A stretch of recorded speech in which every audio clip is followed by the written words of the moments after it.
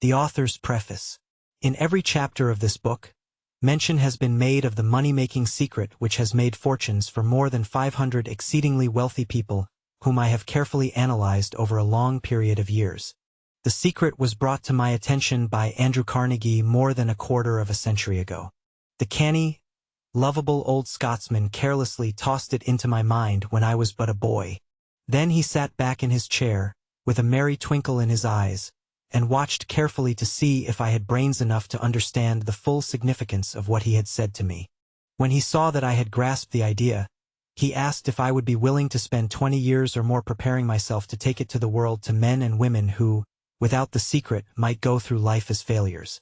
I said I would, and with Mr. Carnegie's cooperation, I have kept my promise.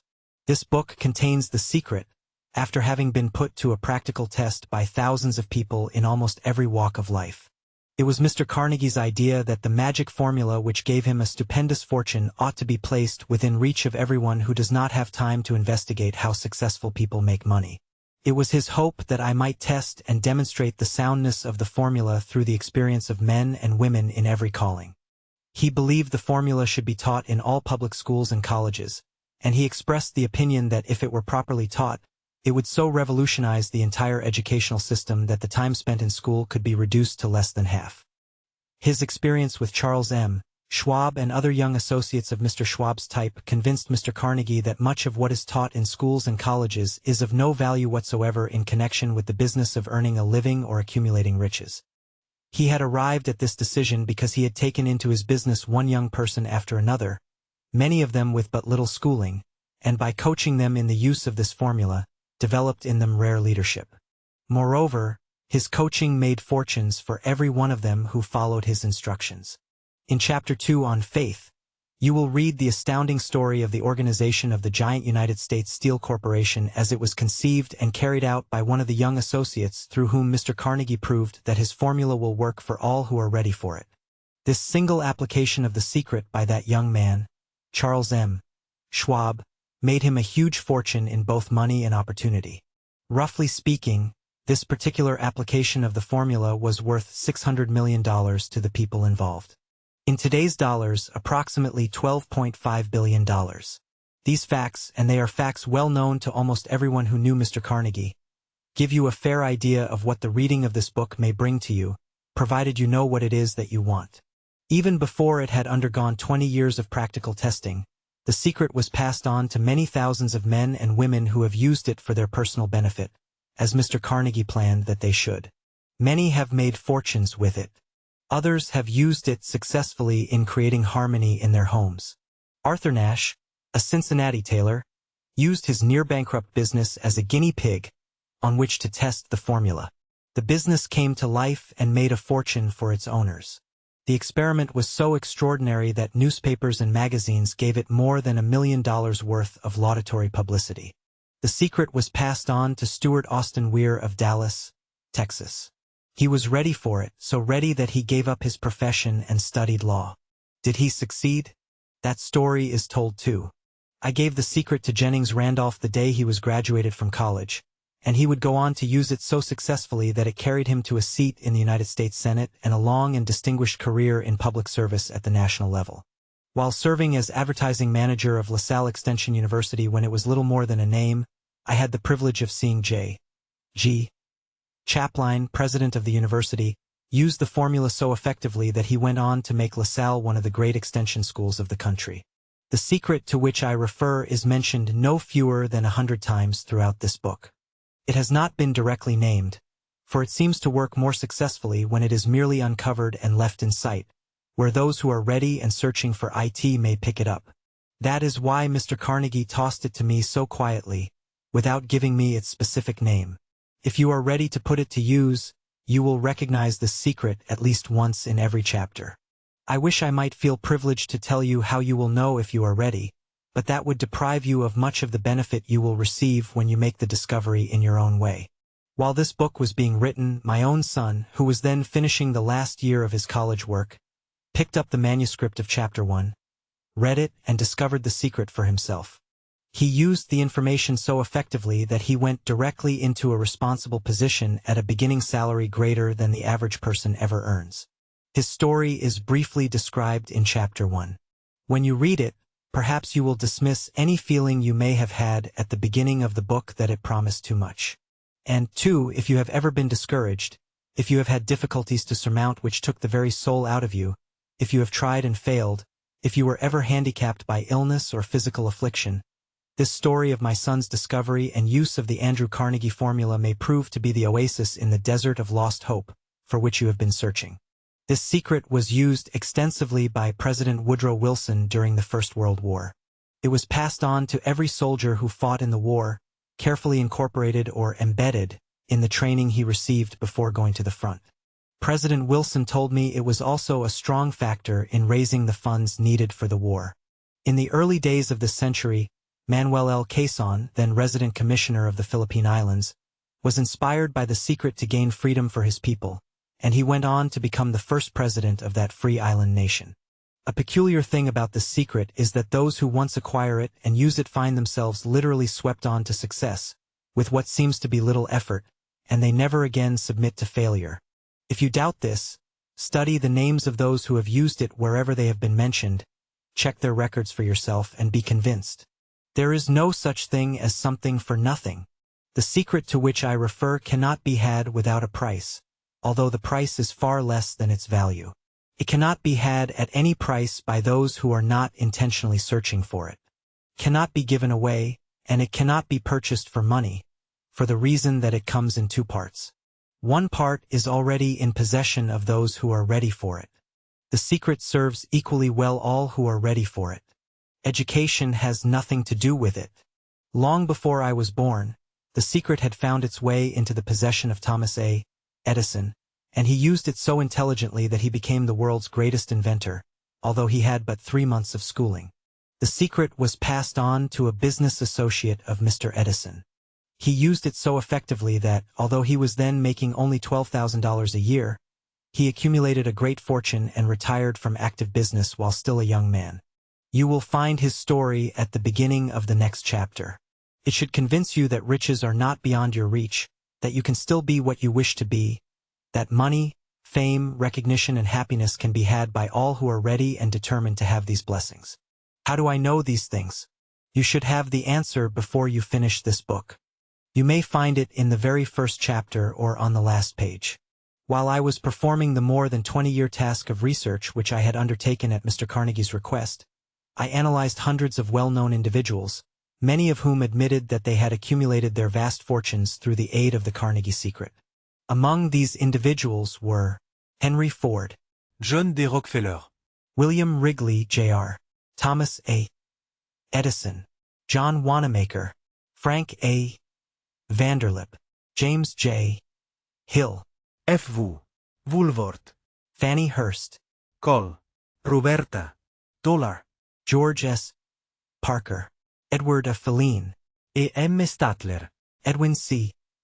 Barnes, Henri L. Doherty, Arthur Brisbane, Cyrus H. Cortez, Woodrow Wilson, George Eastman, William Howard Taft, Theodore Roosevelt, Luther Burbank, John W. Davis, Edward W. Bach, Marie Dressler, Frank A. Muncie, Elbert Hubbard, Kate Smith, Wilbur Wright, Albert H. Gary, William Jennings Bryan, Alexander Graham Bell, Dr. David Starr Jordan, John H. Patterson, J. Ogden Armour, Julius Rosenwald, Charles M. Schwab, Stuart Austin Weir, Ernestine Schumann Heink, Dr. Frank Crane, Dr. Frank Gonzalez, J.G. Chapline, Daniel Willard, Arthur Nash, King Gillette, Ella Weller Wilcox, Ralph A. Weeks, Clarence Darrow, Judge Daniel T. Wright, Jennings Randolph. Additional information about these individuals will be found throughout the endnotes, beginning on page 313. Many are discussed on pages 316 to 322. These names represent but a small fraction of the hundreds of well-known Americans whose achievements, financial and otherwise, prove that those who understand and apply the Carnegie secret reach high stations in life. I have never known anyone who was inspired to use the secret who did not achieve noteworthy success in his or her chosen calling. I have never known any person to achieve true professional distinction, or to accumulate riches of any consequence, without possession of the secret in one form or another. From these two facts I draw the conclusion that the secret is more important, as a part of the knowledge essential for self-determination, than any which one receives through what is popularly known as education. What is education anyway? This will be answered in full detail. As far as schooling is concerned, many of these individuals had very little. John Wanamaker once told me that what little schooling he acquired in very much the same manner as a steam locomotive takes on water, by scooping it up as it runs. Henry Ford never reached high school, let alone college. I am not attempting to minimize the value of formal education, but I am trying to express my earnest belief that those who master and apply the secret will reach high stations, accumulate riches, and bargain with life on their own terms, even if their schooling has been meager. Somewhere, as you read, the secret to which I refer will jump from the page and stand boldly before you if you are ready for it. When it appears, you will recognize it. Whether you receive the sign in the first or the last chapter, stop for a moment when it presents itself and celebrate, for that occasion will mark the most important turning point of your life. We pass now to our introduction chapter and to the story of my very dear friend, who has generously acknowledged having seen the mystic sign and whose business achievements are evidence enough that he discovered the secret. As you read his story and those that follow, remember that they deal with the important problems of life such as all people experience, the problems arising from one's endeavor to earn a living, to find hope, courage, contentment, peace of mind, to accumulate riches, and to enjoy freedom of body and spirit. Remember, too, as you go through this book that it deals with facts and not with fiction, its purpose being to convey a great universal truth through which all who are ready may learn not only what to do, but also how to do it and receive as well the needed stimulus to make a start. As a final word of preparation, before you begin the next chapter, may I offer one brief suggestion which may provide a clue by which the Carnegie secret may be recognized? It is this: all achievement, all earned riches, have their beginning in an idea. If you are ready for the secret, you already possess one half of it, therefore you will readily recognize the other half the moment it reaches your mind. Napoleon Hill.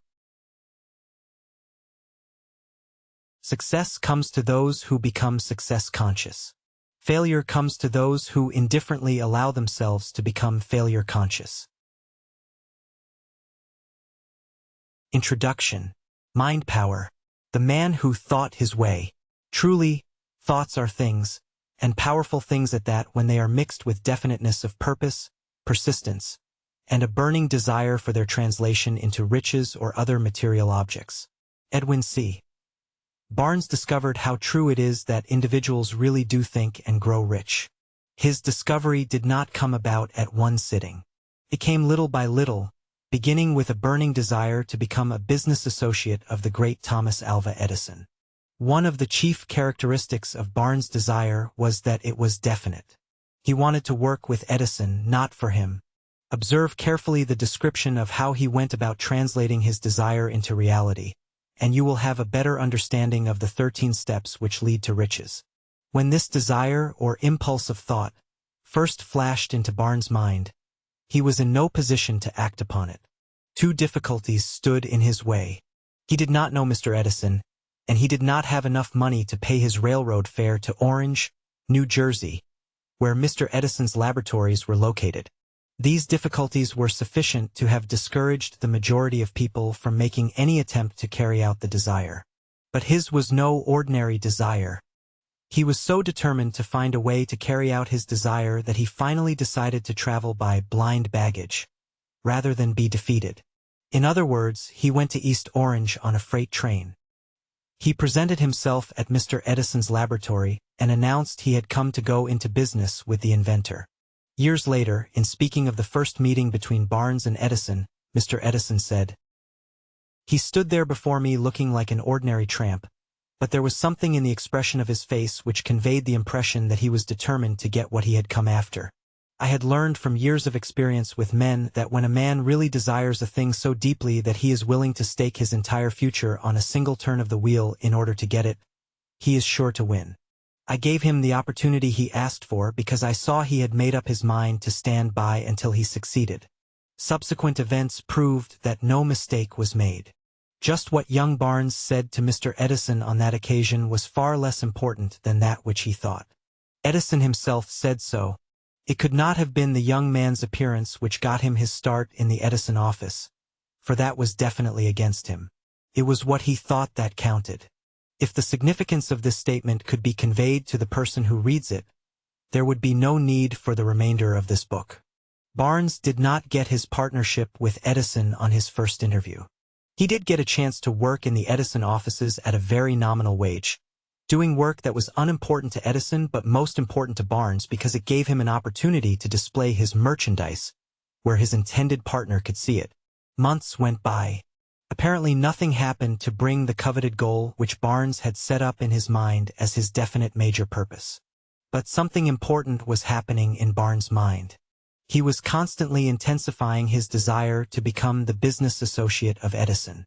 Psychologists have correctly suggested that when one is truly ready for a thing, it puts in its appearance.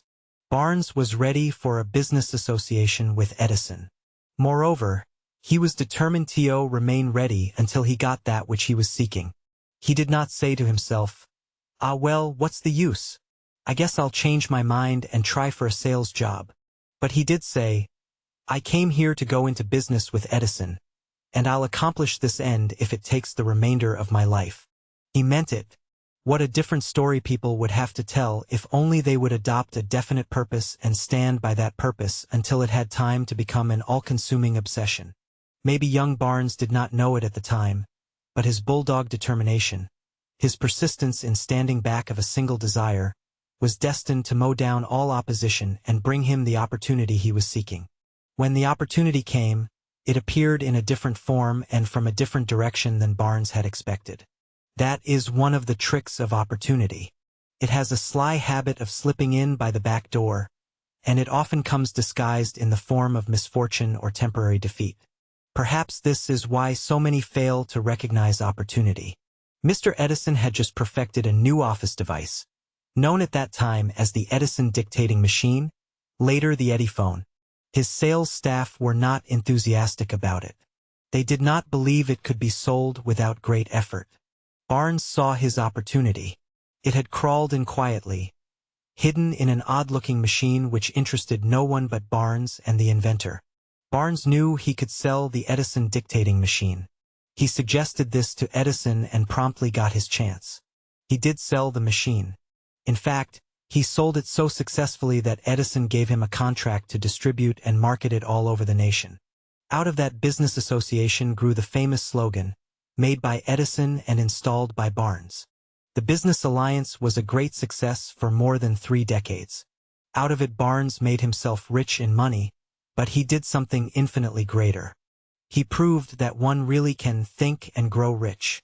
How much actual cash that original desire of Barnes was worth to him, I have no way of knowing. Perhaps it brought him $2 or $3 million. But the amount, whatever it may have been, was insignificant when compared to the far greater asset he acquired in the form of the definite knowledge that an intangible impulse of thought can be transmuted into its physical counterpart by the application of known principles. Barnes literally thought himself into a partnership with the great Edison. He thought himself into a fortune. He had nothing to start with except the capacity to know what he wanted and the determination to stand by that desire until he realized it. He had no money to begin with. He had but little education.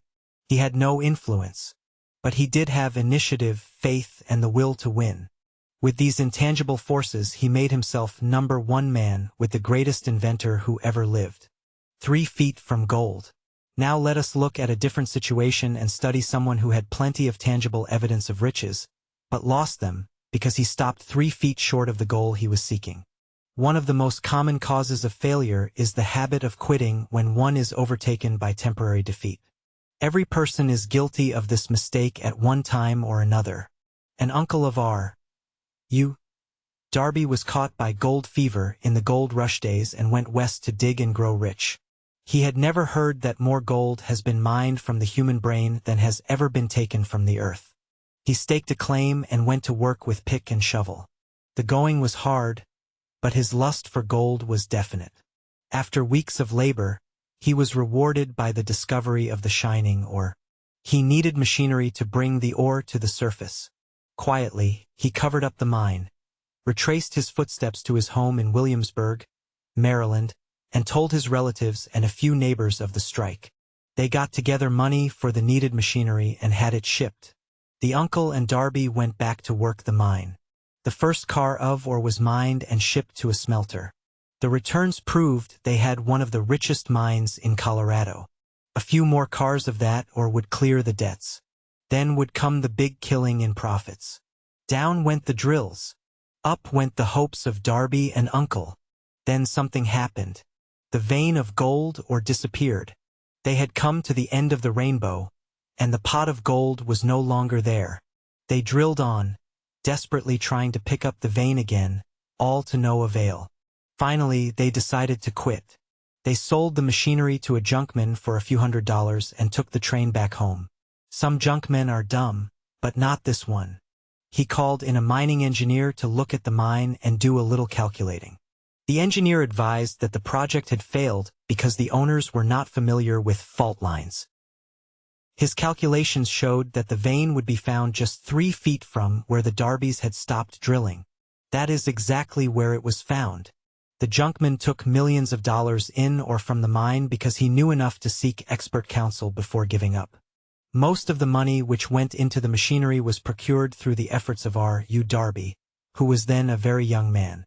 The money came from his relatives and neighbors because of their faith in him. He paid back every dollar of it, although he was years in doing so. Long afterward, Mr. Darby recouped his loss many times over when he made the discovery that desire can be transmuted into gold. The discovery came after he went into the business of selling life insurance. Remembering that he had lost a huge fortune because he stopped 3 feet from gold, Darby profited from the experience in his chosen work by the simple method of saying to himself, "I stopped 3 feet from gold, but I will never stop because people say no when I ask them to buy insurance." Darby in his day was one of a small group of fewer than 50 individuals who sold more than $1 million of life insurance annually. He owed his stickability to the lesson he learned from his quitability in the gold mining business. Before success comes in anyone's life, that individual is sure to meet with much temporary defeat and, perhaps, some failure. When defeat overtakes a person, the easiest and most logical thing to do is to quit. That is exactly what the majority of people do. More than 500 of the most successful individuals this country has ever known have told me that their greatest success came just one step beyond the point at which defeat had overtaken them. Failure is a trickster with a keen sense of irony and cunning. It takes great delight in tripping one when success is almost within reach. A 50-cent lesson in persistence. Shortly after Mr. Darby received his degree from the University of Hard Knocks, and had decided to profit by his experience in the gold mining business, he had the good fortune to be present on an occasion that proved to him that no does not necessarily mean no. One afternoon he was helping an uncle grind wheat in an old-fashioned mill. The uncle operated a large farm on which a number of black sharecropper farmers lived. Quietly, the door was opened and a small child, the daughter of one of the tenant families, walked in and took her place near the door. The uncle looked up, saw the child, and barked at her roughly, "What do you want?" Meekly, the child replied, "My mama say to send her 50 cents. "I'll not do it," the uncle retorted. "Now you run on home." "Yes, sir," the child replied. But she did not move. The uncle went ahead with his work, so busily engaged that he did not pay enough attention to the child to observe that she did not leave. When he looked up and saw her still standing there, he yelled at her, "I told you to go on home. Now go or I'll take a switch to you." The little girl said, "Yes, sir." But she did not budge an inch. The uncle dropped a sack of grain he was about to pour into the mill hopper, picked up a barrel stave, and started toward the child with an expression on his face that indicated trouble. Darby held his breath. He was certain he was about to witness a horrible beating. He knew his uncle had a fierce temper. In those days, poor children, especially sharecropper children, simply were not allowed to exhibit such overt defiance. When the uncle reached the spot where the child was standing, she quickly moved forward one step, looked up into his eyes, and screamed at the top of her shrill voice, "My mama's gotta have that 50 cents. The uncle stopped, looked at her for a minute, then slowly laid the barrel stave on the floor, put his hand in his pocket, took out a $50 and gave it to her. The child took the money and slowly backed toward the door, never taking her eyes off the man she had just conquered. After she had gone, the uncle sat down on a box and looked out the window into space for more than 10 minutes. He was pondering, with awe, the whipping he had just taken. Mr. Darby, too, was doing some thinking. That was the first time in all his experience he had seen a black child deliberately master a white adult. How did she do it? What happened to his uncle that robbed him of his fierceness and made him as docile as a lamb? What strange power did this child use that made her master over this man? These and other similar questions flashed into Darby's mind, but he did not find the answer until years later when he told me the story. Strangely, the story of this unusual experience was told to me in the old mill, on the very spot where the uncle took his whipping. Strangely, too, I had devoted nearly a quarter of a century to the study of that same power which enabled a small, illiterate sharecropper's child to conquer a powerful figure of authority. As we stood there in that musty old mill, Mr. Darby repeated the story of the unusual conquest and finished by asking, "What can you make of it? What strange power did that child use that so completely whipped my uncle?" The answer to his question will be found in the principles described in this book. The answer is full and complete. It contains details and instructions sufficient to enable anyone to understand and apply the same force which the little child stumbled upon accidentally. Keep your mind alert and you will observe exactly what strange power came to the rescue of the child. You will catch a glimpse of this power in the next chapter. Somewhere in this book you will find an idea that will quicken your receptive powers and place at your command, for your own benefit, this same irresistible power. The awareness of this power may come to you in the first chapter, or it may flash into your mind in some subsequent chapter. It may come in the form of a single idea, or it may come in the nature of a plan or a purpose. Again, it may cause you to go back into your past experiences of failure or defeat and bring to the surface some lesson by which you can regain all that you lost through defeat. After I had described to Mr. Darby the power unwittingly used by the little child, he quickly retraced his 30 years of experience as a life insurance salesman and frankly acknowledged that his success in that field was due in no small degree to the lesson he had learned from the child. Mr. Darby pointed out, "Every time a prospect tried to bow me out without buying, I saw that child standing there in the old mill, her big eyes glaring in defiance, and I said to myself, I've got to make this sale. The better portion of all sales I have made were made after people had said, no." He recalled, too, his mistake in having stopped only 3 feet from gold. "But that experience," he said, "was a blessing in disguise. It taught me to keep on keeping on no matter how hard the going may be, a lesson I needed to learn before I could succeed in anything." This story of Mr. Darby, his uncle, the child, and the gold mine doubtless will be read by hundreds of men and women who make their living in sales. To all of these, I wish to offer the suggestion that Darby owed to these 2 experiences his ability to sell more than $1 million of life insurance every year, an incredible feat in his day. Life is strange and often imponderable. Both its successes and its failures have their roots in simple experiences. Mr. Darby's experiences were commonplace and simple enough, yet they held the answer to his destiny in life. Therefore, they were as important to him as life itself. He profited by these 2 dramatic experiences because he analyzed them and found the lesson they taught. But what of the person who has neither the time nor the inclination to study failure in search of knowledge that may lead to success? Where and how is that individual to learn the art of converting defeat into stepping stones to opportunity? To answer these questions, this book was written. The answer calls for a description of 13 steps or principles, but remember as you read, the answer you may be seeking to the questions which have caused you to ponder over the strangeness of life may be found in your own mind, which through some idea, plan, or purpose which may spring into your mind as you read. One sound idea is all that one needs to achieve success. The principles described in this book contain the best and the most practical of all that is known concerning ways and means of creating useful ideas. Before we go any further in our approach to the description of these principles, I believe you are entitled to receive this important suggestion. When riches begin to come, they come so quickly, in such great abundance, that one wonders where they have been hiding during all those lean years. This is an astounding statement, and all the more so when we take into consideration the popular belief that riches come only to those who work hard and long.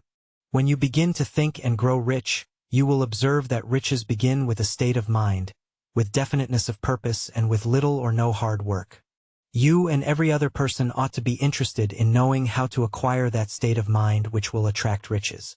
I spent 25 years in research, analyzing thousands of people because I, too, wanted to know how wealthy people become that way. Without that research, this book could not have been written. Here take notice of a very significant truth. The Great Depression started in 1929 and continued on to an all-time record of economic destruction until sometime after President Franklin D. Roosevelt entered office. Then the Depression began to fade into nothingness. Just as an usher in a theater raises the lights so gradually that darkness is transmuted into light before you realize it, so did the spell of fear in the minds of the people gradually fade away and become faith. Observe closely that as soon as you master the principles of this philosophy and begin to follow the instructions for applying those principles, your financial status will begin to improve and everything you touch will begin to transmute itself into an asset for your benefit. Impossible? Not at all. One of the main weaknesses of the human race is the average person's familiarity with the word impossible. People know all the rules which will not work. They know all the things which cannot be done. This book was written for those who seek the rules which have made others successful and who are willing to stake everything on those rules. A great many years ago, I purchased a fine dictionary. The first thing I did with it was to turn to the word impossible and neatly clip it out of the book. That would not be an unwise thing for you to do. Success comes to those who become success-conscious. Failure comes to those who indifferently allow themselves to become failure-conscious. The object of this book is to help all who seek it to learn the art of changing their minds from failure consciousness to success consciousness. Another weakness found in altogether too many people is the habit of measuring everything and everyone by their own impressions and beliefs. Some who read this will believe that no one can think and grow rich. They cannot think in terms of riches because their thought habits have been steeped in poverty, want, misery, failure, and defeat. These unfortunate people remind me of a prominent Asian who came to America when he was a student to be educated in American ways. He attended the University of Chicago. One day President William Rainey Harper met this young man on the campus, stopped to chat with him for a few minutes and asked what had impressed him as being the most noticeable characteristic of the American people. "Why," the student exclaimed, "your eyes. What does the typical Caucasian say about people of Asian descent? We refuse to believe or we think odd, that which is not familiar or which we do not understand. We foolishly believe that our own limitations are the proper measure of limitations." Sure, another person's eyes may appear different, because they are not the same as our own. Millions of people look at the achievements of highly successful entrepreneurs, such as Henry Ford, after they have arrived and envy them because of their good fortune or luck or genius or whatever it is that they credit for the entrepreneur's fortunes. Perhaps one person in every 100,000 knows the secret of entrepreneurial success, and those who do know are too modest or too reluctant to speak of it because of its simplicity. A single event will illustrate the secret perfectly. One day, Ford decided to produce his now famous V8 automobile engine, one of the most successful developments in the history of the automobile industry. He chose to build an engine with the entire 8 cylinders cast in one block, and he instructed his engineers to produce a design for the engine. The design was placed on paper, but the engineers agreed, to a man, that it was simply impossible to cast an 8-cylinder gas engine block in one piece. Ford said, "Produce it anyway." "But," they replied, "it's impossible." "Go ahead," Ford commanded, "and stay on the job until you succeed, no matter how much time is required." The engineers went ahead. There was nothing else for them to do if they were to remain on the Ford staff. 6 months went by, nothing happened. Another 6 months passed, and still nothing happened. The engineers tried every conceivable plan to carry out the orders, but the thing seemed out of the question. Impossible. At the end of the year, Ford checked with his engineers, and again they informed him they had found no way to carry out his orders. "Go right ahead," said Ford. "I want it and I'll have it." They went ahead, and then, as if by a stroke of magic, the secret was discovered. The Ford determination had won once more. This story may not be described with minute accuracy, but the sum and substance of it is correct. Deduce from it, if you wish to think and grow rich, the secret of the Ford millions. You'll not have to look very far. Henry Ford was a success because he understood and applied the principles of success. One of these is desire, knowing what you want. Remember this Ford story as you read, and pick out the lines in which the secret of his stupendous achievement has been described. If you can do this, if you can lay your finger on the particular group of principles which made Henry Ford rich, you can equal his achievements in almost any calling for which you are suited. You are the master of your fate, the captain of your soul. When poet William Ernest Henley wrote the prophetic lines, "I am the master of my fate, I am the captain of my soul," he should have informed us that we are the masters of our fate, the captains of our souls, because we have the power to control our thoughts. He should have told us that the universe in which this little earth floats, in which we move and have our being, is itself a form of energy, and it is filled with a form of universal power which adapts itself to the nature of the thoughts we hold in our minds, and influences us in natural ways to transmute our thoughts into their physical equivalent.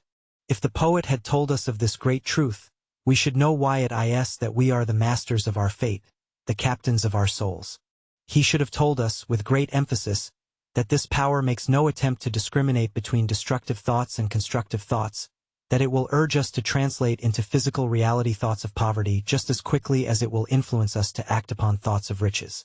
He should have told us, too, that our brains become magnetized with the dominating thoughts we hold in our minds, and that by means which no one fully understands, these dominating thoughts, like magnets, attract to us the forces, the people, the circumstances of life which harmonize with the nature of our dominating thoughts. He should have told us that before we can accumulate riches in great abundance, we must magnetize our minds with intense desire for riches, that we must become money-conscious, until the desire for money drives us to create definite plans for acquiring it. But, being a poet and not a philosopher, Henley contented himself by stating a great truth in poetic form, leaving those who followed him to interpret the philosophical meaning of his lines. Little by little, the truth has unfolded itself, until it now appears certain that the principles described in this book hold the secret of mastery over our economic fate. We are now almost ready to examine the first of the 13 steps to riches that underlie the Think and Grow Rich philosophy. Maintain a spirit of open-mindedness, and remember as you read that these principles are the invention of no one individual. The principles were gathered from the life experiences of more than 500 people who actually accumulated riches in huge amounts, people who began in poverty, with but little education, without influence. The principles worked for these individuals. You can put them to work for your own enduring benefit. You will find it easy, not hard, to do. Before you read about the first step to riches in the next chapter, I want you to know that it conveys factual information that might easily change your entire financial destiny, just as it so definitely brought changes of stupendous proportions to two persons to be described. I want you to know also that the relationship between these two individuals and myself is such that I could have taken no liberties with the facts even if I had wished to do so. One of them was my closest personal friend for more than a quarter of a century. The other is my own son. The unusual success of these two men, success which they generously accredit to the principle described in the next chapter, more than justifies this personal reference as a means of emphasizing the far-flung power of this principle. Many years ago, I delivered the commencement address at Salem College in Salem, West Virginia.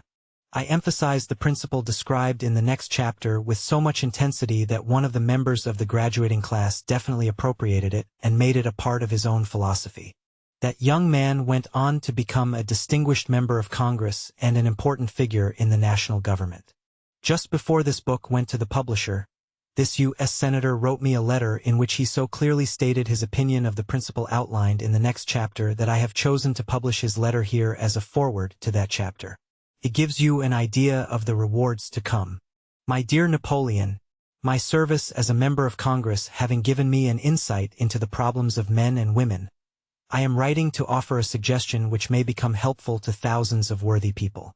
With apologies, I must state that the suggestion, if acted upon, will mean several years of labor and responsibility for you, but I am enheartened to make the suggestion, because I know your great love for rendering useful service.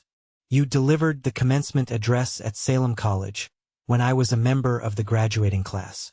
In that address, you planted in my mind an idea which has been responsible for the opportunity one now have to serve the people of my state, and will be responsible in a very large measure for whatever success I may have in the future.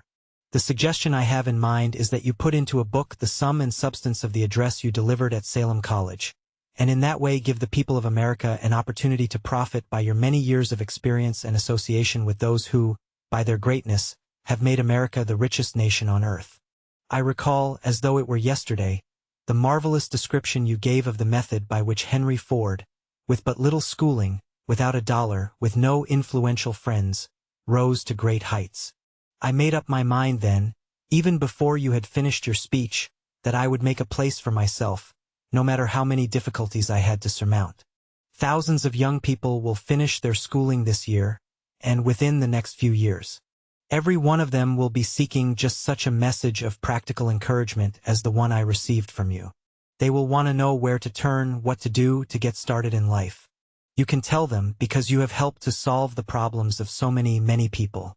If there is any possible way that you can afford to render so great a service, may I offer the suggestion that you include with every book one of your personal analysis charts, in order that the purchaser of the book may have the benefit of a complete self-inventory, indicating, as you indicated to me years ago, exactly what is standing in the way of success. Such a service as this, providing the readers of your book with a complete, unbiased picture of their faults and their virtues, would mean to them the difference between success and failure. The service would be priceless. Millions of people are now facing the problem of staging a comeback, and I speak from personal experience when I say, I know these earnest people would welcome the opportunity to receive your suggestions for the solution. You know the problems of those who face the necessity of beginning all over again.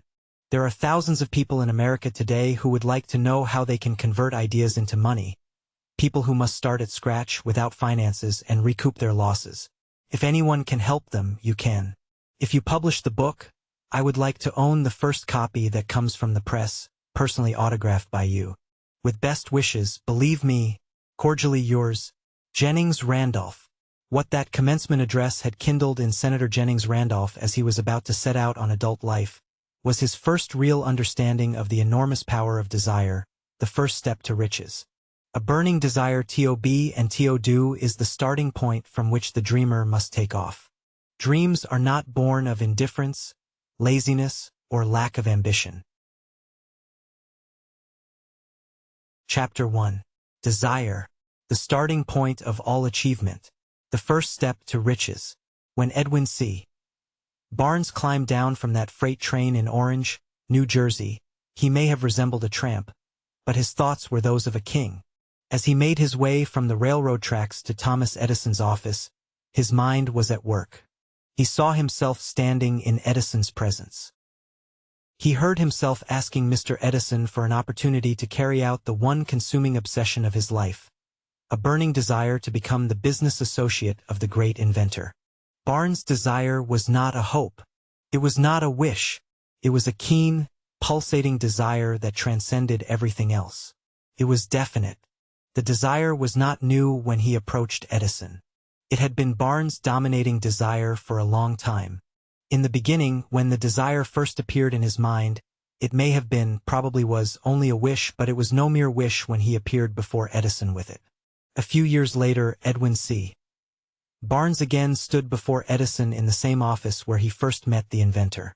This time his desire had been translated into reality. He was in business with Edison. The dominating dream of his life had become a reality.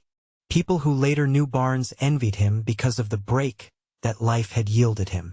They saw him in the days of his triumph, without taking the trouble to investigate the cause of his success. Barnes succeeded because he chose a definite goal, placed all his energy, all his willpower, all his effort, everything back of that goal. He did not become the partner of Edison the day he arrived. He was content to start at the most menial work as long as it provided an opportunity to take even one step toward his cherished goal. 5 years passed before the chance he had been seeking made its appearance. During all those years, not one ray of hope, not one promise of attainment of his desire, had been held out to him. To everyone except himself, he appeared to be only another cog in the Edison business wheel, but in his own mind he was the partner of Edison every minute of the time from the very day that he first went to work there. It is a remarkable illustration of the power of a definite desire.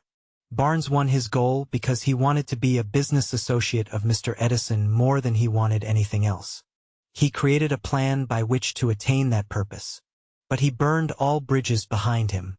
He stood by his desire until it became the dominating obsession of his life, and, finally, a fact.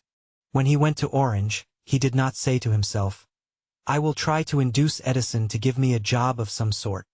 He said, "I will see Edison and put him on notice that I have come to go into business with him."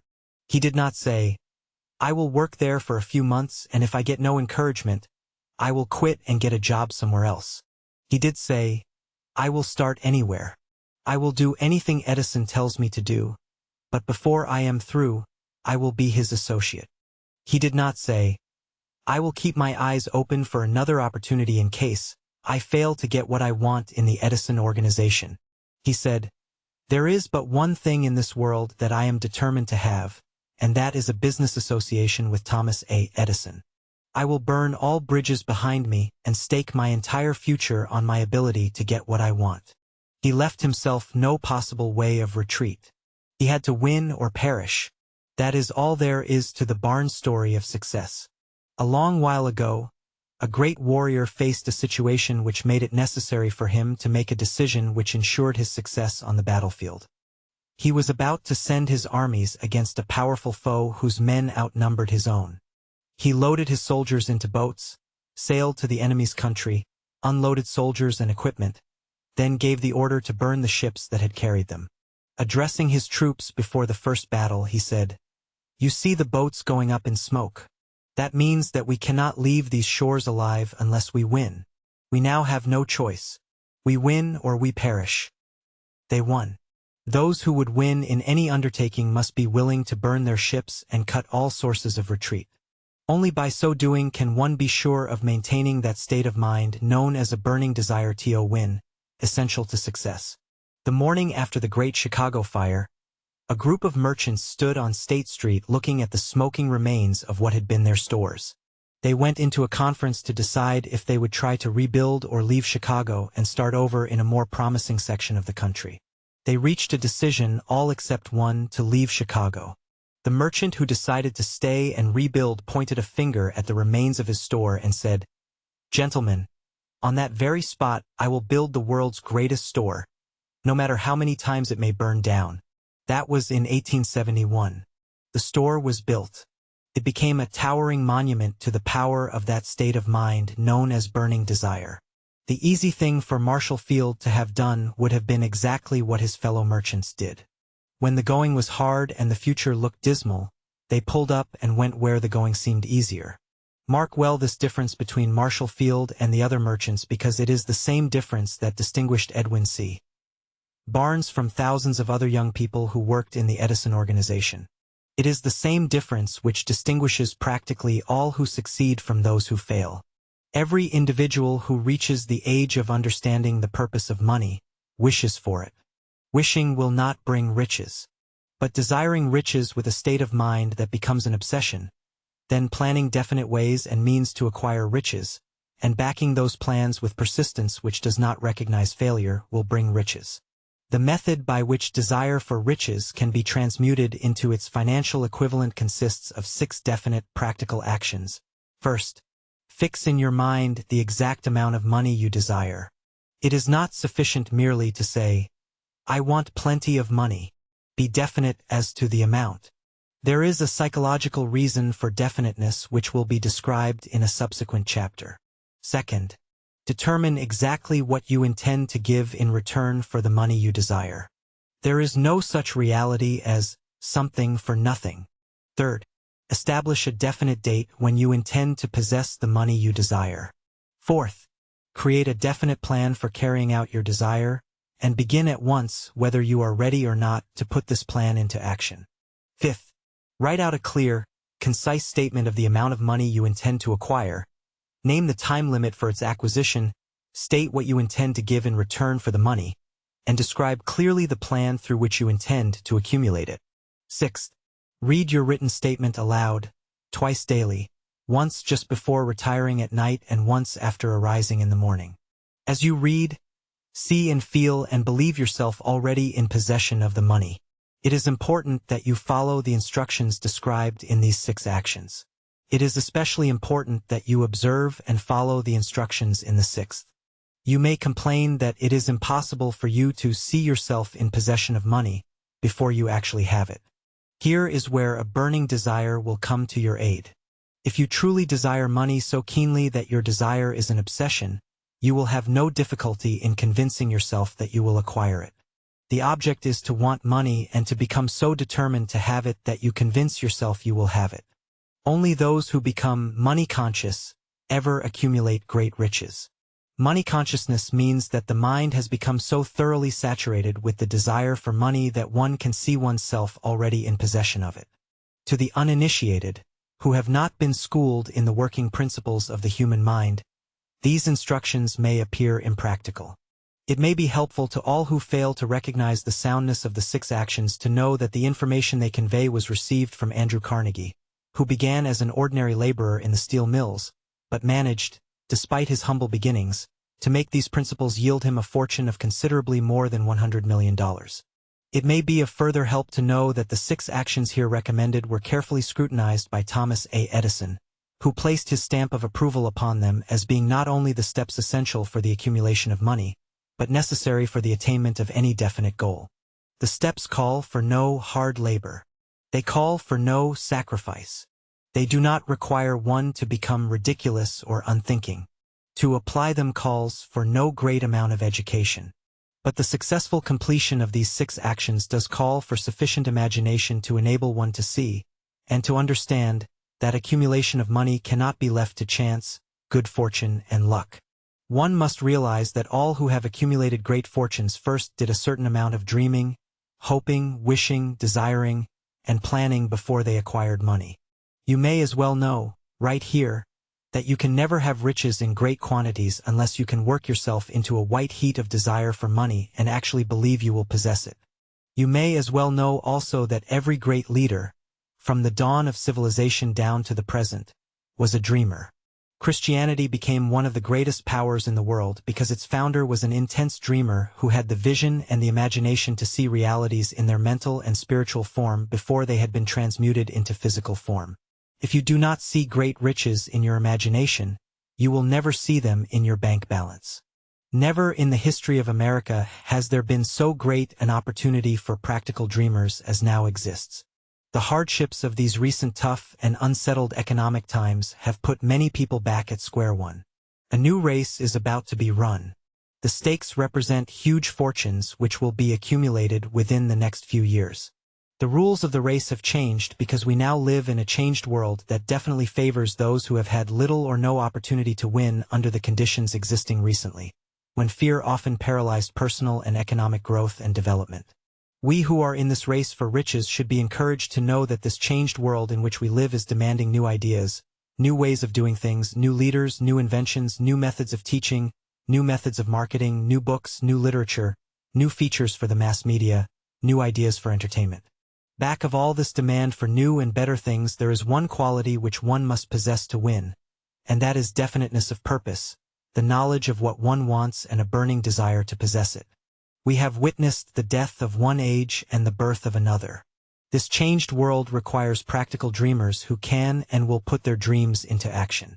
The practical dreamers have always been and always will be the pattern makers of civilization. We who desire to accumulate riches should remember that the real leaders of the world always have been individuals who harnessed and put into practical use the intangible, unseen forces of unborn opportunity, and converted those forces or impulses of thought into skyscrapers, cities, factories, airplanes, automobiles, and every form of convenience that makes life more pleasant. Tolerance and an open mind are practical necessities of the dreamer of today. Those who are afraid of new ideas are doomed before they start. Never has there been a time more favorable to pioneers than the present. True, there is no wild and woolly West to be conquered as in the days of the covered wagon. But there is a vast business, financial, and industrial world to be remolded and redirected along new and better lines. In planning to acquire your share of the riches, let no one influence you to scorn the dreamer. To win the big stakes in this changed world, you must catch the spirit of the great pioneers of the past whose dreams have given to civilization all that it has of value. It is that spirit which serves as the lifeblood of America, the burning desire to take full advantage of the wonderful opportunity, yours and mine, to develop and market our talents in a free land. Let us not forget, Columbus dreamed of an unknown world, staked his life on the existence of such a world, and discovered it.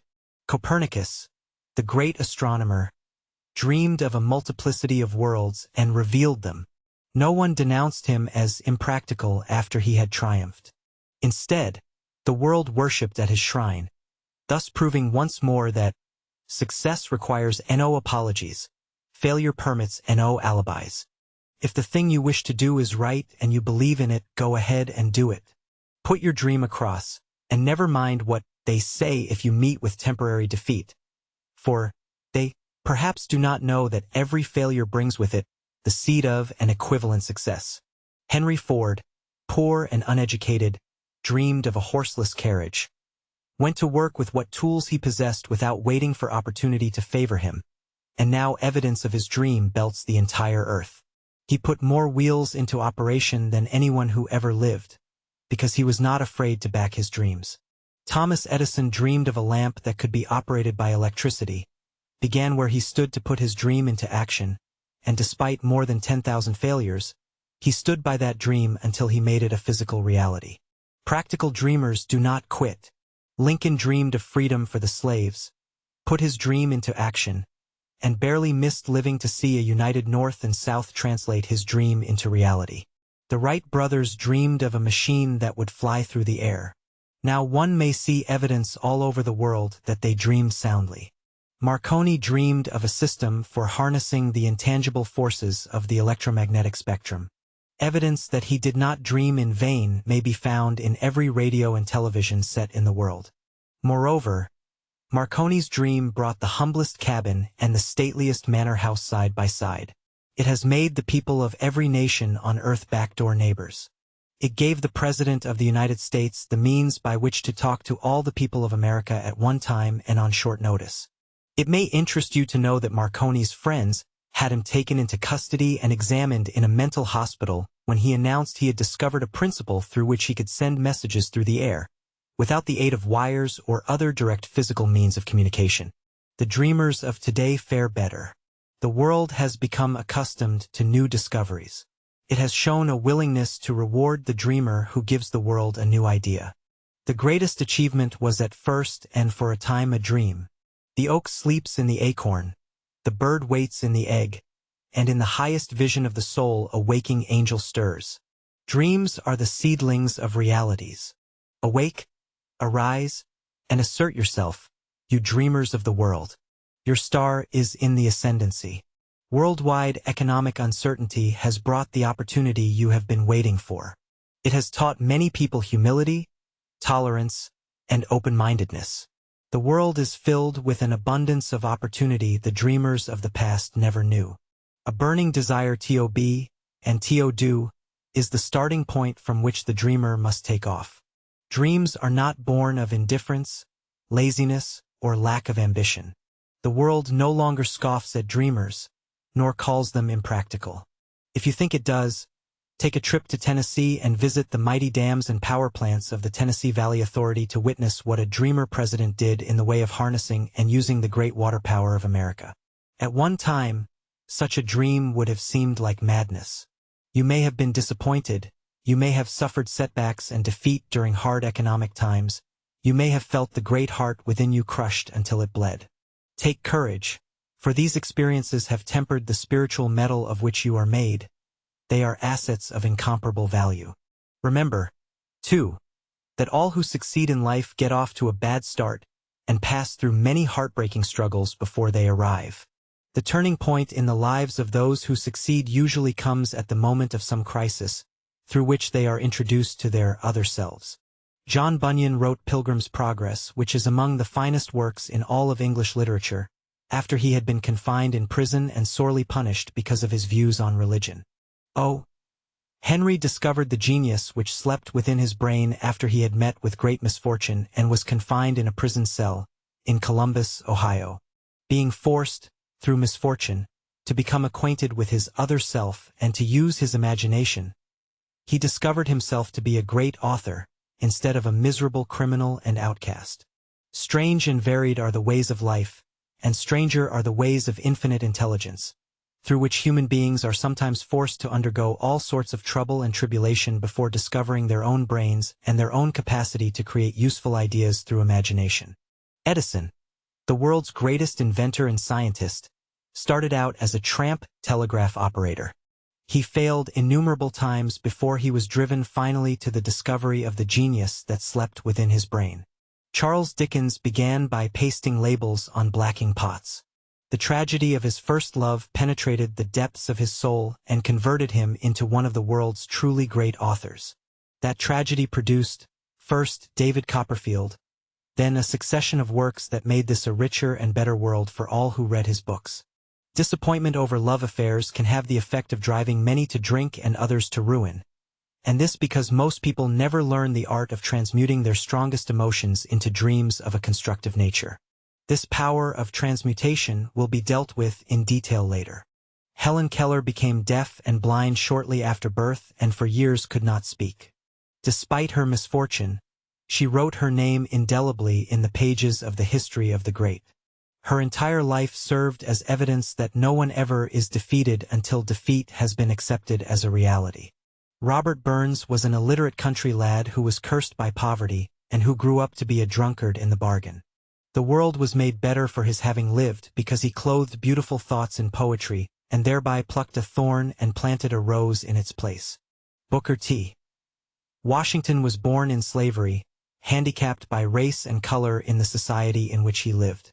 Because he was tolerant, had an open mind at all times and on all subjects, and was a dreamer, he left his imprint for good on an entire nation.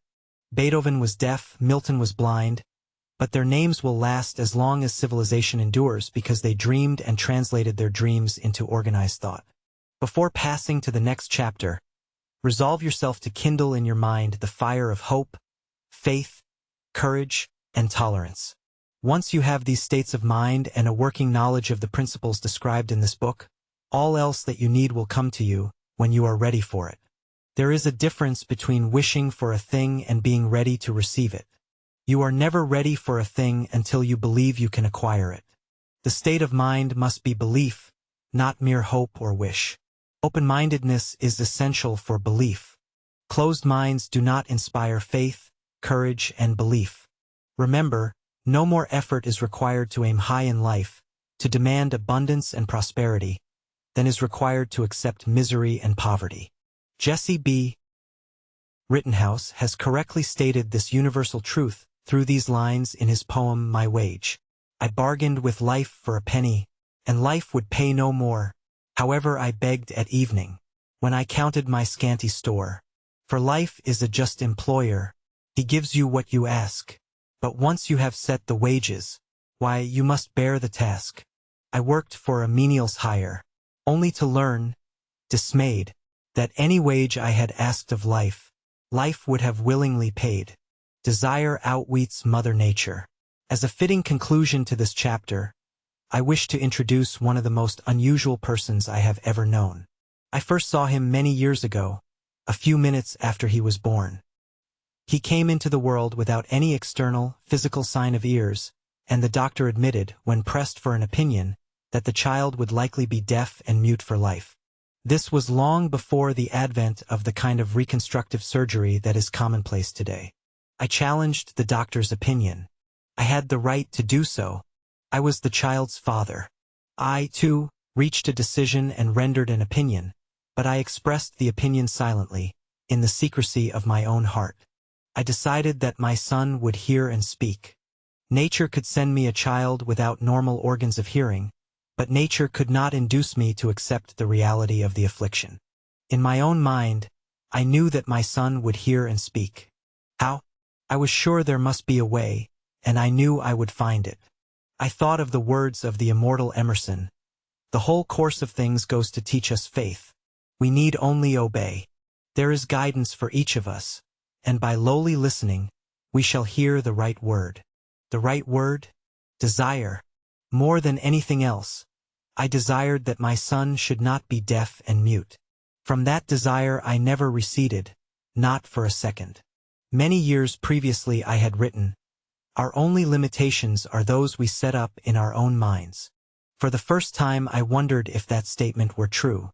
Lying on the bed in front of me was a newborn child, without the natural equipment of hearing. Even though he might eventually hear and speak, he was obviously disfigured for life. Surely, this was a limitation which that child had not set up in his own mind. What could I do about it? Somehow, I would find a way to transplant into that child's mind my own burning desire for ways and means of conveying sound to his brain without the aid of ears.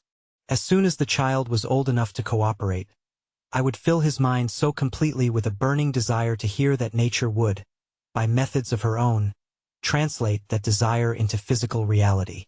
All this thinking took place in my own mind, but I spoke of it to no one. Every day I renewed the pledge I had made to myself not to accept this disability for my son. As he grew older and began to take notice of things around him, we observed that he had a slight degree of hearing. When he reached the age when children usually begin talking, he made no attempt to speak, but we could tell by his actions that he could hear certain sounds slightly. That was all I needed to know. I was convinced that if he could hear even slightly, he might develop still greater hearing capacity. Then something happened which gave me hope. It came from an entirely unexpected source. We bought a Victrola, an old-fashioned phonograph. When the child heard the music for the first time, he went into ecstasies and promptly appropriated the machine. He soon showed a preference for certain records, among them, "It's a Long Way to Tipperary." On one occasion, he played that piece over and over for almost 2 hours, standing in front of the Victrola with his teeth clamped on the edge of the case. The significance of this self-formed habit of his did not become clear to us until years afterward, for we had never heard of the principle of bone conduction of sound at that time. Shortly after he appropriated the Victrola, I discovered that he could hear me quite clearly when I spoke with my lips touching his mastoid bone, at his jawbone near where his ear canal would have been. These discoveries placed into my possession the necessary means by which I began to translate into reality my burning desire to help my son develop hearing and speech. By that time he was making stabs at speaking certain words. The outlook was far from encouraging, but desire backed by faith knows no such word as impossible. Having determined that he could hear the sound of my voice plainly, I began immediately to transfer to his mind the desire to hear and speak. I soon discovered that the child enjoyed bedtime stories, so I went to work creating stories designed to develop in him self-reliance, imagination, and a keen desire to hear. There was one story in particular which I emphasized by giving it some new and dramatic coloring each time it was told. It was designed to plant in his mind the thought that his disability was not a liability, but an asset of great value. Despite the fact that all the philosophy I had examined clearly indicated that every adversity brings with it the seed of an equivalent advantage, I must confess that I had not the slightest idea how this affliction could ever become an asset. However, I continued my practice of wrapping that philosophy in bedtime stories, hoping the time would come when he would find some plan by which his disability could be made to serve some useful purpose. Reason told me plainly that there was no adequate compensation for the lack of ears and natural hearing equipment. Desire, backed by faith, pushed reason aside and inspired me to carry on. As I analyze the experience in retrospect, I can see now that my son's faith in me had much to do with the astounding results. He did not question anything I told him. I sold him the idea that he had a distinct advantage over his older brother, and that this advantage would reflect itself in many ways. We could notice that the child's hearing was gradually improving. Moreover, he had not the slightest tendency to be self-conscious because of his affliction. When he was about 7, He showed the first evidence that our method of servicing his mind was bearing fruit. For several months he begged for the privilege of selling newspapers, but his mother would not give her consent. She was afraid that his deafness made it unsafe for him to go out on the street alone. Finally, he took matters into his own hands. One afternoon when he was left at home with the servants, he climbed through the kitchen window, shinnied to the ground, and set out on his own. He borrowed 6 cents in capital from the neighborhood shoemaker, invested it in papers, sold out, reinvested, and kept repeating this process until late in the evening. After balancing his accounts and paying back the 6 cents he had borrowed from his banker, he had a net profit of 42 cents. When we got home that night, we found him in bed asleep with the money tightly clenched in his little hand. His mother opened his hand, removed the coins, and cried. Of all things, crying over her son's first victory seemed so inappropriate. My reaction was the reverse. I laughed heartily, for I knew that my endeavor to plant in the child's mind an attitude of faith in himself had been successful. His mother saw in his first business venture a little deaf boy who had gone out in the streets and risked his life to earn money. I saw a brave, ambitious, self-reliant little businessman whose stock in himself had been increased 100% because he had gone into business on his own initiative and had won. The transaction pleased me because I knew that he had given evidence of a trait of resourcefulness that would go with him all through life. Later events proved this to be true. When his older brother wanted something, he would lie down on the floor, kick his feet in the air, cry for it, and get it. When the little deaf boy wanted something, he would plan a way to earn the money, then buy it for himself. He would follow that pattern throughout adult life. Truly, my own son taught me that disabilities can be converted into stepping stones on which one may climb toward some worthy goal, unless they are accepted as obstacles and used as alibis. The little deaf boy went through grade school, high school, and college without being able to hear his teachers, except when they shouted loudly at close range. He did not go to a special school. We were determined that he should live as normal a life as possible and associate with children with hearing, and we stood by that decision although it cost us many heated debates with school officials. While he was in high school, he tried a hearing aid, but it was of no value to him. During his last week in college, something happened which marked the most important turning point of his life. Through what seemed to be mere chance, he came into possession of another hearing aid device, which was sent to him on trial. He was slow about testing it because of his disappointment with the earlier device. Finally, he picked the instrument up and more or less carelessly placed it on his head, hooked up the battery, and lo! As if by a stroke of magic, his lifelong desire for normal hearing became a reality. For the first time in his life, he could hear practically as well as any person with normal hearing. Overjoyed because of the changed world which had been brought to him through his hearing device, he rushed to the telephone, called his mother, and heard her voice perfectly. The next day he plainly heard the voices of his professors in class for the first time in his life. Previously he could hear them only when they shouted at short range. He heard the radio. He heard the movies. For the first time in his life, he could converse freely with other people without the necessity of their having to speak loudly. Truly, he had come into possession of a changed world. We had refused to accept nature's error, and, by persistent desire, we had induced nature to correct that error through the only practical means available. Desire had commenced to pay dividends, but the victory was not yet complete. The boy still had to find a definite and practical way to convert his disability into an equivalent asset. Hardly realizing the significance of what had already been accomplished, but intoxicated with the joy of his newly discovered world of sound, he wrote a letter to the manufacturer of the hearing aid, enthusiastically describing his experience. Something in his letter, something, perhaps, which was not written on the lines, but back of them, caused the company to invite him to New York. When he arrived, he was escorted through the factory, and while talking with the chief engineer, telling him about his changed world, a hunch, an idea, or an inspiration, call it what you wish, flashed into his mind. It was this impulse of thought which converted his affliction into an asset destined to pay dividends in both money and happiness to thousands of other people. The sum and substance of that impulse of thought was this: it occurred to him that he might be of help to the millions of deaf people who go through life without the benefit of hearing aids, if he could find a way to tell them the story of his changed world. Then and there he reached a decision to devote the remainder of his life to rendering useful service to the hard of hearing. For an entire month, he did intensive research during which he analyzed the entire marketing system of the manufacturer of the hearing device. He figured out possible ways and means to communicate with hearing-impaired people all over the world for the purpose of sharing with them his newly discovered, changed world. When this was done, he put in writing a 2-year plan based upon his findings. When he presented the plan to the company, he was instantly given a position for the purpose of carrying out his ambition.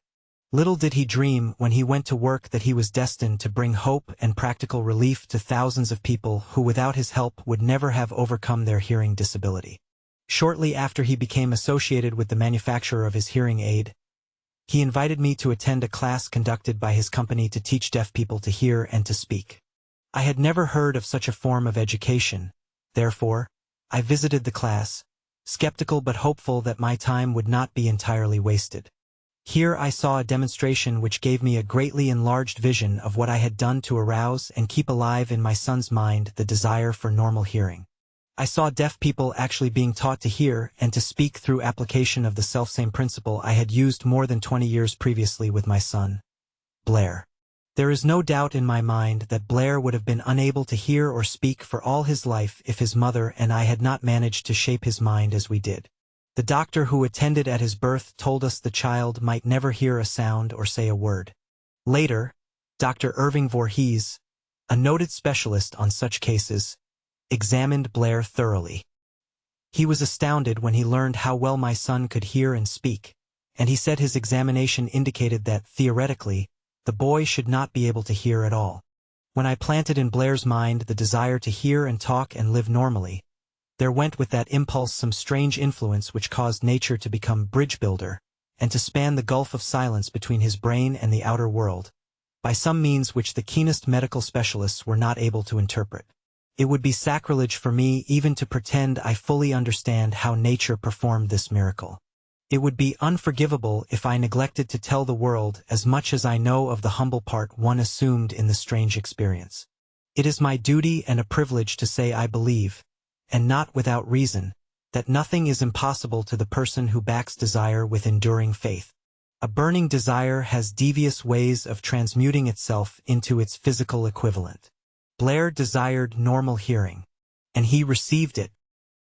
He was born with a disability which might easily have sent one with a less defined desire to the street with a bundle of pencils and a tin cup.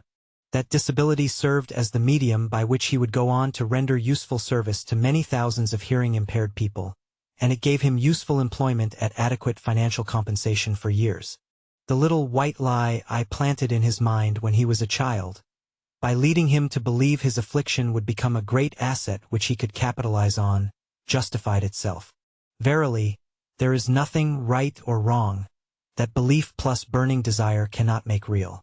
These qualities are free to everyone. In all my experience in dealing with men and women with personal problems, I never handled a single case which more definitely demonstrated the power of desire.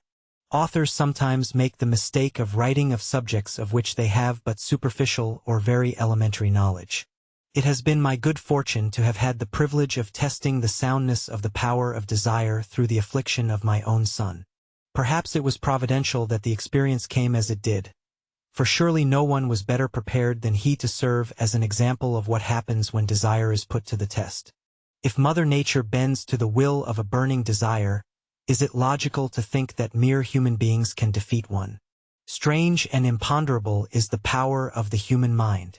We do not understand the method by which it uses every circumstance, every individual, every physical thing within its reach as a means of transmuting desire into its physical counterpart. Perhaps science will one day uncover this secret. I planted in my son's mind the desire to hear and to speak as any other person hears and speaks. That desire became a reality. I planted in his mind the desire to convert his greatest disability into his greatest asset. That desire was realized. The method by which this astounding result was achieved is not hard to describe. It consisted of 3 very definite acts. First, I mixed faith with the desire for normal hearing, which I passed on to my son. Second, I communicated my desire to him in every conceivable way available through persistent, continuous effort over a period of years. Third, he believed me. As this chapter was being completed, news came of the death of Madame Schumann-Heink. One short paragraph in the news dispatch about her death gives the clue to this unusual woman's stupendous success as a singer. I quote portions of the paragraph because the clue it contains is none other than desire. Early in her career, Madame Schumann-Heink visited the director of the Vienna Court Opera to audition for him. But he did not grant the audition. After taking one look at the awkward and poorly dressed girl, he exclaimed, none too gently, "With such a face, and with no personality at all, how can you ever expect to succeed in opera? My good child, give up the idea. Buy a sewing machine and go to work. You can never be a singer." Never is a long time. The director of the Vienna Court Opera knew much about the technique of singing. He knew little about the power of desire when it assumes the proportion of an obsession.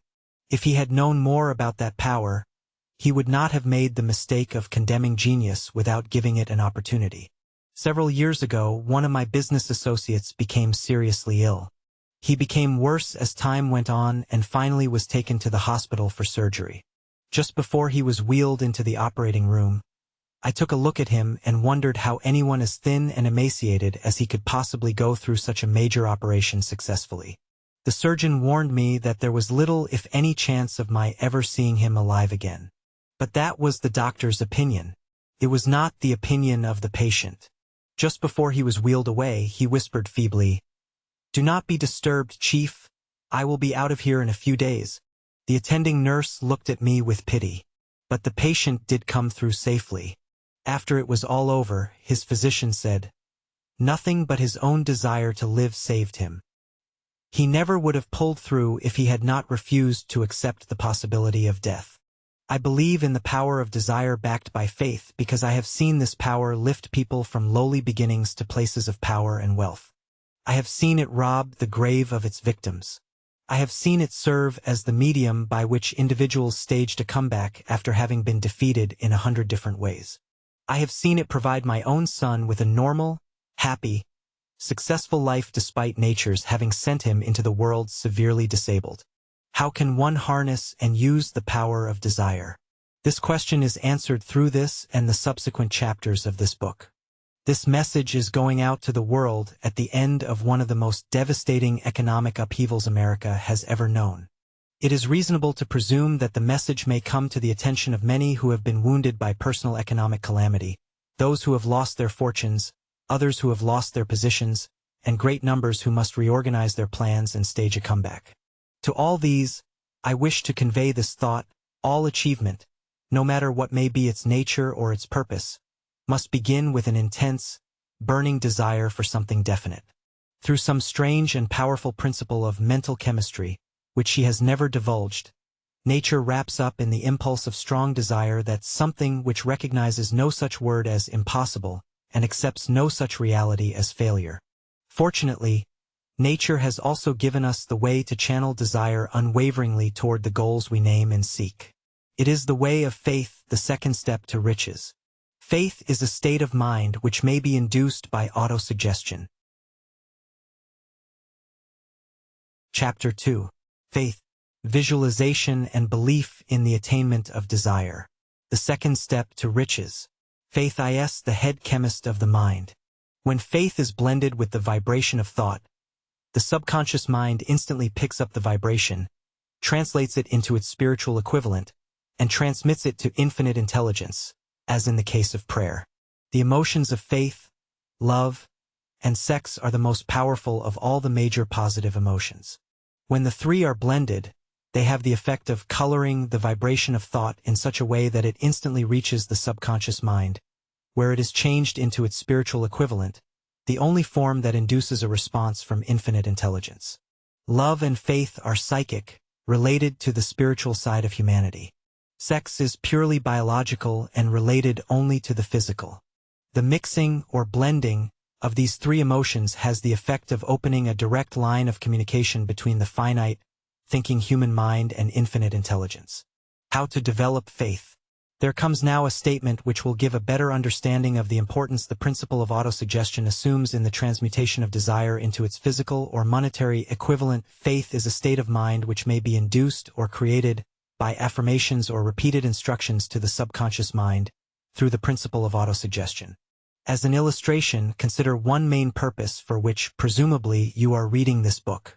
The object is, naturally, to acquire the ability to transmute the intangible thought impulse of desire into its physical counterpart, money. By following the instructions laid down in the chapters on autosuggestion, Chapter 3, and the subconscious mind, Chapter 11. As summarized in the chapter on autosuggestion, you can convince your subconscious mind that you believe you will receive that for which you ask. Your subconscious mind will act upon that belief, then pass it back to you in the form of faith, followed by definite plans for procuring that which you desire. The method by which one develops faith where it does not already exist is extremely difficult to describe, almost as difficult, in fact, as it would be to describe the color of red to a blind person who has never seen color and has nothing with which to compare what you describe. Faith is a state of mind which you can develop at will after you have mastered the 13 principles in this book, because it is a state of mind which develops through voluntary application and use of these principles. Repetition or affirmation of orders to your subconscious mind is the only method of voluntary development of the emotion of faith. Perhaps the meaning will be made clearer through the following explanation of how individuals sometimes become criminals. Stated in the words of a famous criminologist, when people first come into contact with crime, they abhor it. If they remain in contact with crime for a time, they become accustomed to it and endure it. If they remain in contact with it long enough, they finally embrace it and become influenced by it. This is the equivalent of saying that any impulse of thought which is repeatedly passed on to the subconscious mind is finally accepted and acted upon by the subconscious mind, which proceeds to translate that impulse into its physical equivalent by the most practical procedure available. In connection with this, consider again the statement: all thoughts which have been emotionalized, given feeling, and mixed with faith begin immediately to translate themselves into their physical equivalent or counterpart. The emotions or the feeling portion of thoughts are the factors which give thoughts vitality, life, and action. The emotions of faith, love, and sex, when mixed together with any thought impulse, give it greater action than any of these emotions can do singly. It is not only those thought impulses which have been mixed with faith, but those which have been mixed with any of the positive emotions, or any of the negative emotions, that can reach and influence the subconscious mind. From this statement you will understand that the subconscious mind will translate into its physical equivalent a thought impulse of a negative or destructive nature just as readily as it will act upon thought impulses of a positive or constructive nature. This accounts for the strange phenomenon, which so many millions of people experience, referred to as misfortune or bad luck. There are millions of people who believe themselves doomed to poverty and failure because of some strange force over which they believe they have no control. They are the creators of their own misfortunes because of this negative belief, which is picked up by their subconscious mind and translated into its physical equivalent. This is an appropriate place at which to suggest again that you may benefit by passing on to your subconscious mind any desire which you wish translated into its physical or monetary equivalent, in a state of expectancy or belief that the transmutation will actually take place. Your belief or faith is the element which determines the action of your subconscious mind. There is nothing to hinder you from deceiving your subconscious mind when giving it instructions through autosuggestion, as I deceived my son's subconscious mind. To make this deceit more realistic, conduct yourself when you call upon your subconscious mind just as you would if you were already in possession of the material thing which you are demanding.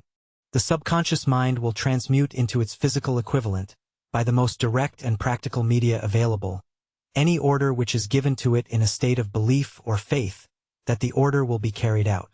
Surely, enough has been stated by now to give you a starting point from which you may, through experiment and practice, acquire the ability to mix faith with any order given to your subconscious mind. Perfection will come through practice, cannot come by merely reading instructions.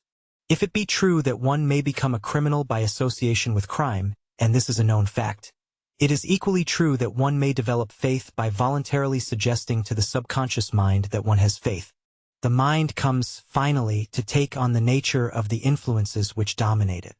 Understand this truth, and you will know why it is essential for you to encourage the positive emotions as dominating forces of your mind and to discourage and eliminate negative emotions.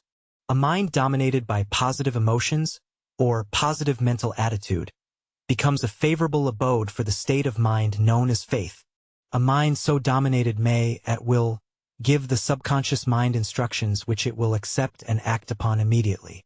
Faith is a state of mind which may be induced by autosuggestion. All down the ages, the religionists have admonished struggling humanity to have faith in this, that, and the other dogma or creed, but they have failed to tell people how to have faith. They have not stated that faith is a state of mind and that it may be induced by self-suggestion. In language which any normal human being can understand, this book will describe all that is known about the principle through which faith can be developed where it does not already exist. Have faith in yourself, faith in the infinite. Before we begin, you should be reminded again that faith is the eternal elixir which gives life, power, and action to the impulse of thought. The foregoing sentence is worth reading a second time and a third and a fourth. It is worth reading aloud. Faith is the starting point of all accumulation of riches. Faith is the basis of all miracles, and all mysteries which cannot be analyzed by the rules of science. Faith is the only known antidote for failure. Faith is the element, the chemical, which when mixed with prayer gives one direct communication with infinite intelligence. Faith is the element which transforms the ordinary vibration of thought, created by the finite human mind, into its spiritual equivalent. Faith is the only agency through which the cosmic force of infinite intelligence can be harnessed and used by humanity. Every one of the foregoing statements is capable of proof. The proof is simple and easily demonstrated. It is wrapped up in the principle of autosuggestion. Let us center our attention, therefore, on the subject of self-suggestion and find out what it is and what it is capable of achieving. It is a well-known fact that one comes finally to believe whatever one repeats to oneself, whether the statement be true or false. If we repeat a lie over and over, we will eventually accept the lie as truth. Moreover, we will believe it to be the truth. Each of us is what we are because of the dominating thoughts which we permit to occupy our mind. Thoughts which we deliberately place in our own mind and encourage with sympathy, and with which we mix any one or more of the emotions, constitute the motivating forces which direct and control our every movement, act, and deed. Comes now a very significant statement of truth. Thoughts which are mixed with any of the feelings of emotions constitute a magnetic force which attracts other similar, or related thoughts. A thought thus magnetized with emotion may be compared to a seed which, when planted in fertile soil, germinates, grows, and multiplies itself over and over again until that which was originally one small seed becomes countless millions of seeds of the same kind. All human experience, and all human thinking, occurs in an environment, in a universe, saturated with radiated energy and signals. From gravity to magnetism, from cosmic rays to X-rays, infrared rays, visible light, sound waves, radar, shortwaves, radio and television signals, we live in a world constantly bombarded by vibrations of energy, though we can perceive directly only the tiniest portion of them. Likewise, thought impulses are vibrations of energy transmitted in some deeply mysterious, and as yet uncomprehended, way as electrical and chemical currents among brain cells. While we do not yet understand and cannot describe scientifically the how of the process, it is clear that thought impulses like electromagnetic radiation also are out there somehow, as some experiments with extrasensory perception or ESP seem clearly to indicate. Human experience, like the cosmos itself, teems with thought vibrations or influences, both destructive and constructive. It is characterized, at all times, by vibrations of fear, poverty, disease, failure, misery, and vibrations of prosperity, health, success, and happiness, just as surely as the atmosphere carries the sound of hundreds of orchestrations of music and hundreds of human voices, all of which maintain their own individuality and means of identification through the medium of television or radio. From this great storehouse of experience, the human mind is constantly attracting vibrations which harmonize with that which dominates the mind. Any thought, idea, plan, or purpose which one holds in one's mind attracts from the thought vibrations of existence a host of its relatives, adds these relatives to its own force, and grows until it becomes the dominating, motivating master of the individual in whose mind it has been housed. Now, let us go back to the starting point and become informed as to how the original seed of an idea, plan, or purpose may be planted in the mind. The information is easily conveyed. Any idea, plan, or purpose may be placed in the mind through repetition of thought. This is why you are asked in the next few pages to write out a statement of your major purpose, or definite chief aim, commit it to memory, and repeat it out loud day after day until these vibrations of sound have reached your subconscious mind. We are what we are because of the vibrations of thought which we pick up and register through the stimuli of our daily environment. Resolve to throw off the influences of any unfortunate environment you may have grown up in or now find yourself living in, and to build your own life to order. Taking inventory of mental assets and abilities, you will discover that your greatest weakness is lack of self-confidence. This handicap can be surmounted, and timidity translated into courage, through the aid of the principle of autosuggestion.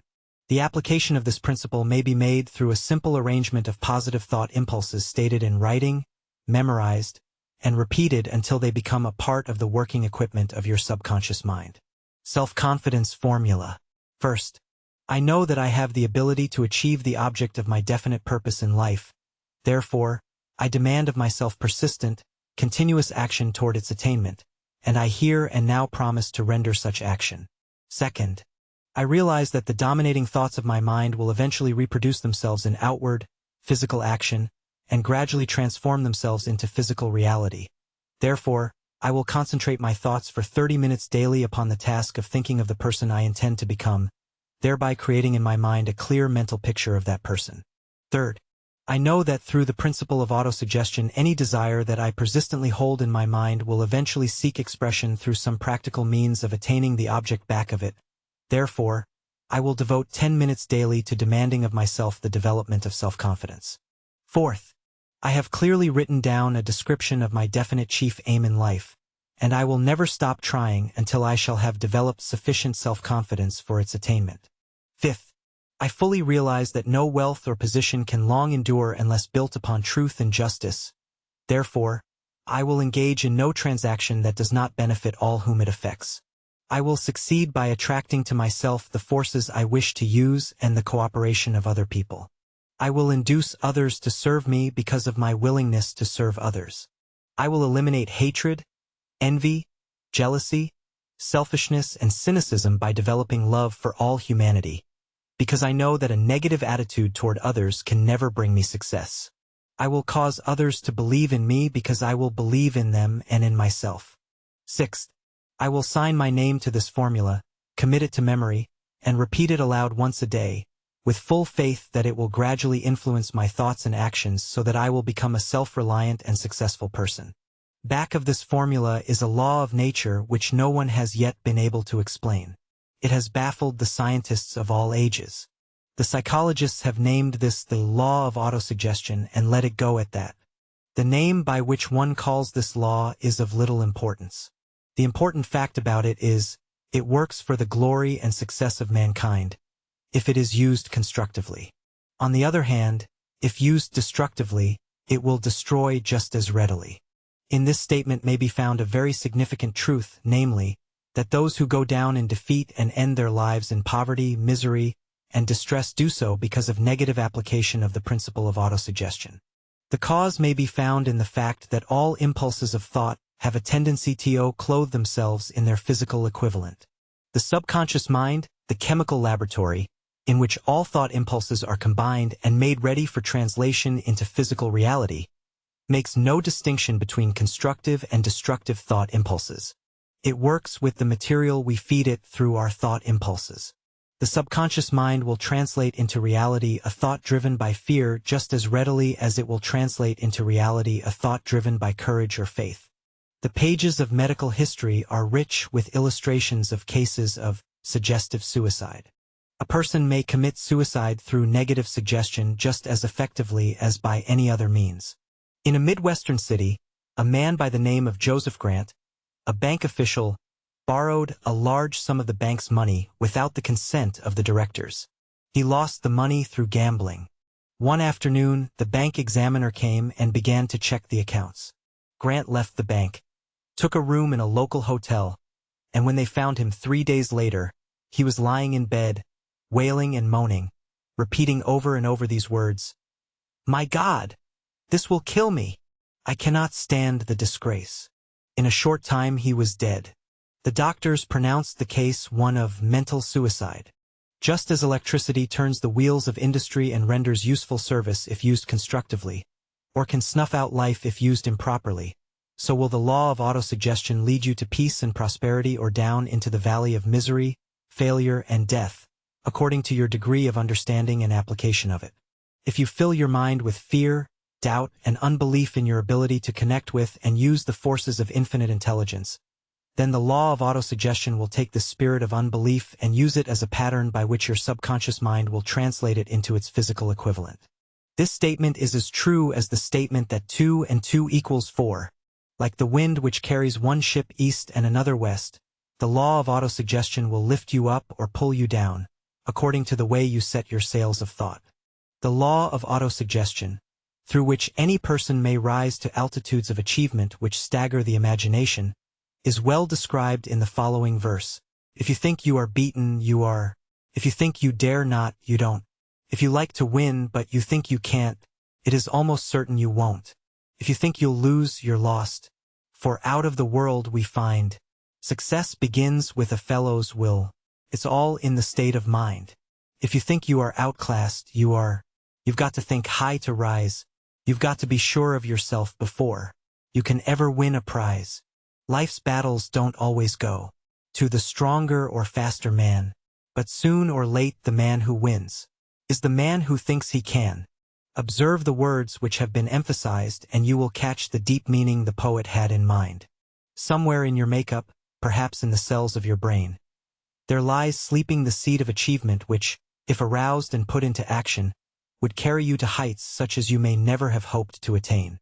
Just as a master musician may cause the most beautiful strains of music to pour forth from the strings of a violin, so may you arouse the genius which lies asleep in your brain and cause it to drive you upward to whatever goal you may wish to achieve.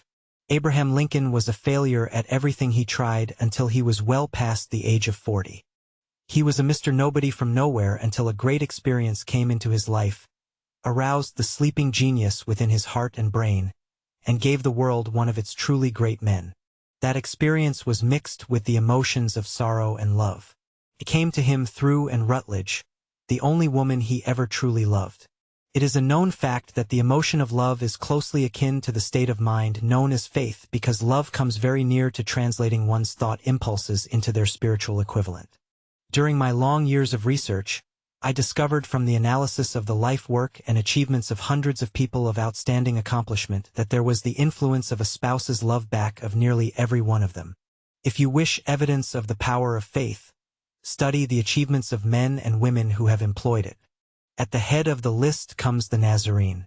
Christianity is one of the greatest single forces ever to influence the minds of people.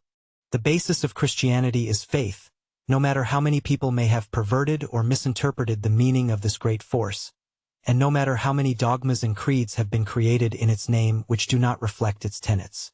The sum and substance of the teachings and the achievements of Christ, which have been interpreted as miracles, were nothing more nor less than faith. If there are any such phenomena as miracles, they are produced only through the state of mind known as faith. Some teachers of religion and many who call themselves Christians neither understand nor practice faith. Faith is the cornerstone of every great religion. The Old Testament psalmist has written, "O love the Lord, all ye his saints, for the Lord preserveth the faithful, and plentifully rewardeth the proud doer." The Apostle Luke tells us, "And Stephen, full of faith and power, did great wonders and miracles among the people." And Mark reports Jesus as saying, "Daughter, thy faith hath made thee whole, go in peace, and be whole of thy plague." The prophet says in the Quran, "Surely those who believe and do good, their Lord will guide them by their faith. There shall flow from beneath them rivers in gardens of bliss." In the Analects of Confucius, the master says, "Hold faithfulness and sincerity as first principles, and be moving continually to what is right. This is the way to exalt one's virtue." In the Bhagavad Gita we find, "The faith of each is in accordance with one's own nature. A person is known by the faith. One can become whatever one wants to be, if one constantly contemplates on the object of desire with faith." And again, "The one who has faith and is sincere, and has mastery over the senses, gains knowledge. Having gained this, one at once attains the supreme peace. But the ignorant, who has no faith and is full of doubt, perishes. There is neither this world nor the world beyond nor happiness for the one who doubts." Let us consider the power of faith as it was demonstrated by Mahatma Gandhi of India, who exhorted his followers to be the change you want to see in the world. In this man, the world had one of the most astounding examples known to civilization of the possibilities of faith. Gandhi wielded more power than any other person living in his time, and yet, he had none of the orthodox tools of power such as money, battleships, soldiers, and materials of warfare. Gandhi had no money, he had no home, he did not own a suit of clothes, but he did have power. How did he come by that power? He created it out of his understanding of the principle of faith, and through his ability to transplant that faith into the minds of 200 million people. Gandhi accomplished through the influence of faith that which the strongest military power on earth could not then, and never will, accomplish through soldiers and military equipment. He accomplished the astounding feat of influencing 200 million minds to coalesce and move in unison, as a single mind. What other force on earth except faith could do as much? There will come a day when employees, as well as employers, will discover the possibilities of faith. That day is dawning. The whole world has had ample opportunity during the recent worldwide economic downturn to witness what the lack of faith will do to business. Surely, civilization has produced a sufficient number of intelligent human beings to make use of this great lesson which has been taught the world. During this time of difficulty, the world had evidence in abundance that widespread fear can paralyze the wheels of industry and business. Out of this experience will arise leaders in business and industry who will profit by the example which Gandhi set for the world, and they will apply to business the same tactics which he used in building the greatest following known in the history of the world.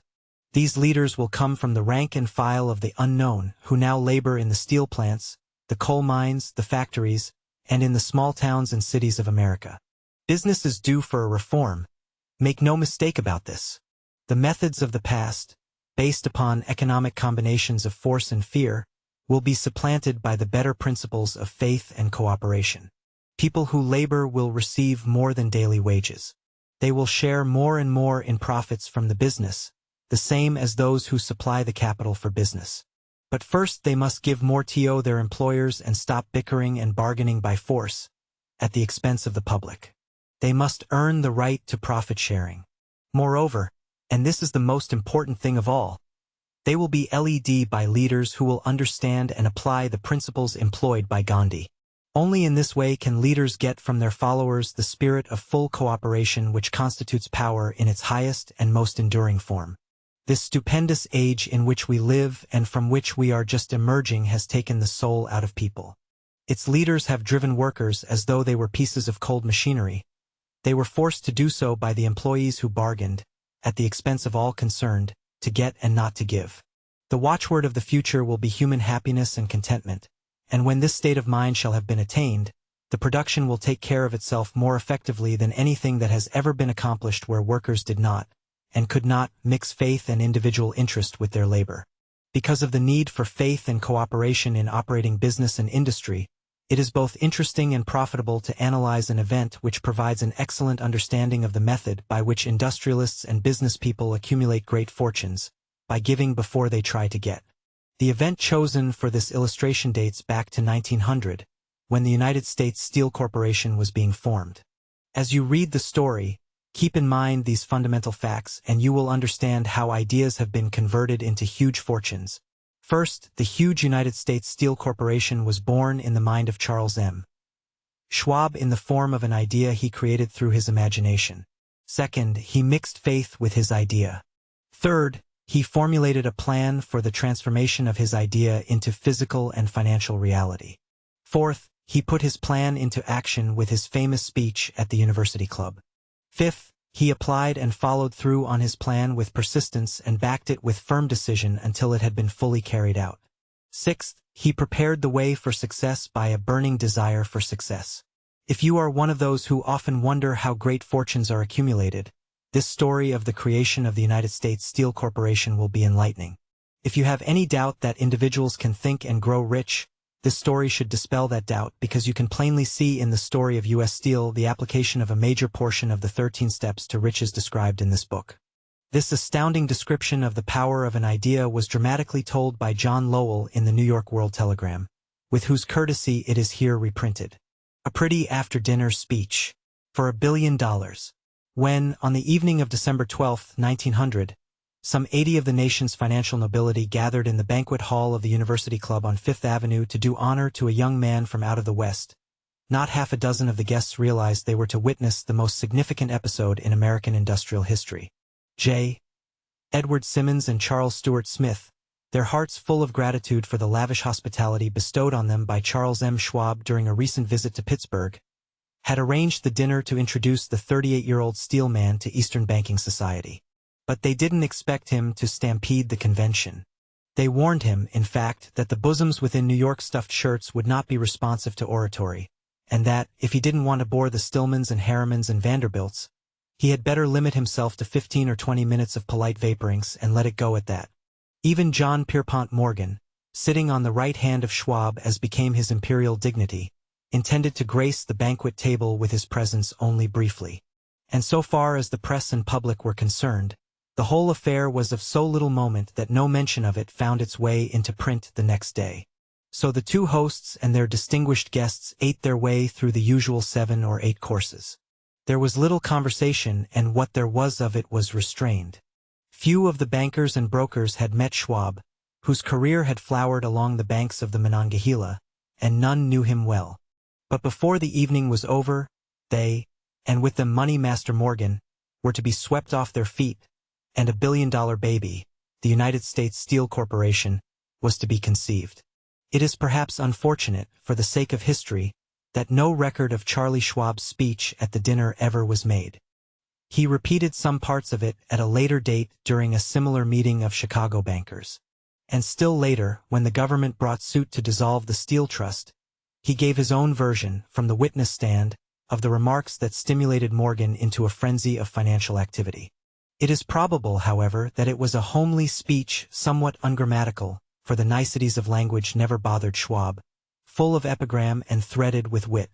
But aside from that, it had a galvanic force and effect upon the 5 billions of estimated capital that was represented by the diners.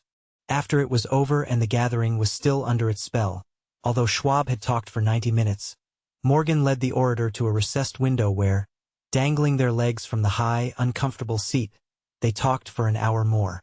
The magic of the Schwab personality had been turned on, full force, but what was more important and lasting was the full-fledged, clear-cut program he laid down for the aggrandizement of steel. Many other men had tried to interest Morgan in slapping together a steel trust after the pattern of the biscuit, wire and hoop, sugar, rubber, whiskey, oil or chewing gum combinations. John W.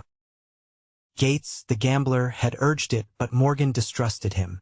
The Moore boys, Bill and Jim, Chicago stockjobbers who had glued together a match trust and a cracker corporation, had urged it and failed. Elbert H. Gary, the sanctimonious country lawyer, wanted to foster it, but he wasn't big enough to be impressive. Until Schwab's eloquence took J. P. Morgan to the heights from which he could visualize the solid results of the most daring financial undertaking ever conceived, the project was regarded as a delirious dream of easy money crackpots. The financial magnetism that began a generation ago to attract thousands of small and sometimes inefficiently managed companies into large and competition-crushing combinations had become operative in the steel world through the devices of that jovial business pirate, John W. Gates. Gates already had formed the American Steel and Wire Company out of a chain of small concerns, and together with Morgan had created the Federal Steel Company.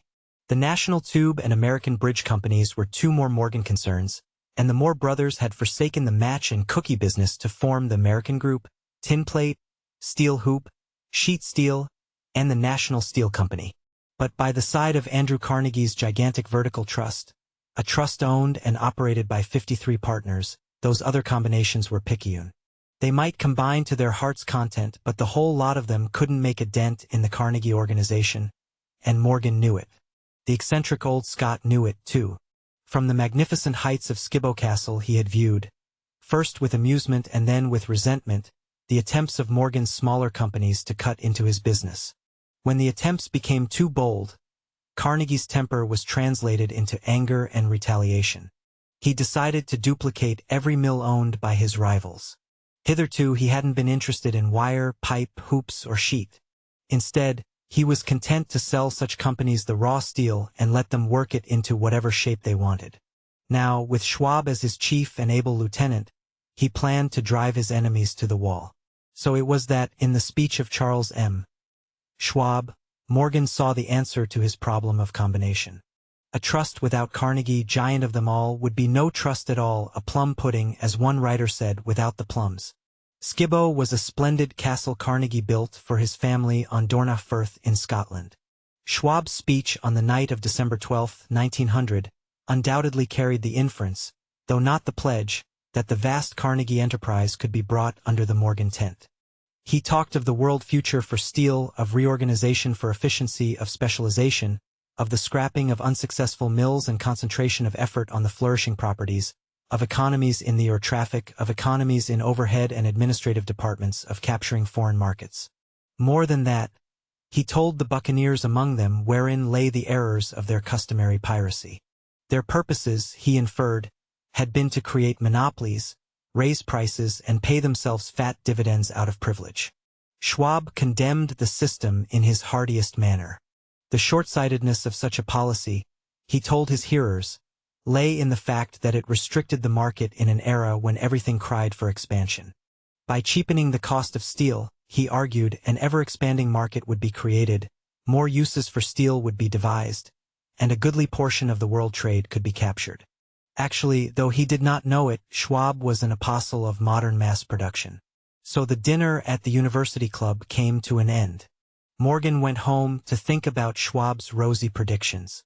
Schwab went back to Pittsburgh to run the steel business for wee Andrew Carnegie, while Gary and the rest went back to their stock tickers, to fiddle around in anticipation of the next move. It was not long coming. It took Morgan about 1 week to digest the feast of reason Schwab had placed before him. When he had assured himself that no financial indigestion was to result, he sent for Schwab, and found that young man rather coy. Mr. Carnegie, Schwab indicated, might not like it if he found his trusted company president had been flirting with the Emperor of Wall Street, the street upon which Carnegie was resolved never to tread. Then it was suggested by John W. Gates, the go-between, that if Schwab happened to be in the Bellevue Hotel in Philadelphia, J.P. Morgan might also happen to be there. When Schwab arrived, however, Morgan was inconveniently ill at his New York home, and so, on the elder man's pressing invitation, Schwab went to New York and presented himself at the door of the financier's library. Now certain economic historians have professed the belief that from the beginning to the end of the drama, the stage was set by Andrew Carnegie, that the dinner to Schwab, the famous speech, the Sunday night conference between Schwab and the Money King, were events arranged by the canny Scot. The truth is exactly the opposite. When Schwab was called in to consummate the deal, he didn't even know whether the little boss, as Andrew was called, would so much as listen to an offer to sell, particularly to a group of men whom Andrew regarded as being endowed with something less than holiness. But Schwab did take into the conference with him, in his own handwriting, 6 sheets of copperplate figures, representing to his mind the physical worth and the potential earning capacity of every steel company he regarded as an essential star in the new metal firmament. For men pondered over these figures all night. The chief, of course, was Morgan, steadfast in his belief in the divine right of money. With him was his aristocratic partner, Robert Bacon, a scholar and a gentleman. The third was John W. Gates, whom Morgan scorned as a gambler and used as a tool. The fourth was Schwab, who knew more about the processes of making and selling steel than any whole group of men then living. Throughout that conference, the Pittsburghers' figures were never questioned. If he said a company was worth so much, then it was worth that much and no more. He was insistent, too, upon including in the combination only those concerns he nominated. He had conceived a corporation in which there would be no duplication, not even to satisfy the greed of friends who wanted to unload their companies upon the broad Morgan shoulders. Thus he left out, by design, a number of the larger concerns upon which the walruses and carpenters of Wall Street had cast hungry eyes. When dawn came, Morgan rose and straightened his back. Only one question remained. "Do you think you can persuade Andrew Carnegie to sell?" he asked. "I can try," said Schwab. "If you can get him to sell, I will undertake the matter," said Morgan. So far so good. But would Carnegie sell? How much would he demand? Schwab thought about $320 million. What would he take payment in? Common or preferred stocks? Bonds? Cash? Nobody could raise $1/3 billion in cash. There was a golf game in January on the frost-cracking heath of the St. Andrew's Links in Westchester, with Andrew bundled up in sweaters against the cold, and Charlie talking volubly, as usual, to keep his spirits up. But no word of business was mentioned until the pair sat down in the cozy warmth of the Carnegie cottage hard by. Then, with the same persuasiveness that had hypnotized 80 millionaires at the University Club, Schwab poured out the glittering promises of retirement in comfort, of untold millions to satisfy the old man's social caprices. Carnegie capitulated, wrote a figure on a slip of paper, handed it to Schwab and said, "All right, that's what we'll sell for." The figure was approximately $400 million, and was reached by taking the $320 million mentioned by Schwab as a basic figure, and adding to it $80 million to represent the increased capital value over the previous 2 years. Later, on the deck of a transatlantic liner, the Scotsman said ruefully to Morgan, "I wish I had asked you for $100 million more." "If you had asked for it, you'd have gotten it," Morgan told him cheerfully. There was an uproar, of course. A British correspondent cabled that the foreign steel world was appalled by the gigantic combination. President Hadley of Yale declared that unless trusts were regulated, the country might expect an emperor in Washington within the next 25 years. But that able stock manipulator, Keene, went at his work of shoving the new stock at the public so vigorously that all the excess water, estimated by some at nearly $600 million, was absorbed in a twinkling. So Carnegie had his millions, and the Morgan Syndicate had $62 million for all its trouble, and all the boys, from Gates to Gary, had their millions. The 38-year-old Schwab had his reward. He was made president of the new corporation and remained in control until 1930. The dramatic story of big business, which you have just finished, was included in this book, because it is a perfect illustration of the method by which desire can be transmuted into its physical equivalent. I imagine some readers will question the statement that a mere intangible desire can be converted into its physical equivalent. Doubtless some will say, "You cannot convert nothing into something." The answer is in the story of United States Steel. That giant organization was created in the mind of one man. The plan by which the organization was provided with the steel mills that gave it financial stability was created in the mind of the same man. His faith, his desire, his imagination, his persistence were the real ingredients that went into United States Steel. The steel mills and mechanical equipment acquired by the corporation after it had been brought into legal existence were incidental. But careful analysis will disclose the fact that the appraised value of the properties acquired by the corporation increased in value by an estimated $600 million by the mere transaction which consolidated them under one management.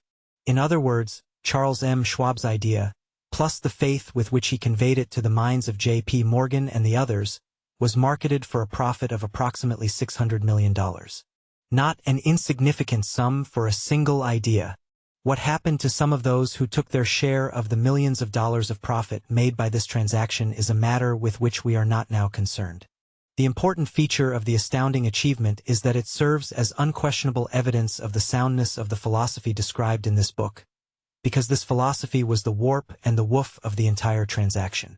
Moreover, the practicability of the philosophy has been established by the fact that the United States Steel Corporation prospered and became one of the richest and most powerful corporations in America, employing thousands of people, developing new uses for steel, and opening new markets, thus proving that the $600 million in profit which the Schwab idea produced was earned. Riches begin in the form of thought. The amount is limited only by the person in whose mind the thought is put into motion. Faith removes limitations. Remember this when you are ready to bargain with life for whatever it is that you ask as your price for having passed this way. Remember, also, that the man who created the United States Steel Corporation was practically unknown at the time. He was merely Andrew Carnegie's Man Friday, until he gave birth to his famous idea. After that he quickly rose to a position of power, fame, and riches. And he rose, like all great achievers, on the wings of faith, which can be created by a powerful force known as autosuggestion. Chapter 3. Autosuggestion, the medium for influencing the subconscious mind. The third step to riches. Autosuggestion is a term which applies to all suggestions and all self-administered stimuli which reach one's mind through the five senses. Stated in another way, autosuggestion is self-suggestion.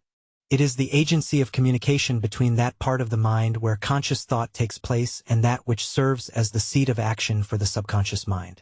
The dominating thoughts which one permits to remain in the conscious mind, whether these thoughts be negative or positive is immaterial, will reach and influence the subconscious mind through the law of autosuggestion.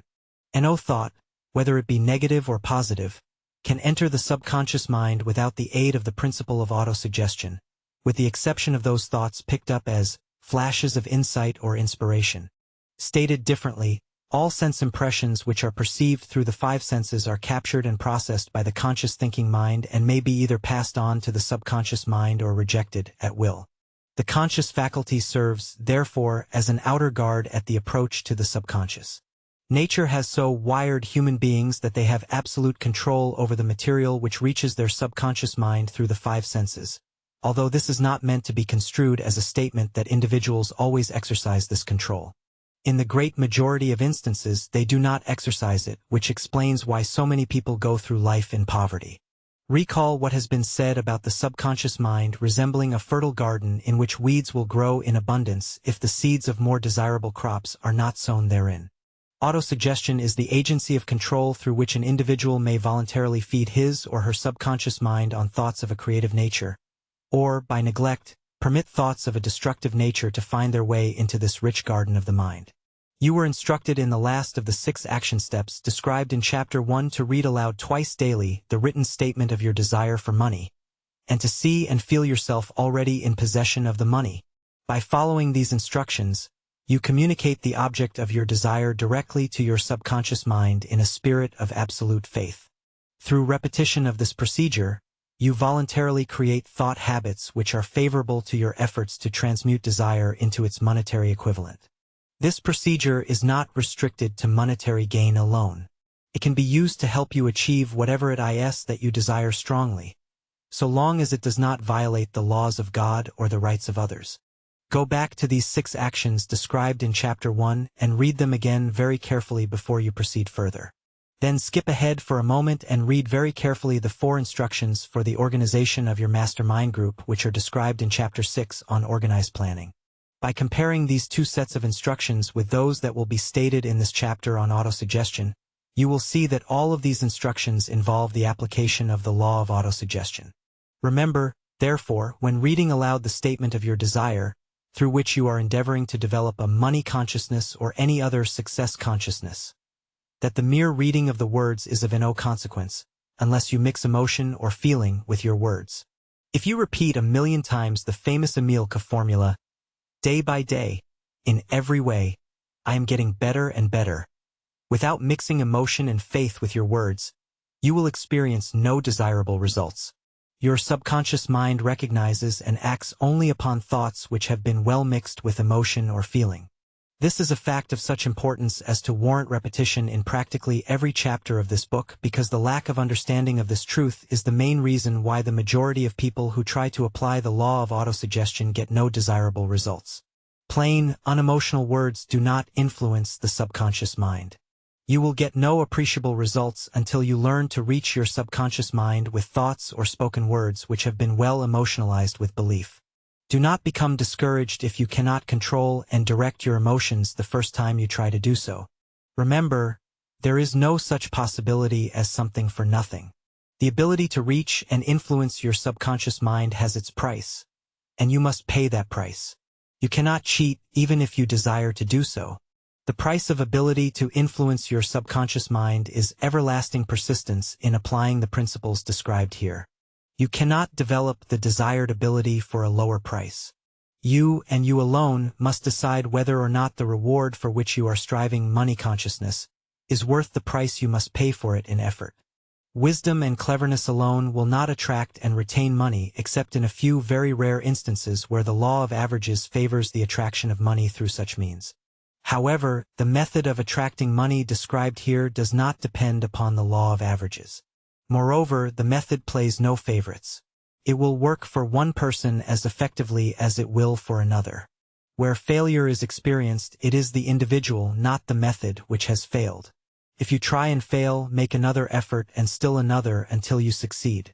Your ability to use the law of autosuggestion will depend very largely upon your capacity to concentrate upon a given desire until that desire becomes a burning obsession. When you begin to carry out the instructions in connection with the 6 action steps described in Chapter 1, it will be necessary for you to make use of the principle of concentration. Let us here offer suggestions for the effective use of concentration.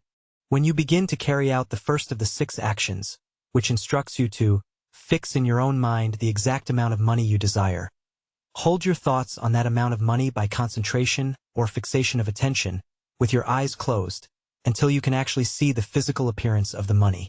Do this at least once each day. As you go through these exercises, follow the instructions given in Chapter 2 on faith and see yourself actually in possession of the money. Here is a most significant fact. The subconscious mind takes any orders given it in a spirit of absolute faith and acts upon those orders, although the orders often have to be presented over and over again, through repetition, before they are interpreted by the subconscious mind.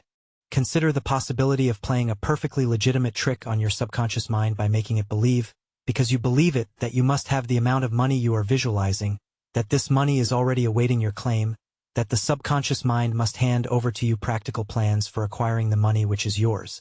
Hand over the thought suggested in the preceding paragraph to your imagination and see what your imagination can, or will do, to create practical plans for the accumulation of money through transmutation of your desire. Do not wait for a definite plan through which you intend to exchange services or merchandise in return for the money you are visualizing, but begin at once to see yourself in possession of the money, demanding and expecting meanwhile that your subconscious mind will hand over the plan or plans you need. Be on the alert for these plans, and when they appear, put them into action immediately. When the plans appear, they will probably flash into your mind through the 6th sense, in the form of an inspiration. This inspiration may be considered a direct telegram or message from infinite intelligence. Treat it with respect, and act upon it as soon as you receive it.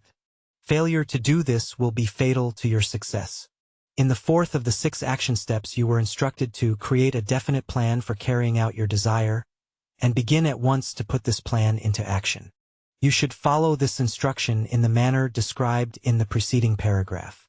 Do not trust to your reason when creating your plan for accumulating money through the transmutation of desire. Your reason is faulty. Moreover, your reasoning faculty may be lazy, and if you depend entirely upon it to serve you, it may disappoint you. When visualizing, with closed eyes, the money you intend to accumulate, see yourself rendering the service or delivering the merchandise you intend to give in return for this money.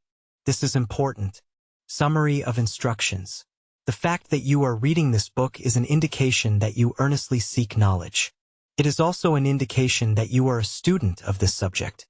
If you are only a student, there is a chance you may learn much that you did not know, but you will learn only by assuming an attitude of humility. If you choose to follow some of the instructions, but neglect or refuse to follow others, you will fail. To get satisfactory results, you must follow all instructions in a spirit of faith. The instructions given in connection with the 6 action steps in Chapter 1 will now be summarized and blended with the principles covered by this chapter.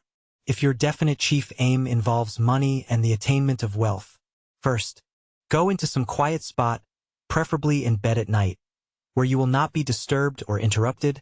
Close your eyes and repeat aloud, so you may hear your own words, the written statement of the amount of money you intend to accumulate, the time limit for its accumulation, and a description of the service or merchandise you intend to give in return for the money. As you carry out these instructions, See yourself already in possession of the money. For example, suppose that you intend to accumulate $500,000 by the 1st of January, 5 years hence, that you intend to give personal services in return for the money in the capacity of a sales representative. Your written statement of your purpose should be similar to the following. By the 1st day of January, here state the year, I will have in my possession $500,000, which will come to me in various amounts from time to time during the interim. In return for this money, I will give the most efficient service of which I am capable, rendering the fullest possible quantity, and the best possible quality of service in the capacity of selling. Describe the service or merchandise you intend to sell. I believe that I will have this money in my possession. My faith is so strong that I can now see this money before my eyes. I can touch it with my hands. It is now awaiting transfer to me at the time and in the proportion that I deliver the service I intend to render in return for it. I am awaiting a plan by which to accumulate this money, and I will follow that plan when it is received. Second, repeat this program night and morning until you can clearly visualize, in your imagination, the money you intend to accumulate. Third, place a written copy of your statement where you can see it night and morning, and read it just before retiring and upon arising until it has been memorized. Remember as you carry out these instructions that you are applying the law of autosuggestion for the purpose of giving orders to your subconscious mind. Remember that these instructions apply particularly to the desire for money, but also to any other object you desire or goal you seek. Remember also that your subconscious mind will act only upon instructions which are emotionalized and handed over to it with feeling. Faith is the strongest and most productive of the emotions. Follow the instructions given in Chapter 2. These instructions may at first seem abstract. Do not let this disturb you. Follow the instructions no matter how abstract or impractical they may at first appear to be. The time will soon come, if you do as you have been instructed, in spirit as well as in fact, when a whole new universe of power will unfold to you. Skepticism, in connection with all new ideas, is characteristic of all human beings. But if you follow the instructions outlined, your skepticism will soon be replaced by belief, and this in turn will soon become crystallized into absolute faith. Then you will have arrived at the point where you may truly say, I am the master of my fate. I am the captain of my soul. Many philosophers have made the statement that each person is the master of his or her own earthly destiny, but most of them have failed to say why this is so. The reason that we may be the master of our own earthly status, and especially our financial status, is thoroughly explained in this chapter. We may become the master of ourselves and of our environment because we have the power to influence our own subconscious mind, and through it, to gain the cooperation of infinite intelligence. The chapter you are now reading represents the keystone in the arch of the Think and Grow Rich philosophy. The instructions contained in this chapter must be understood and applied with persistence if you are to succeed in transmuting desire into money or any other result you seek. The actual performance of transmuting desire into money involves the use of autosuggestion as an agency by which you may reach and influence the subconscious mind. The other principles are simply tools with which to apply autosuggestion. Keep this thought in mind, and you will at all times be conscious of the important part that the law of autosuggestion is to play in your efforts to accumulate money through the methods described in this book. Carry out these instructions as though you were a small child. Inject into your efforts something of the faith of a child. I have been most careful to see that no impractical instructions are included because of my sincere desire to be helpful. After you have read the entire book, come back to this chapter and follow in spirit, and in action this instruction.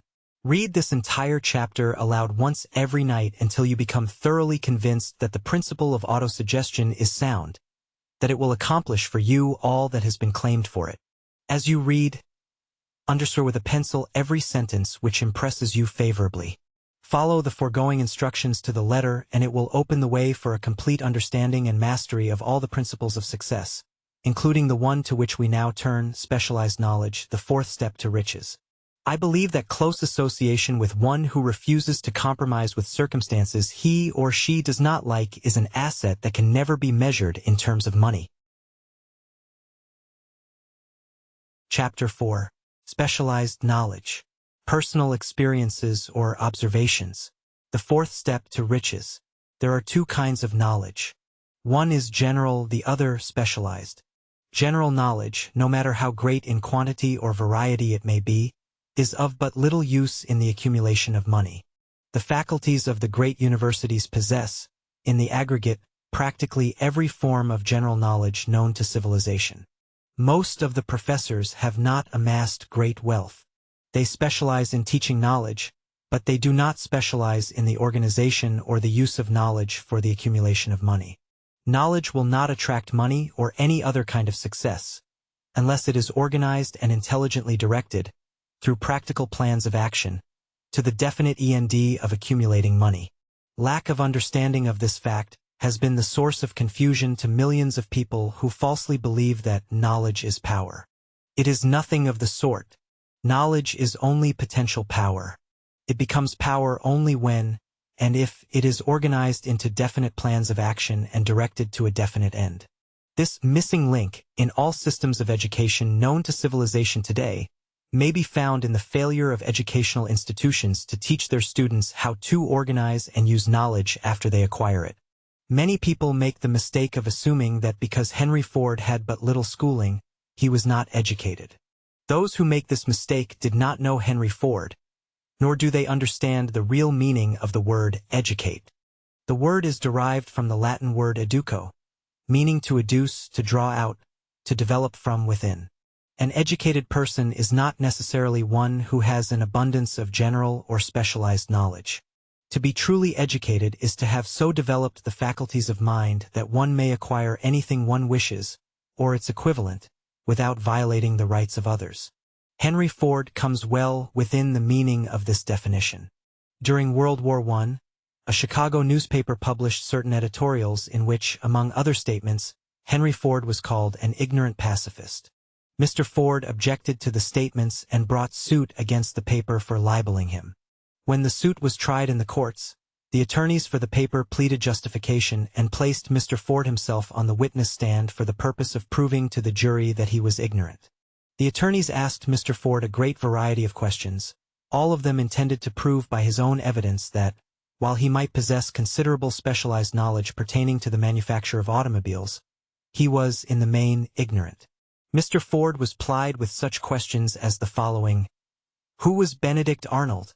And how many soldiers did the British send over to America to put down the rebellion of 1776? In answer to the last question, Mr. Ford replied, I do not know the exact number of soldiers the British sent over, but I have heard that it was a considerably larger number than ever went back.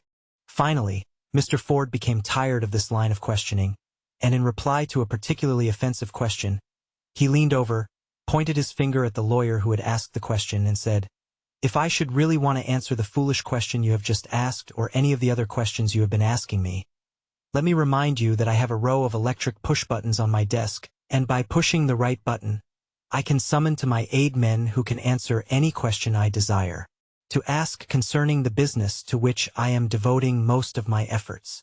Now, will you kindly tell me why I should clutter up my mind with general knowledge for the purpose of being able to answer questions when I have men around me who can supply any knowledge I require?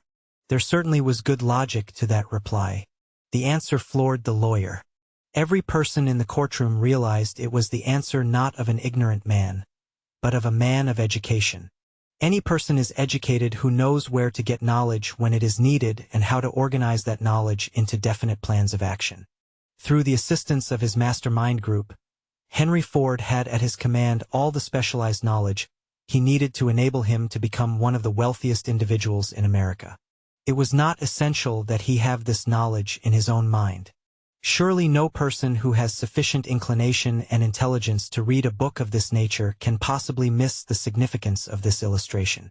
Before you can be sure of your ability to transmute desire into its monetary equivalent, you will require specialized knowledge of the service, merchandise, or profession which you intend to offer in return for fortune. Perhaps you may need much more specialized knowledge than you have the ability or the inclination to acquire, and if this should be true, you may bridge your weakness through the aid of your mastermind group. Andrew Carnegie stated that he personally knew nothing about the technical end of the steel business. Moreover, he did not particularly care to know anything about it. the specialized knowledge which he required for the manufacture and marketing of steel, he found available through the individual units of his mastermind group. The accumulation of great fortunes calls for power, and power is acquired through highly organized and intelligently directed specialized knowledge, but that knowledge does not necessarily have to be in the possession of the person who accumulates the fortune. The preceding paragraph should give hope and encouragement to the person who has ambition to accumulate a fortune, but who does not have the necessary education to supply such specialized knowledge as may be required. People sometimes go through life suffering from inferiority complexes because they are not well educated. Yet, the individual who can organize and direct a mastermind group of people who possess knowledge useful in the accumulation of money is just as educated as anyone in the group. Remember that if you suffer from a feeling of inferiority because your schooling has been limited. Thomas A. Edison had only 3 months of formal education during his entire life. Yet he did not lack education, nor did he die poor. Henry Ford had less than a 6th grade schooling, but he managed to do pretty well by himself financially. Specialized knowledge is among the most plentiful and the cheapest forms of service which may be had. If you doubt this, consult the payroll of any college or university. It pays to know how to purchase knowledge. First of all, decide the sort of specialized knowledge you require and the purpose for which it is needed. To a large extent, your major purpose in life, the goal toward which you are working, will help determine what knowledge you need. With this question settled, your next move requires that you have accurate information concerning dependable sources of knowledge. The more important of these are A. Your own experience and education. B. Experience and education available through cooperation of others. Mastermind alliance. C. Colleges and universities. D. Public libraries, through books and periodicals in which may be found all the knowledge organized by civilization. E. Special training courses, through night schools and home study materials in particular. As knowledge is acquired, it must be organized and put into use for a definite purpose through practical plans. Knowledge has no value except that which can be gained from its application toward some worthy end. This is one reason why a college degree in itself is not valued more highly. It often represents nothing but miscellaneous knowledge. If you contemplate pursuing additional formal education, first determine the purpose for which you want the knowledge you are seeking, then learn where this particular sort of knowledge can be obtained from reliable sources. Successful people, in all callings, never stop acquiring specialized knowledge related to their major purpose, business, or profession. Those who are not successful usually make the mistake of believing that the knowledge-acquiring period ends when one finishes school. The truth is that formal education does but little more than to put one in the way of learning how to acquire practical knowledge. We find ourselves in a changed world today, and we have also seen some astounding changes in educational requirements. The order of the day is specialization. This truth was emphasized by Robert P.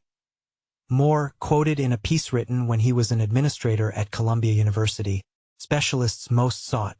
Particularly sought after by employing companies are candidates who have specialized in some field, business school graduates with training in accounting and statistics, engineers of all varieties, journalists, architects, chemists, and also outstanding leaders of the senior class. The graduate who has been active on the campus, whose personality is such that he or she gets along with all kinds of people and who has done an adequate job with studies has a most decided edge over the strictly academic student. Some of these, because of their all-around qualifications, have received several offers of positions, a few of them as many as 6. In departing from the conception that the straight-A student was invariably the one to get the choice of the better jobs, Mr. Moore said that most companies look not only to academic records but to activity records and personalities of the students. One of the largest industrial companies, the leader in its field, in writing to Mr. Moore concerning prospective seniors at the college, said, "We are interested primarily in finding people who can make exceptional progress in management work. For this reason, we emphasize qualities of character, intelligence, and personality far more than specific educational background." Apprenticeship proposed. Proposing a system of apprenticing students in offices, stores, and industrial occupations during the summer vacation.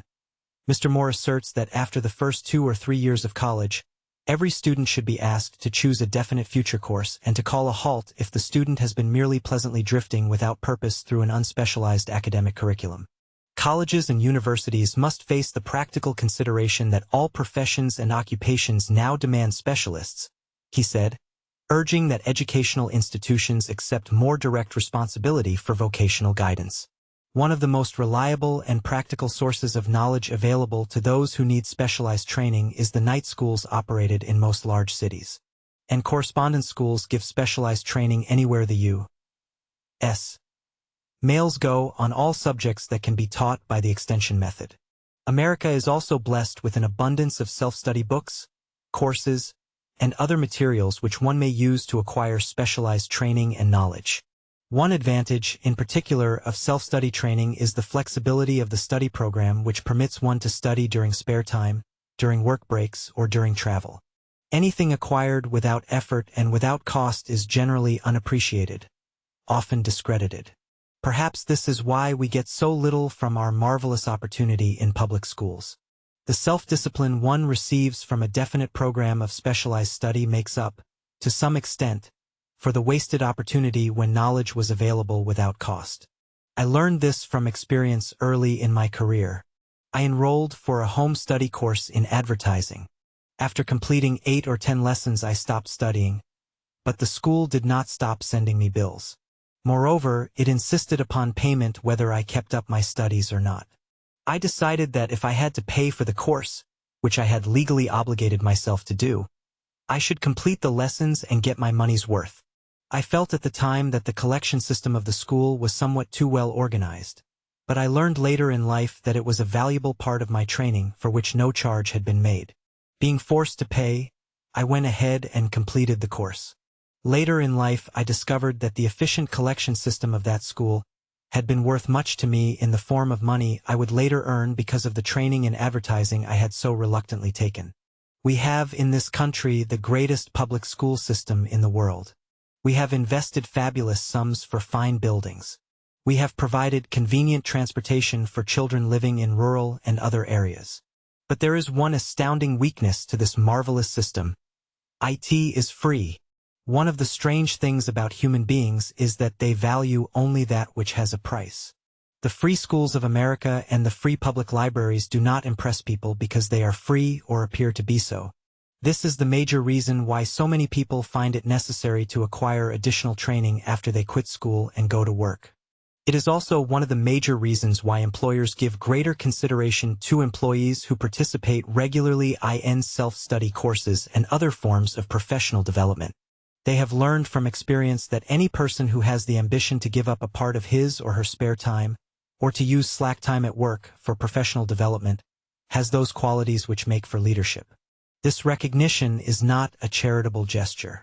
It is sound business judgment upon the part of the employers. There is one weakness in people for which there is no remedy. It is the universal weakness of lack of ambition. People, especially those on salary, who schedule their spare time and slack time to provide for self-improvement seldom remain at the bottom very long.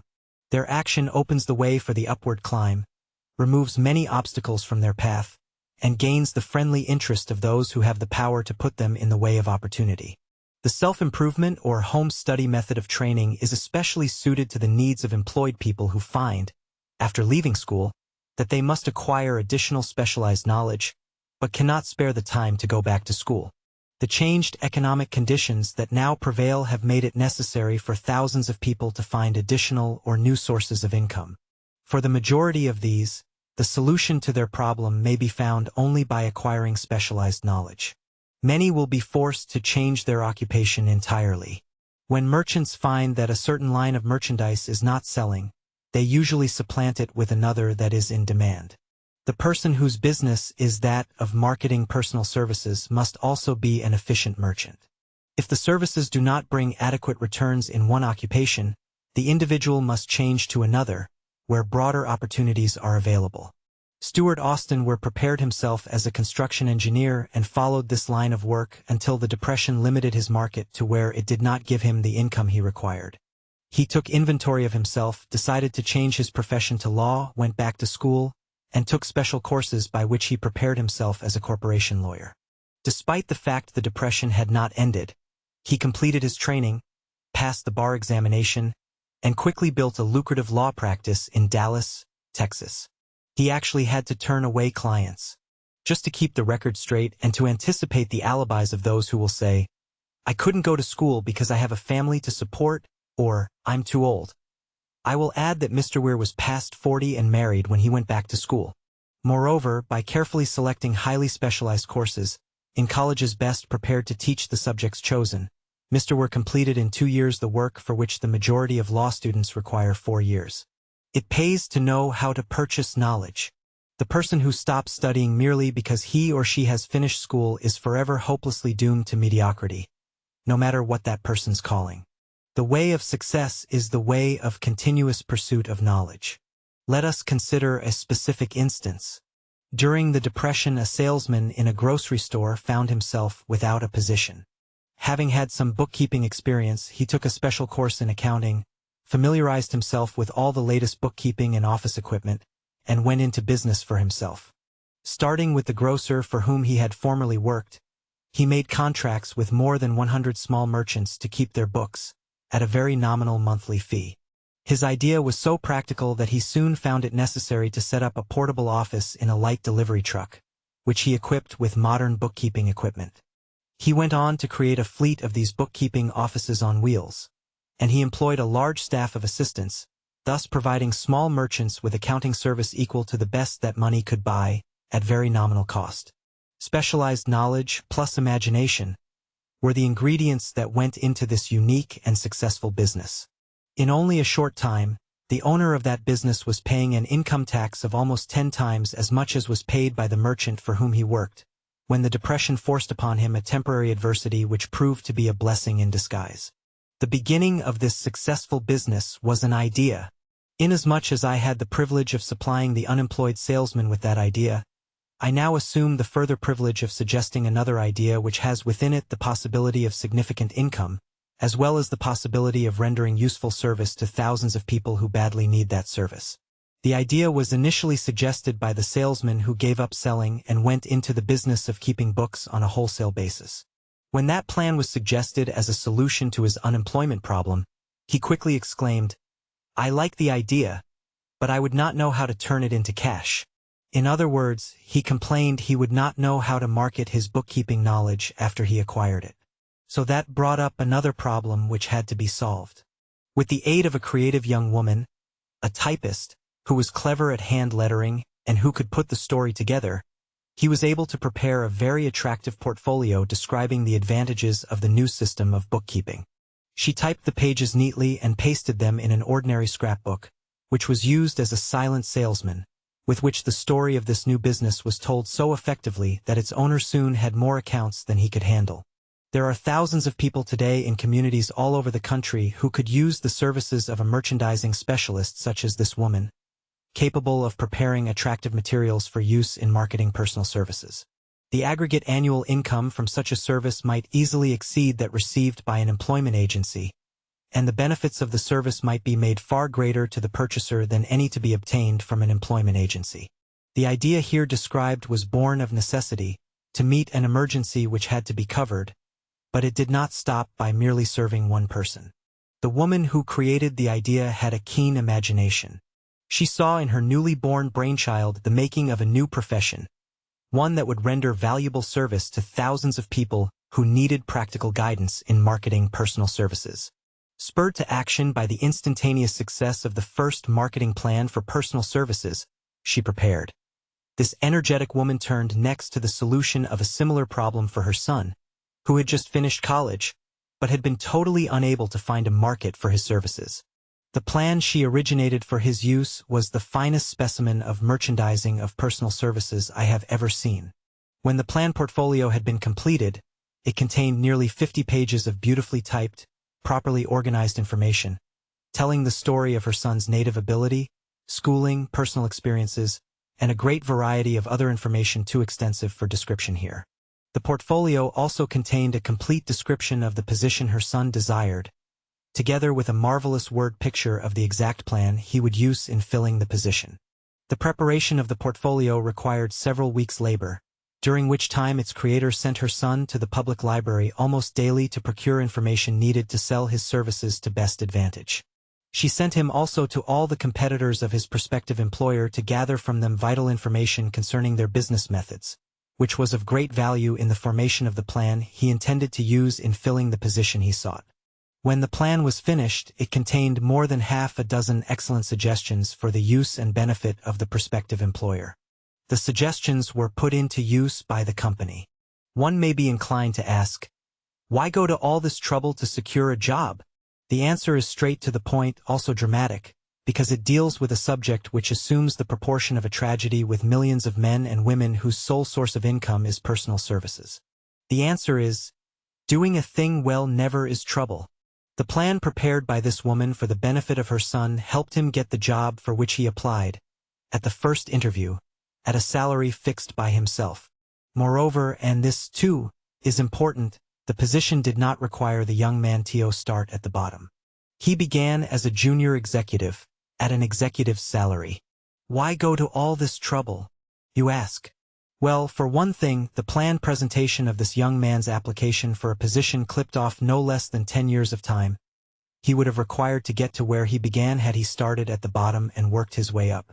This idea of starting at the bottom and working one's way up may appear to be sound, but the major objection to it is this: too many of those who begin at the bottom never manage to lift their heads high enough to be seen by opportunity, so they remain at the bottom. It should be remembered also that the outlook from the bottom is not so very bright or encouraging. It has a tendency to kill off ambition. We call it getting into a rut, which means that we accept our fate because we form the habit of daily routine, a habit that finally becomes so strong we cease to try to throw it off.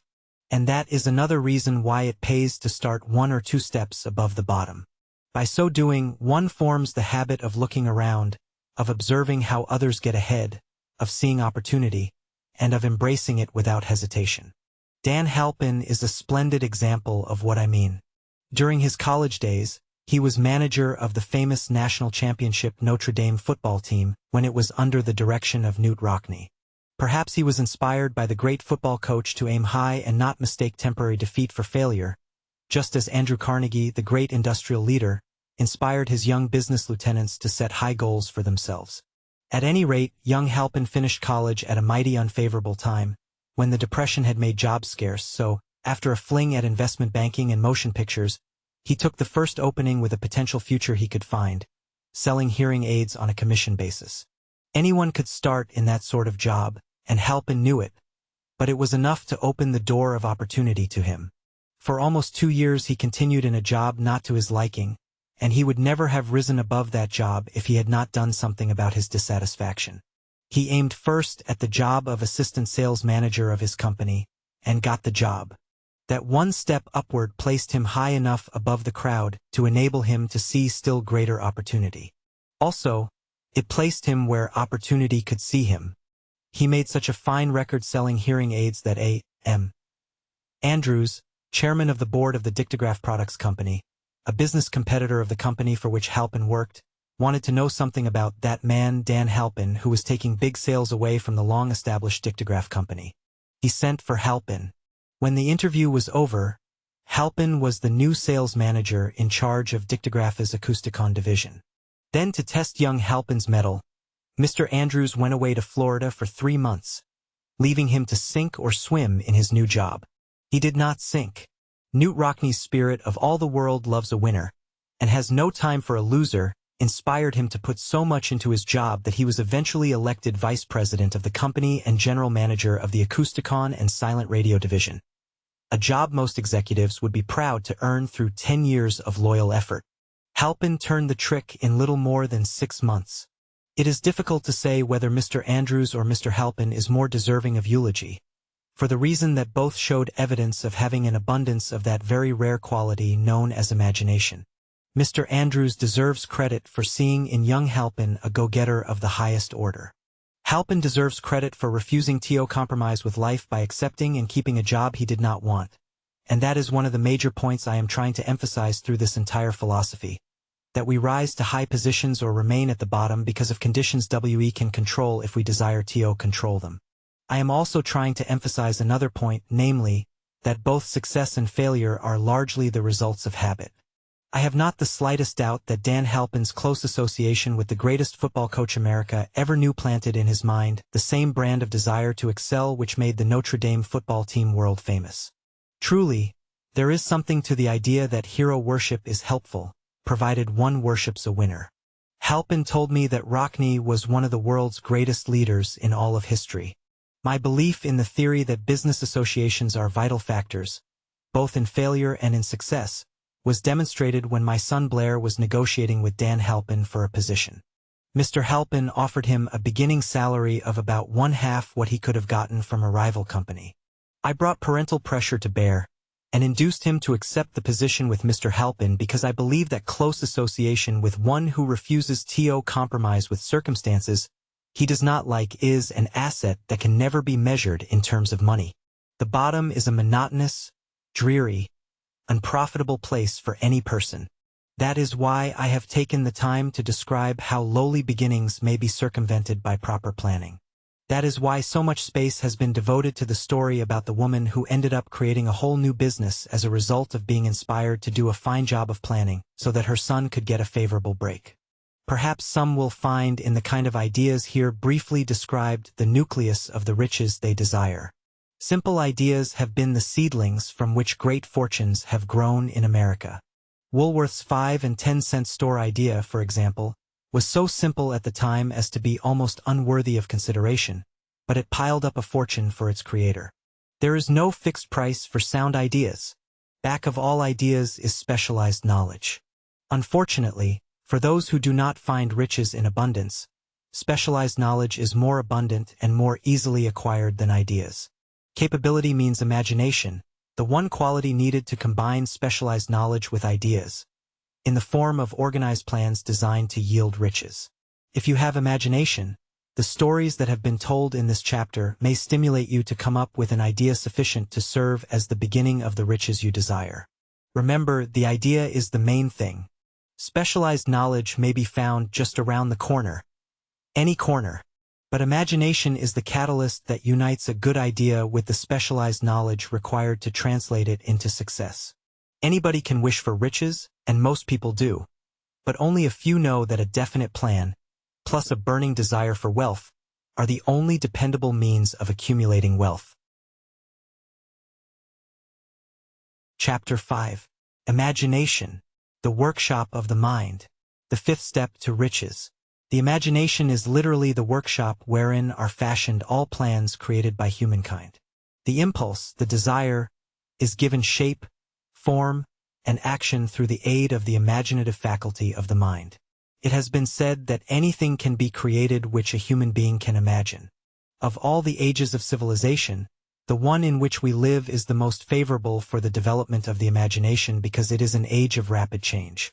On every hand we may contact stimuli which develop the imagination. Through the aid of the imaginative faculty, we have discovered and harnessed more of nature's forces during the past 50 years than during the entire history of the human race previous to that time. We have conquered the air so completely that the birds are a poor match for us in flying. We have harnessed the electromagnetic spectrum and made it serve as a means of instantaneous communication with any part of the world.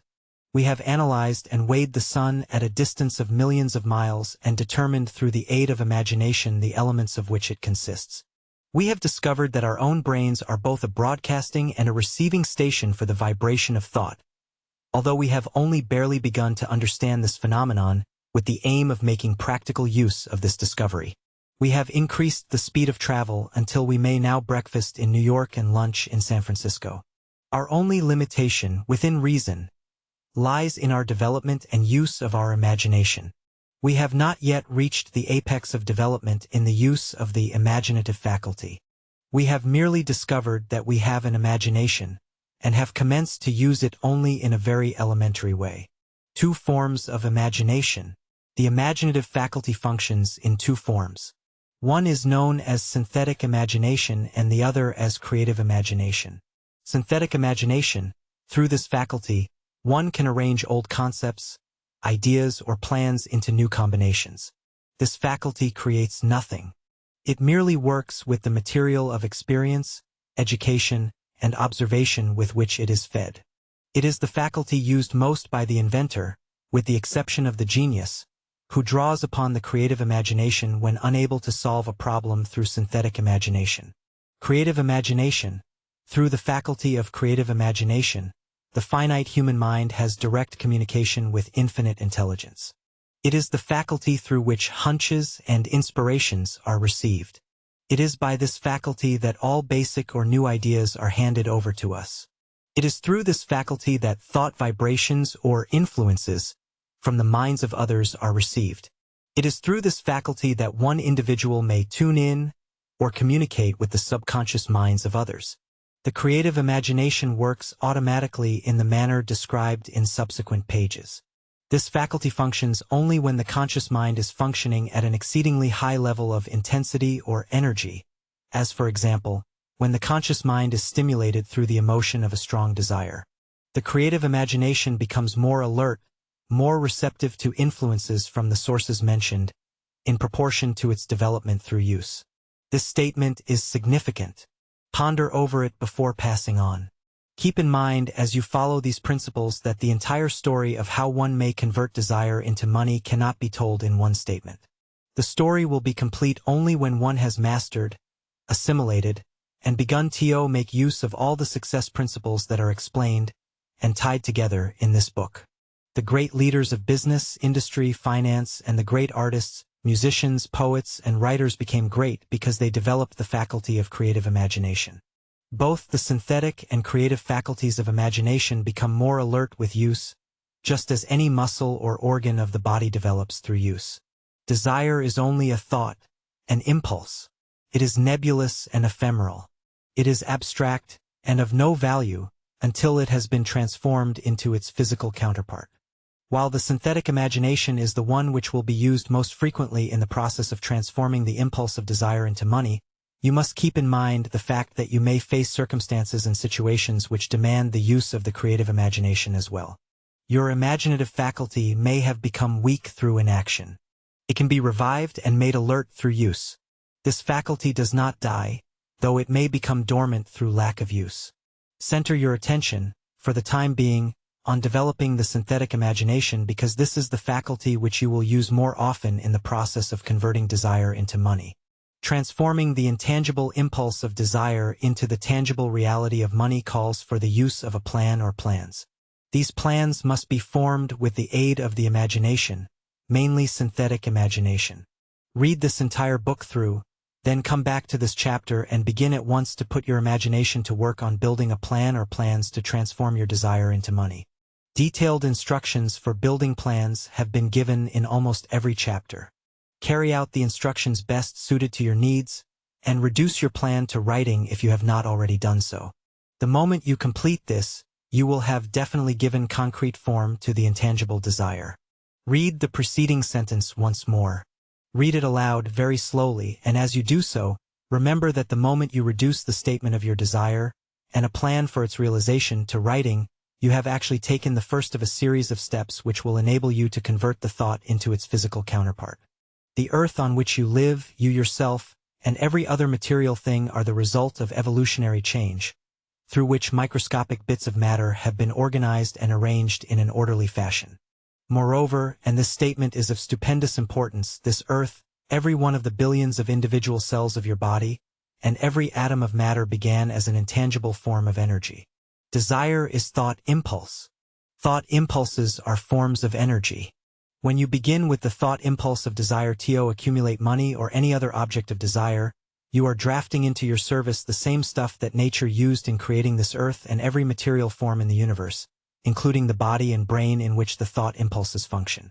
As far as science has been able to determine, the entire universe consists of but two elements, matter and energy. Through the combination of energy and matter has been created everything which we can perceive, from the largest star which floats in the heavens down to and including ourselves. You are now engaged in the task of trying to profit by nature's method. You are, sincerely and earnestly, we hope, trying to adapt yourself to nature's laws by endeavoring to convert desire into its physical or monetary equivalent. You can do it. It has been done before. You can build a fortune through the aid of laws which are immutable. But first you must become familiar with these laws and learn to use them.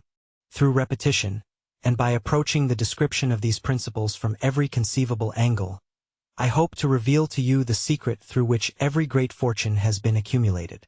Strange and paradoxical as it may seem, the secret is not a secret. Nature herself advertises it in the earth on which we live, the stars, the planets suspended within our view, in the elements above and around us, in every blade of grass, and in every form of life within our vision. Nature advertises this secret in the terms of biology, in the conversion of a tiny cell so small that it may be lost on the point of a pin, into the human being now reading this line. The conversion of desire into its physical equivalent is certainly no more miraculous. Do not become discouraged if you do not fully comprehend all that has been stated. Unless you have long been a student of the mind, it is not to be expected that you will assimilate all that is in this chapter upon a first reading. But you will, in time, make good progress. The principles that follow will open the way for understanding of imagination. Assimilate that which you understand as you read this philosophy for the first time. Then when you reread and study it, you will discover that something has happened to clarify it and give you a broader understanding of the whole. Above all, do not stop nor hesitate in your study of these principles until you have read the book at least 3 times, for then you will not want to stop. How to make practical use of imagination. Ideas are the beginning points of all fortunes. Ideas are products of the imagination. Let us examine a few well-known ideas which have yielded huge fortunes, with the hope that these illustrations will convey definite information concerning the method by which imagination may be used in accumulating riches. The enchanted kettle. 50 years ago, an old country doctor drove to town, hitched his horse, quietly slipped into a drugstore by the back door, and began dickering with the young drug clerk. His mission was destined to yield great wealth to many people. It was destined to bring to the South the most far-flung benefit since the Civil War. For more than an hour, behind the prescription counter, the old doctor and the clerk talked in low tones. Then the doctor left. He went out to the buggy and brought back a large, old-fashioned kettle, a big wooden paddle, used for stirring the contents of the kettle, and deposited them in the back of the store. The clerk inspected the kettle, reached into his inside pocket, took out a roll of bills, and handed it over to the doctor. The roll contained exactly $500, the clerk's entire savings. The doctor handed over a small slip of paper on which was written a secret formula. The words on that small slip of paper were worth a king's ransom. But not to the doctor. Those magic words were needed to start the kettle to boiling. But neither the doctor nor the young clerk knew what fabulous fortunes were destined to flow from that kettle. The old doctor was glad to sell the outfit for $500. The money would pay off his debts and give him freedom of mind. The clerk was taking a big chance by staking his entire life's savings on a mere scrap of paper and an old kettle. He never dreamed his investment would start a kettle to overflowing with gold that would surpass the miraculous performance of Aladdin's lamp. What the clerk really purchased was an idea. The old kettle and the wooden paddle and the secret message on a slip of paper were incidental. The strange performance of that kettle began to take place after the new owner mixed with the secret instructions an ingredient of which the doctor knew nothing. Read this story carefully and give your imagination a test. See if you can discover what it was that the young man added to the secret message that caused the kettle to overflow with gold. Remember as you read that this is not a story from Arabian Nights. Here you have a story of facts, stranger than fiction, facts which began in the form of an idea. Let us take a look at the vast fortunes of gold this idea has produced. It has paid, and still pays, huge fortunes to men and women all over the world who distribute the contents of the kettle to millions of people. The old kettle is now one of the world's largest consumers of sugar, thus providing jobs of a permanent nature to thousands of men and women engaged in growing sugar cane, beets, other sugar-producing crops, and in refining and marketing sugar. The old kettle consumes millions and millions of bottles and cans each year, providing jobs to huge numbers of workers who manufacture those containers. The old kettle gives employment to an army of clerks, stenographers, copywriters, and advertising experts throughout the nation.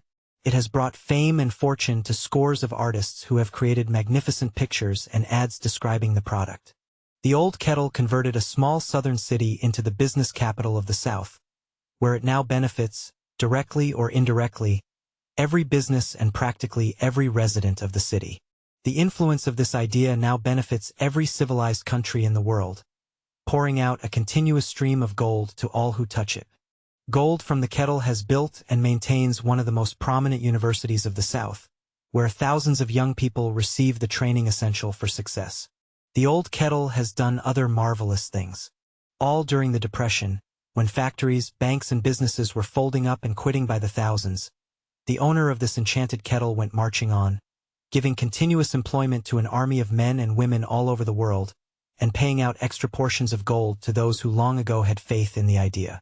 If the product of that old brass kettle could talk, it would tell thrilling tales of romance in every language. Romances of love, romances of business, romances of professional men and women who are daily being stimulated by it. I am sure of at least one such romance, for I was a part of it, and it all began not far from the very spot on which the drug clerk purchased the old kettle. It was here that I met my wife, and it was she who first told me of the enchanted kettle. It was the product of that kettle we were drinking when I asked her to accept me, for better or worse. Whoever you are, wherever you may live, whatever occupation you may be engaged in, just remember in the future, every time you see the words Coca-Cola, that its vast empire of wealth and influence grew out of a single idea, and that the mysterious ingredient which the drug clerk, Asa Candler, mixed with the secret formula was imagination. Stop and think of that for a moment. Remember also that the 13 steps to riches described in this book were the media through which the influence of Coca-Cola has been extended to every city, town, village, and crossroads of the world, and that any idea you may create, which is as sound and meritorious as Coca-Cola, has the possibility of duplicating the stupendous record of this worldwide thirst quencher. Truly, thoughts are things, and their scope of operation is the world itself. What I would do if I had $1 million. The following story proves the truth of the old saying, "Where there's a will, there's a way." It was told to me by that beloved educator and clergyman, the late Frank W. Gonzalez, who began his preaching career in the Stockyards region of South Chicago. While Dr. Gonzalez was going through college, he observed many defects in our educational system, defects which he believed he could correct if he were the head of a college. His deepest desire was to become the head of an educational institution in which young men and women would be taught to learn by doing. He made up his mind to organize a new college in which he could carry out his ideas without being handicapped by orthodox methods of education. He needed $1 million to put the project across. Where was he to lay his hands on so large a sum of money? That was the question that absorbed most of this ambitious young preacher's thought. But he couldn't seem to make any progress. Every night he took that thought to bed with him. He got up with it in the morning. He took it with him everywhere he went. He turned it over and over in his mind until it became a consuming obsession with him. $1 million is a lot of money. He recognized that fact, but he also recognized the truth that the only limitation is that which one sets up in one's own mind. Being a philosopher as well as a preacher, Dr. Gonzalez recognized, as do all who succeed in life, that definiteness of purpose is the starting point from which one must begin. He recognized, too, that definiteness of purpose takes on animation, life, and power when backed by a burning desire to translate that purpose into its material equivalent. He knew all these great truths, yet he did not know where or how to lay his hands on $1 million. The natural procedure would have been to give up and quit by saying, "Ah well, my idea is a good one, but I cannot do anything with it because I never can procure the necessary $1 million." That is exactly what the majority of people would have said. But it is not what Dr. Gonzalez said. What he said and what he did are so important that I now introduce him and let him speak for himself. One Saturday afternoon I sat in my room thinking of ways and means of raising the money to carry out my plans. For nearly 2 years I had been thinking, but I had done nothing but think. The time had come for action. I made up my mind, then and there, that I would get the necessary $1 million within a week. How? I was not concerned about that. The thing of importance was the decision to get the money within a specified time, and I want to tell you that the moment I reached a definite decision to get the money within a specified time, A strange feeling of assurance came over me such as I had never before experienced. Something inside me seemed to say, "Why didn't you reach that decision a long time ago? The money was waiting for you all the time." Things began to happen in a hurry. I called the newspapers and announced I would preach a sermon the following morning entitled, "What I Would Do If I Had $1,000,000." I went to work on the sermon immediately, but I must tell you frankly the task was not difficult because I had been preparing that sermon for almost 2 years. The spirit back of it was a part of me. Long before midnight I had finished writing the sermon. I went to bed and slept with a feeling of confidence, for I could see myself already in possession of the $1,000,000. Next morning I arose early, went into the bathroom, read the sermon, then knelt on my knees and asked that my sermon might come to the attention of someone who would supply the needed money. While I was praying, I again had that feeling of assurance that the money would be forthcoming. In my excitement, I walked out without my sermon and did not discover the oversight until I was in my pulpit and about ready to begin delivering it. It was too late to go back for my notes, and what a blessing that I couldn't go back. Instead, my own subconscious mind yielded the material I needed. When I arose to begin my sermon, I closed my eyes and spoke with all my heart and soul of my dreams. I not only talked to my audience, but I fancy I talked also to God. I told what I would do with $1,000,000 if that amount were placed in my hands. I described the plan I had in mind for organizing a great educational institution where young people would learn to do practical things and at the same time develop their minds. When I had finished and sat down, a man slowly arose from his seat, about 3 rows from the rear, and made his way toward the pulpit. I wondered what he was going to do. He came into the pulpit, extended his hand, and said, "Reverend, I liked your sermon. I believe you can do everything you said you would if you had $1,000,000. To prove that I believe in you and your sermon, if you will come to my office tomorrow morning, I will give you the $1,000,000. My name is Philip D. Armour." Young Gonzalez went to Mr. Armour's office and the $1,000,000 was presented to him. With the money, he founded the Armour Institute of Technology. That is more money than the majority of preachers ever see in an entire lifetime, yet the thought impulse back of the money was created in the young preacher's mind in a fraction of a minute. The necessary $1,000,000 came as a result of an idea. Back of the idea was a desire which young Gonzalez had been nursing in his mind for almost 2 years. Observe this important fact. He got the money within 36 hours after he reached a definite decision in his own mind to get it, and decided upon a definite plan for getting it. There was nothing new or unique about young Gonzalez vague thinking about $1,000,000 and weakly hoping for it. Others before him, and many since his time, have had similar thoughts. But there was something unique and different about the decision he reached on that memorable Saturday, when he put vagueness into the background and said definitely, "I will get that money within a week." God seems to throw himself on the side of people who know exactly what they want, if they are determined to get just that. Moreover, the principle through which Dr. Gonzalez got his $1,000,000 is still alive. It is available to you. This universal law is as workable today as it was when the young preacher made use of it so successfully. This book describes, step by step, the 13 elements of this great law and suggests how they may be put to use.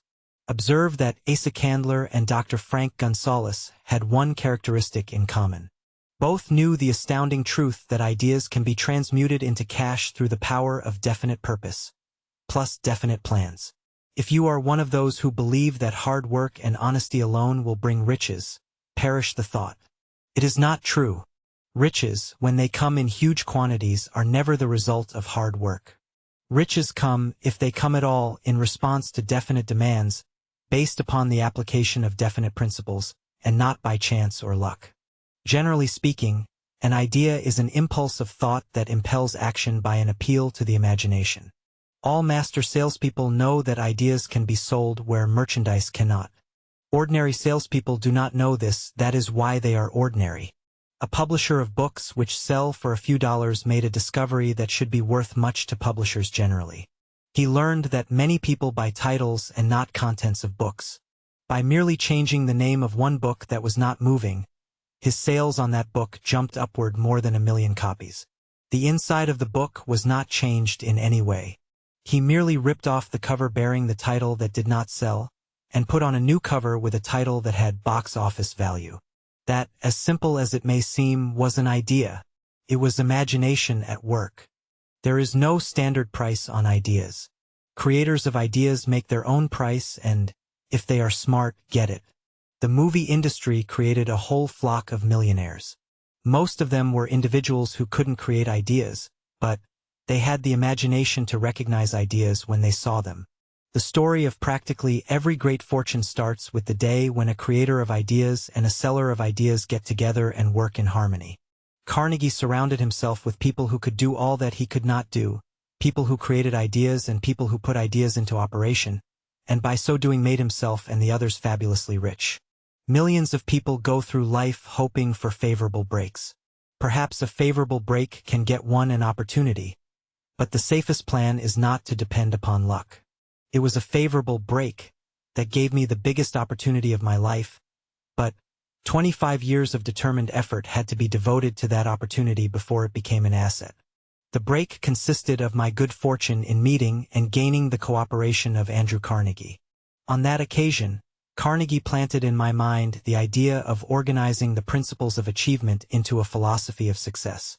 Thousands of people have profited by the discoveries made in the 25 years of research, and numerous fortunes have been accumulated through the application of the philosophy. The beginning was simple. It was an idea which anyone might have developed.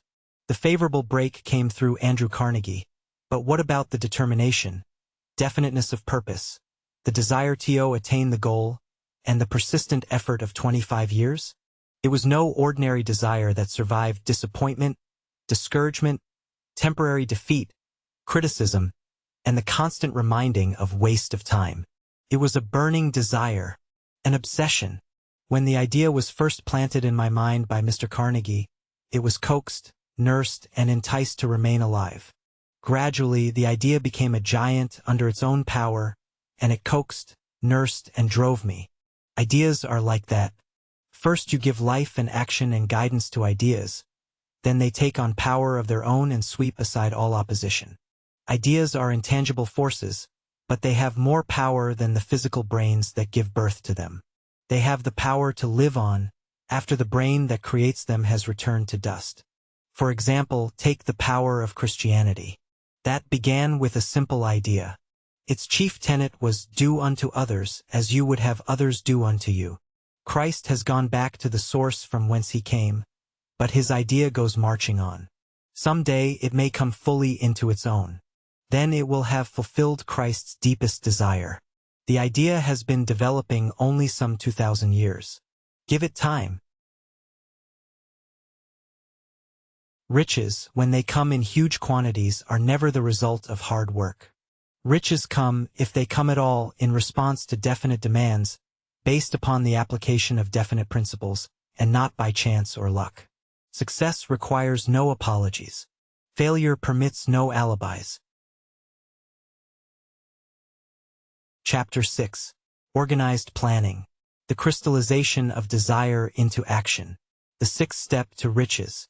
You have learned that everything worthwhile that an individual creates or acquires begins in the form of desire, and that the first step of desire's journey from the abstract to the concrete is into the workshop of the imagination, where plans for desire's transition are created and organized. In Chapter 1 you were instructed to take 6 definite, practical actions as your first move in translating the desire for money into its monetary equivalent. One of these steps is the formation of a definite, practical plan or plans through which this transformation may be made. You will now be instructed on how to build plans which will be practical, namely, ally yourself with a group of as many people as you may need to create and carry out your plan or plans for the accumulation of money. To do this, you will make use of the mastermind principle, which is described in Chapter 9. Compliance with this instruction is absolutely essential. Do not neglect it. Before forming your mastermind alliance, decide what advantages and benefits you may offer the individual members of your group in return for their cooperation. No one will work indefinitely without some form of compensation. No intelligent person will either request or expect another to work without adequate compensation, although this may not always be in the form of money. Arrange to meet with the members of your mastermind group at least twice a week, and more often if possible, until you have jointly perfected the necessary plan or plans for the accumulation of money. D. Maintain perfect harmony between yourself and every member of your mastermind group. If you fail to carry out this instruction to the letter, you may expect to meet with failure. The mastermind principle cannot obtain where perfect harmony does not prevail. Keep in mind these two facts. First, you are engaged in an undertaking of major importance to you. To be sure of success, you must have plans which are faultless. Second, you must have the advantage of the experience, education, native ability, and imagination of other minds. This is in harmony with the methods followed by every person who has accumulated a great fortune. No individual has sufficient experience, education, native ability, and knowledge to ensure the accumulation of a great fortune without the cooperation of other people. Every plan you adopt in your endeavor to accumulate wealth should be the joint creation of yourself and every other member of your mastermind group. You may originate your own plans, either in whole or in part, but see that those plans are checked and approved by the members of your mastermind alliance. If the first plan which you adopt does not work successfully, replace it with a new plan. If this new plan fails to work, replace it in turn with still another, and so on until you find a plan which does work. Right here is the point at which the majority of people meet with failure because of their lack of persistence in creating new plans to take the place of those which fail. The most intelligent individual cannot succeed in accumulating money, or in any other undertaking, without plans which are practical and workable. Just keep this fact in mind and remember, when your plans fail, that temporary defeat is not permanent failure. It may only mean that your plans have not been sound. Build other plans. Start over again. Thomas A. Edison failed 10,000 times before he perfected the incandescent electric light bulb. That is, he met with temporary defeat 10,000 times before his efforts were crowned with success. Temporary defeat should mean only one thing, the certain knowledge that there is something wrong with your plan. Millions of people go through life in misery and poverty because they lack a sound plan through which to accumulate a fortune. Henry Ford accumulated a fortune not because of his superior mind, but because he adopted and followed a plan which proved to be sound. 1,000 individuals could be pointed out, each with a better education than Ford's, yet each of whom lives in poverty because he or she does not possess the right plan for the accumulation of money. Your achievement can be no greater than your plans are sound. That may seem to be an axiomatic statement, but it is true, and no one is ever whipped until that person quits, in his or her own mind. This fact will be repeated many times because it is so easy to take the count at the first sign of defeat. James J. Hill met with temporary defeat when he first endeavored to raise the necessary capital to build a railroad from the east to the west, but he, too, turned defeat into victory through new plans. Henry Ford met with temporary defeat, not only at the beginning of his automobile career, but after he had gone far toward the top. He created new plans and went marching on to financial victory. We see people who have accumulated great fortunes, but we often recognize only their triumph, overlooking the temporary defeats which they had to surmount before arriving. No follower of this philosophy can reasonably expect to accumulate a fortune without experiencing temporary defeat. When defeat comes, accept it as a signal that your plans are not sound. Rebuild those plans, and set sail once more toward your coveted goal. If you give up before your goal has been reached, you are a quitter. A quitter never wins, and a winner never quits. Lift this sentence out, write it on a piece of paper in letters an inch high, and place it where you will see it every night before you go to sleep and every morning before you go to work. When you begin to select members for your mastermind group, endeavor to select those who do not take defeat seriously. Some people foolishly believe that only money can make money. This is not true. Desire, transmuted into its monetary equivalent, through the principles laid down here, is the agency through which money is made. Money of itself is nothing but inert matter. It cannot move, think, or talk, but it can hear when a person who desires it calls it to come. Planning the sale of services. The remainder of this chapter is given over to a description of ways and means of marketing personal services. The information here conveyed will be of practical help to any person having any form of personal services to market, but it will be of priceless benefit to those who aspire to leadership in their chosen occupations. Intelligent planning is essential for success in any undertaking designed to accumulate riches.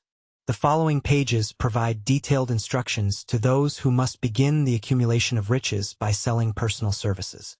It should be encouraging to know that practically all the great fortunes began in the form of compensation for personal services or from the sale of ideas. What else, except ideas and personal services, would one who owns little property have to give in return for riches? Broadly speaking, there are two types of people in the world. One type is known as leaders and the other as followers. Decide at the outset whether you intend to become a leader in your chosen calling or remain a follower. The difference in compensation is vast. The follower cannot reasonably expect the compensation to which a leader is entitled, although many followers make the mistake of expecting such pay. It is no disgrace to be a follower. On the other hand, it is no credit to remain a follower. Most great leaders began in the capacity of followers. They became great leaders because they were intelligent followers. With few exceptions, the person who cannot follow a leader intelligently cannot become an efficient leader. The person who can follow a leader most efficiently is usually the one who develops into leadership most rapidly. An intelligent follower has many advantages, among them the opportunity to acquire knowledge from his or her leader. The 11 major factors of leadership. The following are important attributes of leadership. Unwavering courage based upon knowledge of self and of one's occupation. No follower wishes to be dominated by a leader who lacks self-confidence and courage. No intelligent follower will be dominated by such a leader very long. Self-control. The person who lacks self-control can never control others. Self-control sets a mighty example for one's followers, which the more intelligent will emulate. A keen sense of justice. Without a sense of fairness and justice, no leader can command and retain the respect of his or her followers.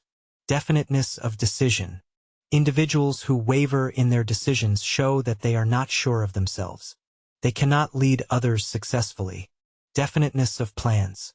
Successful leaders must plan their work and work their plan. Leaders who move by guesswork without practical, definite plans are comparable to a ship without a rudder. Sooner or later they will land on the rocks. The habit of doing more than paid for. One of the penalties of leadership is the necessity of willingness, upon the part of leaders, to do more than they require of their followers. A pleasing personality. No slovenly, careless person can become a successful leader. Leadership calls for respect. Followers will not respect a leader who does not grade high on all of the factors of a pleasing personality. Sympathy and understanding. Successful leaders must be in sympathy with their followers. Moreover, they must understand them and their problems.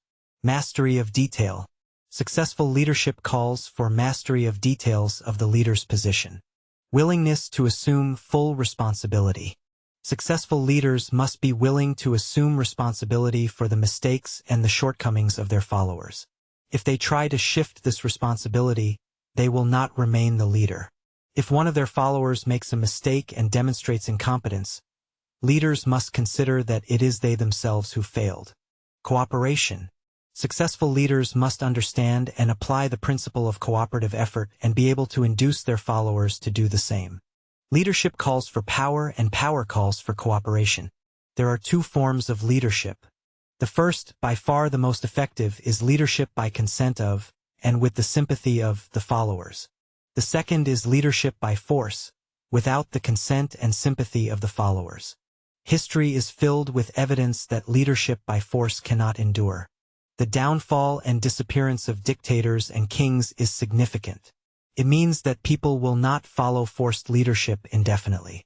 The world has just entered a new era of relationship between leaders and followers, which very clearly calls for new leaders and a new brand of leadership in business and industry. Those who belong to the old school of leadership by force must acquire an understanding of the new brand of leadership, cooperation, or be relegated to the rank and file of the followers. There is no other way out for them.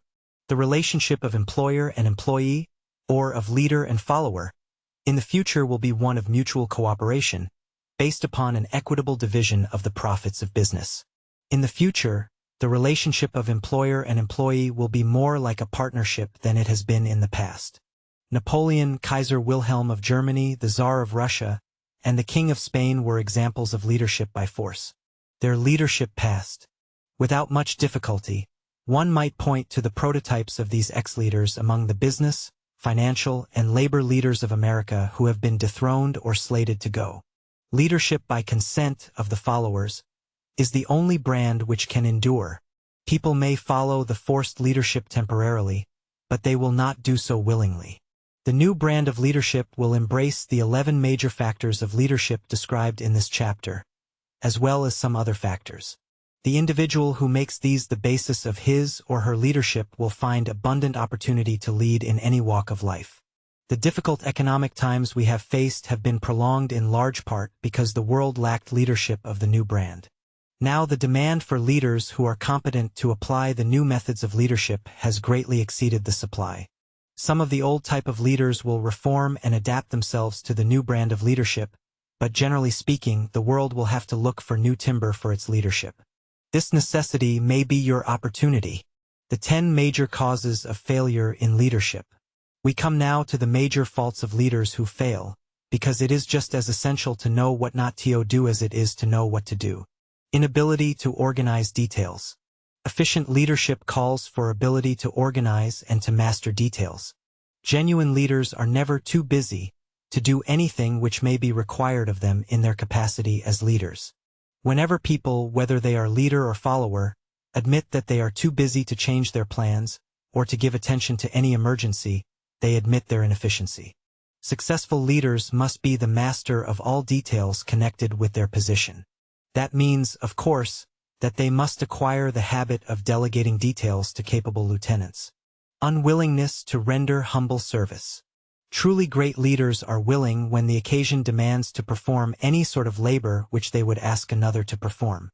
The greatest among ye shall be the servant of all, is a truth which all able leaders observe and respect. Expectation of pay for what they know, instead of what they do with that which they know. The world does not pay people for that which they know. It pays them for what they do or induce others to do. Fear of competition from followers. Leaders who fear that one of their followers may take their position are practically sure to realize that fear sooner or later. Able leaders train understudies to whom they may delegate, at will, any of the details of their position. Only in this way can leaders multiply themselves and prepare themselves to be at many places and give attention to many things at one time. It is an eternal truth that people receive more pay for their ability to get others to perform than they could possibly earn by their own efforts. Efficient leaders may, through their knowledge of their job and the magnetism of their personality, greatly increase the efficiency of others and induce them to render more service and better service than they could render without the leader's aid. Lack of imagination. Without imagination, leaders are incapable of meeting emergencies and of creating plans by which to guide their followers efficiently. Selfishness. Leaders who claim all the honor for the work of their followers are sure to be met by resentment. Great leaders claim none of the honors. They are contented to see the honors, when there are any, go to their followers because they know that most people will work harder for commendation and recognition than they will for money alone. Intemperance. Followers do not respect an intemperate leader. Moreover, intemperance in any of its various forms destroys the endurance and the vitality of all who indulge in it. Disloyalty. Perhaps this should have come at the head of the list. Leaders who are not loyal to their trust and to their associates, those above and those below, cannot long maintain their leadership. Disloyalty marks one as being less than the dust of the earth, and brings down on one's head the contempt he or she deserves. Lack of loyalty is one of the major causes of failure in every walk of life. Overemphasis on the authority of leadership. Efficient leaders lead by encouraging and not by trying to instill fear in the hearts of their followers. Leaders who try to impress their followers with their authority come within the category of leadership by force. If leaders are real leaders, they will have no need to advertise that fact except by their conduct, their sympathy, understanding, fairness, and a demonstration that they know their job. Overemphasis on title. Competent leaders require no title to give them the respect of their followers. The individual who makes too much over his or her title generally has little else to emphasize. The doors to the office of real leaders are open to all who wish to enter, and their working quarters are free from formality or ostentation. These are among the more common of the causes of failure in leadership. Any one of these faults is sufficient to induce failure. Study the list carefully if you aspire to leadership, and make sure that you are free of these faults. Some fertile fields in which new leadership will be required. Before leaving this chapter, your attention is called to a few of the fertile fields in which there has been a decline of leadership and in which the new type of leader may find an abundance of opportunity. First, in the field of politics there is a most insistent demand for new leaders, a demand which indicates nothing less than an emergency. The majority of politicians have seemingly become high-grade, legalized racketeers. They have increased taxes and debauched the machinery of industry and business until the people can no longer stand the burden. Second, the banking business is undergoing a reform. The leaders in this field have almost entirely lost the confidence of the public. Already the bankers have sensed the need of reform, and they have begun it. Third, industry calls for new leaders. The old type of leaders thought and moved in terms of dividends instead of thinking and moving in terms of human equations. Future leaders in industry, to endure, must regard themselves as quasi-public officials whose duty it is to manage their trust in such a way that it will work hardship on no individual or group of individuals. Exploitation of working people is a thing of the past. Let the man or woman who aspires to leadership in the field of business, industry, and labor remember this. Fourth, religious leaders of the future must give more attention to the temporal needs of their followers in the solution of their present economic and personal problems, and less attention to the dead past and the yet unborn future. Fifth, in the professions of law, medicine, and education, a new brand of leadership, and to some extent new leaders, will become a necessity. This is especially true in the field of education. The leader in that field must in the future find ways and means of teaching people how to apply the knowledge they receive in school. The educator must deal more with practice and less with theory. Sixth, new leaders will be required in the field of journalism. Newspapers of the future, to be operated successfully, must be divorced from special privilege and relieved from the subsidy of advertising. They must cease to be organs of propaganda for the interests which patronize their advertising columns. The type of newspaper which publishes scandal and lewd pictures will eventually go the way of all forces which debauch the human mind.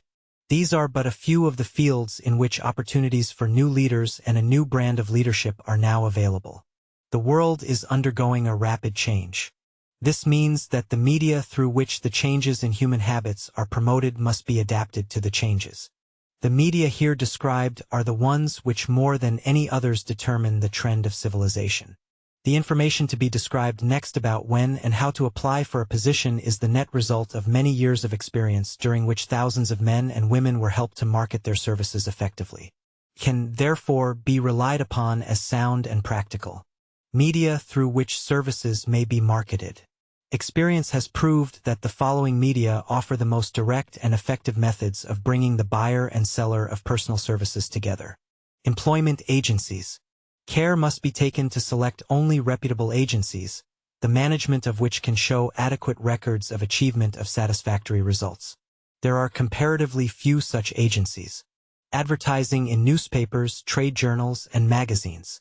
Classified advertising may usually be relied upon to produce satisfactory results in the case of those who apply for clerical or ordinary salaried positions. Display advertising is more desirable in the case of those who seek executive connections. The copy should be prepared by an expert who understands how to inject sufficient selling qualities to produce replies. Personal letters of application, directed to particular firms or individuals most apt to need such services as are being offered. Letters should be neatly typed, always, and signed by hand with a bold signature. With the letter should be sent a complete brief or outline of the applicant's qualifications. Both the letter of application and the resume of experience or qualifications should be prepared by an expert, or be of the same quality and appearance as one prepared by an expert. See instructions as to information to be supplied.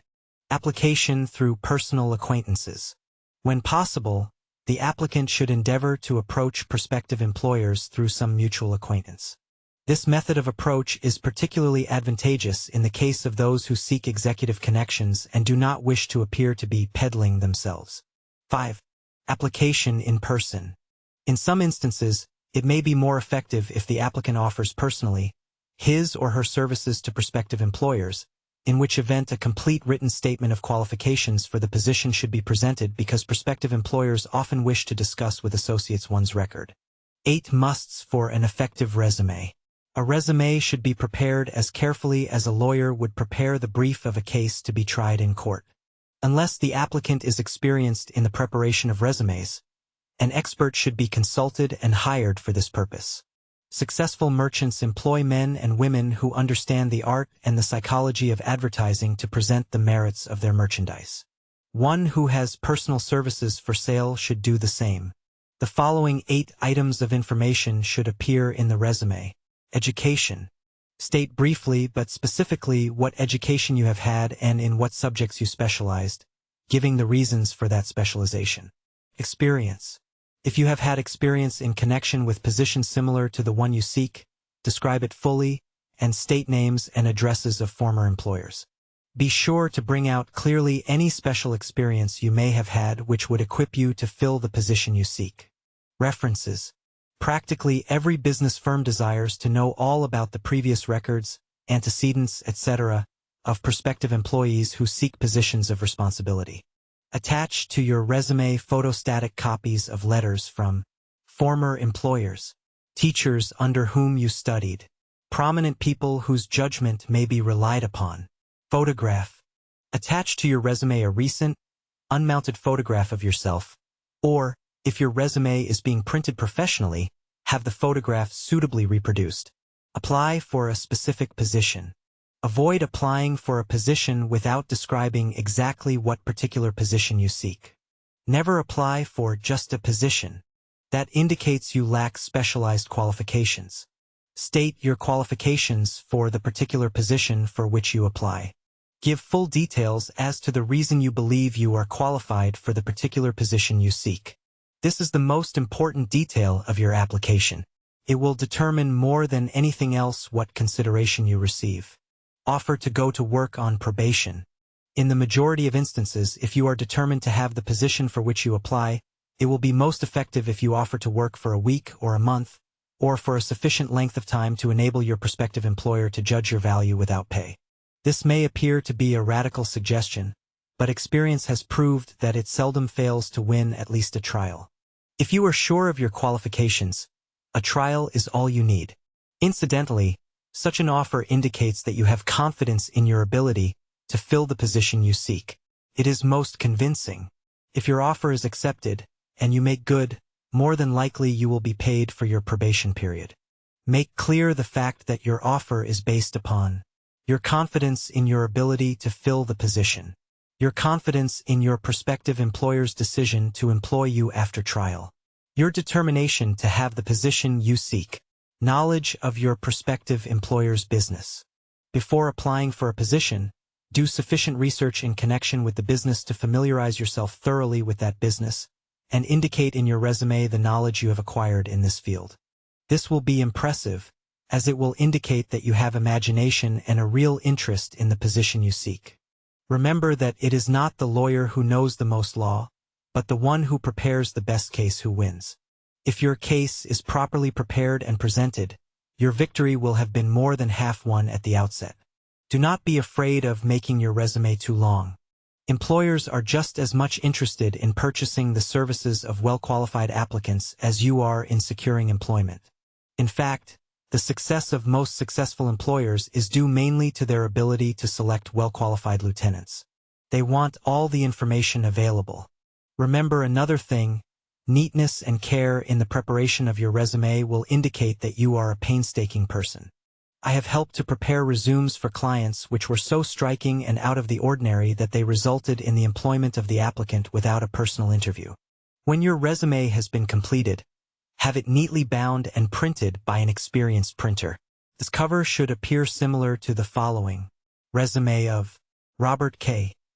Smith, applying for the position of assistant manager at the blank company incorporated. This personal touch is sure to command attention. Have your resume neatly typed or printed on the finest paper you can obtain and then suitably bound or placed in an appropriate presentation folder. The cover should, of course, be changed and the proper firm name and job title inserted if it is to be shown to more than one company. Your photograph should be pasted or printed on one of the pages of your resume. Follow these instructions to the letter, improving upon them wherever your imagination suggests. Successful salespeople groom themselves with care. They understand that first impressions are lasting. Your resume is your sales representative. Give it a good suit of clothes so it will stand out in bold contrast to anything your prospective employer ever saw in the way of an application for a position. If the position you seek is worth having, it is worth going after with care. Moreover, if you sell yourself to employers in a manner that impresses them with your individuality, you may very well receive more money for your services from the very start than you would if you applied for employment in the usual way. If you seek employment through an employment agency, make sure they use copies of your resume, or produce and provide one that meets all the above criteria in marketing your services. This will help to gain preference for you both with the agency and prospective employers. How to get the exact position you desire. Everyone enjoys doing the kind of work for which they are best suited. An artist loves to work with paints, a craftsman with his or her hands, a writer loves to write. Those with less definite talents have their preferences for certain fields of business or industry. If America does anything well, it offers a full range of occupations, from tilling the soil and manufacturing to marketing, commerce, and the professions. Here are 7 actions to take to guarantee yourself the exact position you wish.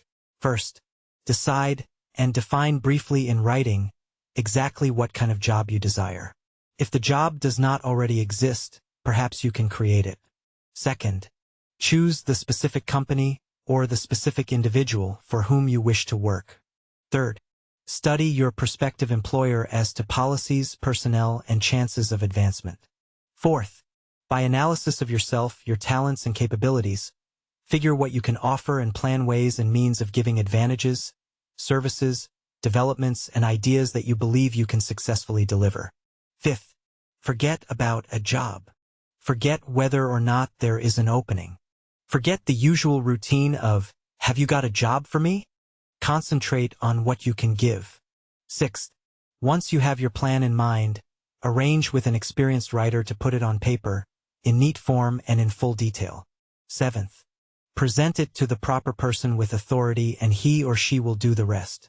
Every company is looking for people who can give something of value, whether it be ideas, services, or connections. Every company has room for the individual who has a definite plan of action which is to the advantage of that company.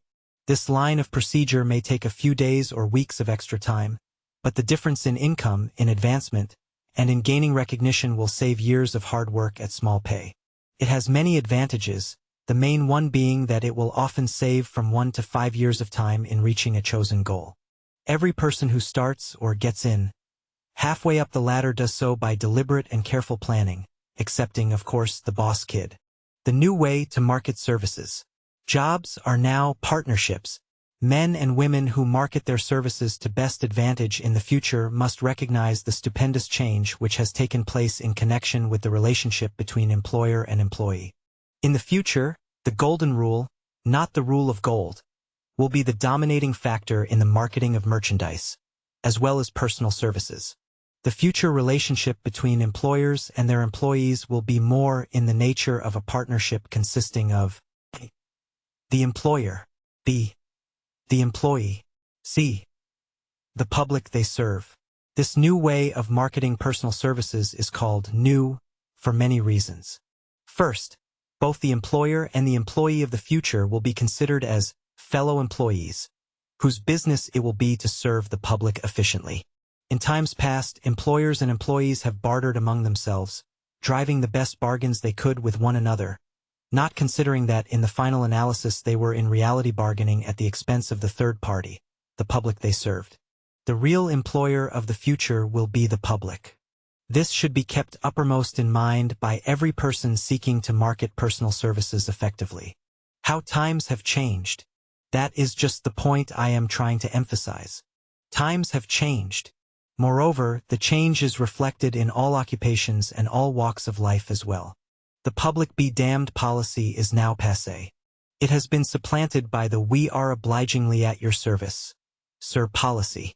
Courtesy and service are the watchwords of merchandising today, and they apply to the person who is marketing personal services even more directly than to the employer whom he or she serves because, in the final analysis, both the employer and the employee are employed by the public they serve. If they fail to serve well, they pay by the loss of their privilege of serving. During the Depression, I spent several months in the anthracite coal region of Pennsylvania, studying conditions which all but destroyed the coal industry. Among several very significant discoveries was the fact that greed on the part of operators and their employees was the chief cause of the loss of business for the operators and loss of jobs for the miners. Through the pressure of a group of overzealous labor leaders representing the employees, and the greed for profits on the part of the operators, the anthracite business suddenly dwindled. The coal operators and their employees drove sharp bargains with one another, adding the cost of the bargaining to the price of the coal until finally they discovered they had built up a wonderful business for the manufacturers of oil-burning outfits and the producers of crude oil. The wages of sin is death.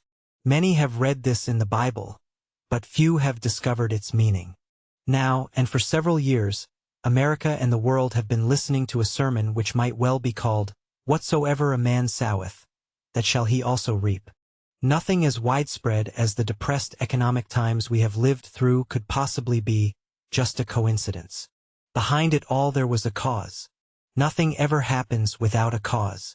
In the main, the cause here is traceable directly to the economic habit of trying to reap without sowing. This should not be mistaken to mean that these tough economic times represent a crop which we are being forced to reap without having sown. The trouble is that we sowed the wrong sort of seed. All farmers know they cannot sow the seed of thistles and reap a harvest of grain. For a very long period, the people of America and some other lands began to sow the seed of service which was inadequate in both quality and quantity. Nearly everyone was engaged in the pastime of trying to get without giving. This whole issue is brought to the attention of those who have personal services to market, to show that we are where we are and what we are because of our own conduct. If there is a principle of cause and effect which controls business, finance, and transportation, this same principle controls individuals and determines their economic status. What is your QQS rating? The causes of success in marketing services effectively and permanently have been clearly described. Unless those causes are studied, analyzed, understood, and applied, no one can market personal services effectively and permanently. Every individual must sell his or her services. The quality and the quantity of service rendered, and the spirit in which it is rendered, determine to a large extent the price and the duration of employment. To market personal services effectively, which means a permanent market, at a satisfactory price, under pleasant conditions, one must adopt and follow the QQS formula, quality plus quantity, plus the proper spirit of cooperation equals perfect salesmanship of service. Remember the QQS formula, but do more. Apply it as a habit. Let us analyze the formula to make sure we understand exactly what it means. Quality of service shall be construed to mean the performance of every detail in connection with your position in the most efficient manner possible, with the object of greater efficiency always in mind. Quantity of service shall be understood to mean the habit of rendering all the service of which you are capable, at all times, with the purpose of increasing the amount of service rendered as greater skill is developed through practice and experience. Emphasis is again placed on the word habit. Spirit of service shall be construed to mean the habit of agreeable, harmonious conduct which will induce cooperation from associates and fellow employees.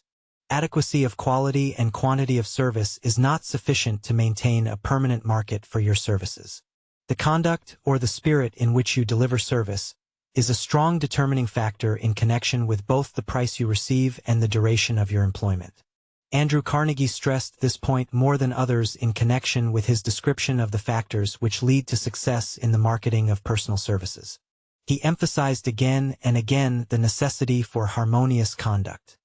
He stressed the fact that he would not retain any person, no matter how great a quantity or how efficient the quality of that person's work, unless the individual worked in a spirit of harmony. Mr. Carnegie insisted upon people being agreeable. To prove that he placed a high value upon this quality, he permitted many individuals who conformed to his standards to become very wealthy. Those who did not conform had to make room for others. The importance of a pleasing personality has been stressed because it is a factor which enables one to render service in the proper spirit. If one has a personality which pleases and renders service in a spirit of harmony, these assets often make up for deficiencies in both the quality and the quantity of service one renders. Nothing, however, can be successfully substituted for pleasing conduct. The capital value of your services. The person whose income is derived entirely from the sale of personal services is no less a merchant than the person who sells goods or products, and it might well be added that such a person is subject to exactly the same rules of conduct as the merchant who sells merchandise. This has been emphasized because the majority of people who live by the sale of personal services make the mistake of considering themselves free from the rules of conduct and the responsibilities which are attached to those who are engaged in marketing goods and products. The new way of marketing services has practically forced both employer and employee into partnership alliances, through which both take into consideration the rights of the third party, the public they serve. The day of the go-getter has passed. The go-getter has been supplanted by the go-giver. High-pressure methods in business finally blew the lid off. There will never be the need to put the lid back on because in the future business will be conducted by methods that will require no pressure. The actual capital value of your brains may be determined by the amount of income you can produce by marketing your services. A fair estimate of the capital value of your services may be made by multiplying your annual income by 16 2/3 or 16.667, as it is reasonable to estimate that your annual income represents approximately 6% of your capital value. Money is worth no more than brains. It is often worth much less. Competent brains, if effectively marketed, represent a much more desirable form of capital than that which is required to conduct a business dealing in goods and products because brains are a form of capital which cannot be permanently depreciated through economic depressions and cannot be stolen or spent. Moreover, the money which is essential for the conduct of business is as worthless as a sand dune until it has been mixed with efficient brains. The 30 major causes of failure. How many of these are holding you back? Life's greatest tragedy consists of men and women who earnestly try and fail. The tragedy lies in the overwhelmingly large majority of people who fail as compared to the few who succeed. I have had the privilege of analyzing several thousand men and women, 98% of whom were classed as failures. There is something radically wrong with a civilization and a system of education which permit 98% of the people to go through life as failures. But I did not write this book for the purpose of moralizing on the rights and wrongs of the world. That would require a book 100 times the size of this one. My research and analysis proved that there are 30 major reasons for failure and 13 major principles, the 13 steps to riches, through which people accumulate fortunes. In this chapter, a description of the 30 major causes of failure will be given. As you go over the list, check yourself by it point by point for the purpose of discovering how many of these causes of failure stand between you and success. Unfavorable hereditary background. There is but little, if anything, which can be done for people who are born with a deficiency in brain power. The Think and Grow Rich philosophy offers but one method of bridging this weakness, through the aid of the mastermind. Observe with profit, however, that this is the only one of the 30 causes of failure which may not be easily corrected by any individual. Lack of a well-defined purpose in life. There is no hope of success for the person who does not have a central purpose or definite goal at which to aim. At least 98 out of every 100 of those people whom I have analyzed had no such aim. Perhaps this was the major cause of their failure. Lack of ambition to aim above mediocrity. We offer no hope for the person who is so indifferent as not to want to get ahead in life, and who is not willing to pay the price. Insufficient education. This is a handicap which may be overcome with comparative ease. Experience has proven that the best educated people are often those who are known as self-made or self-educated. It takes more than a college degree to make one a person of education. Any person who is educated is one who has learned to get whatever he or she wants in life without violating the rights of others. Education consists not so much of knowledge, but of knowledge effectively and persistently applied. People are paid not merely for what they know, but more particularly for what they do with that which they know. Lack of self-discipline. Discipline comes through self-control. This means that one must control all negative qualities. Before you can control conditions, you must first control yourself. Self-mastery is the hardest job you will ever tackle. If you do not conquer self, you will be conquered by self. You may see at one and the same time both your best friend and your greatest enemy by stepping in front of a mirror. Ill health. No person may enjoy outstanding success without good health. Many of the causes of ill health are subject to mastery and control. These in the main are overeating of foods that are not nutritious and conducive to good health, wrong habits of thought, giving expression to negatives, wrong use of and overindulgence in sex, inadequate physical exercise, an inadequate supply of fresh air, resulting from improper breathing, unfavorable environmental influences during childhood. As the twig is bent, so shall the tree grow. Most people who have criminal tendencies acquire them as the result of bad environment and improper associates during childhood. Procrastination. This is one of the most common causes of failure. Old man procrastination stands within the shadow of every human being, awaiting his opportunity to spoil one's chances of success.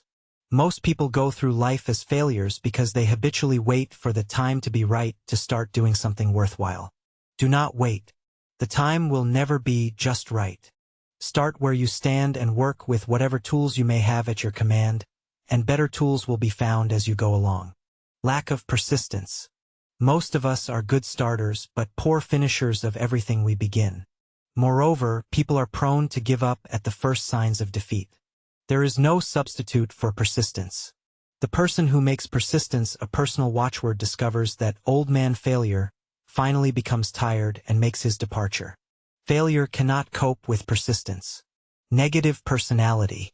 There is no hope of success for the person who repels people through a negative personality.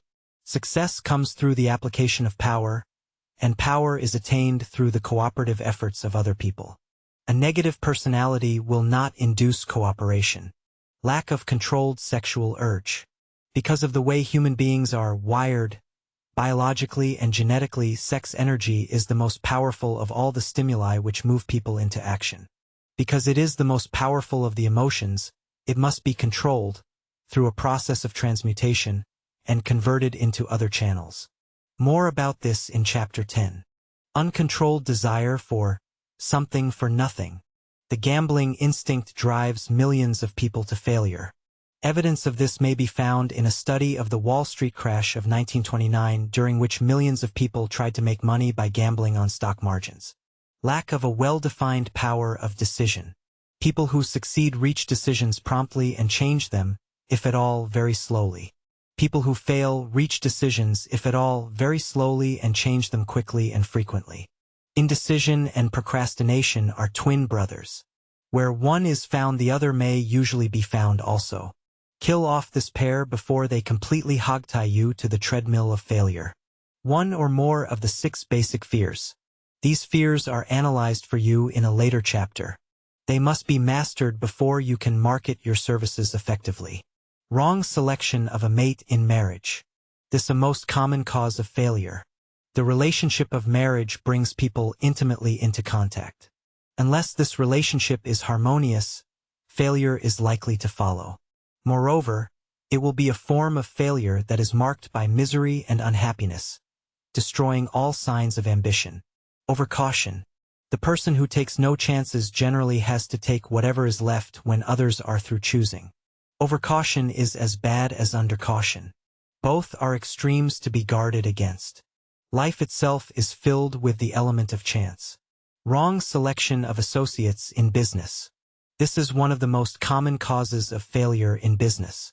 In marketing personal services, one should use great care to select an employer who will be an inspiration and who is intelligent and successful. We emulate those with whom we associate most closely. Pick an employer who is worth emulating. Superstition and prejudice. Superstition is a form of fear. It is also a sign of ignorance. People who succeed keep open minds and are afraid of nothing. Wrong selection of a vocation. No one can succeed in a line of endeavor which he or she does not like. The most essential step in the marketing of personal services is that of selecting an occupation into which you can throw yourself wholeheartedly. Lack of concentration of effort. The jack of all trades is seldom good at any. Concentrate all of your efforts on one definite chief aim. The habit of indiscriminate spending. Spendthrifts cannot succeed mainly because they stand eternally in fear of poverty. Form the habit today of systematic saving by putting aside a definite percentage of your monthly income. 15% to 20% is ideal. If difficult, 5% is an absolute minimum. Money in the bank gives one a very safe foundation of courage when bargaining for the sale of personal services. Without money, one must take what one is offered and be glad to get it. Lack of enthusiasm. Without enthusiasm, one cannot be convincing. Moreover, enthusiasm is contagious, and the person who has it under control is generally welcome in any group of people. Intolerance. The person with a closed mind on any subject seldom gets ahead. Intolerance means that one has stopped acquiring knowledge. The most damaging forms of intolerance are those connected with religious, racial, and political differences of opinion. Intemperance. The most damaging forms of intemperance are connected with eating, strong drink, drugs, and sexual activities. Overindulgence in any of these is fatal to success. Inability to cooperate with others. More people lose their positions and their big opportunities in life because of this fault than for all other reasons combined. It is a fault which no well-informed business person or leader will tolerate. Possession of power that was not acquired through self-effort. For example, sons and daughters of wealthy families and others who inherit money which they did not earn. Power in the hands of one who did not acquire it gradually is often fatal to success. Quick riches are more dangerous than poverty. Intentional dishonesty. There is no substitute for honesty. One may be temporarily dishonest, by force of circumstances over which one has no control, without permanent damage. But there is no hope for those who are dishonest by choice. Sooner or later, their deeds will catch up with them, and they will pay by loss of reputation and perhaps even loss of liberty. Egotism and vanity. These qualities serve as red lights which warn others to keep away. They are fatal to success. Guessing instead of thinking. Most people are too indifferent or lazy to acquire facts with which to think accurately. They prefer to act on opinions created by guesswork or snap judgments. Lack of capital. This is a common cause of failure among those who start out in business for the first time without sufficient reserve of capital to absorb the shock of their mistakes, and to carry them over until they have established a reputation. Here, name any particular cause of failure from which you have suffered that has not been included in the foregoing list. In the list of 30 or 31 major causes of failure is found a description of the tragedy of life, which obtains for practically every person who tries and fails. It will be helpful if you can induce someone who knows you well to go over this list with you and help you analyze yourself for the 30 causes of failure. It may be beneficial if you try this alone. Most people cannot see themselves as others see them. You may be one who cannot. The oldest of admonitions is know thyself. If you market merchandise successfully, you must know the merchandise. The same is true in marketing personal services. You should know all of your weaknesses in order that you may either bridge them or eliminate them entirely. You should know your strengths in order that you may call attention to them when selling your services. You can know yourself only through accurate analysis. The folly of ignorance in connection with self was displayed by a young man who applied to the manager of a well-known business for a position. He made a very good impression until the manager asked him what salary he expected. He replied that he had no fixed sum in mind, lack of a definite aim. The manager then said, "We will pay you all you are worth after we try you out for a week." "I will not accept it," the applicant replied, "because I am getting more than that where I am now employed. Before you even start to negotiate for a readjustment of your salary in your present position or seek employment elsewhere, be sure that you are worth more than you now receive. It is one thing to want money, everyone wants more, but it is something entirely different to be worth more. Many people mistake their wants for their just dues. Your financial requirements or wants have nothing whatever to do with your worth. Your value is established entirely by your ability to render useful service or your capacity to induce others to render such service. Take inventory of yourself. 28 questions you should answer. Annual self-analysis is an essential in the effective marketing of personal services, as is annual inventory in merchandising. Moreover, the yearly analysis should disclose a decrease in faults and an increase in virtues. One goes ahead, stands still, or goes backward in life. One's object should be, of course, to go ahead. Annual self-analysis will disclose whether advancement has been made, and if so, how much. It will also disclose any backward steps one may have made. The effective marketing of personal services requires one to move forward even if the progress is slow. Your annual self-analysis should be made at the end of each year, so that you can include in your New Year's resolutions any improvements which the analysis indicates should be made. Take this inventory by asking yourself the following questions and by checking your answers with the aid of someone who will not permit you to deceive yourself as to their accuracy. Self-analysis questionnaire for personal inventory. Have I attained the goal which I established as my objective for this year? You should work with a definite yearly objective to be attained as a part of your major life objective. Have I delivered service of the best possible quality of which I was capable, or could I have improved any part of this service? Have I delivered service in the greatest possible quantity of which I was capable? Has the spirit of my conduct been harmonious and cooperative at all times? Have I permitted the habit of procrastination to decrease my efficiency, and if so, to what extent? Have I improved my personality, and if so, in what ways? Have I been persistent in following my plans through to completion? Have I reached decisions promptly and definitely on all occasions? Have I permitted any one or more of the 6 basic fears to decrease my efficiency? Have I been either overcautious or undercautious? Has my relationship with my associates in work been pleasant or unpleasant? If it has been unpleasant, has the fault been partly or wholly mine? Have I dissipated any of my energy through lack of concentration of effort? Have I been open-minded and tolerant in connection with all subjects? In what way have I improved my ability to render service? Have I been intemperate in any of my habits? Have I expressed either openly or secretly any form of egotism? Has my conduct toward my associates been such that it has induced them to respect me? Have my opinions and decisions been based upon guesswork or accuracy of analysis and thought? Have I followed the habit of budgeting my time, my expenses, and my income, and have I been conservative in these budgets? How much time have I devoted to unprofitable effort which I might have used to better advantage? How may I rebudget my time and change my habits so I will be more efficient during the coming year? Have I been guilty of any conduct which was not approved by my conscience? In what ways have I rendered more service and better service than I was paid to render? Have I been unfair to anyone, and if so, in what way? If I had been the purchaser of my own services for the year, would I be satisfied with my purchase? Am I in the right vocation, and if not, why not? Has the purchaser of my services been satisfied with the service I have rendered? And if not, why not? What is my present rating on the fundamental principles of success? Make this rating fairly and frankly and have it checked by someone who is courageous enough to do it accurately. Having read and assimilated the information conveyed through this chapter, you are now ready to create a practical plan for marketing your personal services. In this chapter is found an adequate description of every principle essential in planning the sale of personal services, including the major attributes of leadership, the most common causes of failure in leadership, a description of the fields of opportunity for leadership, the main causes of failure in all walks of life, and the important questions which should be used in self-analysis. This extensive and detailed presentation of accurate information has been included because it will be needed by all who must begin the accumulation of riches by marketing personal services.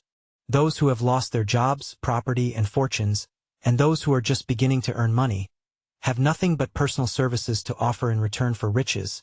Therefore, it is essential that they have available the practical information needed to market services to best advantage. The information contained in this chapter will be of great value to all who aspire to attain leadership in any calling. It will be particularly helpful to those aiming to market their services as business or industrial executives. Complete assimilation and understanding of the information here conveyed will be helpful in marketing one's own services, and it will also help one to become more analytical and capable of judging people. The information will be priceless to personnel directors and all supervisors and executives charged with the selection of employees and the maintenance of efficient organizations. If you doubt this statement, test its soundness by answering in writing the 28 self-analysis questions. That might be both interesting and profitable, even if you do not doubt the soundness of the statement. Where and how one may find opportunities to accumulate riches. Now that we have analyzed 6 of the 13 steps to riches, we naturally ask, where may one find favorable opportunities to apply these principles? Very well, let us take inventory and see what the United States of America offers the person seeking riches, great or small. To begin with, let us remember that we live in a country where every law-abiding citizen enjoys freedom of thought and freedom of deed unequaled anywhere in the world. Most of us have never taken inventory of the advantages of this freedom. We have never compared our unlimited freedom with the curtailed freedom in other countries. Here we have freedom of thought and expression, freedom in the choice and enjoyment of education, freedom of religion, freedom in politics, freedom in the choice of a business, profession or occupation, freedom to accumulate and own without molestation all the property we can accumulate, freedom to choose our place of residence, freedom in marriage, freedom through equal opportunity to all races, freedom of travel from one state to another, freedom in our choice of foods, and freedom to AIM. For any station in life for which we have prepared ourselves, even for the presidency of the United States. We have other forms of freedom, but this list will give a bird's-eye view of the most important which constitute opportunity of the highest order. This advantage of freedom is all the more conspicuous because the United States is the only country that guarantees to every citizen, whether native-born or naturalized, so broad and varied a list of freedoms. Next, let us recount some of the blessings which our widespread freedom has placed within our hands. Take the average American family, for example, the family of average income, and sum up the benefits available to every member of the family in this land of opportunity and plenty. Food. Next to freedom of thought and deed comes food, clothing, and shelter, the 3 basic necessities of life. Because of our universal freedom, the average American family has available at its very door the choicest selection of food to be found anywhere in the world, and at prices within its financial range. A family of 4, living in a small to medium-sized American city, far removed from the source of production of foods, took careful inventory of the cost of a simple breakfast, with this astonishing result. Items of food. Cost at the breakfast table. Orange juice, from Florida, 0.56. Cereal, wheat from Kansas farm, 0.44. Tea from China, 0.20. Bananas from South America, 0.28. Toasted bread, again, wheat from Kansas farm, 0.19. Fresh eggs, from regional farm, 0.18. Sugar, from Utah or Texas, 0.01. Margarine from Illinois, 0.16. Milk from local dairy, 0.74. Grand total, $2.76. Using today's prices. It is not very difficult to obtain food in a country where 4 people can have breakfast consisting of all they want or need for 69 cents apiece. Observe that this simple breakfast was gathered, by some strange form of magic, from China, South America, Utah, Kansas, and Illinois and delivered on the breakfast table, ready for consumption, in the very heart of an average American city, at a cost well within the means of the most humble laborer. The cost included all federal, state, and city taxes. B. Shelter. This family lives in a comfortable apartment, heated by natural gas, lighted with electricity with gas for cooking, all for $800 a month. In a smaller city, the same apartment could be had for as low as $685 a month. The toast they had for breakfast in the food estimate was toasted in an electric toaster which cost but $15. The apartment is cleaned with a vacuum cleaner that is run by electricity. Hot and cold water is available at all times in the kitchen and the bathroom. The food is kept cool in a refrigerator that is run by electricity. The wife curls her hair, washes the clothes and dries them with easily operated electrical equipment, on power obtained by sticking a plug into the wall. The husband shaves with an electric razor, and they receive entertainment from all over the world, 24 hours a day if they want it, without charge, by merely turning the dial of their television or radio. There are other conveniences in this apartment, but the foregoing list will give a fair idea of some of the concrete evidences of the freedom that we in America enjoy. C. Clothing. Anywhere in the United States, the woman of average clothing requirements can dress very comfortably and neatly for less than $1,500 a year, and the average man can dress for the same or less. Only the three basic necessities of food, clothing, and shelter have been mentioned. The average American citizen has other privileges and advantages available in return for modest effort, not exceeding 8 hours per day of labor. Among these is the privilege of automobile transportation, with which one can go and come at will, at relatively small cost. Average Americans have security of property rights not found in any other country in the world. They can place their surplus money in a bank with the assurance that their government will protect it and make good to them if the bank fails. If American citizens want to travel from one state to another, they need no passport, no one's permission. They may go when they please and return at will. Moreover, they may travel by private automobile, airplane, bus, train, or ship as their pocketbook permits. The miracle that has provided these blessings. We often hear politicians proclaiming the freedoms of America when they solicit votes, but seldom do they take the time or devote sufficient effort to the analysis of the source or nature of this freedom. Having no axe to grind, no grudge to express, no ulterior motives to be carried out, I have the privilege of going into a frank analysis of that mysterious, abstract, greatly misunderstood something, which gives to every citizen of America more blessings, more opportunities to accumulate wealth, and more freedom of every nature than may be found in any other country. I have the right to analyze the source and nature of this unseen power because I know and have known for more than a quarter of a century many of the persons who organized that power, and many who are now responsible for its maintenance. The name of this mysterious benefactor of humankind is capital. Capital consists not alone of money, but more particularly of highly organized, intelligent groups of individuals who plan ways and means of using money efficiently for the good of the public and profitably to themselves. These groups consist of scientists, educators, chemists, inventors, business analysts, advertising executives, transportation experts, accountants, lawyers, doctors, and both men and women who have highly specialized knowledge in all fields of industry and business. They pioneer, experiment, and blaze trails in new fields of endeavor. They support colleges, hospitals, public schools, build good roads, publish newspapers, operate television and radio stations, pay most of the cost of government, and take care of the multitudinous detail essential to human progress. Stated briefly, the capitalists are the brains of civilization because they supply the entire fabric of which all education, enlightenment, and human progress consists. Money without brains always is dangerous. Properly used, it is the most important essential of civilization. The simple breakfast described earlier could not have been delivered to that family of 4 at 69 cents each or at any other price if organized capital had not provided the machinery, the ships, the railroads, the trucks, and the huge armies of trained workers to operate them. Some slight idea of the importance of organized capital may be had by trying to imagine yourself burdened with the responsibility of collecting, without the aid of capital, and delivering to that family the simple breakfast described.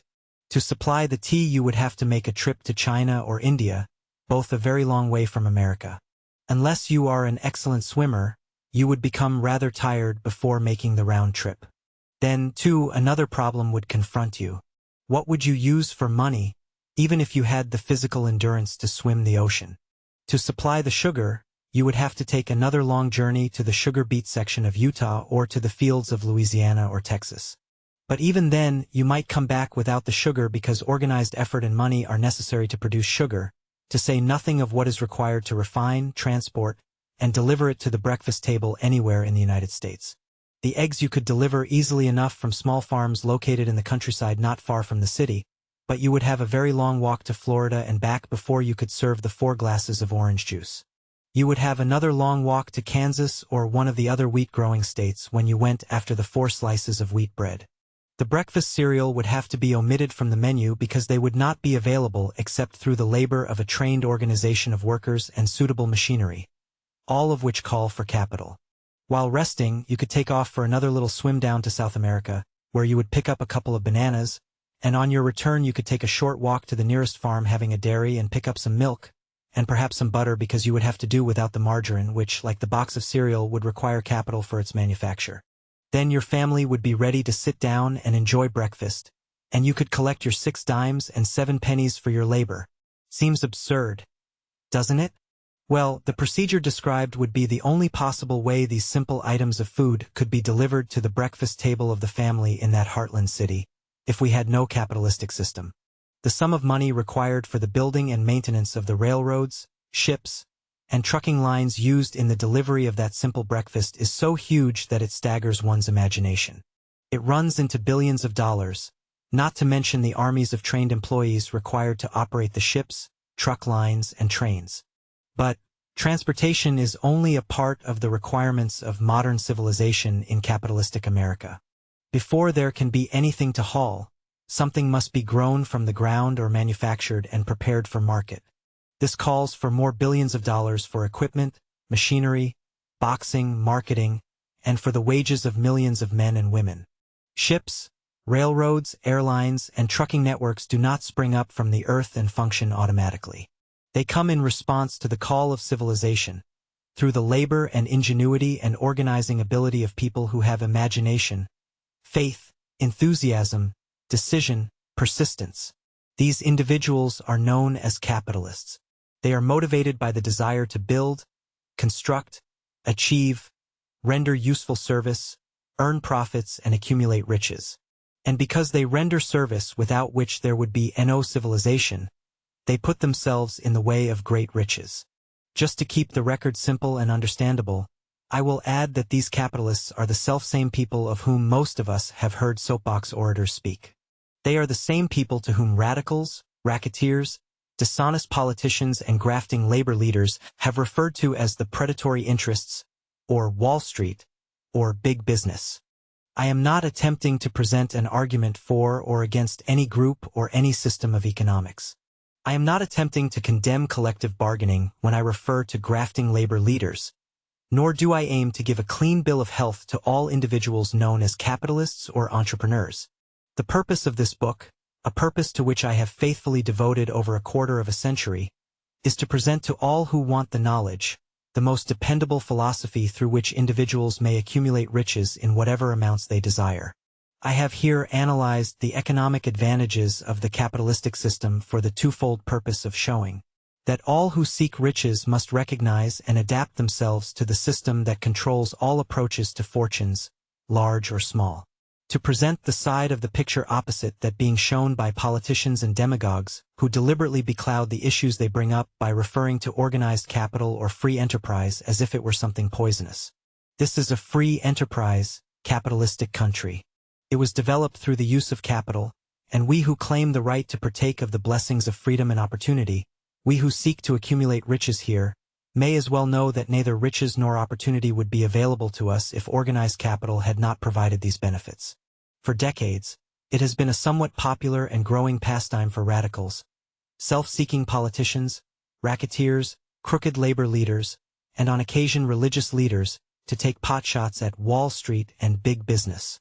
The practice became so general that we witnessed for a time during the Depression the unbelievable sight of high government officials lining up with cheap politicians and labor leaders for the openly avowed purpose of throttling the system which has made industrial America the richest country on earth. The lineup was so general and so well organized that it prolonged the worst depression America had ever known. It cost millions of people their jobs because those jobs were inseparably a part of the industrial and capitalistic system which formed the very backbone of the nation.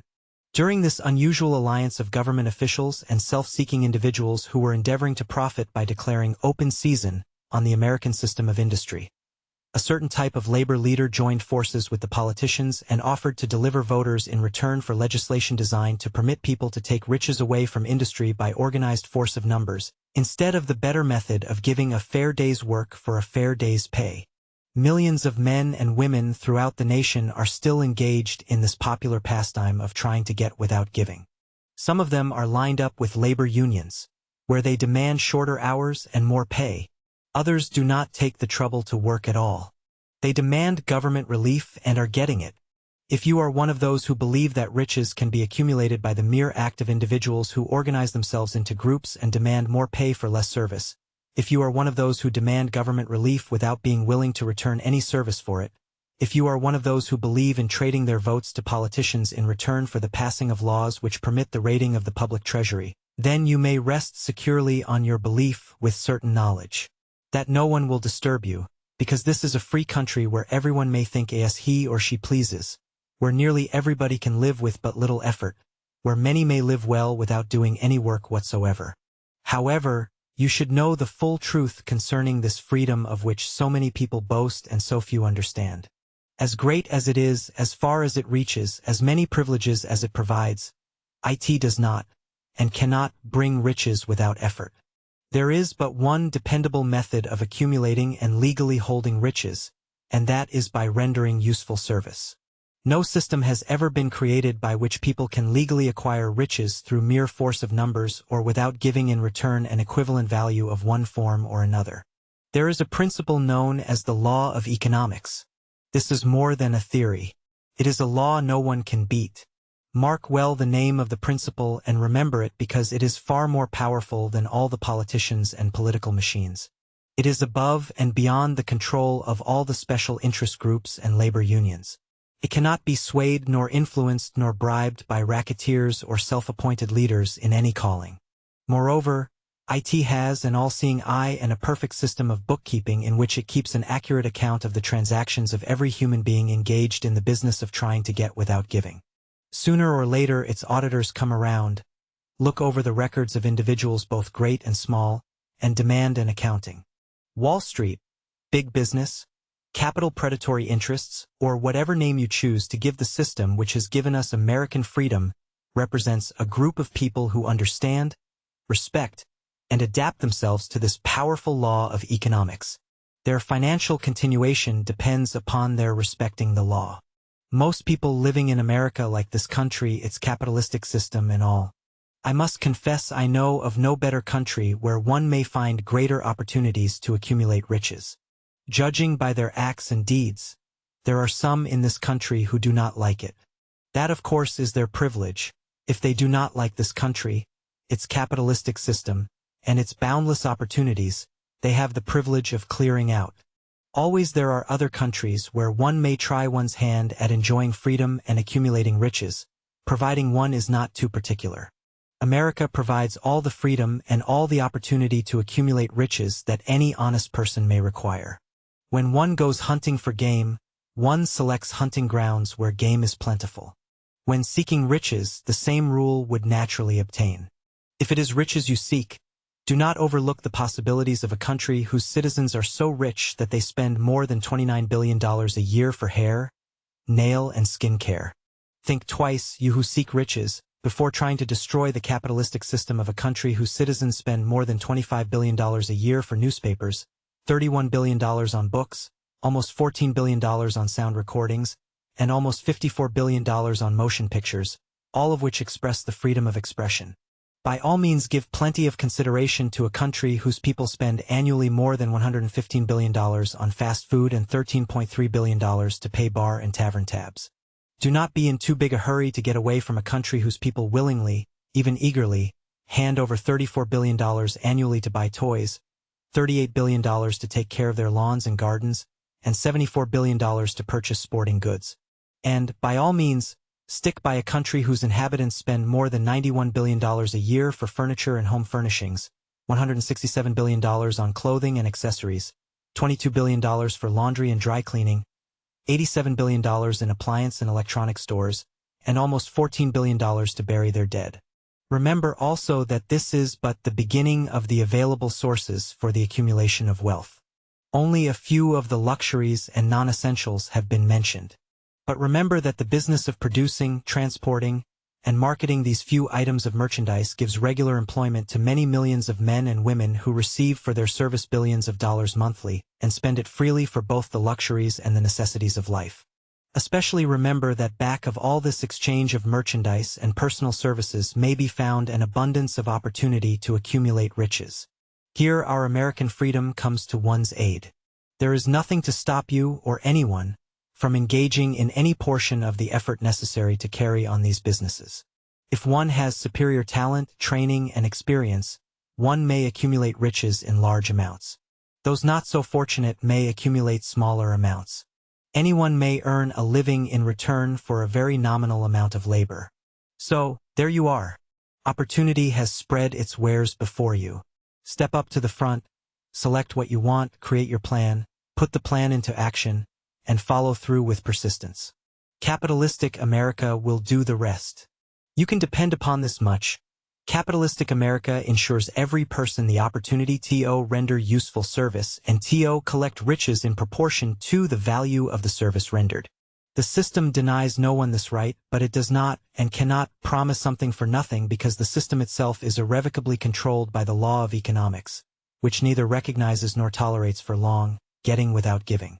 The law of economics was passed by nature. There is no Supreme Court to which violators of this law may appeal. The law hands out both penalties for its violation and appropriate rewards for its observance, without interference or the possibility of interference by any human being.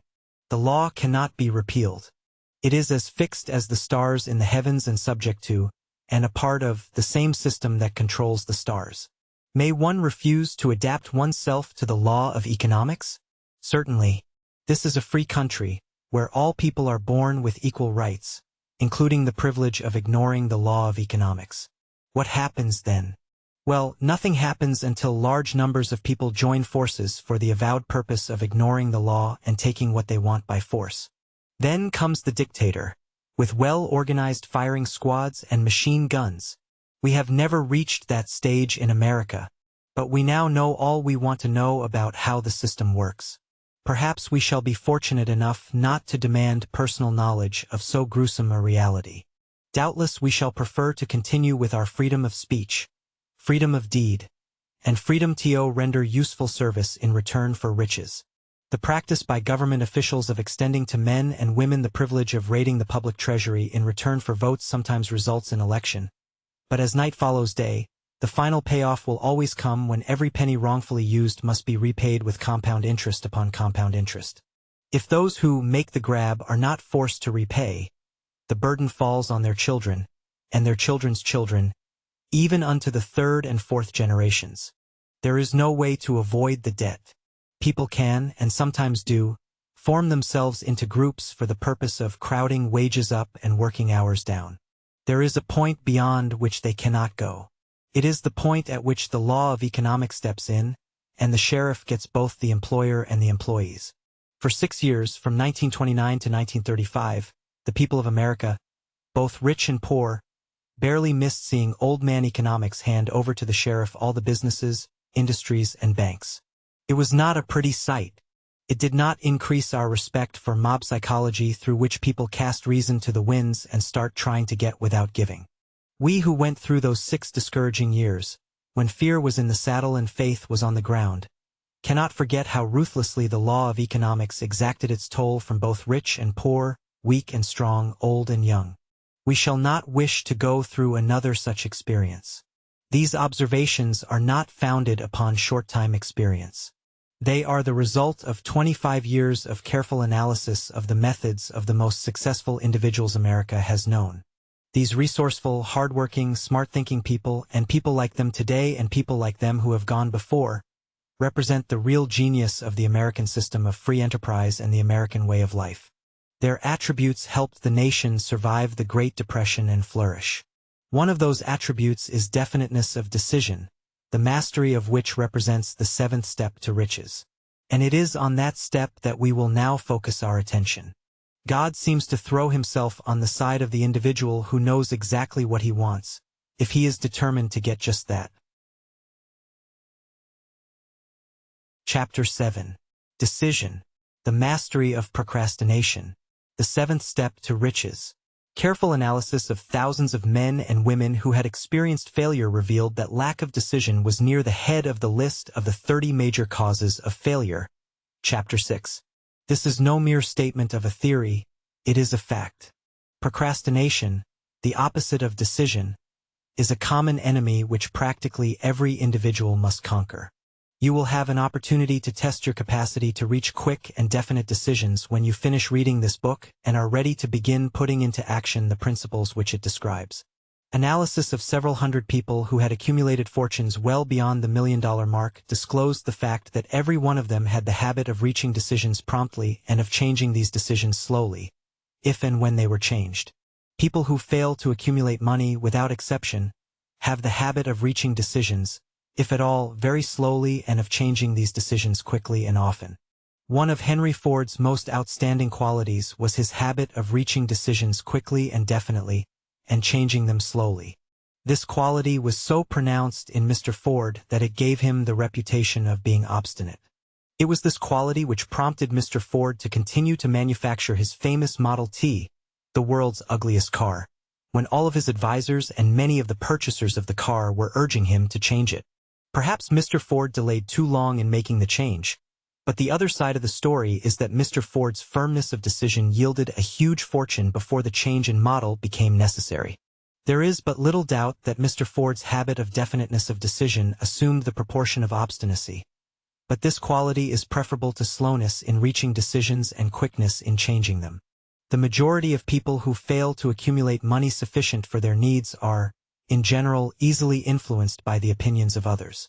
They permit the newspapers and the gossiping neighbors to do their thinking for them. Opinions are the cheapest commodities on earth. Everyone has a flock of opinions ready to be wished upon anyone who will accept them. If you are influenced by others' opinions when you reach decisions, you will not succeed in any undertaking, much less in that of transmuting your own desire into money. If you are too easily influenced by the opinions of others, you will have no desire of your own. Keep your own counsel when you begin to put into practice the principles described in this book by reaching your own decisions and following them. Take no one into your confidence except the members of your mastermind group, and be very sure in your selection of this group that you choose only those who will be in complete sympathy and harmony with your purpose. Close friends and relatives, while not meaning to do so, often handicap one through opinions and sometimes through ridicule, which is meant to be humorous. Thousands of men and women carry inferiority complexes with them all through life because some well-meaning, but ignorant person destroyed their confidence through opinions or ridicule. You have a brain and a mind of your own. Use them and reach your own decisions. If you need facts or information from other people to enable you to reach decisions, as you probably will in many instances, acquire these facts or secure the information you need quietly without disclosing your purpose. It is characteristic of people who have but a smattering or a veneer of knowledge to try to give the impression that they have much knowledge. Such people generally do too much talking and too little listening. Keep your eyes and ears wide open, and your mouth closed, if you wish to acquire the habit of prompt decision. Those who talk too much do little else. If you talk more than you listen, you not only deprive yourself of many opportunities to accumulate useful knowledge, but you also disclose your plans and purposes to people who will take great delight in defeating you because they envy you. Remember also that every time you open your mouth in the presence of a person who has an abundance of knowledge, you display to that person your exact stock of knowledge or your lack of it. Genuine wisdom is usually conspicuous through modesty and silence. Keep in mind the fact that every person with whom you associate is, like yourself, seeking the opportunity to accumulate money. If you talk about your plans too freely, you may be surprised when you learn that some other person has beaten you to your goal by putting into action ahead of you the plans of which you talked unwisely. Let one of your first decisions be to keep a closed mouth and open ears and eyes. As a reminder to yourself to follow this advice, it will be helpful if you copy the following epigram in large letters and place it where you will see it daily. Tell the world what you intend to do, but first show it. This is the equivalent of saying that deeds, and not words, are what count most. Freedom or death on a decision. The value of decisions depends upon the courage required to render them. The great decisions, which have served as the foundation of civilization, were reached by assuming great risks, which often meant the possibility of death. Lincoln's decision to issue his famous Proclamation of Emancipation, which gave freedom to the slaves of America, was rendered with full understanding that his act would turn thousands of friends and political supporters against him. He knew, too, that the carrying out of that proclamation would mean death to thousands of men on the battlefield. In the end, it cost Lincoln his life. That required courage. Socrates' decision to drink the cup of poison, rather than compromise in his personal belief, was a decision of courage. It turned time ahead 1,000 years and gave to people then unborn the right to freedom of thought and of speech. The decision of General Robert E. Lee, when he came to the parting of the way with the Union and took up the cause of the South, was a decision of courage, for he well knew that it might cost him his own life and that it would surely cost the lives of others. But the greatest decision of all time, as far as any American citizen is concerned, was reached in Philadelphia on July 4, 1776, when 56 individuals signed their names to a document which they well knew would bring freedom to all Americans or leave every one of the 56 hanging from a gallows. You have heard of this famous document, but you may not have drawn from it the great lesson in personal achievement it so plainly taught. We all remember the date of this momentous decision, but few of us realize what courage that decision required. We remember our history as it was taught, we remember dates and the names of those who fought, we remember Valley Forge and Yorktown, we remember George Washington and Lord Cornwallis. But we know little of the real forces back of these names, dates, and places. We know still less of that intangible power which ensured us freedom long before Washington's armies reached Yorktown. We read the history of the American Revolution and falsely imagined that George Washington was the father of our country, that it was he who won our freedom, while the truth is that Washington was only an accessory after the fact because victory for his armies had been ensured long before Lord Cornwallis surrendered. This is not intended to rob Washington of any of the glory he so richly merited. The purpose is rather to give greater attention to the astounding power that was the real cause of his victory. It is nothing short of a tragedy that the writers of history have missed entirely even the slightest reference to the irresistible power which gave birth and freedom to the nation destined to set up new standards of independence for all the peoples of the earth. I say it is a tragedy because it is the selfsame power which must be used by every individual who surmounts the difficulties of life and forces life to pay the price asked. Let us briefly review the events which gave birth to this power. The story begins with an incident in Boston on March 5, 1770. British soldiers were patrolling the streets, by their presence openly threatening the citizens. The colonists resented armed soldiers marching in their midst. They began to express their resentment openly, hurling stones as well as epithets at the marching soldiers until the commanding officer gave orders. "Fix bayonets, charge." The battle was on. It resulted in the death and injury of many. The incident aroused such resentment that the Provincial Assembly, made up of prominent colonists, called a meeting for the purpose of taking definite action. Two of the members of that assembly were John Hancock and Samuel Adams. Long live their names. They spoke up courageously and declared that a move must be made to eject all British soldiers from Boston. Remember this, a decision, in the minds of two individuals, might properly be called the beginning of the freedom which we of the United States now enjoy. Remember, too, that the decision of these two men called for faith and courage because it was dangerous. Before the assembly adjourned, Samuel Adams was appointed to call on the governor of the province, Thomas Hutchinson, and demand the withdrawal of the British troops. The request was granted, the troops were removed from Boston, but the incident was not closed. It had caused a situation destined to change the entire trend of civilization. Strange, is it not, how the great changes, such as the American Revolution and the First World War, often have their beginnings in circumstances which seem unimportant. It is interesting also to observe that these important changes usually begin in the form of a definite decision in the minds of a relatively small number of people. Few of us know the history of our country well enough to realize that John Hancock, Samuel Adams, and Richard Henry Lee of the province of Virginia were the real fathers of our country. Richard Henry Lee became an important factor in this story by reason of the fact that he and Samuel Adams communicated frequently by correspondence, sharing freely their fears and their hopes concerning the welfare of the people of their provinces. From this practice, Adams conceived the idea that a mutual exchange of letters among the 13 colonies might help to bring about the coordination of effort so badly needed in connection with the solution of their problems. In March 1772, 2 years after the clash with the soldiers in Boston, Adams presented this idea to the Assembly in the form of a motion that a correspondence committee be established among the colonies, with definitely appointed correspondents in each colony, for the purpose of friendly cooperation for the betterment of the colonies of British America. Mark well this incident. It was the beginning of the organization of the far-flung power destined to give freedom to you and to me. The mastermind had already been organized. It consisted of Adams, Lee, and Hancock. It is as the Gospel writer says in Matthew 18:19, "I tell you further, that if 2 of you agree upon the earth concerning anything for which you ask, it will come to you from my Father, who is in heaven." The Committee of Correspondence was organized.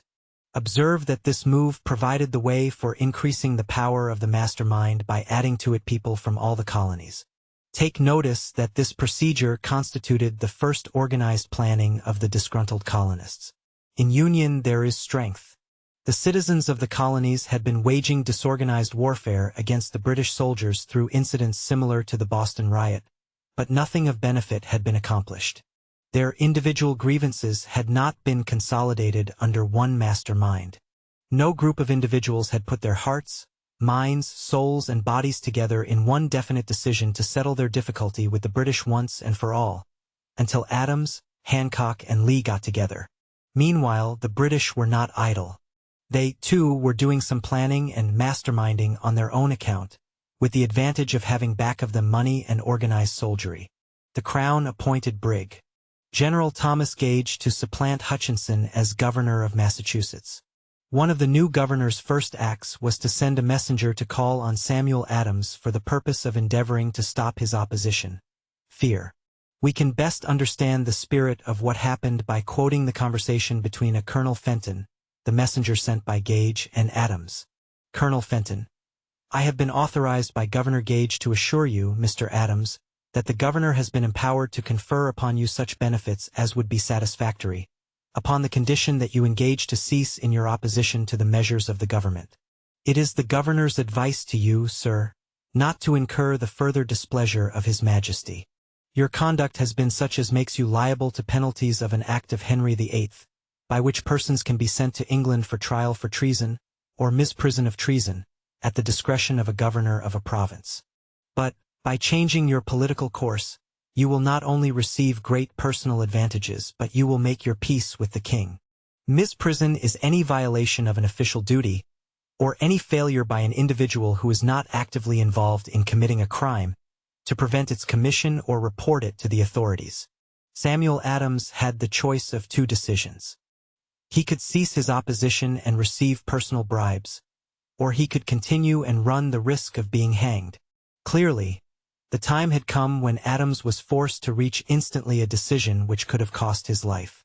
The majority of people would have found it difficult to reach such a decision. The majority would have sent back an evasive reply, but not Adams. He insisted upon Colonel Fenton's word of honor that the colonel would deliver to the governor the answer exactly as Adams would give it to him. Adams' answer was this: "Then you may tell Governor Gage that I trust one have long since made my peace with the King of Kings. No personal consideration shall induce me to abandon the righteous cause of my country. And tell Governor Gage it is the advice of Samuel Adams to him, no longer to insult the feelings of an exasperated people. Comment as to the character of this man seems unnecessary. It must be obvious to all who read this astounding message that its sender possessed loyalty of the highest order. This is important." When Governor Gage received Adams' caustic reply, he flew into a rage and issued a proclamation which read, "I do hereby, in His Majesty's name, offer and promise His most gracious pardon to all persons who shall forthwith lay down their arms, and return to the duties of peaceable subjects, excepting only from the benefit of such pardon, Samuel Adams and John Hancock, whose offenses are of too flagitious a nature to admit of any other consideration but that of condign punishment." As one might put it more commonly, Adams and Hancock were on the spot. The threat of the irate governor forced the 2 men to reach another decision, equally dangerous. they hurriedly called a secret meeting of their staunchest followers. Here the mastermind began to take on momentum. After the meeting had been called to order, Adams locked the door, placed the key in his pocket, and informed all present that it was imperative that a Congress of the colonists be organized and that no one should leave the room until the decision for such a Congress had been reached. Great excitement followed. Some weighed the possible consequences of such radicalism, old man fear. Some expressed grave doubt as to the wisdom of so definite a decision in defiance of the Crown. Locked in that room were two men immune to fear, blind to the possibility of failure: Hancock and Adams. Through the influence of their minds, the others were induced to agree that through the Correspondence Committee arrangements should be made for a meeting of the First Continental Congress, to be held in Philadelphia on September 5, 1774. Remember this date. It is more important than July 4, 1776. If there had been no decision to hold a Continental Congress, there could have been no signing of the Declaration of Independence. Before the first meeting of the new Congress, another leader in a different section of the country was deep in the throes of publishing a summary view of the rights of British America. He was Thomas Jefferson of the province of Virginia, whose relationship to Lord Dunmore, representative of the Crown in Virginia, was as strained as that of Hancock and Adams with their governor. Shortly after his famous Summary of Rights was published, Jefferson was informed that he was subject to prosecution for high treason against His Majesty's government. Inspired by the threat, one of Jefferson's colleagues, Patrick Henry, boldly spoke his mind, concluding his remarks with a sentence which shall remain forever a classic: "If this be treason, then make the most of it." It was such men as these who without power, without authority, without military strength, and without money sat in solemn consideration of the destiny of the colonies, beginning at the opening of the First Continental Congress and continuing at intervals for 2 years, until June 7, 1776, when Richard Henry Lee arose, addressed the chair, and to the startled assembly made this motion: "Gentlemen, I make the motion that these united colonies are, and of right ought to be free and independent states, that they be absolved from all allegiance to the British Crown, and that all political connection between them and the state of Great Britain is, and ought to be, totally dissolved."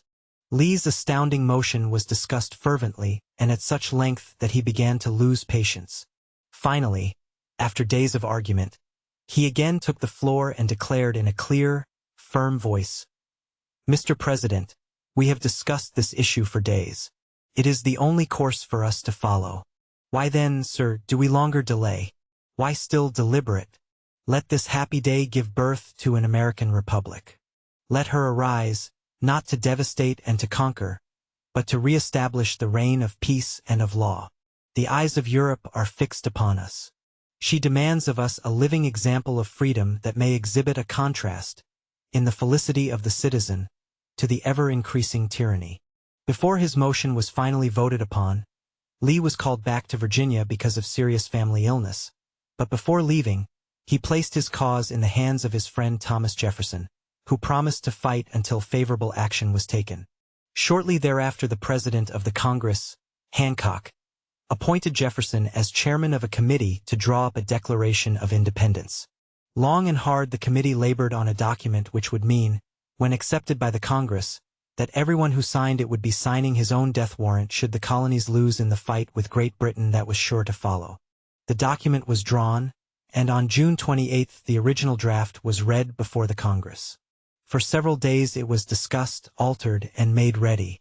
On July 4, 1776, Thomas Jefferson stood before the assembly and fearlessly read the most momentous decision ever placed upon paper. When in the course of human events it is necessary for one people to dissolve the political bands which have connected them with another, and to assume, among the powers of the earth, the separate and equal station to which the laws of nature, and of nature's God entitle them, a decent respect to the opinions of mankind requires that they should declare the causes which impel them to the separation. When Jefferson finished, the document was voted upon, accepted, and signed by the 56 representatives, every one staking his own life upon his decision to write his name. By that decision came into existence a nation destined to bring to people forever the privilege and right of making decisions. By decisions made in a similar spirit of faith, and only by such decisions, can people solve their personal problems and win for themselves high estates of material and spiritual wealth. Let us not forget this. Analyze the events which led to the Declaration of Independence and be convinced that this nation, which now holds a position of commanding respect and power among all nations of the world, was born of a decision created by a mastermind consisting of 56 persons. Note well the fact that it was their decision which ensured the success of Washington's armies because the spirit of that decision was in the heart of every soldier who fought with him. It served as a spiritual power which recognizes no such thing as failure. Note also, with great personal benefit, that the power which gave this nation its freedom is the selfsame power that must be used by every individual who becomes self-determining. This power is made up of the 13 principles described in this book. It will not be difficult to detect in the story of the Declaration of Independence at least 6 of these principles: desire, decision, faith, persistence, the mastermind, and organized planning. Throughout this philosophy will be found the suggestion that thought, backed by strong desire, has a tendency to transmute itself into its physical equivalent. Before passing on, I wish to leave with you the suggestion that one may find in this story, and in the story of the Organization of the United States Steel Corporation, Chapter 2, a perfect description of the method by which thought makes this astounding transformation. In your search for the secret of the method, do not look for a miracle because you will not find it. You will find only the eternal laws of nature. These laws are available to every person who has the faith and the courage to use them. They may be used to bring freedom to a nation, or to accumulate riches, or to accomplish any other worthwhile goal. There is no charge save the time necessary to understand and appropriate them. Those who reach decisions promptly and definitely know what they want and generally get it. The leaders in every walk of life decide quickly and firmly. That is the major reason why they are leaders. The world has the habit of making room for those individuals whose words and actions show that they know where they are going. Indecision is a habit which usually begins in youth. The habit takes on permanency as the youth goes through grade school, high school, and even through college without definiteness of purpose. The major weakness of all educational systems is that they neither teach nor encourage the habit of definite decision. It would be beneficial if no college would permit the enrollment of any student unless and until the student declared his or her major purpose in matriculating. It would be of still greater benefit if every student in grade school were compelled to accept training in the habit of decision and forced to pass a satisfactory examination on this subject before being permitted to advance in the grades. The habit of indecision acquired because of the deficiencies of our school system goes with students into the occupations they choose, if, in fact, they choose their occupations at all. Generally, young people just out of school seek any job that can be found. They take the first position they find because they have fallen into the habit of indecision. 98 out of every 100 people working for wages today are in the positions they hold because they lacked the definiteness of decision to plan a definite position and the knowledge of how to choose an employer. Definiteness of decision always requires courage, sometimes very great courage. The 56 men who signed the Declaration of Independence staked their lives on the decision to affix their signatures to that document. Individuals who reach a definite decision to procure a particular job and make life pay the price they ask do not stake their lives on that decision. They stake their economic freedom, financial independence, riches, and desirable business and professional positions are not within reach of the person who neglects or refuses to expect, plan, and demand these things. The person who desires riches, in the same spirit that Samuel Adams desired freedom for the colonies, is sure to accumulate wealth. In Chapter 6 on Organized Planning, you were given complete instructions for marketing every type of personal service. You were also given detailed information on how to choose the employer you prefer and the particular job you desire.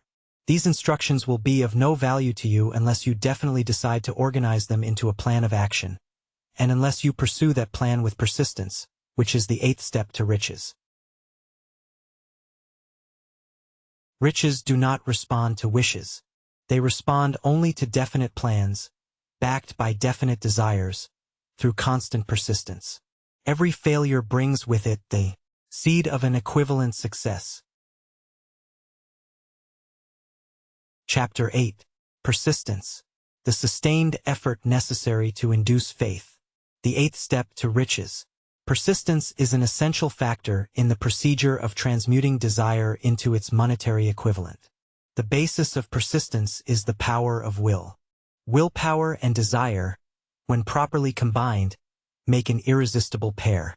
People who accumulate great fortunes are generally thought of as cold-blooded and sometimes ruthless.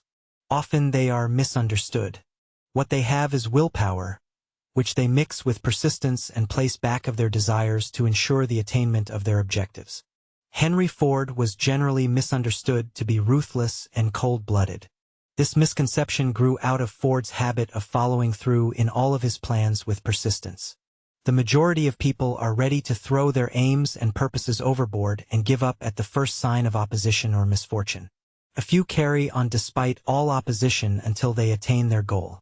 These few are the Fords, Carnegies, Rockefellers, Edisons, and other outstanding achievers of the world. There may be no heroic connotation to the word persistence, but the quality is to a person's character what carbon is to steel.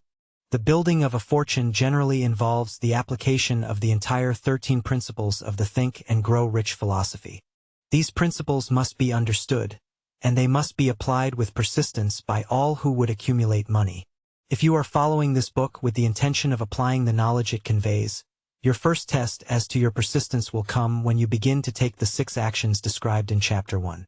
Unless you are one of the 2 out of every 100 persons who already have a definite goal at which you are aiming and a definite plan for its attainment, you may read those instructions, then pass on with your daily routine, and never comply with those instructions. I ask you to evaluate yourself on this point because lack of persistence is one of the major causes of failure. Moreover, experience with thousands of people has proved that lack of persistence is a weakness common to the majority of them. It is a weakness which may be overcome by effort. The ease with which lack of persistence may be conquered will depend entirely upon the intensity of one's desire. The starting point of all achievement is desire. Keep this constantly in mind. Weak desires bring weak results, just as a small amount of fire makes a small amount of heat. If you find yourself lacking in persistence, this weakness may be remedied by building a stronger fire under your desires. Continue to read through to the end of this chapter, then go back to Chapter 1 and start immediately to carry out the instructions given in connection with the 6 action steps. The eagerness with which you follow these instructions will indicate clearly how much, or how little, you really desire to accumulate money. If you find that you are indifferent, you may be sure that you have not yet acquired the money consciousness, which you must possess before you can be sure of accumulating a fortune. Fortunes gravitate to individuals whose minds have been prepared to attract them, just as surely as water gravitates to the ocean. In this book may be found all the stimuli necessary to attune any normal mind to the thought vibrations, which will attract the object of one's desires. If you find you are weak in persistence, center your attention upon the instructions contained in the chapter on Power of the Mastermind, Chapter 9. Surround yourself with a mastermind group, and through the cooperative efforts of the members of this group you can develop persistence. You will find additional instructions for the development of persistence in the chapters on autosuggestion and the subconscious mind, Chapter 3 and Chapter 11. Follow the instructions outlined in these chapters until your habit nature hands over a clear picture of the object of your desire to your subconscious mind, which works continuously while you are awake and while you are asleep. From that point on you will not be handicapped by lack of persistence. Spasmodic or occasional effort to apply the rules will be of no value to you. To get results, you must apply all of the rules until their application becomes a fixed habit with you. In no other way can you develop the necessary money consciousness. Poverty is attracted to the one whose mind is favorable to it, as money is attracted to the one whose mind has been deliberately prepared to attract it, and through the same laws.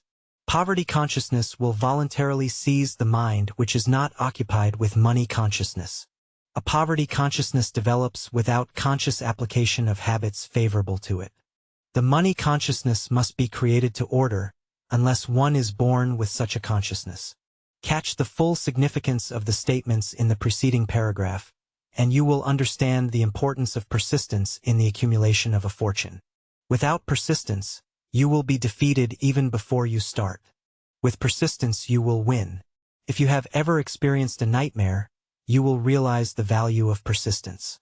You are lying in bed half awake, with a feeling that you are about to smother. You are unable to turn over or move a muscle. You realize that you must begin to regain control over your muscles. Through persistent effort of willpower, you finally manage to move the fingers of one hand. By continuing to move your fingers, you extend your control to the muscles of one arm until you can lift it. Then you gain control of the other arm in the same manner.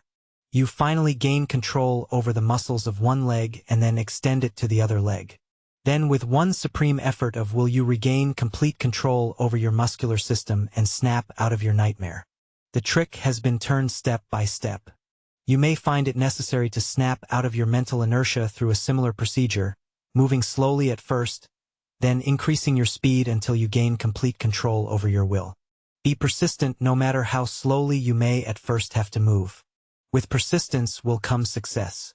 If you select your mastermind group with care, you will have in it at least one person who will aid you in the development of persistence. Some individuals who have accumulated great fortunes did so because of necessity. They developed the habit of persistence because they were so closely driven by circumstances that they had to become persistent. There is no substitute for persistence. It cannot be supplanted by any other quality. Remember this, and it will hearten you in the beginning, when the going may seem difficult and slow. Those who have cultivated the habit of persistence seem to enjoy insurance against failure. No matter how many times they are defeated, they finally arrive at the top of the ladder. Sometimes it appears that they have a hidden guide whose duty is to test them through all sorts of discouraging experiences. Those who pick themselves up after defeat and keep on trying, arrive, and the world cries, "Bravo! I knew you could do it." The hidden guide lets no one enjoy great achievement without passing the persistence test. Those who can't take it simply do not make the grade. Those who can take it are bountifully rewarded for their persistence. They receive as their compensation whatever goal they are pursuing. That is not all. They receive something infinitely more important than material compensation. The knowledge that every failure brings with it the seed of an equivalent advantage. There are exceptions to this rule. A few people know from experience the soundness of persistence. They are the ones who have not accepted defeat as being anything more than temporary. They are the ones whose desires are so persistently applied that defeat is finally changed into victory. We who stand on the sidelines of life see the overwhelmingly large number who go down in defeat, never to rise again. We see the few who take the punishment of defeat as an urge to greater effort. These, fortunately, never learn to accept life's reverse gear. But what we do not see, what most of us never suspect of existing, is the silent but irresistible power which comes to the rescue of those who fight on in the face of discouragement. If we speak of this power at all, we call it persistence and let it go at that. One thing we all know, if one does not possess persistence, one does not achieve noteworthy success in any calling. As these lines are being written, I look up from my work and see before me less than a block away the great mysterious Broadway of New York, the graveyard of dead hopes and the front porch of opportunity. From all over the world, people have come to Broadway seeking fame, fortune, power, love, or whatever it is that human beings call success. Once in a great while someone steps out from the long procession of seekers, and the world hears that another person has mastered Broadway. But Broadway is not easily nor quickly conquered. She acknowledges talent, recognizes genius, and pays off in money only after one has refused to quit. The secret of how to conquer Broadway is always inseparably attached to one word: persistence. The secret is told in the struggle of Fannie Hurst, whose persistence conquered the Great White Way. She came to New York in 1915 to convert writing into riches. The conversion did not come quickly, but it came. For 4 years Miss Hurst learned about the sidewalks of New York from first-hand experience. She spent her days laboring and her nights hoping. When hope grew dim, she did not say, "All right, Broadway, you win." She said, "Very well, Broadway, you may whip some, but not me. I'm going to force you to give up." One publisher, the Saturday Evening Post, sent her 36 rejection slips before she broke the ice and got a story across. The average writer, like the average in other walks of life, would have given up the job when the first rejection slip came. She pounded the pavements for 4 years to the tune of the publisher's N.O., because she was determined to win. Then came the payoff. The spell had been broken, the unseen guide had tested Fanny Hurst, and she could take it. From that time on, publishers beat a path to her door. Money came so fast she hardly had time to count it. Then the motion picture crowd discovered her, and money came not in small change, but in floods. The movie rights to her novel Great Laughter brought $100,000, said at the time to be the highest price ever paid for a story before publication. Her royalties from the sale of the book increased her fortune further. Briefly, you now have a description of what persistence is capable of achieving. Fanny Hurst is no exception.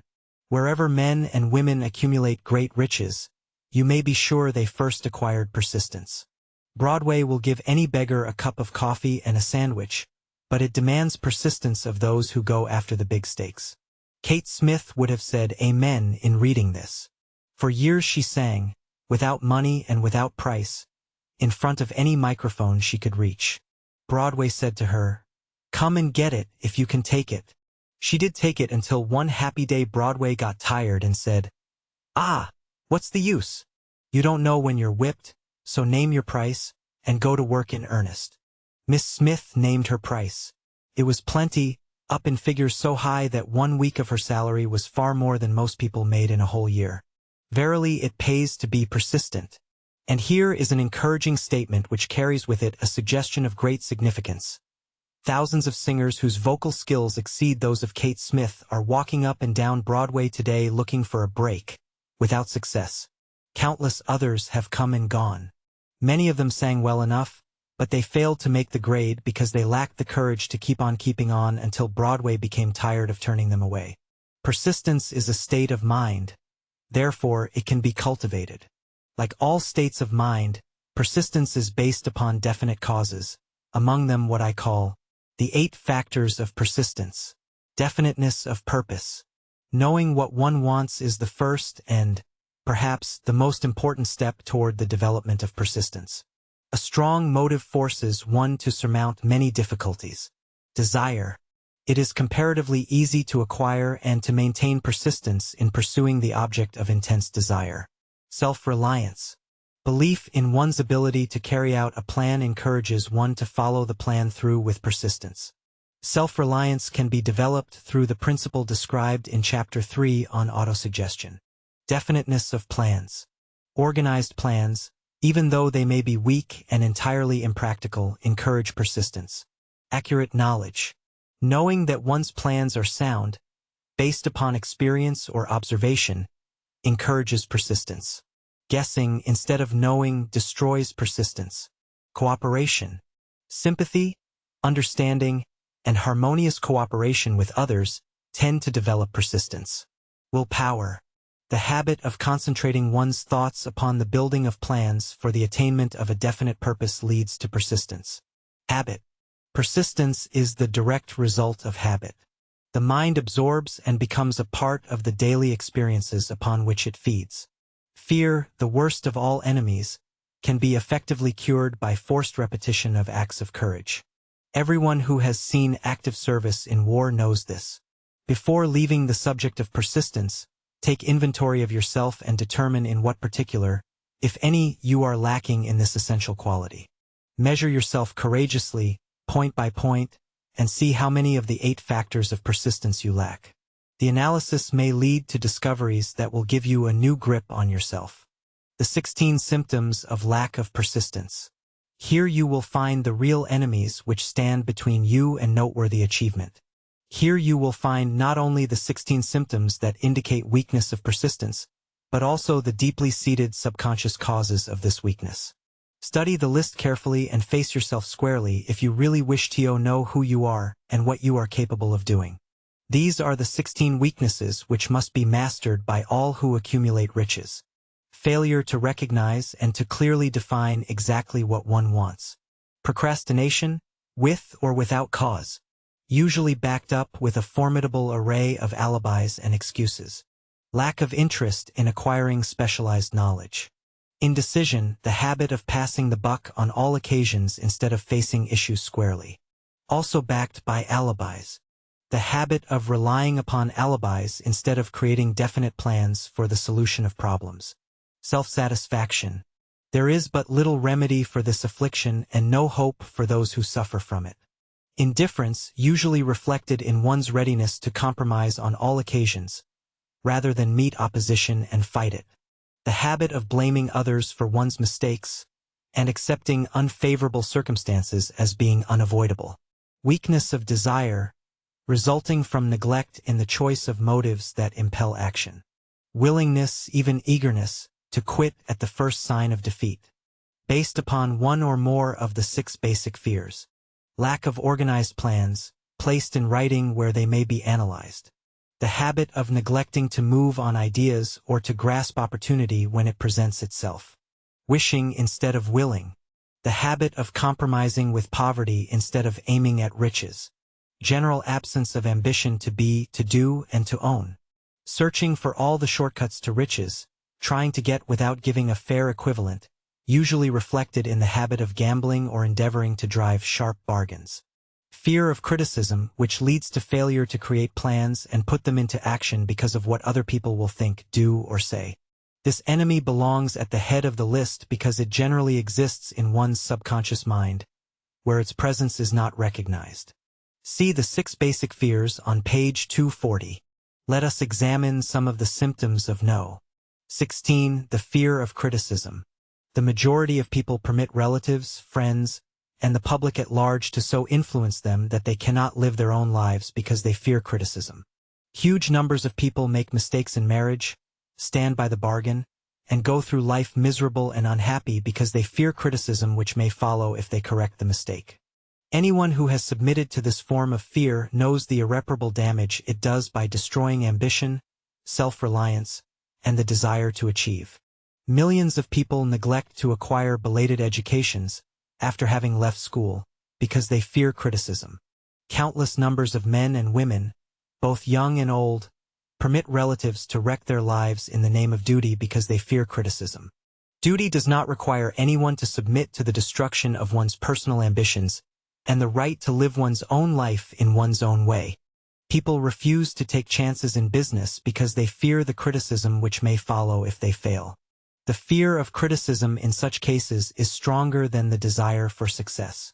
Too many people refuse to set high goals for themselves, or even neglect selecting a career, because they fear the criticism of relatives and friends who may say, "Don't aim so high. People will think you are crazy." When Andrew Carnegie suggested that I devote 20 years to the organization of a philosophy of individual achievement, my first impulse of thought was fear of what people might say. The suggestion set up a goal for me, far out of proportion to any I had ever conceived.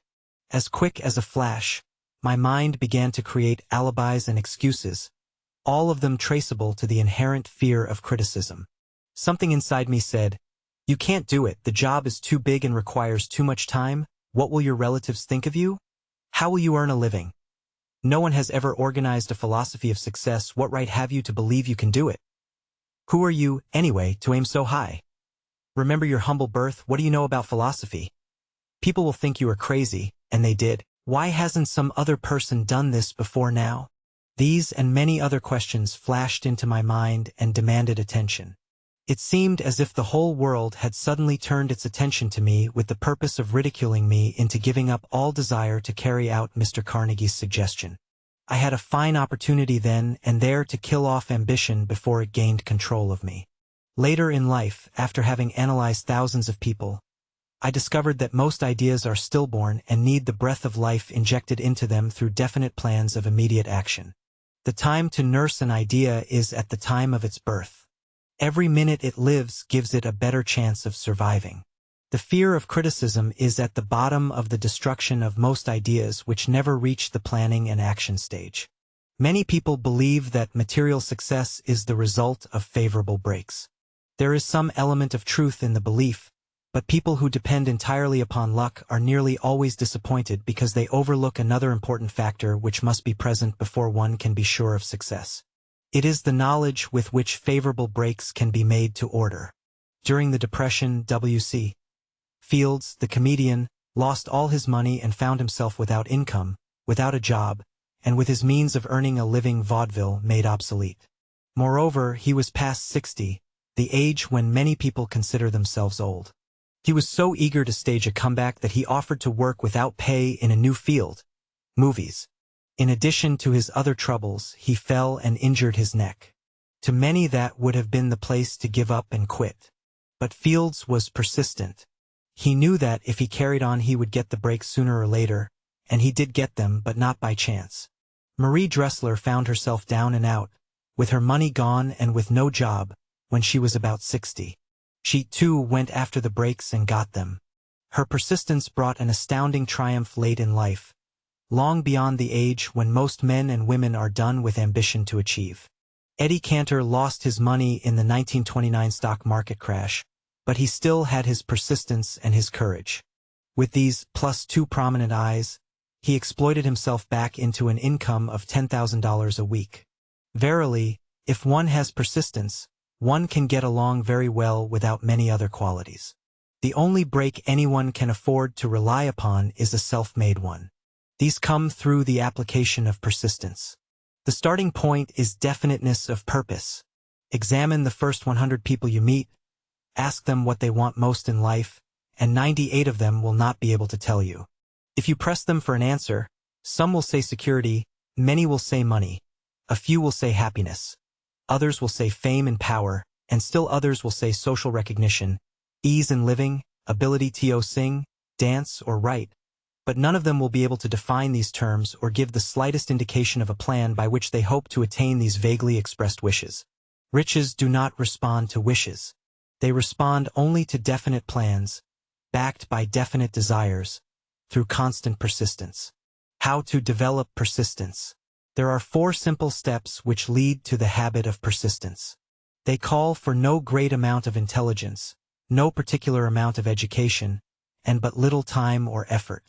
The necessary steps are: a definite purpose backed by burning desire for its fulfillment, a definite plan, expressed in continuous action, a mind closed tightly against all negative and discouraging influences, including negative suggestions of relatives, friends, and acquaintances, a friendly alliance with one or more persons who will encourage one to follow through with both plan and purpose. These 4 steps are essential for success in all walks of life. The entire purpose of the 13 principles of the Think and Grow Rich philosophy is to enable one to take these 4 steps as a matter of habit. These are the steps by which one may control one's economic destiny. They are the steps that lead to freedom and independence of thought. They are the steps that lead to riches in small or great quantities. They lead the way to power, fame, and worldly recognition. They are the 4 steps which guarantee favorable breaks. They are the steps that convert dreams into physical realities. They lead also to the mastery of fear, discouragement, and indifference. There is a magnificent reward for all who learn to take these 4 steps. It is the privilege of writing one's own ticket and of making life yield whatever price is asked. I have no way of knowing the facts, but I venture to conjecture that Mrs. Wallace Simpson's great love for a man was not accidental, nor the result of favorable breaks alone. There was a burning desire and careful searching at every step of the way. Her first duty was to love. What is the greatest thing on earth? Jesus called it love, not man-made rules, criticism, bitterness, slander, or political marriages, but love. Wallace Simpson knew what she wanted not after she met the Prince of Wales, but long before that. Twice when she had failed to find it, she had the courage to continue her search. To thine own self be true, and it must follow, as the night the day, thou canst not then be false to any man. Her rise from obscurity was of the slow, progressive, persistent order, but it was sure. She triumphed over unbelievably long odds. And no matter who you are or what you may think of Wallace Simpson or the king who gave up his crown for her love, she was an astounding example of applied persistence, an instructor on the rules of self-determination from whom the entire world might profitably take lessons. And what of King Edward? What lesson may we learn from his part in one of the 20th century's greatest personal dramas? Did he pay too high a price for the affections of the woman he loved? No one but he could have answered that question. The rest of us can only conjecture. This much we know, The king came into the world without his own consent. He was born to great riches without requesting them. He was persistently sought in marriage. Politicians and statesmen throughout Europe tossed dowagers and princesses at his feet. Because he was the firstborn of his parents, he inherited a crown which he did not seek and perhaps did not desire. For more than 40 years he was not a free agent, could not live his life in his own way, had but little privacy, and finally assumed duties inflicted upon him when he ascended the throne. Some will say, with all these blessings, King Edward should have found peace of mind, contentment and joy of living. The truth is that back of all the privileges of a crown, all the money, the fame, and the power inherited by King Edward, there was an emptiness which could be filled only by love. His greatest desire was for love. Long before he met Wallis Simpson, he doubtless felt this great universal emotion tugging at the strings of his heart, beating upon the door of his soul and crying out for expression. King Edward's decision to give up the British crown for the privilege of going the remainder of the way through life with the woman of his choice was a decision that required courage. The decision also had a price, but who has the right to say the price was too great? As a suggestion to anyone who would find fault with the Duke of Windsor because his desire for love led him to openly declare that love and give up his throne for it, let it be remembered that his open declaration was not essential. He could have followed the custom of clandestine liaison, or secret affair, which had prevailed in Europe for centuries, without giving up either his throne or the woman of his choice, and there would have been no complaint from either church or the public. But this unusual man was built of sterner stuff. His love was deep and sincere. It represented the one thing which above all else he truly desired. Therefore, he took what he wanted and paid the price demanded. Most of the world today would applaud the Duke of Windsor and Wallis Simpson because of their persistence in searching until they found life's greatest reward. All of us can profit by following their example in our own search for that which we demand of life. What mystical power gives to people of persistence the capacity to master difficulties? Does the quality of persistence set up in one's mind some form of spiritual, mental, or chemical activity which gives one access to supernatural forces? Does infinite intelligence throw itself on the side of the person who still fights on after the battle has been lost, with the whole world on the opposing side? These and many other similar questions have arisen in my mind as I have observed individuals such as Henry Ford, who started from scratch and built an industrial empire of huge proportions with little else in the way of a beginning but persistence, or Thomas A. Edison, who with less than 3 months of schooling became the world's leading inventor and converted persistence into the phonograph, the movie projector, and the incandescent light, to say nothing of 100 other useful inventions. I had the happy privilege of analyzing and studying at close range both Mr. Edison and Mr. Ford year by year over a long period of years, so I speak from first-hand knowledge when I say that I found no quality save persistence in either of them that would even remotely suggest the major source of their stupendous achievements. As one makes an impartial study of the prophets, philosophers, miracle workers, and religious leaders of the past, one is drawn to the inevitable conclusion that persistence, concentration of effort, and definiteness of purpose were the major sources of their achievements. Consider, for example, the strange and fascinating story of Muhammad. Analyze his life. Compare him with individuals of achievement in this modern age of industry and finance, and observe how they all have one outstanding trait in common: persistence. If you are keenly interested in studying the strange power which gives potency to persistence, read a biography of Muhammad, especially the one by Esad Bey. This brief review of that book, by Thomas Segru in the New York Herald Tribune, will provide a preview of the rare treat in store for those who take the time to read the entire story of one of the most astounding examples of the power of persistence known to civilization. The Last Great Prophet. Reviewed by Thomas Segru. Muhammad was a prophet, but he never performed a miracle. He was not a mystic, he had no formal schooling. He did not begin his mission until he was 40. When he announced that he was the messenger of God, bringing word of the true religion, he was ridiculed and labeled a lunatic. He was banished from his native city, Mecca, and his followers were stripped of their worldly goods and sent into the desert after him. When he had been preaching 10 years, he had nothing to show for it but banishment, poverty, and ridicule. Yet before another 10 years had passed, he was ruler of Mecca, and the head of a new world religion which was to sweep to the Danube and the Pyrenees before exhausting the impetus he gave it. That impetus was threefold: the power of words, the efficacy of prayer, and man's kinship with God. His career never made sense. Muhammad was born to impoverished members of a leading family of Mecca. Because Mecca, the crossroads of the world, home of the magic stone called the Kaaba or Kaaba, great city of trade and the center of trade routes, was unsanitary, its children were sent to be raised in the desert by Bedouins.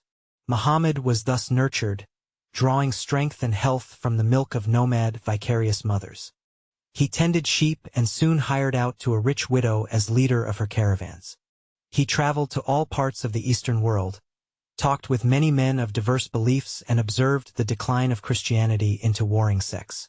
When he was 28, Khadija, the widow, looked upon him with favor and married him. For the next 12 years Muhammad lived as a rich and respected and very shrewd trader. Then he took to wandering in the desert, and one day he returned with the first verse of the Quran and told Khadija that the Archangel Gabriel had appeared to him and said that he was to be the messenger of God. The Quran, the revealed word of God, was the closest thing to a miracle in Muhammad's life. He had not been a poet, he had no gift of words. Yet the verses of the Quran, as he received them and recited them to the faithful, were better than any verses which the professional poets of the tribes could produce. This, to the Arabs, was a miracle. To them the gift of words was the greatest gift. The poet was all-powerful. In addition, the Quran said that all men were equal before God, that the world should be a democratic state, Islam. It was this political heresy, plus Muhammad's desire to destroy all the 360 idols in the courtyard of the Kaaba, which brought about his banishment. The idols brought the desert tribes to Mecca, and that meant trade. So the businessmen of Mecca, the capitalists of which he had been one, set upon Muhammad. Then he retreated to the desert and demanded sovereignty over the world. The rise of Islam began. Out of the desert came a flame which would not be extinguished, a democratic army fighting as a unit and prepared to die without wincing. Muhammad had invited the Jews and Christians to join him, for he was not building a new religion. He was calling all who believed in one God to join in a single faith. If the Jews and Christians had accepted his invitation, Islam would have conquered the world. They didn't. They would not even accept Muhammad's innovation of humane warfare. When the armies of the Prophet entered Jerusalem, not a single person was killed because of his faith. When the Crusaders entered the city, centuries later, not a Muslim man, woman, or child was spared. But the Christians did accept one Muslim idea, the place of learning, the university. Religious visionaries such as Muhammad, business leaders such as Thomas Edison, Henry Ford, and Andrew Carnegie, political leaders such as Samuel Adams, entertainers such as Fannie Hurst, Kate Smith, and W.C. Fields, cosmopolites such as Wallace Simpson and the Duke of Windsor, no matter what their walk of life, individuals such as these in all eras of human history have demonstrated the tremendous power of the eighth step to riches, persistence, sustained effort in the face of all odds, and all adversity. Persistence creates faith. And faith is the only known antidote for failure. It is the starting point of all accumulation of riches, and it is the only agency through which one can tap the force of infinite intelligence. Great power can be accumulated through no other principle than that of the master mind. Chapter 9. Power of the Master Mind. The driving force. The ninth step to riches. Persistence creates faith. From faith comes power. And power is essential for success in the accumulation of money. Plans alone are inert and useless, without sufficient power to translate them into action. This chapter will describe the method by which an individual may attain and apply power. Power may be defined as organized and intelligently directed knowledge. Power, as the term is here used, refers to organized effort, sufficient to enable an individual to transmute desire into its monetary equivalent. Organized effort is produced through the coordination of effort of two or more people who work toward a definite end, in a spirit of harmony. Power is required for the accumulation of money. Power is necessary for the retention of money after it has been accumulated. Let us ascertain how power may be acquired. If power is organized knowledge, let us examine the three major sources of knowledge. Infinite intelligence. This source of knowledge may be contacted, with the aid of creative imagination, through the procedure described in Chapter 5. Accumulated experience. The accumulated experience of civilization, or that portion of it which has been organized and recorded, may be found in any well-equipped public library.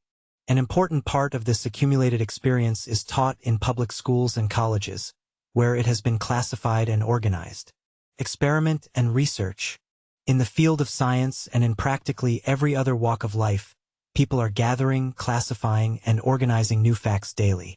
This is the source to which one must turn when knowledge is not available through accumulated experience. Here, too, the creative imagination must often be used. Knowledge may be acquired from any of the foregoing sources. It may be converted into power by organizing it into definite plans and by expressing those plans in terms of action.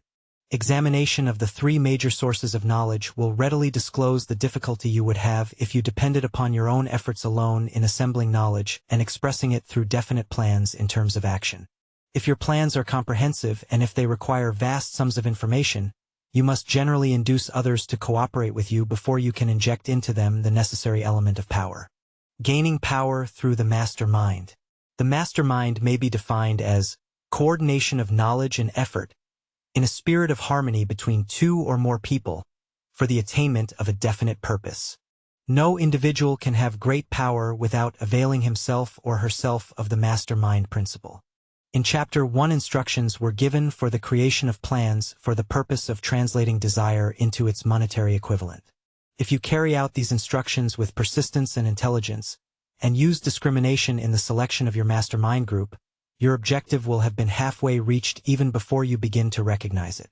So you may better understand the intangible potentialities of power available to you through a properly chosen master mind group, I will here explain the two characteristics of the master mind principle, one of which is economic in nature and the other psychic.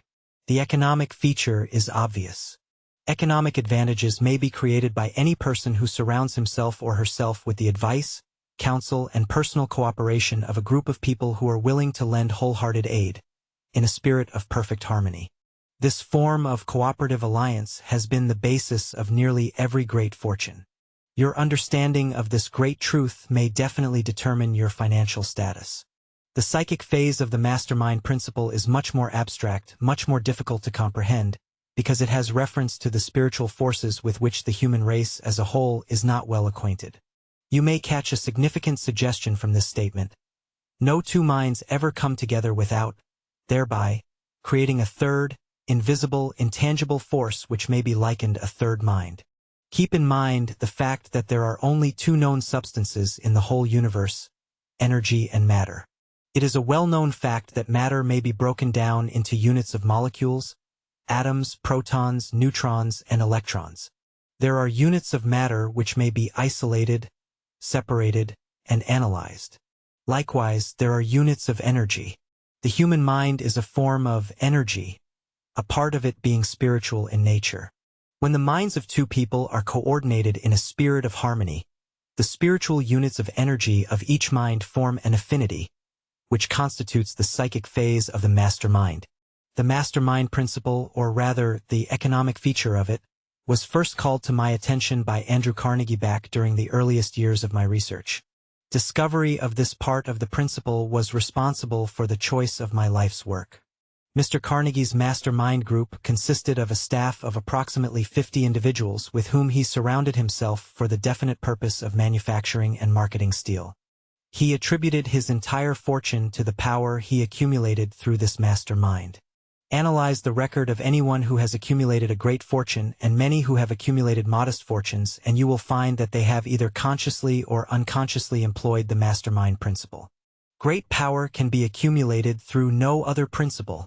Energy is nature's universal set of building blocks, out of which she constructs every material thing in the universe, including human beings and every form of animal and vegetable life.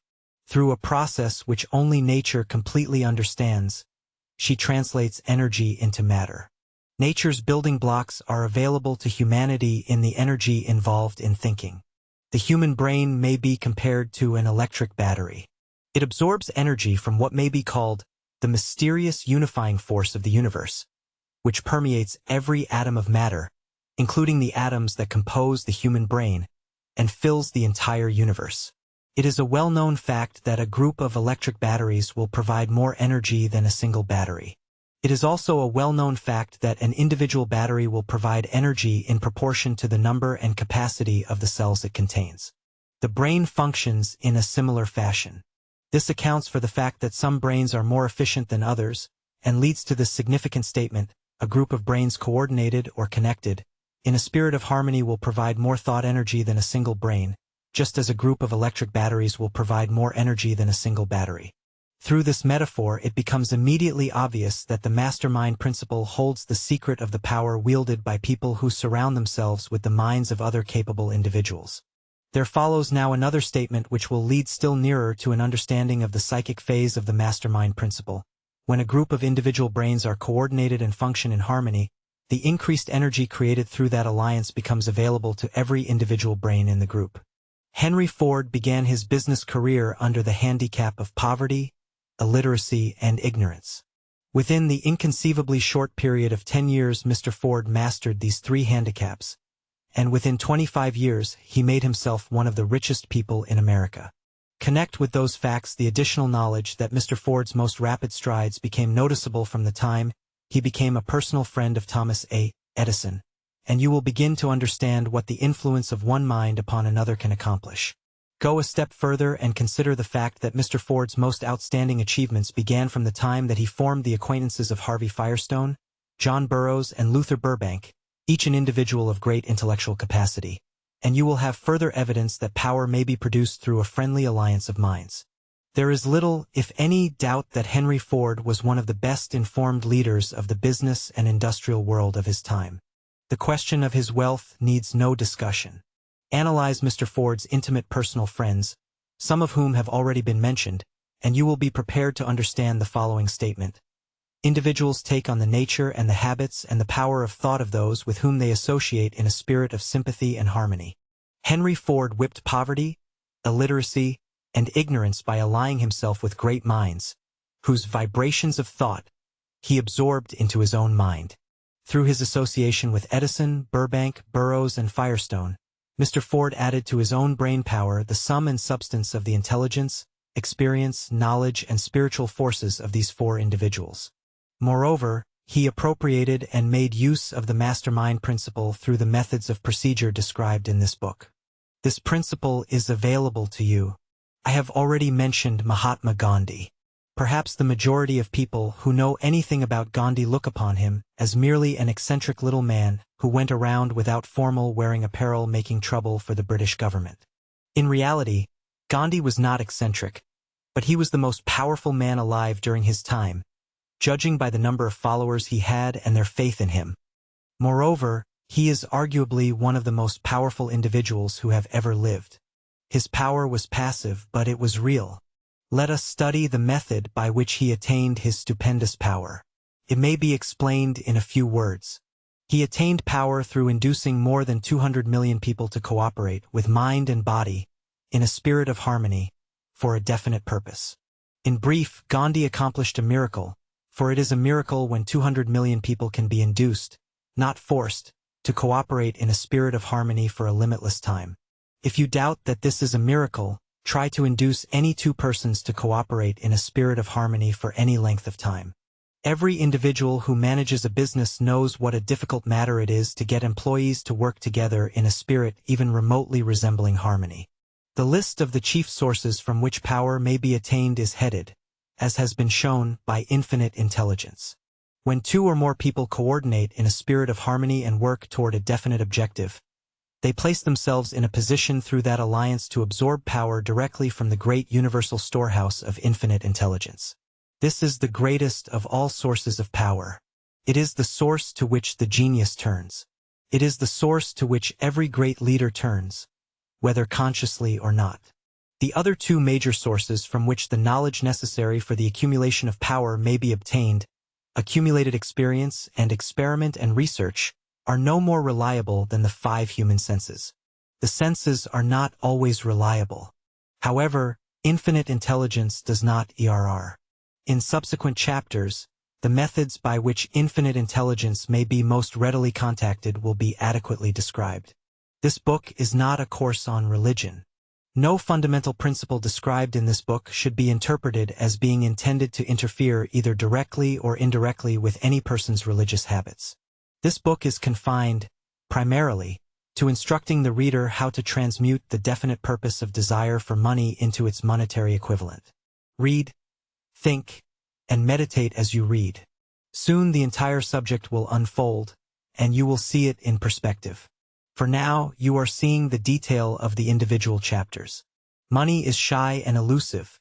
It must be wooed and won by methods not unlike those used by the determined lover in pursuit of the beloved. And, coincidental as it is, the power used in the wooing of money is not greatly different from that used in wooing a person. That power, when successfully used in the pursuit of money, must be mixed with faith. It must be mixed with desire. It must be mixed with persistence. It must be applied through a plan, and that plan must be set into action. When money comes in quantities known as the big money, it flows to the one who accumulates it as easily as water flows downhill. There exists in life a great unseen stream of power which may be compared to a river, except that one side flows in one direction, carrying all who get into that side of the stream onward and upward to wealth, while the other side flows in the opposite direction, carrying all who are unfortunate enough to get into it, and not able to extricate themselves from it, downstream to misery and poverty. Every person who has accumulated a great fortune has recognized the existence of this stream of life. Consists of one's thinking process. The positive emotions of thought form the side of the stream which carries one to fortune. The negative emotions form the side which carries one down to poverty. Understanding that you yourself can control where you will be in this stream of life is of stupendous importance to the person who is following this book with the object of accumulating a fortune, for such understanding leads to the recognition that anybody can wish for riches, and most people do, but only a few know that a definite plan, plus a burning desire for wealth, are the only dependable means of accumulating wealth. If you find yourself in the side of the stream of life which leads to poverty, understand that you have within you the power to propel yourself over to the other side of the stream. Your oar is the philosophy and the principles set forth in this book. They can serve you only through application and use. Merely reading and passing judgment on these principles, either one way or another, will in no way benefit you. You must take your oar in hand and act. Some people undergo the experience of alternating between the positive and negative sides of the stream, being at times on the positive side and at times on the negative side. Recent economic hard times have swept millions of people from the positive to the negative side of the stream. These millions are struggling, some of them in desperation and fear, to get back to the positive side of the stream. This book was written especially for those millions. Poverty and riches often change places. Rapidly changing economic conditions have taught the world this truth, although many people may not long remember the lesson. Poverty may, and generally does, voluntarily take the place of riches. When riches take the place of poverty, the change is usually brought about through well-conceived and carefully executed plans. Poverty needs no plan. It needs no one to aid it because it is bold and ruthless. Riches are shy and timid. They have to be attracted. But they will rarely be attracted and retained until one learns, first, to tap the power of the mastermind, and then proceed to understand the 10th step to riches, which involves the mystery of sex transmutation.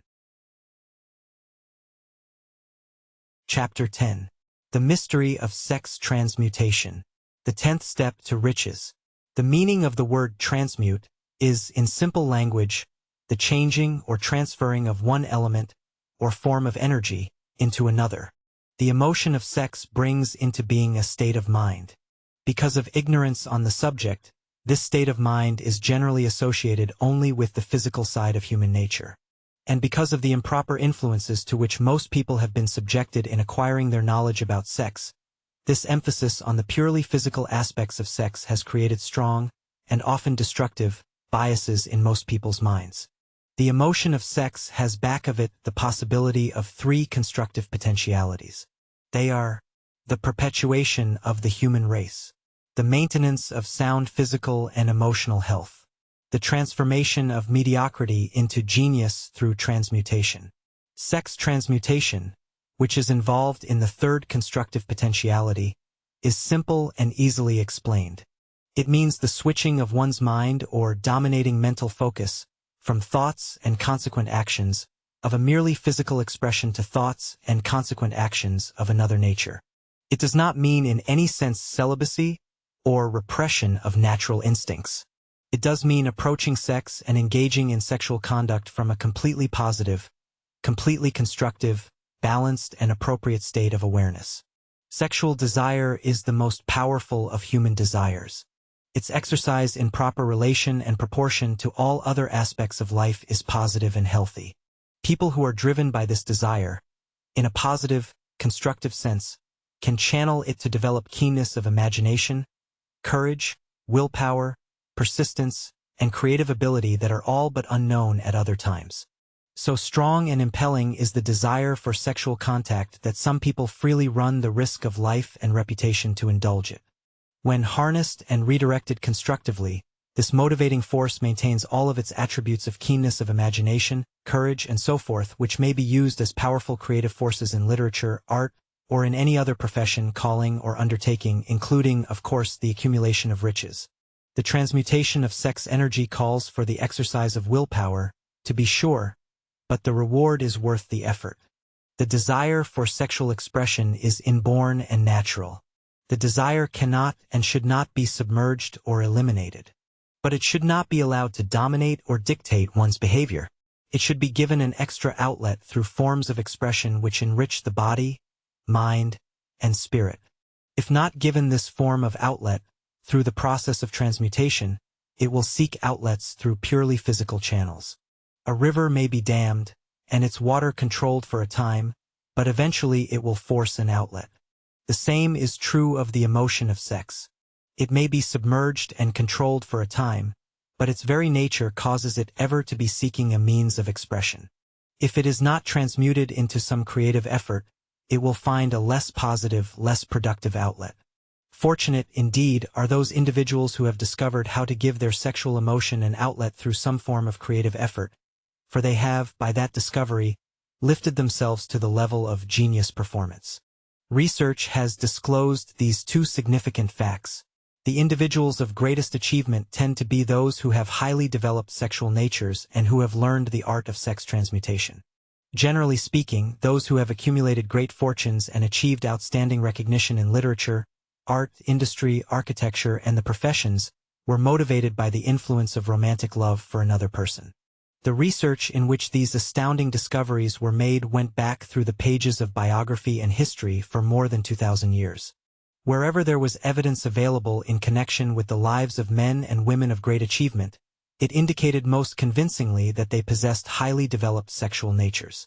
The emotion of sex is an irresistible force against which there can be no such opposition as an immovable body. When driven by this emotion, individuals become gifted with a superpower for action. Understand this truth and you will catch the significance of the statement that sex transmutation can lift one to genius-level performance. The emotion of sex contains the secret of creative ability. Destroy the sex glands, whether in a human being or a beast, and you have removed a major source of action. For proof of this, observe what happens to any animal after it has been neutered. A bull or a bulldog becomes thoroughly docile after it has been altered sexually. Sex alteration takes out of any male animal all the fight that was in him. Sex alteration of the female has the same quieting effect. The 10 mind stimuli. The human mind responds to stimuli through which it may be keyed up to high rates of vibration known as enthusiasm, creative imagination, intense desire, and so forth. The 10 stimuli to which the mind responds most freely are the desire for sexual expression, love, a burning desire for fame, power, or financial gain, money, music, close friendship between either those of the same sex or those of the opposite sex, a mastermind alliance based upon the harmony of 2 or more people who ally themselves for spiritual or temporal advancement, mutual suffering such as that experienced by people who are persecuted, autosuggestion, fear, narcotics, and alcohol.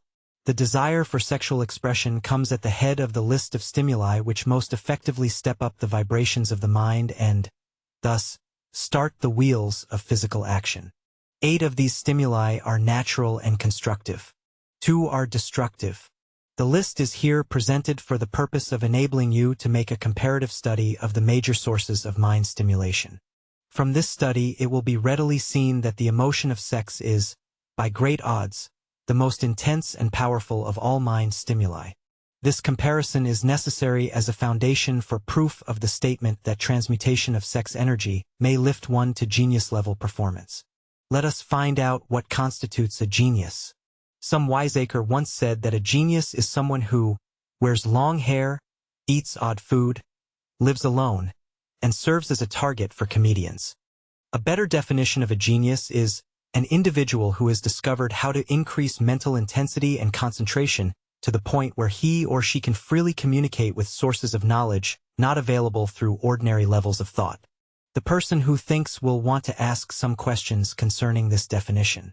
The first question will be, how can one communicate with sources of knowledge which are not available through the ordinary intensity and concentration of thought? The next question will be, are there known sources of knowledge which are generally available only to geniuses? And if so, what are these sources and exactly how can they be reached? I shall offer proof of the soundness of some of the more important statements made in this book, or at least I shall offer evidence through which you may secure your own proof through experimentation. In doing so, I shall answer both of these questions. Genius is developed through the sixth sense. The reality of a sixth sense in human beings has been well established. This sixth sense is creative imagination. The faculty of creative imagination is one which the majority of people never use during an entire lifetime, and if used at all, it usually happens by mere accident. A relatively small number of people use with deliberation, purpose, and forethought the faculty of creative imagination. Those who use this faculty voluntarily and with understanding of its functions are, by definition, geniuses. The faculty of creative imagination is the direct link between the finite human mind and infinite intelligence. All so-called revelations referred to in the realm of religion, and all discoveries of basic or new principles in the field of invention, take place through the faculty of creative imagination.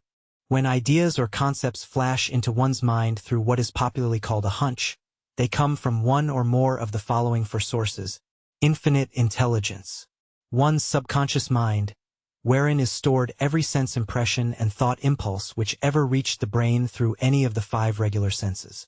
The mind of some other person who has just released the thought or picture of the idea or concept through conscious thought. The other person's subconscious storehouse.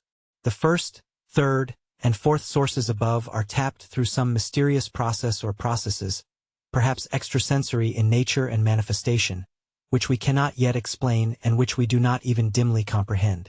What we do comprehend is that these sources are tapped every day around the globe, and that there are no other known sources from which inspired ideas or hunches may be received. The creative imagination functions best when the mind is operating or functioning, concentrating, vibrating, as a result of some form of mind stimulation, at a level of intensity and awareness that is significantly higher than that of ordinary, normal thought. When brain action has been stimulated through one or more of the 10 mind stimulants, it has the effect of lifting a person far above the horizon of ordinary thought and permitting that individual to envision distance, scope, quality, and character of thoughts that are not available on lower planes, such as the one where a person is engaged in the solution of the everyday problems of business and professional routine. When lifted to this higher level of thought through any form of mind stimulation, an individual occupies, relatively speaking, the same position as one who has ascended in an airplane to a height from which may be seen objects beyond the horizon line that limits one's vision while on the ground. Moreover, while on this higher level of thought, the individual is not hampered or bound by any of the stimuli which circumscribe and limit one's vision while wrestling with the problems of gaining the 3 basic necessities of food, clothing, and shelter. The individual is in a world of thought in which ordinary, workaday thoughts have been as effectively removed as are the hills and valleys and other limitations of physical vision when that person rises in the airplane. While on this exalted plane of thought, the creative faculty of the mind is given freedom for action. The way has been cleared for the sixth sense to function.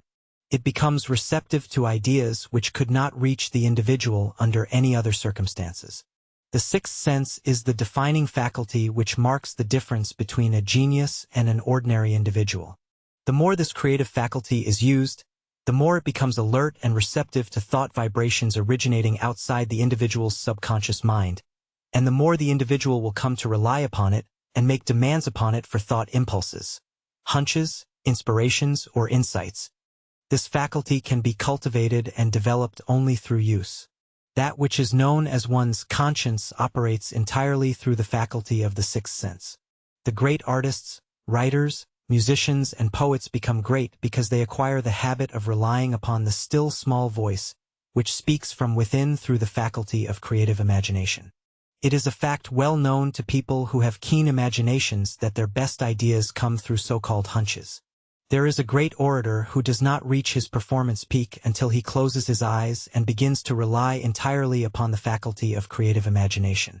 When asked why he closed his eyes just before the climaxes of his oratory, he replied, "I do it because then I speak through ideas which come to me from within."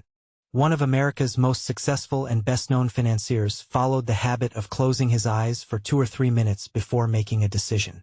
When asked why he did this, he replied, "With my eyes closed, I am able to draw upon a source of superior intelligence." Dr. Elmer R. Gates of Chevy Chase, Maryland, created more than 200 useful patents, many of them basic, through the process of cultivating and using the creative faculty.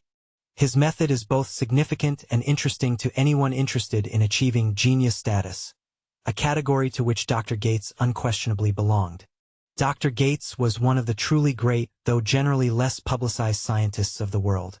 In his laboratory, he had what he called his personal communication room. It was practically soundproof and so arranged that all light could be shut out. It was equipped with a small table on which he kept a pad of writing paper. When Dr.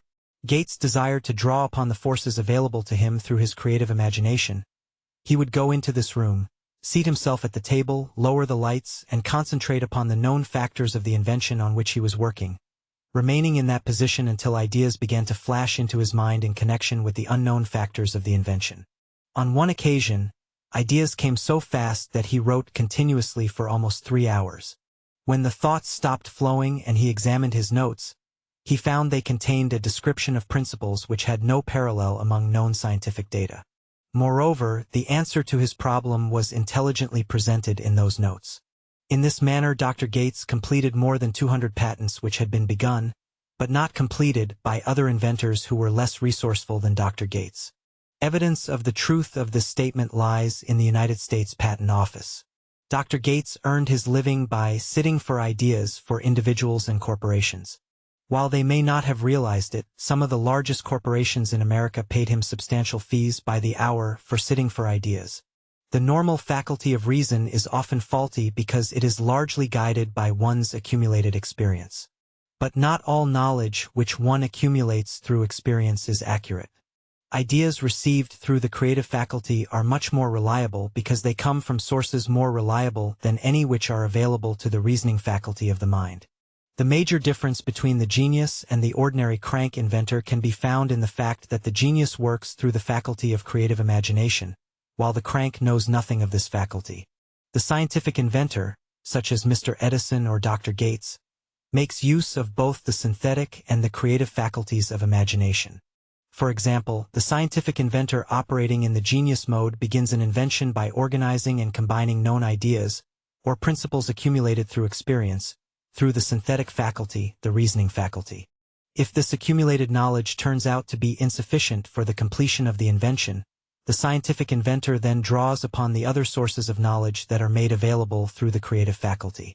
The exact method by which this is accomplished varies with the individual, but this is the sum and substance of the procedure that genius inventors use.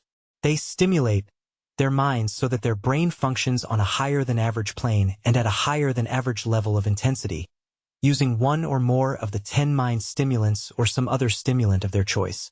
They concentrate upon the known factors, the finished part of their invention, and create in their mind a perfect picture of unknown factors, the unfinished part of their invention. They hold this picture in mind until it has been taken over by their subconscious mind. Then they relax by clearing their mind of all thought and waiting for their answer to flash into their mind. Sometimes the results are both definite and immediate. At other times the results are negative depending upon the state of development of their sixth sense, or creative faculty. Mr. Edison tried out more than 10,000 different combinations of ideas through the synthetic faculty of his imagination before he tuned in through the creative faculty, and got the answer which perfected the incandescent light. His experience was similar when he invented the phonograph. There is plenty of reliable evidence that the faculty of creative imagination exists. This evidence is available through accurate analysis of people who have become leaders in their respective callings without having had extensive educations. Lincoln is a notable example of a great leader who achieved greatness through the discovery and use of his faculty of creative imagination. He discovered and began to use this faculty as the result of the stimulation of love which he experienced after he met Anne Rutledge, a statement of the highest significance in connection with the study of the source of genius. The pages of history are filled with the records of great leaders whose achievements may be traced directly to the influence of their beloved, the person who aroused the creative faculties of their minds through the stimulation of sex desire. Napoleon Bonaparte was one of these. When inspired by his first wife, Josephine, he was irresistible and invincible. When his better judgment or reasoning faculty prompted him to put Josephine aside, he began to decline. His defeat and St. Helena were not far distant. If good taste would permit, I might easily mention scores of individuals well known to the American people who climbed to great heights of achievement under the stimulating influence of their spouses, only to drop back to destruction after money and power went to their heads and they cast aside their original loves for someone new.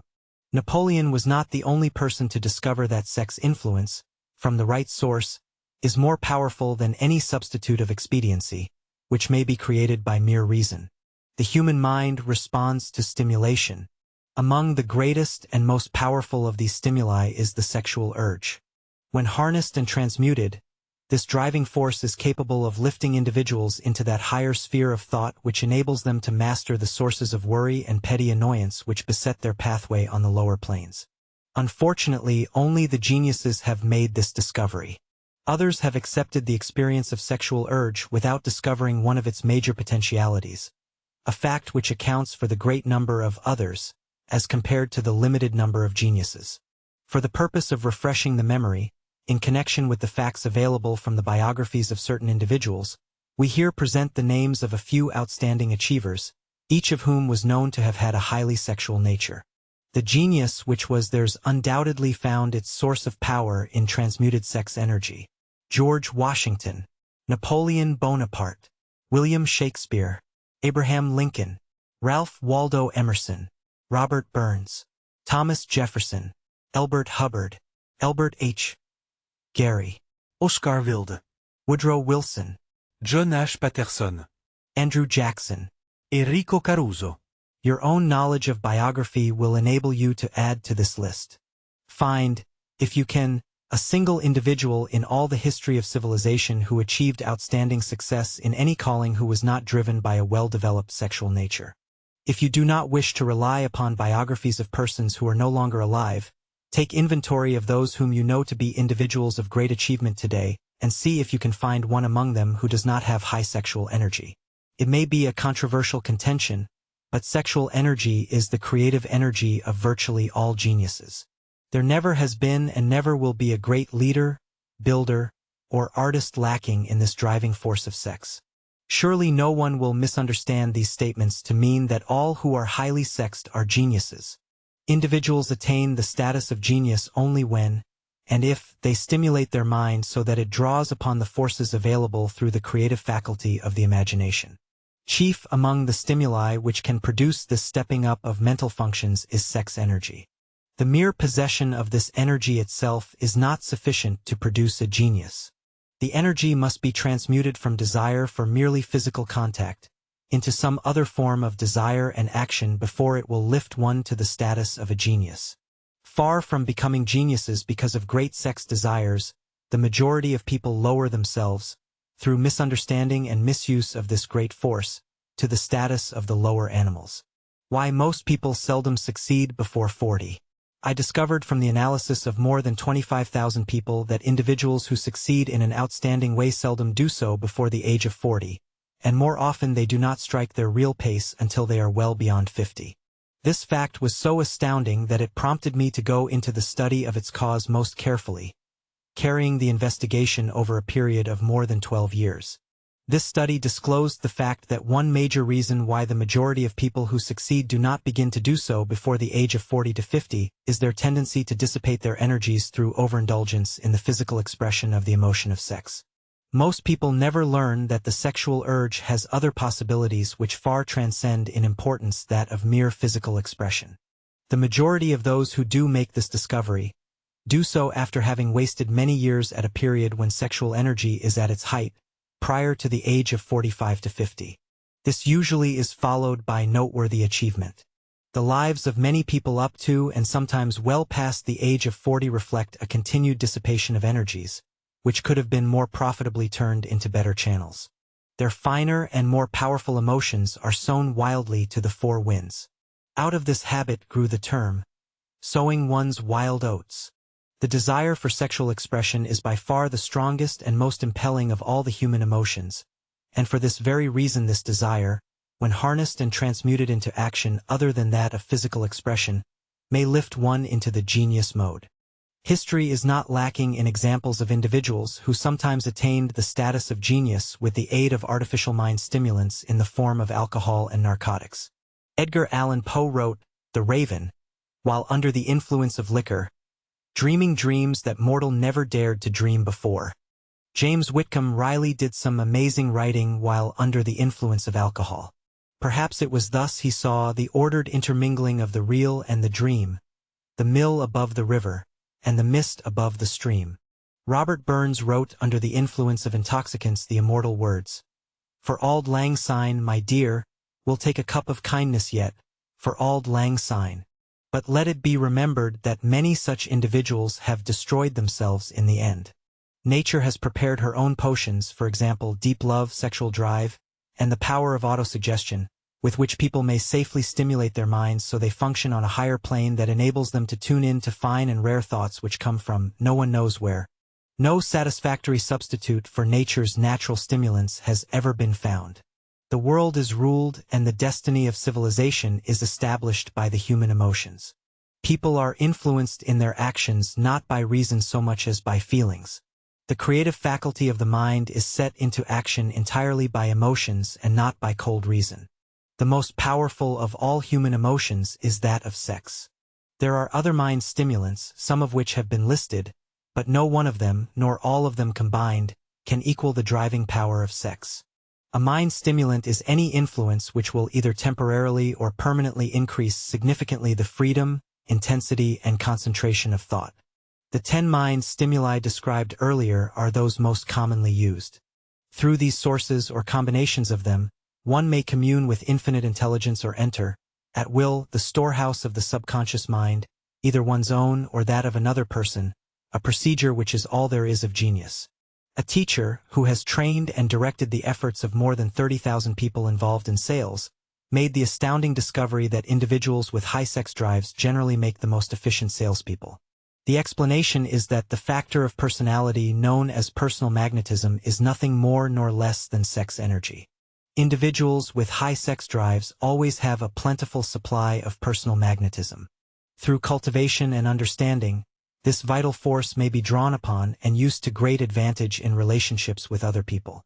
This powerful energy may be communicated to others through the following. The handshake. The touch of the hand indicates instantly the presence of magnetism or the lack of it. The tone of voice. Magnetism or sex energy is the factor with which the voice may be colored or made musical and charming. Posture and carriage of the body. People with high sexual energy move briskly and with grace and ease. The vibrations of thought. Highly sexual people, perhaps unconsciously, mix the emotion of sex with their thoughts or may do so at will, and in that way may influence those around them. Body adornment. People with high sex drives are usually very careful about their personal appearance. They usually select clothing of a style becoming to their personality, physique, complexion, etc. When employing salespeople, the more capable sales manager looks for the quality of personal magnetism as the first requirement of a sales representative. Men and women who lack sex energy will never become enthusiastic nor inspire others with enthusiasm, and enthusiasm is one of the most important requisites in salesmanship, no matter what one is selling. The public speaker, orator, preacher, lawyer, or salesperson who is lacking in sex energy is generally a flop when it comes to being able to influence others. Couple with this the fact that most people can be influenced only through an appeal to their emotions, and you will understand the importance of sexual energy as a part of the salesperson's native ability. Top salespeople attain the status of mastery in selling because they either consciously or unconsciously transmute the energy of sex into sales enthusiasm. In this statement may be found a very practical suggestion as to the actual meaning of sex transmutation. Salespeople who know how to take their mind off the subject of sex itself and direct that energy into sales effort, with as much enthusiasm and determination as they would apply it to its original purpose, have already acquired the art of sex transmutation whether they know it or not. The majority of salespeople who transmute their sex energy do so without being in the least aware of what they are doing or how they are doing it. Transmutation of sex energy calls for more willpower than the average person cares to use for this purpose. Those who find it difficult to summon willpower sufficient for transmutation may gradually acquire this ability. Though this requires willpower, the reward for the practice is more than worth the effort. The entire subject of sex is one about which the majority of people appear to be unpardonably ignorant. The sexual urge has been grossly misunderstood, slandered, and burlesqued by the ignorant and the evil-minded for so long that the very word sex has taken on lascivious and often sordid connotations. Men and women who are known to be blessed, yes, blessed, with high sex drives are frequently looked upon with suspicion and even contempt. Instead of being considered normal, healthy, and blessed, they are often considered abnormal, flawed, and even base. Millions of people, even in this age of enlightenment, have inferiority complexes which they developed because of this false belief that a high sex drive is a curse. Yet statements about the virtue of sexual energy should not be construed as a justification for the libertine. The emotion of sex is a virtue only when used intelligently and with discrimination. It may be misused, and often is, to such an extent that it debases, instead of enriches, both body and mind. The better use of this power is the purpose of the explanations in this chapter. It seemed quite significant when I discovered that practically every great leader whom I had the privilege of analyzing was a person whose achievements were largely inspired by someone that individual loved deeply. In many instances, the beloved was a modest, self-denying spouse of whom the public had heard little or nothing, although in a few instances the source of inspiration turned out to be a lover. Perhaps such cases may not be entirely unknown to you. Intemperance in sex habits is just as detrimental as intemperance in habits of drinking and eating. In the age we live in, sexual intemperance is common. This orgy of indulgence may help account for the relative shortage of great leaders today. No individual can avail himself or herself of the forces of creative imagination while dissipating them. Human beings are the only creatures on earth which violate nature's purpose in this connection. Every other animal indulges its sexual nature in moderation and with purpose which harmonizes with the laws of nature. Every other animal responds to the call of sex only in season. Human beings are inclined to declare open season. Every intelligent person knows that stimulation in excess through alcoholic drink and narcotics is a form of intemperance which destroys the vital organs of the body, including the brain. Not every person knows, however, that overindulgence in sexual expression may become a habit as destructive and as detrimental to creative effort as narcotics or liquor.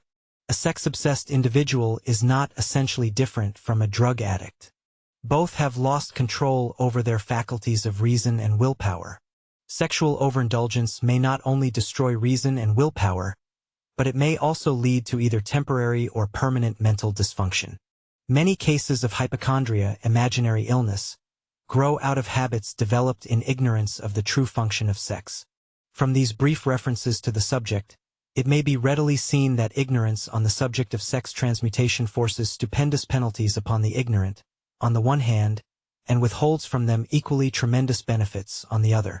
Widespread ignorance on the subject of sex is due to the fact that the subject has been surrounded with mystery and beclouded by dark silence.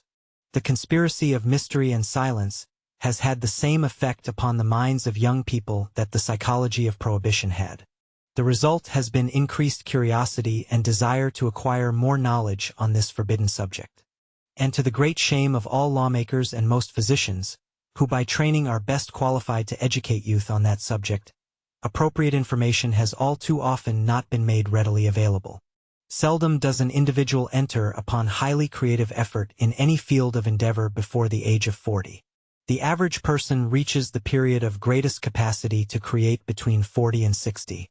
These statements are based upon careful observation and analysis of thousands of men and women. They should be encouraging to those who fail to arrive before the age of 40, and to those who become frightened at the approach of old age. The years between 40 and 50 are, as a rule, the most fruitful. Individuals should approach this age not with fear and trembling, but with hope and eager anticipation. If you want evidence that most people do not begin to do their best work before the age of 40, study the records of the most successful individuals known to the American people, and you will find it. Henry Ford had not hit his pace of achievement until he had passed the age of 40. Andrew Carnegie was well past 40 before he began to reap the reward of his efforts. James J. Hill was still running a telegraph key at the age of 40. His stupendous achievements took place after that age. Biographies of American industrialists and financiers are filled with evidence that the period from age 40 to 60 is the most productive age for almost everyone. Between the ages of 30 and 40, people begin to learn, if they ever learn, the art of sex transmutation. This discovery is generally accidental, and, more often than otherwise, individuals who make it are totally unconscious of their discovery. They may observe that their powers of achievement have increased around the age of 35 to 40, but in most cases they are not familiar with the cause of this change, the fact that nature begins to harmonize the emotions of love and sex in the individual between the ages of 30 and 40, so that they may draw upon these great forces and apply them jointly as stimuli to action. Sex alone is a mighty urge to action, but its forces are like a cyclone. They are often uncontrollable. When the emotion of love begins to mix itself with the emotion of sex, the result is calmness of purpose, poise, accuracy of judgment, and balance. What person who has attained the age of 40 is so unfortunate as to be unable to analyze these statements and to corroborate them by his or her own experience? When driven by the desire to please a member of the opposite sex, based solely upon the emotion of sex, individuals may be and usually are capable of great achievement, but their actions may be disorganized, distorted, and totally destructive. When driven by their desire to please someone they love, based upon the motive of sex alone, an individual may steal, cheat, even, in an extreme case, commit murder. But when the emotion of love is mixed with the emotion of sex, these same individuals will guide their actions with sanity, balance, and reason. Criminologists have discovered that some of the most hardened criminals can be reformed through the influence of a strong love. There is no record of a criminal's having been reformed solely through the influence of sex. These facts are well known, but their cause is not. Reformation comes, if at all, through the heart or the emotional side, not through the head or the reasoning side. Reformation means a change of heart. It does not mean a change of head. A person may, because of reason, make certain changes in his or her personal conduct to avoid the consequences of undesirable effects, but genuine reformation comes only through a change of heart, through a desire to change. Love, romance, and sex are all emotions capable of driving individuals to heights of superachievement. Love is the emotion which serves as a safety valve and ensures balance, poise, and constructive effort. When combined, these three emotions may lift one to the altitude of a genius. There are geniuses, however, who know but little of the emotion of love. Most of them may be found engaged in some form of action which is destructive or at least not based upon justice and fairness toward others. If good taste would permit, a dozen geniuses could be named in the field of industry and finance who ride ruthlessly over the rights of their fellow human beings. They seem totally lacking in conscience. The reader can easily supply his own list of such individuals. The emotions are states of mind. Nature has provided human beings with a chemistry of the mind which operates in a manner similar to the principles of chemistry of matter.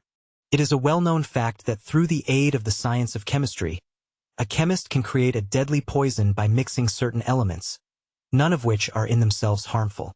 The emotions may likewise be combined so as to create a deadly poison. The emotions of sex and jealousy, when mixed, may turn a person into an insane beast. The presence of any one or more of the destructive emotions in the human mind, through the chemistry of the mind, creates a poison which may destroy one's sense of justice and fairness.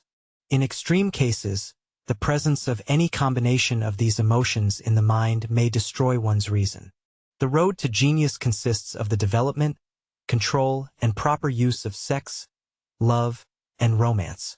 The process involves encouraging the presence of these emotions as the dominating thoughts in one's mind, and discouraging the presence of all the destructive emotions. The mind is a creature of habit. It thrives upon the dominating thoughts that are fed to it. Through the faculty of willpower, one may discourage the presence of any emotion and encourage the presence of any other. Control of the mind through the power of will is not difficult. Control comes from persistence and habit. The secret of control lies in understanding the process of transmutation. When any negative emotion presents itself in one's mind, it can be transmuted into a positive or constructive emotion by the simple procedure of changing one's thoughts. There is no other road to genius than through voluntary self-effort. Individuals may, for a time, attain great heights of financial, business, or other achievements solely by the driving force of sex energy. But history is filled with evidence that such people may, and usually do, carry with them certain traits of character which rob them of the ability to either keep or enjoy their fortune. This is worthy of analysis, thought, and meditation, for it states a truth, the knowledge of which may be helpful to all men and women. Ignorance of this truth has cost thousands of people their privilege of happiness, even though they possessed riches.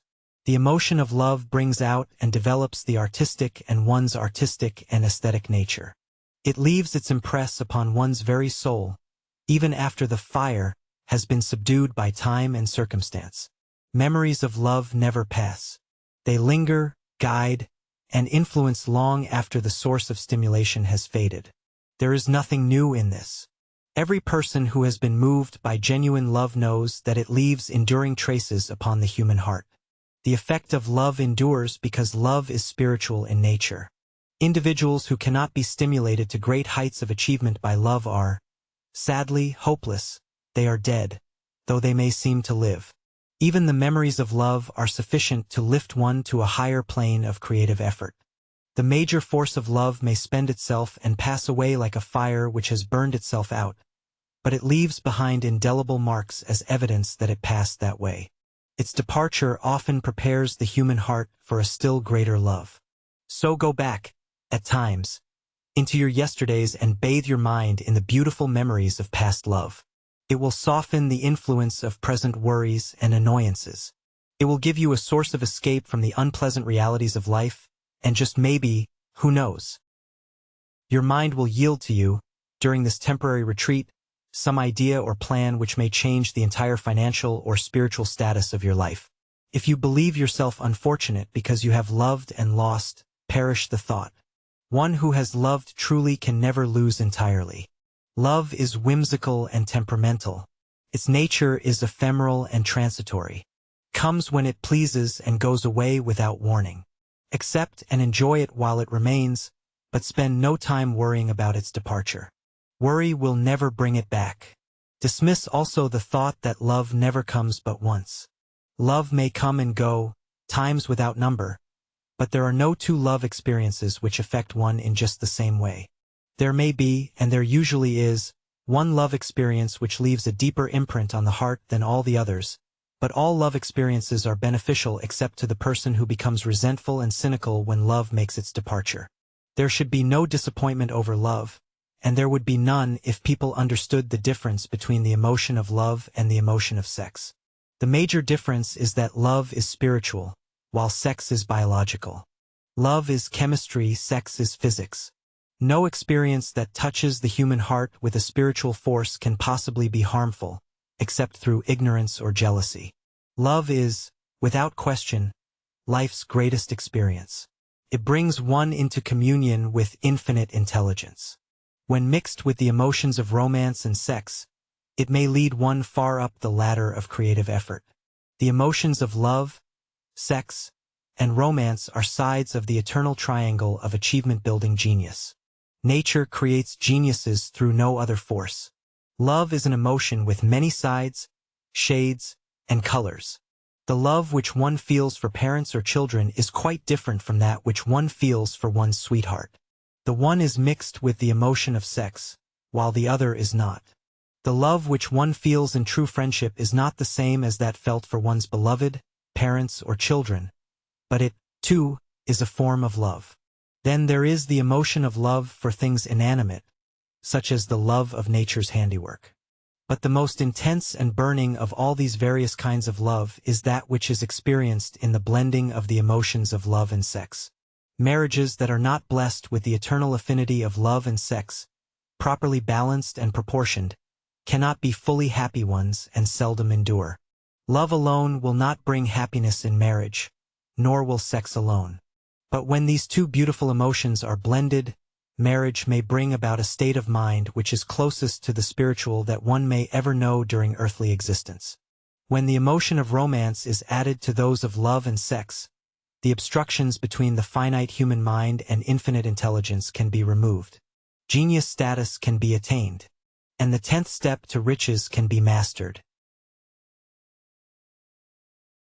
Chapter 11. The Subconscious Mind. The Connecting Link. The 11th step to riches.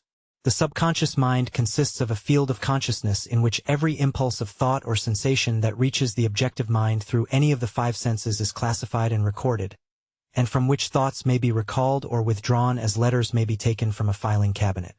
The subconscious mind receives and files sense impressions or thoughts regardless of their nature.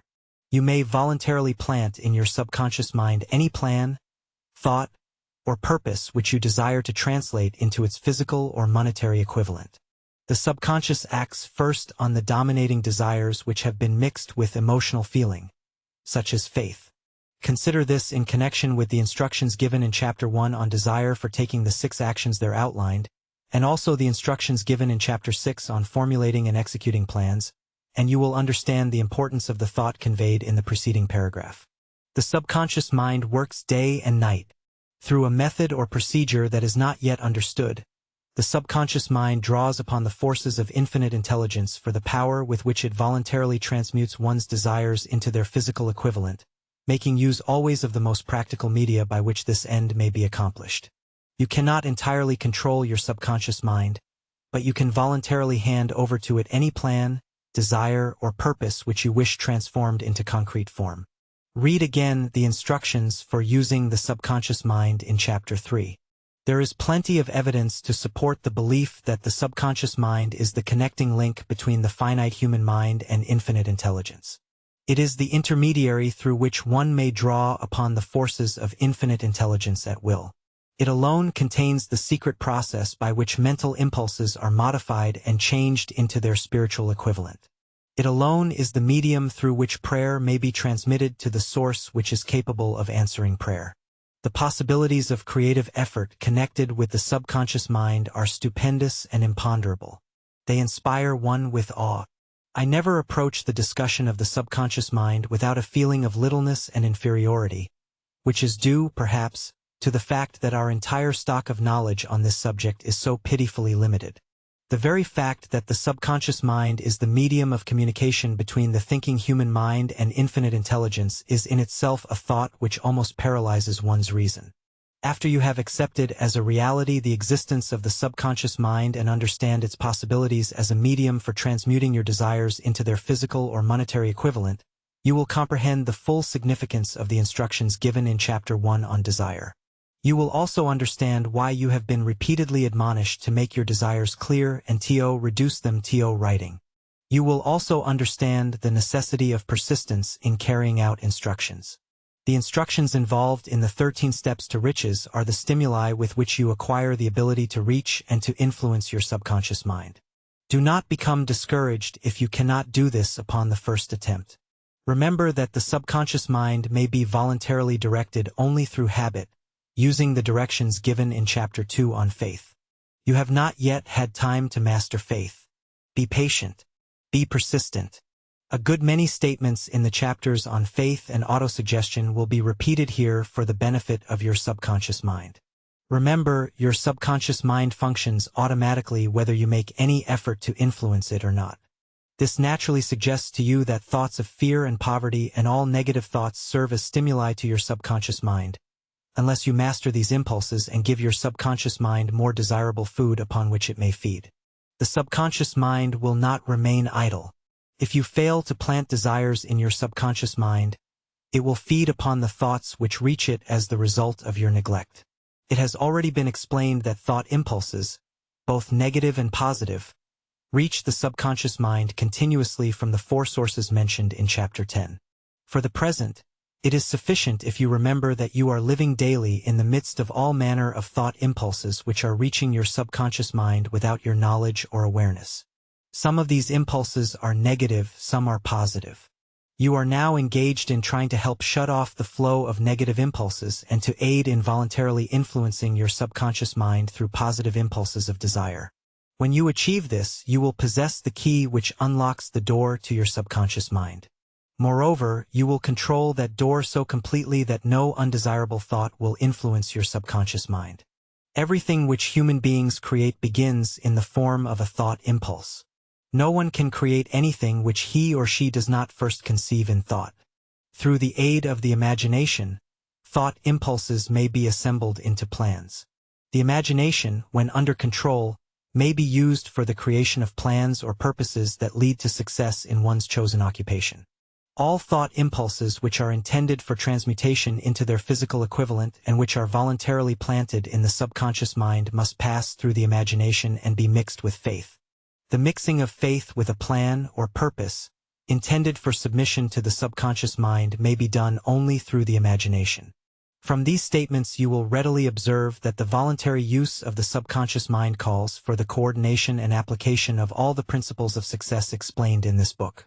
Ella Wheeler Wilcox gave evidence of her understanding of the power of the subconscious mind when she wrote, "You never can tell what a thought will do, in bringing you hate or love, for thoughts are things, and their airy wings are swifter than carrier doves.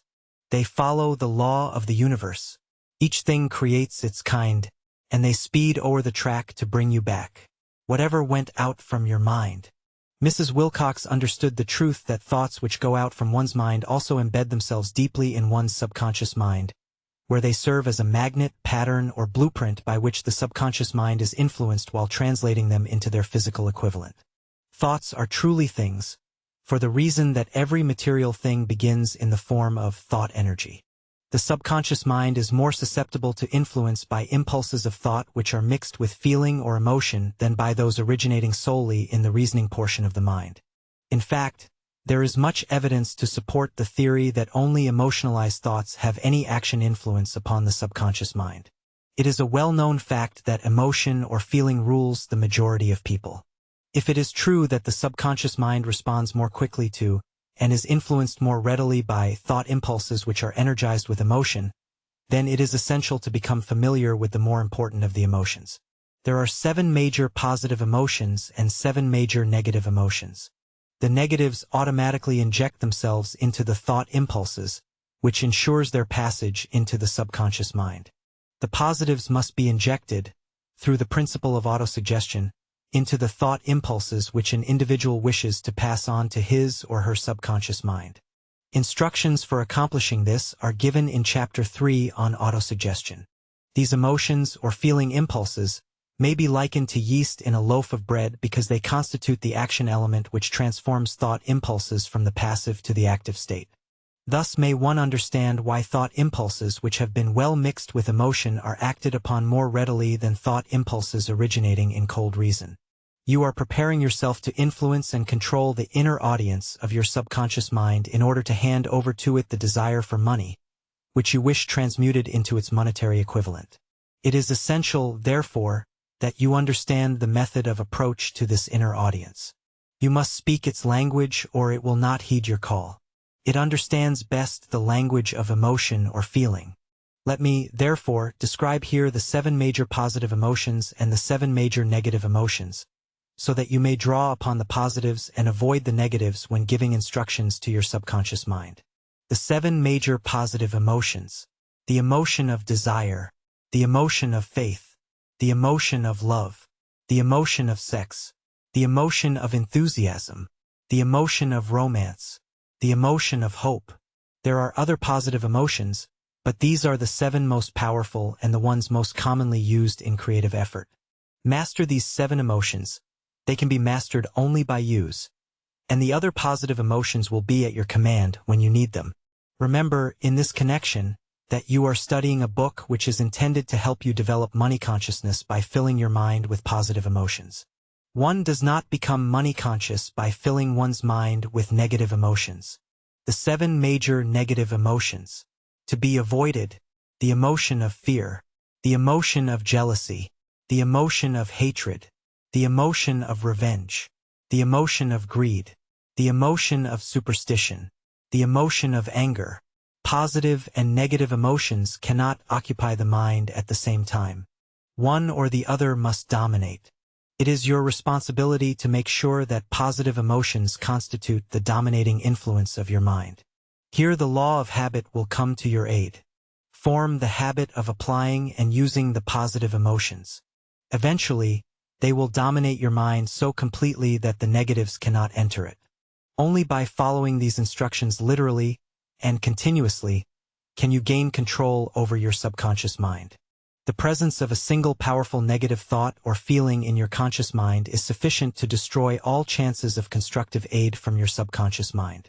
If you are an observant person, you must have noticed that most people resort to prayer only after everything else has failed, or else they pray by a ritual of meaningless words. And because it is a fact that most people who pray do so only after everything else has failed, they go to prayer with their minds filled with fear and doubt, which are the emotions the subconscious mind acts upon and passes on to infinite intelligence. Likewise, those are the emotions which infinite intelligence receives and acts upon. If you pray for a thing, but have fear as you pray that you may not receive it or that your prayer will not be acted upon by infinite intelligence, your prayer will have been in vain. Prayer does sometimes result in the realization of that for which one prays. If you have ever had the experience of receiving that for which you prayed, go back in your memory and recall your actual state of mind while you were praying, and you will know for sure that the theory here described is more than a theory. The time may come when the schools and educational institutions of the country will teach the science of prayer. When that time comes, it will come as soon as humanity is ready for it and demands it. No one will approach the universal mind, infinite intelligence, in a state of fear, for the very good reason that there will be no such emotion as fear. Ignorance, superstition, and false teaching will have disappeared, and human beings will have attained their true status as children of infinite intelligence. A few have already attained this blessing. If you believe this prophecy is far-fetched, take a look at the human race in retrospect. Less than 100 years ago, people believed that lightning was evidence of the wrath of God and feared it. Now, thanks to the power of faith, we have harnessed lightning and made it turn the wheels of industry. Much less than 100 years ago, people believed the space between the planets to be nothing but a great void, a stretch of dead nothingness. Now, thanks to this same power of faith, we know that far from being either dead or a void, the space between the planets is very much alive, that it is filled with mysterious substances and pulsates with energy, the highest form of energy known, except perhaps for the energy of thought. Moreover, there is evidence that this living, pulsating, vibratory energy which permeates every atom of matter and fills every niche of space, connects every human brain with other human brains in mysterious ways we do not yet understand. Why should we not believe that this same energy connects every human brain with infinite intelligence? There are no toll gates between the finite human mind and infinite intelligence. The communication costs nothing except patience, faith, persistence, understanding, and a sincere desire to communicate. Moreover, the approach can be made only by each individual. Paid prayers are worthless. Infinite intelligence does no business by proxy. You either go direct or you do not communicate. You may buy prayer books and repeat them until the day of your doom without avail. Thoughts which you wish to communicate to infinite intelligence must undergo transformation such as can be given only through your own subconscious mind. The method by which you may communicate with infinite intelligence is analogous to that through which the vibration of sound is communicated by radio. If you understand the working principle of radio, you know that sound cannot be communicated through the airwaves until it has been stepped up or changed into a rate of vibration which the human ear cannot detect. The radio processing and transmitting equipment takes the sound of the human voice and scrambles or modifies it by stepping up the vibration millions of times. Only in this way can the vibration of sound be communicated hundreds or thousands of miles away. After this transformation has taken place, the original vibrations of sound, now in the form of highly energized electromagnetic waves, are broadcast across the airwaves to radio receivers, which step that energy back down to its original state so that it is recognized as sound. Similarly, the subconscious mind is the intermediary which translates one's prayers into terms which infinite intelligence utilizes, presents the message, and receives back the answer in the form of a definite plan or idea for procuring the object of the prayer. Understand this principle and you will know why mere words read from a prayer book, while they may provide comfort and give one cause for reflection and meditation, cannot and will never serve as an agency of active communication between the human mind and infinite intelligence. Before your prayer will reach infinite intelligence, a statement of this author's theory only, it is transformed in some way from its original thought vibration into terms of spiritual vibration.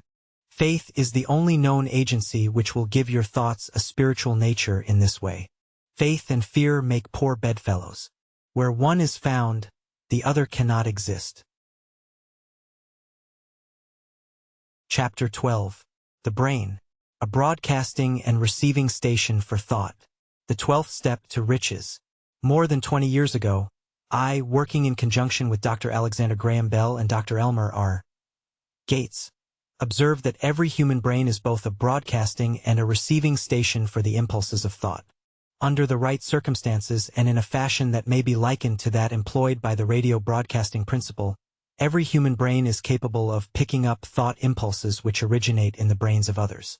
In connection with the statement in the preceding paragraph, compare and consider the description of the creative imagination as outlined in the discussion on imagination in Chapter 5. The creative imagination is the receiving set of the brain, which processes thoughts released by the brains of others.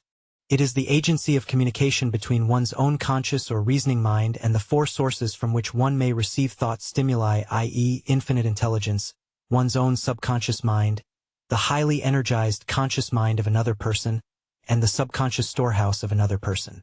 See the discussion on the sixth sense in Chapter 10.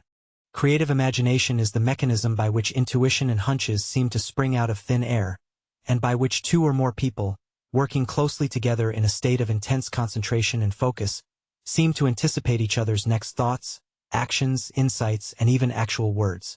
When thus highly stimulated or stepped up, the mind becomes more receptive to thought impulses that somehow reach it from sources outside itself. This stepping up process is driven by powerful emotions, either positive or negative. Thought manifests itself as electrical energy within the human brain.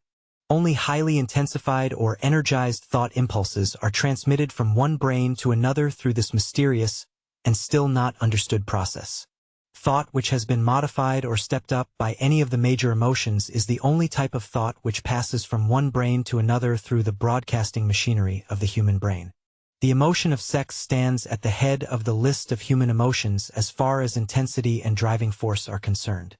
The brain which has been stimulated by the emotion of sex is much more highly energized than it is when that emotion is dormant or absent. To reiterate an earlier point, stimulated by the emotion of sex refers to a sex drive that is vigorous and powerful, yet under control, channeled, and given adequate and appropriate expression. The result of sex transmutation is the increase of this energizing effect on thoughts and thought processes to such a pitch that the creative imagination becomes highly receptive to ideas, which it seems to literally pluck out of thin air. When the brain is operating in this highly energized state, it not only attracts thoughts and ideas released by other brains, but it also gives to its own thoughts that feeling which is essential before those thoughts will be picked up and acted upon by one's own subconscious mind. Thus, you will see that the broadcasting principle is the factor through which you mix feeling or emotion with your thoughts and pass them on to your subconscious mind. The subconscious mind is the sending station of the brain, through which thought impulses are broadcast. The creative imagination is the receiving set through which thought impulses are picked up. Along with the important factors of the subconscious mind and the faculty of the creative imagination, which together constitute the sending and receiving sets of your mental broadcasting equipment, consider now the principle of autosuggestion, which is the medium by which you may put into operation your broadcasting station. Through the instructions described in Chapter 3 on autosuggestion, you were definitely and specifically shown the method by which desire may be transmuted into its monetary equivalent. Operation of your mental broadcasting station is a comparatively simple procedure. You have but 3 factors to bear in mind and apply when you wish to use your broadcasting station: the subconscious mind, creative imagination, and autosuggestion. The stimuli through which you put these 3 forces into action have been described. The procedure begins with desire. The greatest forces are intangible. The world has been brought to the very borderline of an understanding of the forces that are intangible and unseen. Throughout history, people have depended too much upon their physical senses and have limited their knowledge to physical things they could see, touch, weigh, and measure. We are now entering the most marvelous of all ages, an age which will teach us something of the intangible forces of the world about us. Perhaps we shall learn as we pass through this age that the other self is more powerful than the physical self we see when we look in a mirror. Sometimes people speak lightly of the intangibles, the things they cannot perceive through any of their 5 senses, and when we hear such people speak, it should remind us that all of us are controlled by forces which are unseen and intangible. The whole human race has not the power to cope with nor control the intangible force wrapped up in the rolling waves of the oceans. We still do not have the ability to understand the intangible force of gravity, which keeps this little earth suspended in midair and keeps us from falling from it, much less the power to control that force. We are entirely subservient to the intangible force that comes with a thunderstorm, and we are just as helpless in the presence of the intangible force of electricity. We do not even fully understand what electricity is, where it comes from, or what is its ultimate purpose. Nor is this by any means the end of our ignorance in connection with things unseen and intangible. We do not understand the intangible force and intelligence wrapped up in the soil and resources of the earth, the force which provides us with every morsel of food we eat, every article of clothing we wear, every dollar we carry in our pockets. The dramatic story of the brain. Last but not least, we, with all of our boasted culture and education, understand little or nothing of the intangible force, the greatest of all the intangibles, of thought. We know but little concerning the physical brain and its vast network of intricate structures through which the power of thought is translated into its material equivalent, but we are now entering an age which shall yield enlightenment on the subject. Already scientists have turned their attention to the study of the stupendous thing called a brain, and, while they are still in the kindergarten stage of their studies, they have uncovered enough knowledge to know that the central switchboard of the human brain, the number of lines which connect the brain cells one with another, equals the figure 1, followed by 15 million zeros. The figure is so stupendous, said Dr. C. Judson Herrick of the University of Chicago, that astronomical figures dealing with hundreds of millions of light years become insignificant by comparison. It has been determined that there are from 10 billion to 14 billion nerve cells in the human cerebral cortex, and we know that these are arranged in definite patterns. These arrangements are not haphazard. They are orderly. Recently developed methods draw off action currents from very precisely located cells, amplify them, and record potential differences to a millionth of a volt. It is inconceivable that such a network of intricate equipment should be in existence for the sole purpose of carrying on the physical functions incidental to growth and maintenance of the physical body. Is it not likely that the same system that gives billions of brain cells the media for communication one with another provides also the means of communication with other intangible forces? After this book had been written, and just before the manuscript went to the publisher, there appeared in the New York Times an editorial showing that at least one great university and one intelligent investigator in the field of mental phenomena were carrying on organized research through which conclusions were reached that parallel many of those described in this and the following chapter. The editorial briefly analyzed the work carried on by Dr. Rhine and his associates at Duke University. What is telepathy? A month ago we cited on this page some of the remarkable results achieved by Professor Rhine and his associates at Duke University from more than 100,000 tests to determine the existence of telepathy and clairvoyance. These results were summarized in the first 2 articles in Harper Magazine. In the second that has now appeared, the author E.H. Wright attempts to summarize what has been learned, or what it seems reasonable to infer, regarding the exact nature of these extrasensory modes of perception. The actual existence of telepathy and clairvoyance now seems to some scientists enormously probable as the result of Rhine's experiments. Various percipients were asked to name as many cards in a special pack as they could without looking at them and without other sensory access to them. About a score of men and women were discovered who could regularly name so many of the cards correctly that there was not one chance in many a million of their having done their feats by luck or accident. But how did they do them? These powers, assuming that they exist, do not seem to be sensory. There is no known organ for them. The experiments worked just as well at distances of several hundred miles as they did in the same room. These facts also dispose, in Mr. Wright's opinion, of the attempt to explain telepathy or clairvoyance through any physical theory of radiation. All known forms of radiant energy decline inversely as the square of the distance traversed. Telepathy and clairvoyance do not. But they do vary through physical causes as our other mental powers do. Contrary to widespread opinion, they do not improve when the percipient is asleep or half asleep, but, on the contrary, when he is most wide awake and alert. Rhine discovered that a narcotic will invariably lower a percipient's score, while a stimulant will always send it higher. The most reliable performer apparently cannot make a good score unless he tries to do his best. One conclusion Wright draws with some confidence is that telepathy and clairvoyance are one and the same gift. That is, the faculty that sees a card face down on a table seems to be exactly the same one that reads a thought residing only in another mind. There are several grounds for believing this. So far, for example, the 2 gifts have been found in every person who enjoys either of them. In every one so far, the 2 have been of equal vigor, almost exactly. Screens, walls, distances have no effect at all on either. Wright advances from this conclusion to express what he puts forward as no more than the mere hunch that other extrasensory experiences, prophetic dreams, premonitions of disaster, and the like, may also prove to be part of the same faculty. The reader is not asked to accept any of these conclusions unless he finds it necessary, but the evidence that Rhine has piled up must remain impressive. In view of Dr. Rhine's announcement in connection with the conditions under which the mind responds to what he terms extrasensory modes of perception, I now feel privileged to add to his testimony by stating that my associates and I have discovered what we believe to be the ideal conditions under which the mind can be stimulated so that the 6th sense described in the next chapter can be made to function in a practical way. The conditions to which I refer consist of a close working alliance between myself and 2 members of my staff. Through experimentation and practice, we discovered how to stimulate our minds by applying the principle used in connection with the invisible counselors described in the next chapter, so that we can, by a process of blending our 3 minds into one, find the solution to a great variety of problems. The procedure is simple. We sit down at a conference table, clearly state the nature of the problem we have under consideration, then begin discussing it. Each contributes whatever thoughts that may occur. The strange thing about this method of mind stimulation is that it places each participant in communication with unknown sources of knowledge definitely outside his own experience.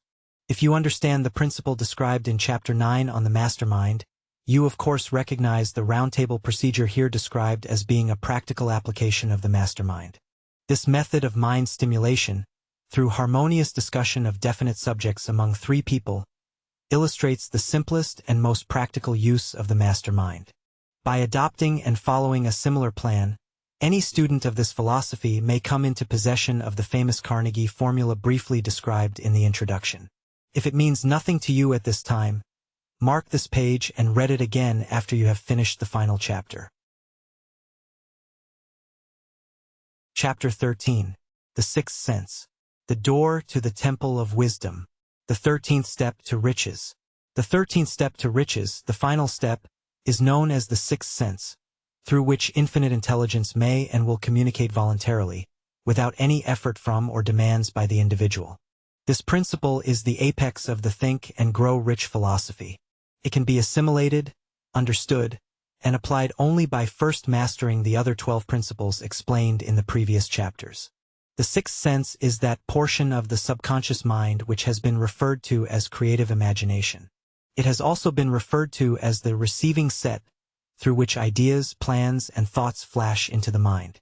These flashes are sometimes called hunches or inspirations. The sixth sense defies description.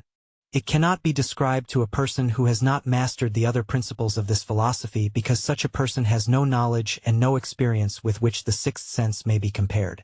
Understanding of the sixth sense comes only by meditation through mind development from within. The sixth sense most likely is the medium of contact between the finite human mind and infinite intelligence, and for this reason it is a mixture of both the mental and the spiritual. It is believed to be the point at which the human mind contacts the universal mind. After you have mastered all of the success principles explained in this book, you will be prepared to accept as truth a statement which may otherwise be incredible to you, namely, through the aid of the sixth sense, you will be warned of impending dangers in time to avoid them and notified of opportunities in time to embrace them. With the development of the sixth sense, there comes to your aid, to do your bidding, a guardian angel, who will open to you at all times the door to the temple of wisdom. Whether or not this is a statement of truth you will never know except by following the instructions described in the pages of this book or some similar method of procedure. I am not a believer in nor an advocate of miracles, for the reason that I have enough knowledge of nature to understand that nature never deviates from her established laws. Some of her laws are so incomprehensible that they produce what appear to be miracles. The sixth sense comes as near to being a miracle as anything I have ever experienced, and it appears so only because I do not understand the method by which this principle is operated. This much I do know: there is a power or a first cause or an intelligence, which permeates every atom of matter and embraces every unit of energy perceptible to the human mind, and this infinite intelligence converts acorns into oak trees, causes water to flow downhill in response to the law of gravity, follows night with day, and winter with summer, each maintaining its proper place in relationship to the other. This intelligence may, through the principles of the Think and Grow Rich philosophy, be induced to aid in transmuting desires into concrete or material form. I have this knowledge because I have experimented with it and have experienced it. Step by step through the preceding chapters you have been led to this, the last principle. If you have mastered each of the preceding principles, you are now prepared to accept without being skeptical the stupendous claims made here. If you have not mastered the other principles, you must do so before you may determine definitely whether or not the claims made in this chapter are fact or fiction. While I was passing through the age of hero worship, I found myself trying to imitate those whom I most admired. Moreover, I discovered that the element of faith, with which I endeavored to imitate my idols, gave me great capacity to do so quite successfully. I have never entirely divested myself of this habit of hero worship, although I have passed the age commonly given over to such. My experience has taught me that the next best thing to being truly great is to emulate the great, by feeling and action as nearly as possible. Long before I had ever written a line for publication or endeavored to deliver a speech in public, I followed the habit of reshaping my own character by trying to imitate the 9 individuals whose lives and life's work had been most impressive to me. These 9 were Ralph Waldo Emerson, Thomas Paine, Thomas A. Edison, Charles Darwin, Abraham Lincoln, Luther Burbank, Napoleon Bonaparte, Henry Ford, and Andrew Carnegie. Every night over a long period of years, I held an imaginary council meeting with this group whom I called my invisible counselors. The procedure was this. Just before going to sleep at night, I would shut my eyes and see in my imagination this group of men seated with me around my council table. Here I had not only an opportunity to sit among those whom I considered to be great, but I actually dominated the group by serving as the chairman. Before eyebrows are raised, let me assure you that I had a very definite purpose in indulging my imagination through these nightly meetings. My purpose was to rebuild my own character so it would represent a composite of the characters of my imaginary counselors. Realizing as I did early in life that I had to overcome the handicap of being born into an environment of ignorance and superstition, I deliberately assigned myself the task of voluntary rebirth through the method here described. Building character through autosuggestion. Being an earnest student of psychology, I knew, of course, that all individuals have become what they are because of their dominating thoughts and desires. I knew that every deeply seated desire has the effect of causing one to seek outward expression through which that desire may be transmuted into reality. I knew that self-suggestion is a powerful factor in building character, that it is, in fact, the sole principle through which character is built. With this knowledge of the principles of mind operation, I was fairly well armed with the equipment needed to rebuild my character.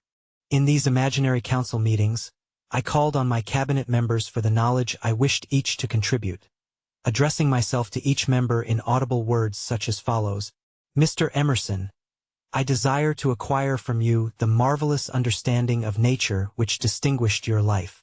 I ask that you make an impression upon my subconscious mind of whatever qualities you possessed which enabled you to understand and adapt yourself to the laws of nature. I ask that you assist me in reaching and drawing upon whatever sources of knowledge are available to this end. Mr. Burbank, I request that you pass on to me the knowledge which enabled you to so harmonize the laws of nature that you caused the cactus to shed its thorns and become an edible food. Give me access to the knowledge which enabled you to make 2 blades of grass grow where but one grew before, and helped you to blend the coloring of the flowers with more splendor and harmony, for you alone have successfully gilded the lily. Napoleon, I desire to acquire from you, by emulation, the marvelous ability you possess to inspire men and to arouse them to greater and more determined spirit of action. Also to acquire the spirit of enduring faith, which enabled you to turn defeat into victory and to surmount staggering obstacles. Emperor of fate, king of chance, man of destiny, I salute you. Mr. Payne, I desire to acquire from you the freedom of thought and the courage and clarity with which to express convictions which so distinguished you. Mr. Darwin, I wish to acquire from you the marvelous patience and ability to study cause and effect, without bias or prejudice, so exemplified by you in the field of natural science.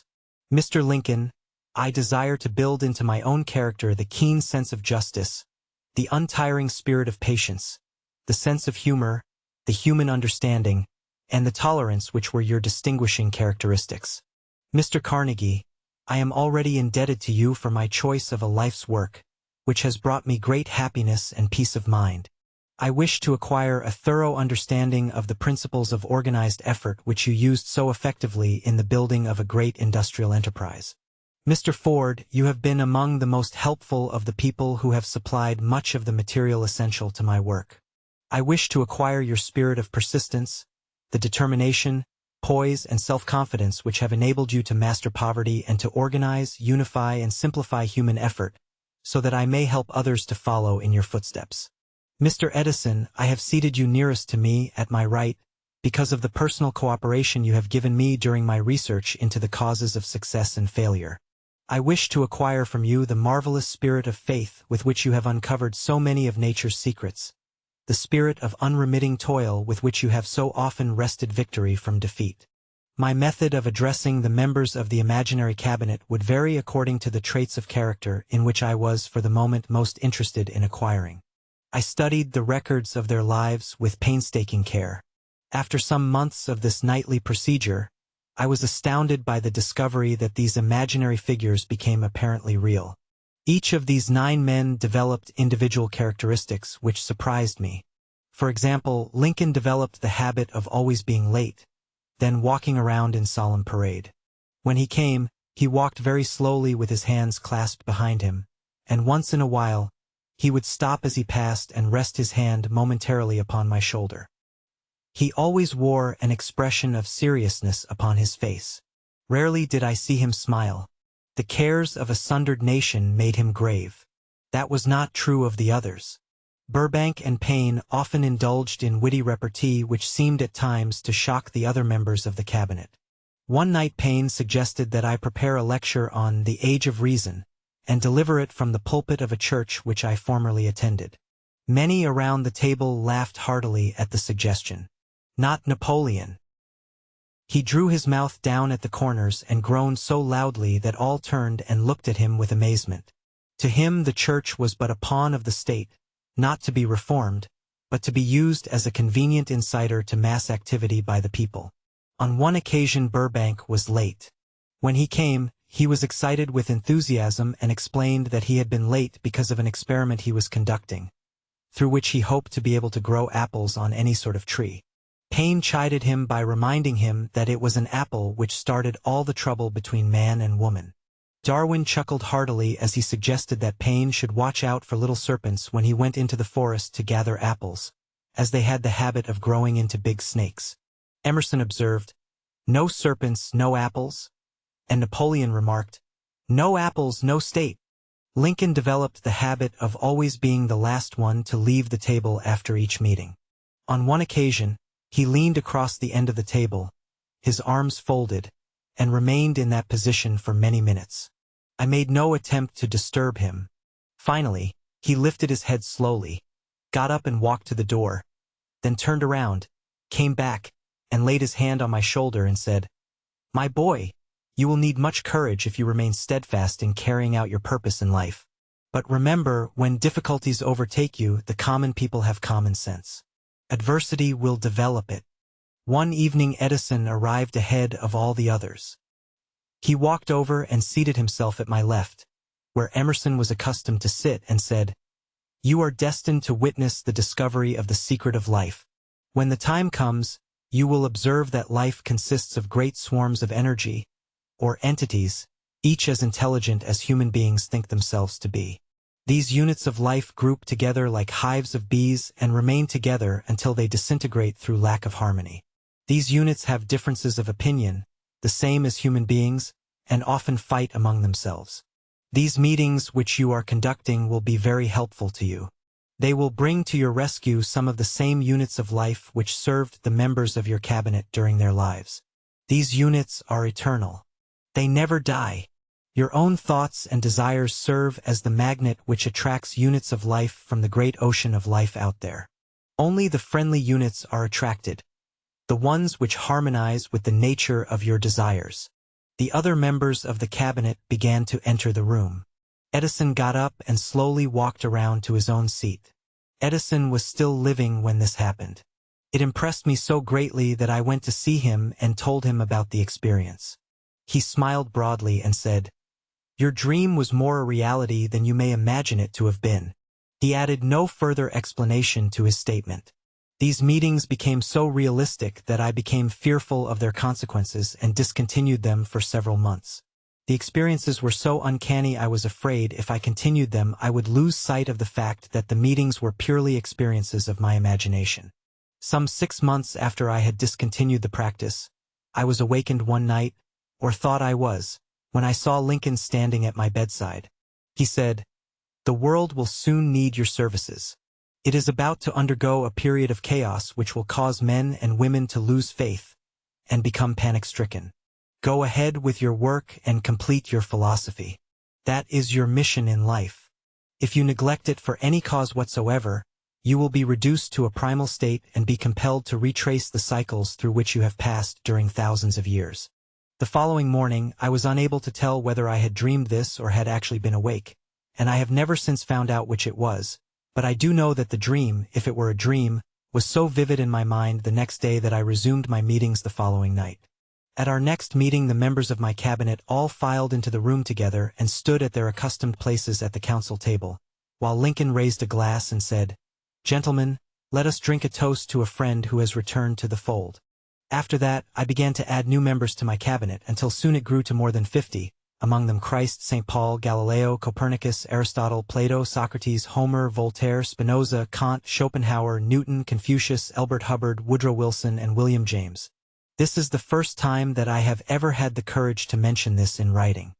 Heretofore, I have remained quiet on the subject because I knew from my own attitude in connection with such matters that I would be misunderstood if I described my unusual experience. I have been emboldened now to reduce my experience to the printed page because I am now less concerned about what they say than I was in the years that have passed. One of the blessings of maturity is that it sometimes brings one greater courage to be truthful, regardless of what those who do not understand may think or say. Lest I be misunderstood, I wish here to state most emphatically that I still regard my cabinet meetings as being purely imaginary, but I feel entitled to suggest that while the members of my cabinet may be purely fictional and the meetings existent only in my own imagination, they have led me into glorious paths of adventure, rekindled an appreciation of true greatness, encouraged creative endeavor, and emboldened the expression of honest thought. Somewhere in the cell structure of the human brain is an area which receives vibrations of thought ordinarily called hunches. So far, science has not discovered where this site of the sixth sense is located. But this is not important. The fact remains that human beings do receive accurate knowledge through sources other than the five physical senses. Such knowledge generally is received when the mind is under the influence of extraordinary stimulation. Any emergency which arouses the emotions and causes the heart to beat more rapidly than normal may, and often does, bring the sixth sense into action. Anyone who has experienced a near accident while driving knows that on such occasions the sixth sense often comes to one's rescue and aids, by split seconds, in avoiding the accident. These facts are mentioned preliminary to a statement of fact which I shall now make, namely, that during my meetings with the invisible counselors I found my mind most receptive to ideas, thoughts, and knowledge which reach me through the sixth sense. I can truthfully say that I owe entirely to my invisible counselors full credit for such ideas, facts, or knowledge as I received through inspiration. On scores of occasions when I have faced emergencies, some of them so grave that my life was in jeopardy, I have been miraculously guided past these difficulties through the influence of my invisible counselors. My original purpose in conducting council meetings with imaginary beings was solely that of impressing my own subconscious mind, through the principle of autosuggestion, with certain characteristics which I desired to acquire. In more recent years, my experimentation has taken on an entirely different trend. I now go to my imaginary counselors with every difficult problem which confronts me. The results are often astonishing, although I do not depend entirely on this form of counsel. You, of course, have recognized that this chapter covers a subject with which a majority of people are not familiar. The sixth sense is a subject that will be of great interest and benefit to the person whose aim is to accumulate vast wealth or accomplish a great achievement of any kind, but it need not claim the attention of those whose desires are more modest. Henry Ford undoubtedly understood and made practical use of the sixth sense. His vast business and financial operations made it necessary for him to understand and use this principle. Thomas Edison understood and used the sixth sense in connection with the development of inventions, especially those involving basic patents where he had no human experience and no accumulated knowledge to guide him, as was the case while he was working on the phonograph and the motion picture machine. Nearly all great leaders, such as Napoleon, Bismarck, Joan of Arc, Christ, Buddha, Confucius, and Muhammad understood and made use of the sixth sense almost continuously. The major portion of their greatness consisted of their knowledge of this principle. The sixth sense is not something that one can take off and put on at will. Ability to use this great power comes slowly, through application of the other principles outlined in this book. Seldom does any individual come into workable knowledge of the sixth sense before the age of 40. More often, the knowledge is not available until one is well past 50 because the spiritual forces with which the sixth sense is so closely related do not mature and become usable except through years of meditation, self-examination, and serious thought. No matter who you are or what may have been your purpose in reading this book, you can profit by it without understanding the principle described in this chapter. This is especially true if your major purpose is that of accumulation of money or other material things. This chapter on the sixth sense was included because the book is designed to present a complete philosophy by which individuals may unerringly guide themselves in attaining whatever they ask of life.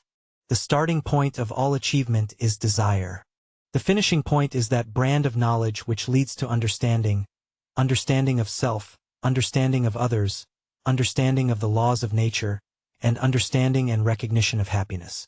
This sort of understanding comes in its fullness only through familiarity with and use of the principle of the sixth sense. Hence that principle had to be included as a part of this philosophy for the benefit of those who demand more than money.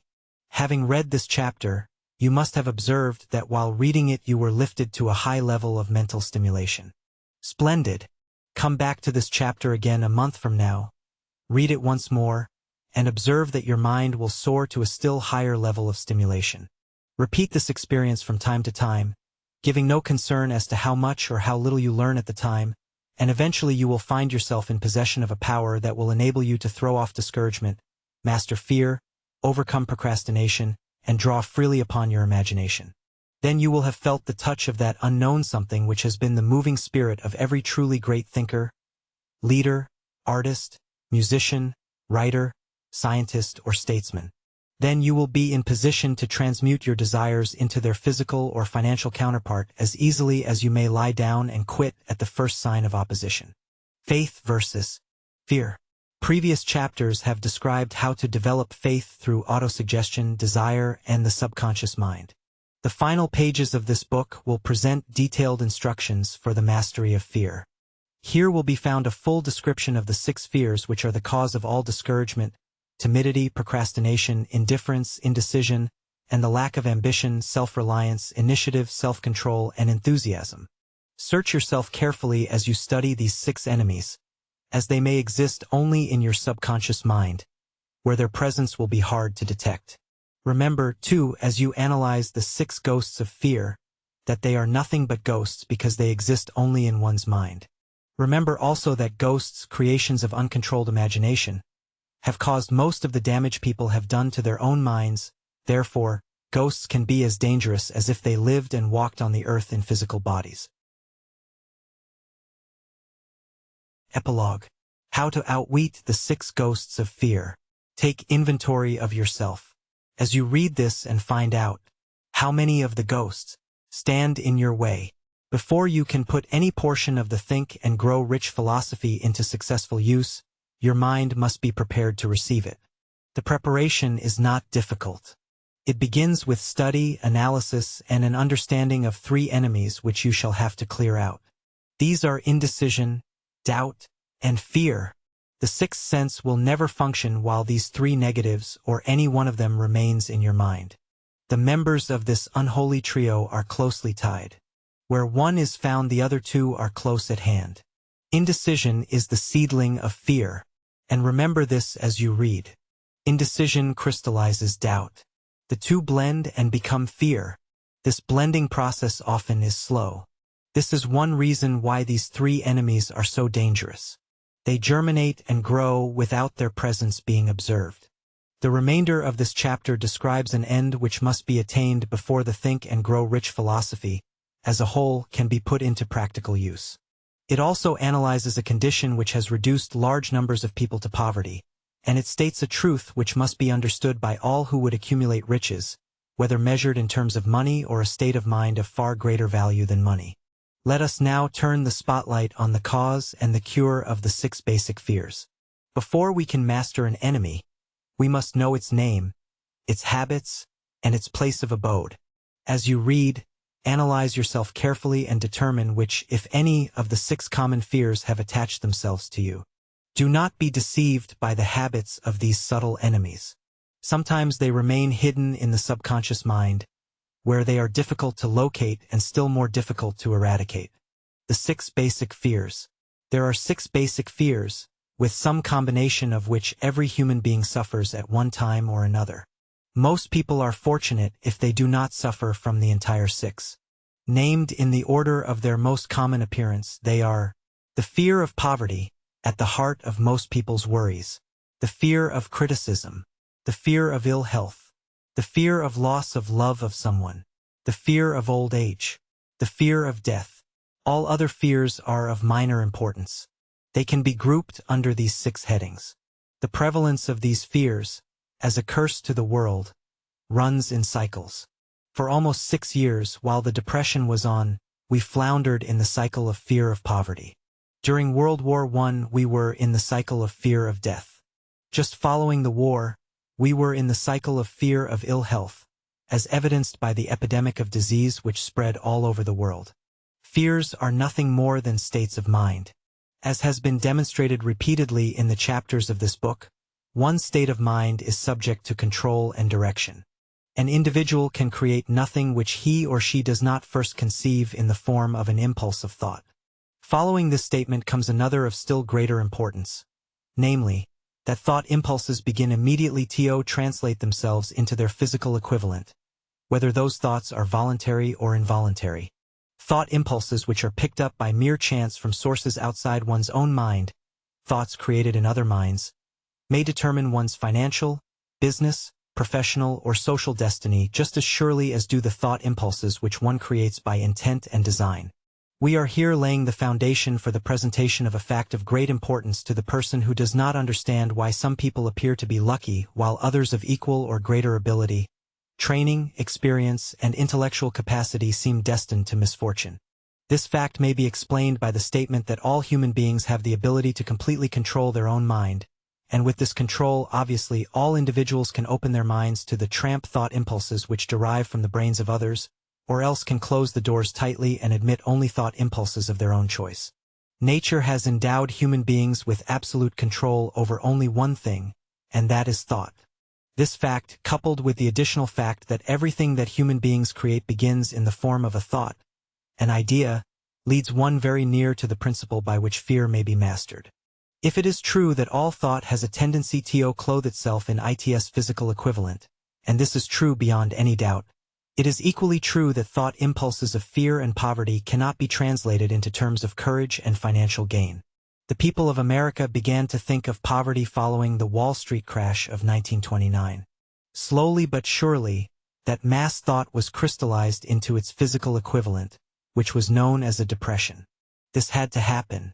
It is in conformity with the laws of nature. The fear of poverty. There can be no compromise between poverty and riches. The roads that lead to poverty and riches travel in opposite directions. If you want riches, you must refuse to accept any circumstance that leads toward poverty. The word riches is here used in its broadest sense, meaning financial, spiritual, mental, and material estates. The starting point of the path that leads to riches is desire. In Chapter 1, you received full instructions for the proper use of desire. Now, in this concluding discussion on fear, you will receive complete instructions for preparing your mind to make practical use of desire. Here then is the place to give yourself a challenge which will definitely determine how much of this philosophy you have absorbed so far. Here is the point at which you can turn prophet and foretell accurately what the future holds in store for you. If, after reading what follows, you are willing to accept poverty, you may as well make up your mind to receive poverty. This is one decision you cannot avoid. If you demand riches, determine what form of riches and how much will be required to satisfy you. You should now know the road that leads to riches. You have been given a road map which, if followed, will keep you on that road.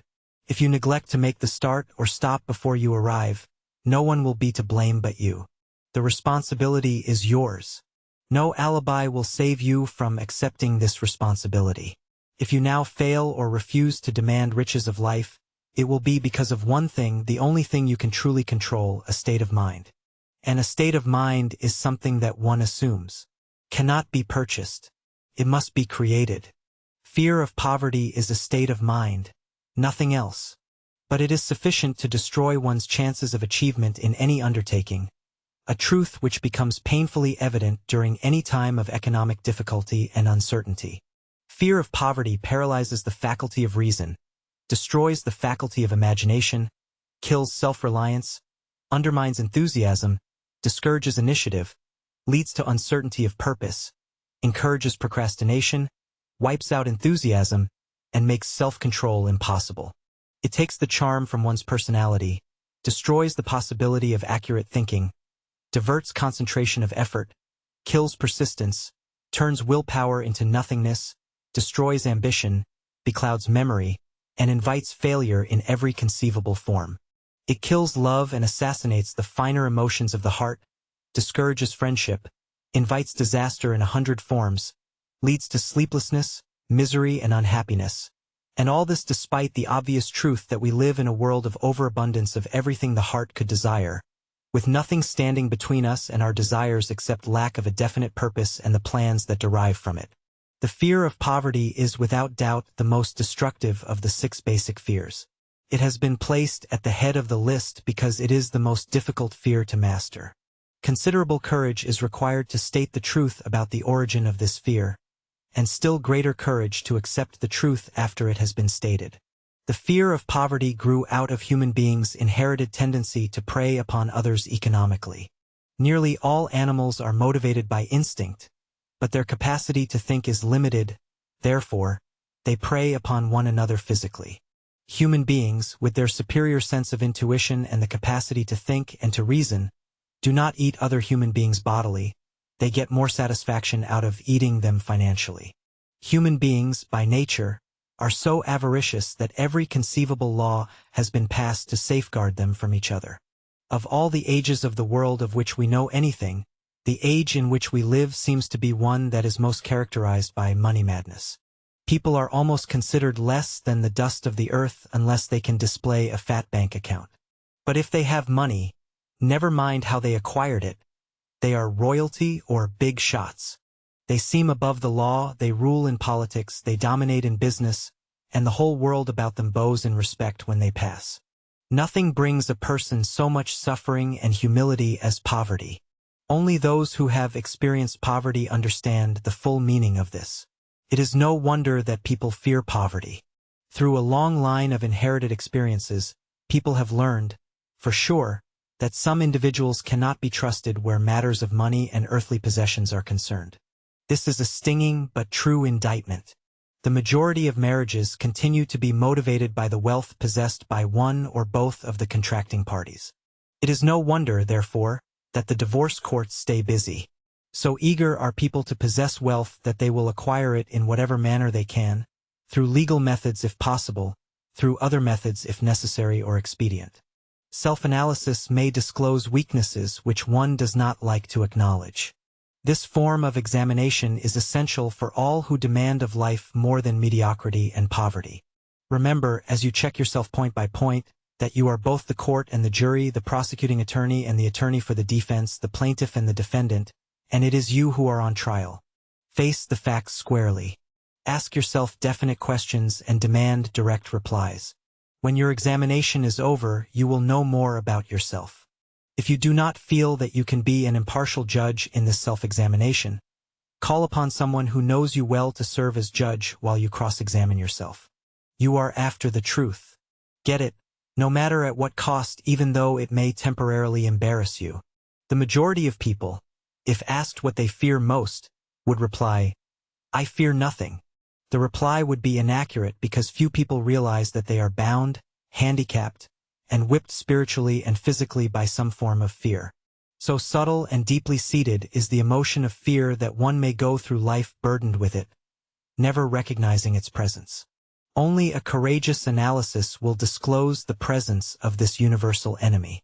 When you begin such an analysis, search deeply into your character. Here is a list of the symptoms for which you should look. Symptoms of the fear of poverty.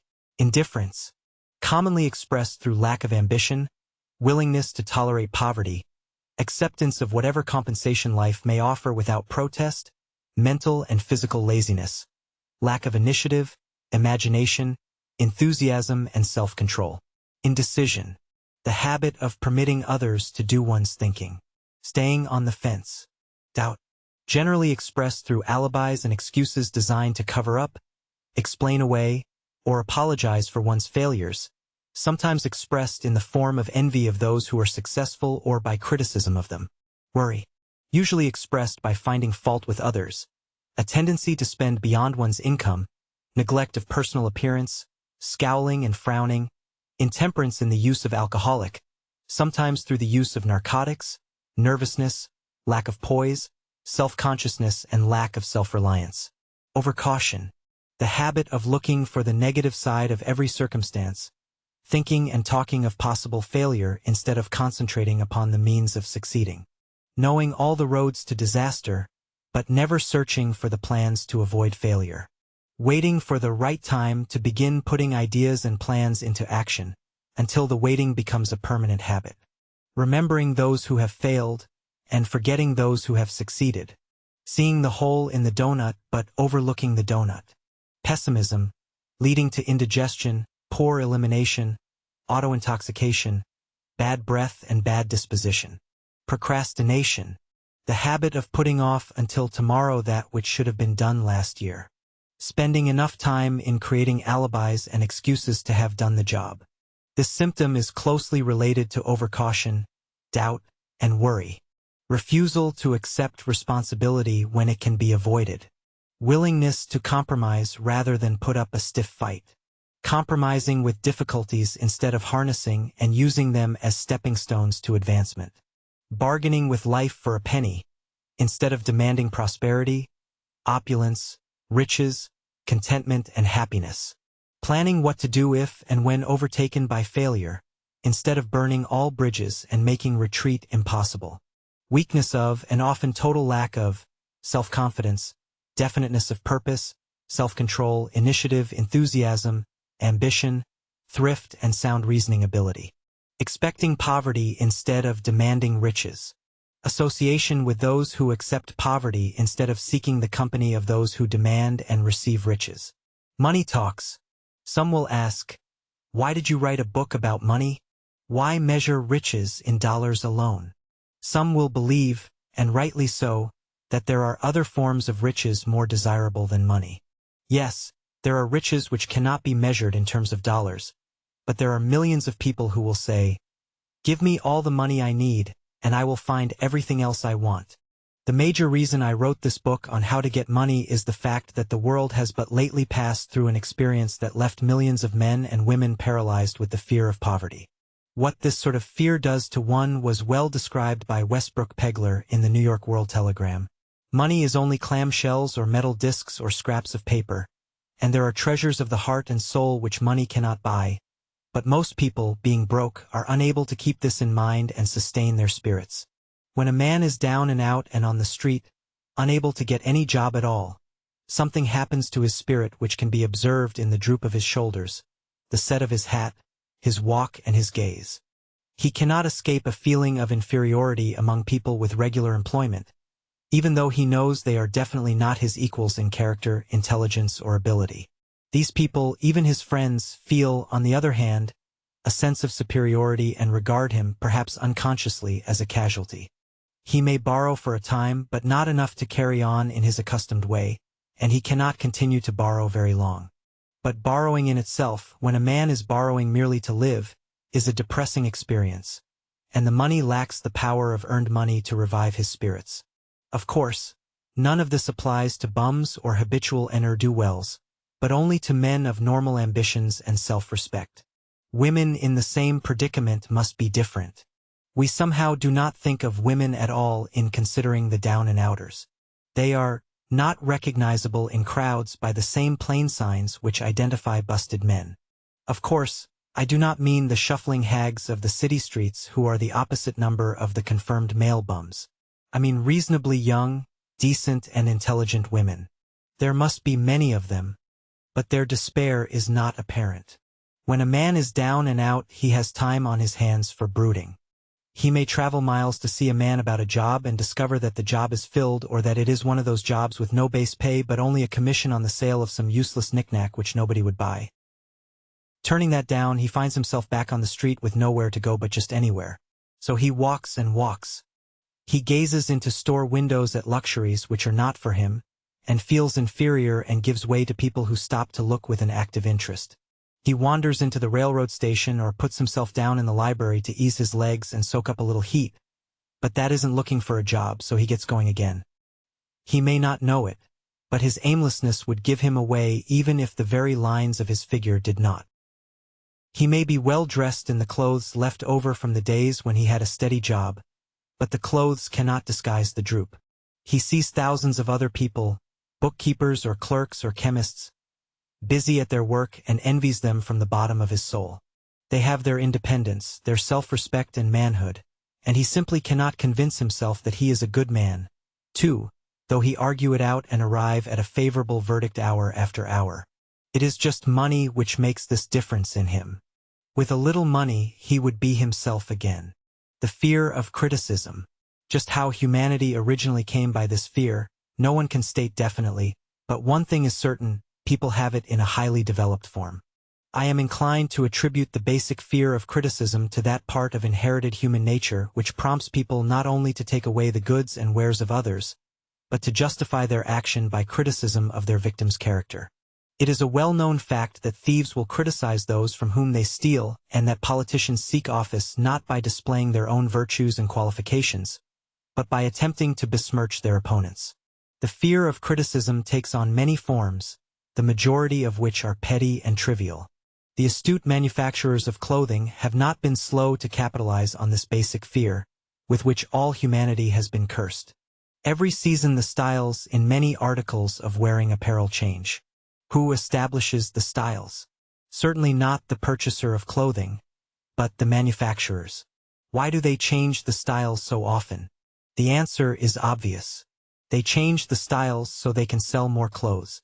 For the same reason the manufacturers of automobiles, with a few rare and very sensible exceptions, change styles of models every season. No one wants to drive an automobile which is not of the latest style, although the older model may actually be the better car. We have been describing the manner in which people behave under the influence of the fear of criticism as applied to the small and petty things of life. Let us now examine human behavior when this fear affects people in connection with the more important events of human relationship. Take, for example, practically any person who has reached the age of mental maturity from 35 to 40 years of age as a general average, and if you could read the secret thoughts of his or her mind, you would find a very decided disbelief in most of the fables taught by the majority of the dogmatists and theologians a few decades back.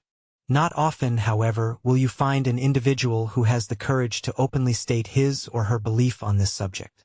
Most people will, if pressed far enough, tell a lie rather than admit that they do not believe all of the stories associated with a religion, particularly if their religion or sect is one of those which are rigidly dogmatic and intolerant of questioning.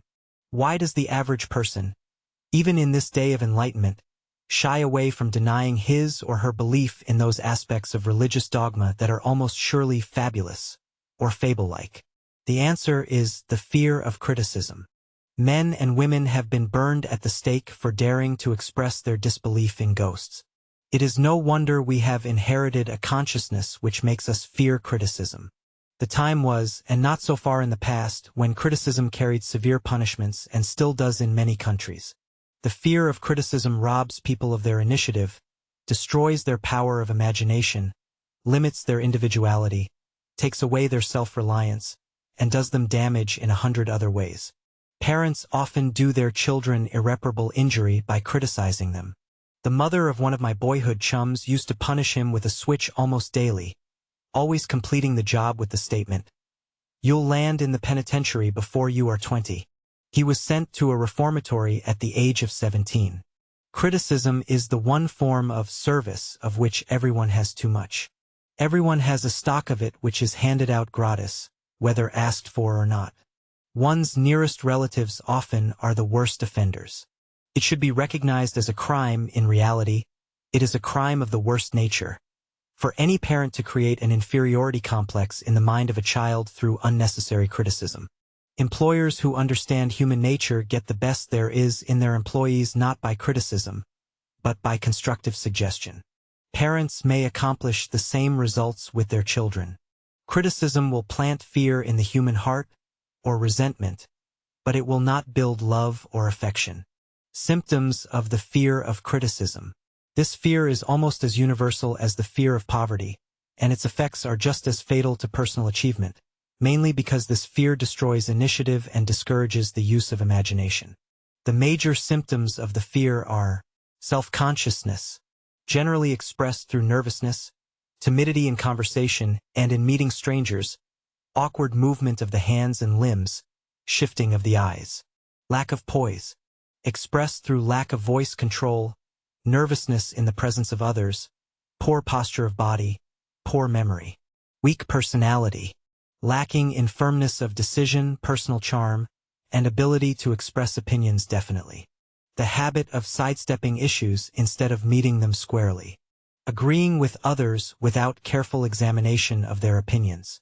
Inferiority complex, the habit of expressing self-approval by word of mouth and by actions, as a means of covering up a feeling of inferiority. Using big words to impress others, often without knowing the real meaning of the words. Imitating others in dress, speech, and manners. Boasting of imaginary achievements. This sometimes gives a surface appearance of a feeling of superiority. Extravagance. The habit of trying to keep up with the Jones, spending beyond one's income. Lack of initiative.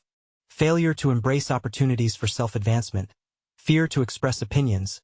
Lack of confidence in one's own ideas. giving evasive answers to questions asked by superiors, hesitancy of manner and speech, deceit in both words and deeds. Lack of ambition. Mental and physical laziness, lack of self-assertion, slowness in reaching decisions, tendency to be easily influenced by others, the habit of criticizing others behind their backs and flattering them to their faces, the habit of accepting defeat without protest, quitting an undertaking when opposed by others, being suspicious of other people without cause, lacking tact in manner and speech, unwillingness to accept the blame for mistakes. The fear of ill health. This fear may be traced to both physical and social heredity. As to its origin, it is closely associated with the causes of the fear of old age and the fear of death because it leads us closely to the border of terrible worlds of which we know not, but concerning which we have been taught some discomforting stories. Also, certain unethical people engaged in the business of selling health have had not a little to do with keeping alive the fear of ill health. In the main, we fear ill health because of the terrible pictures which have been planted in our mind of what may happen if death should overtake us. We also fear it because of the economic toll which it may claim. A reputable physician estimated that 75% of all people who visit physicians for professional service suffer from hypochondria, imaginary illness. It has been shown most convincingly that the fear of disease, even where there is not the slightest cause for fear, often produces the physical symptoms of the disease feared. Powerful and mighty is the human mind. It builds or it destroys. Playing upon this common weakness of fear of ill health, dispensers of patent medicines have reaped fortunes. This form of imposition upon credulous humanity became so prevalent some years ago that Collier's Weekly magazine conducted a bitter campaign against some of the worst offenders in the patent medicine business. Through a series of experiments conducted some years ago, it was demonstrated that people can be made ill by suggestion alone. We conducted this experiment by causing 3 acquaintances to visit the victims. Each visitor asked the question, "What ails you? You look terribly ill." The first questioner usually provoked a grin and a nonchalant, "Oh, nothing. I'm all right," from the victim. The second questioner usually was answered with the statement, "I don't know exactly, but I do feel badly." The third questioner was usually met with the frank admission that the victim was actually feeling ill. Try this on acquaintances if you doubt that it will make them uncomfortable, but do not carry the experiment too far because some people may actually develop serious physical symptoms in response to suggestion. There is a certain religious sect whose members take vengeance upon their enemies by the hexing method. They call it placing a spell on the victim, and there are reliable reports that some individuals have actually died after being hexed. There is overwhelming evidence that disease sometimes begins in the form of negative thought impulse.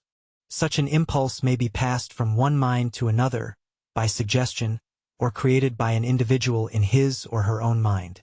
A man who was blessed with more wisdom than this incident might indicate once said, "When anyone asks me how I feel, I always want to answer by knocking him down." Physicians sometimes send patients into new climates for their health because a change of mental attitude is necessary. The seed of the fear of ill health lives in every human mind. Worry, fear, discouragement, and disappointment in love and business affairs cause this seed to germinate and grow. Every form of negative thinking may cause ill health. Disappointments in business and in love stand at the head of the list of causes of the fear of ill health. A young man suffered a devastating disappointment in love which eventually resulted in his being hospitalized. For months he suffered a debilitating depression. A psychotherapist was called in. The psychotherapist changed nurses, placing the patient under the care of a very charming young woman who began, by prearrangement with the therapist, to coddle him and shower him with affection beginning the first day of her arrival on the job. Within 3 weeks the patient was discharged from the hospital, still suffering, but with an entirely different malady. He was in love again. The remedy was a hoax, but the patient and the nurse were later married. Both are in good health at the time of this writing. Symptoms of the fear of ill health. The symptoms of this almost universal fear are inappropriate autosuggestion, the habit of negative use of self-suggestion by looking for and expecting to find the symptoms of all kinds of disease. Enjoying imaginary illness and speaking of it as being real. The habit of trying all fads and isms recommended by others as having therapeutic value. Dwelling on the details of operations, accidents, and other forms of illness. Experimenting with diets, physical exercises, and reducing schemes without professional guidance. Over-reliance or experimentation with home remedies, patent medicine, and quack remedies. Hypochondria. The habit of talking about illness, concentrating the mind upon disease, and expecting its appearance until a nervous condition occurs. Nothing that comes in bottles can cure this condition. It is brought on by negative thinking, and nothing but positive thought can effect a cure.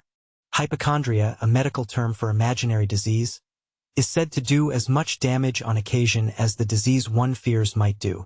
Most so-called cases of nerves come from imaginary illness. Lack of exercise. Fear of ill health often interferes with proper physical exercise and results in one's being overweight by causing one to avoid outdoor life. Susceptibility to illness. Fear of ill health breaks down the body's natural resistance and creates a favorable condition for any form of disease one may contact. The fear of ill health often is related to the fear of poverty, especially in the case of the hypochondriac who constantly worries about the possibility of having to pay doctor's bills, hospital bills, etc. This type of person spends much time preparing for sickness, talking about death, saving money for cemetery lots, burial expenses, etc. Self-coddling. The habit of making a bid for sympathy using imaginary illness as the lure. People often resort to this trick to avoid work. The habit of feigning illness to cover plain laziness or to serve as an alibi for lack of ambition. Intemperance. The habit of using alcohol or narcotics to deaden pains such as headaches, neuralgia, etc., instead of eliminating the cause. The habit of reading about illness and worrying over the possibility of being stricken by it. The habit of reading, listening to, or viewing patent medicine advertisements. The fear of loss of love. The original source of this inherent fear needs but little description. It obviously, on the male side, grew out of males' early and, apparently, inherently polygamous nature and the propensity to steal the mates of other males. It also derives, on the female side, from woman's maternal instincts and need for protection during periods of pregnancy and early child nurturing. Both men and women, therefore, have a biological and behavioral basis to fear the loss of love or mate companionship. Jealousy and other similar forms of neurosis thus grow out of human beings' inherited fear of the loss of security that the loss of love and companionship of another person represents. This fear is the most painful of all the 6 basic fears. It plays more havoc with the body and mind than any of the other basic fears, and it can lead to severe mental problems. As indicated above, the fear of loss of love probably dates back to the Stone Age, when males stole females by brute force.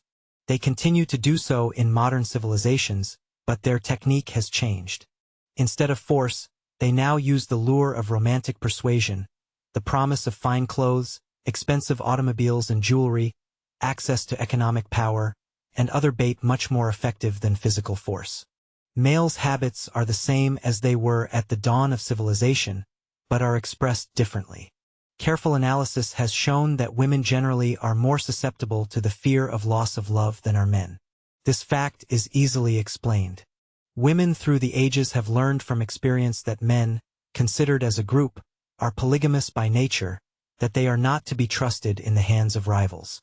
Symptoms of the fear of loss of love. The distinguishing symptoms of this fear are jealousy, the habit of being suspicious of friends and loved ones without any reasonable evidence of sufficient grounds.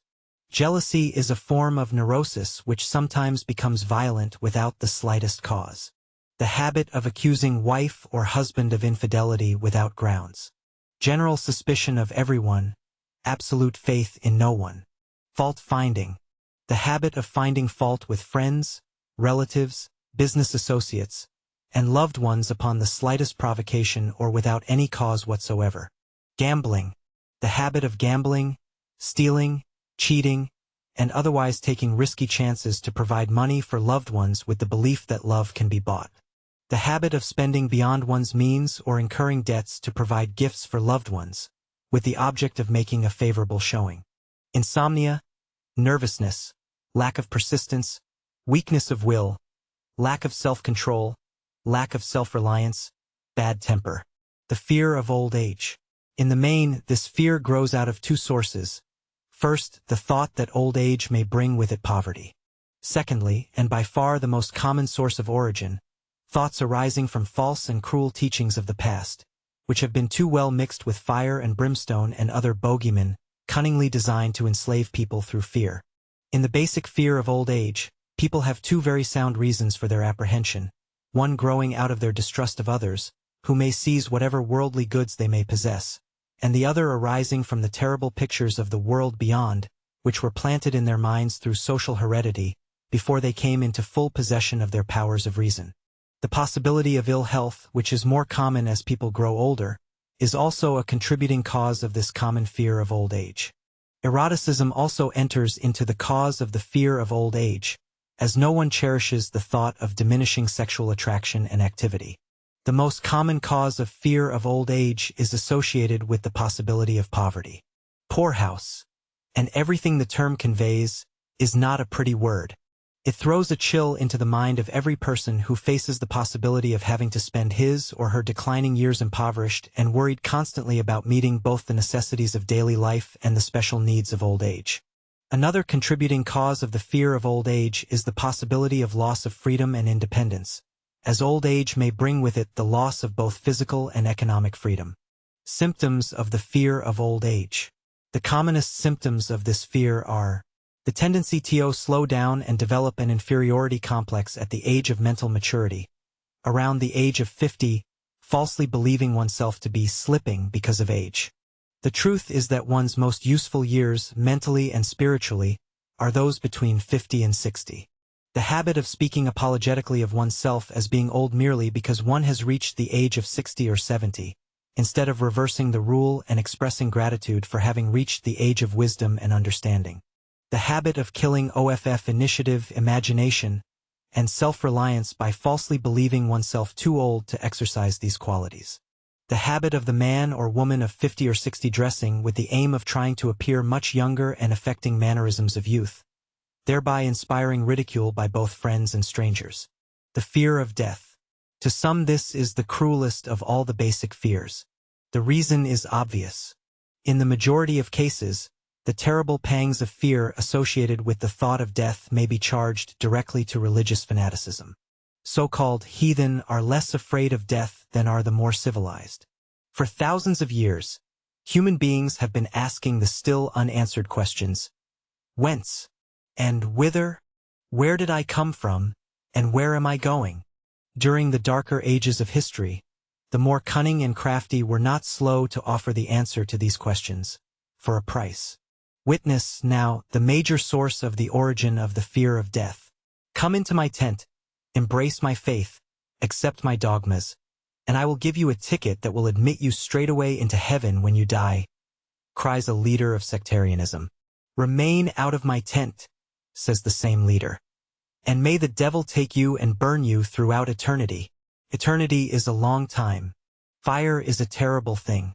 The thought of eternal punishment by fire not only causes people to fear death, it often causes them to lose their reason. It can destroy interest in life and make happiness impossible. During my research, I reviewed a book entitled A Catalogue of the Gods, in which were listed the 30,000 gods which humankind has worshipped through the ages. Think of it, 30,000 of them, represented by everything from a crawfish to a man. It is little wonder that people have become frightened at the approach of death. While the religious leader may not be able to provide safe conduct into heaven, nor by lack of such provision force the unfortunate to descend into hell, the possibility of the latter seems so terrible that the very thought of it lays hold of the imagination in such a realistic way that it paralyzes reason and sets up the fear of death. In truth, no one knows for certain what heaven or hell is like or in what sense either exists. This very lack of positive knowledge opens the door of people's minds to the charlatans so that they may enter and control those minds with their stock of legerdemain and various brands of pious fraud and trickery. The fear of death is not as common now as it was during the age when there were no great colleges and universities. Scientists have turned the spotlight of truth upon the world, and this truth is rapidly freeing men and women from this terrible fear of death. The young men and women who attend our colleges and universities are not so easily impressed by fire and brimstone any longer. Through the aid of biology, astronomy, geology, and other related sciences, the fears of the Dark Ages that gripped the minds of humanity and destroyed people's reason have been dispelled. Insane asylums have been filled with people who have gone mad because of the fear of death. This fear is useless. Death will come no matter what anyone may think about it. Accept it as a necessity and pass the thought out of your mind. It must be a necessity or it would not come to all. Perhaps it is not as bad as it has been pictured. The entire world is made up of only two things, energy and matter. In elementary physics we learn that neither matter nor energy, the only two realities known, can be created or destroyed. Both matter and energy can be transformed, but neither can be destroyed. Life is energy if it is anything. If neither energy nor matter can be destroyed, then life cannot truly be destroyed. Life, like other forms of energy, may be passed through various processes of transition or change, but it cannot be destroyed. Death is a mere transition. But if death is not a mere change or transition, then nothing comes after death except a long, eternal, peaceful sleep, and sleep is nothing to be feared. Either way, you may thus wipe out forever the fear of death. Symptoms of the fear of death. The general symptom of this fear is the habit of thinking about dying instead of making the most of life, a habit which is due generally to lack of purpose or lack of a suitable occupation. This fear is more prevalent among the aged, but sometimes the more youthful are victims of it. The greatest of all remedies for the fear of death is a burning desire for achievement, backed by useful service to others. Busy people seldom have time to think about dying. They find life too thrilling to worry about death.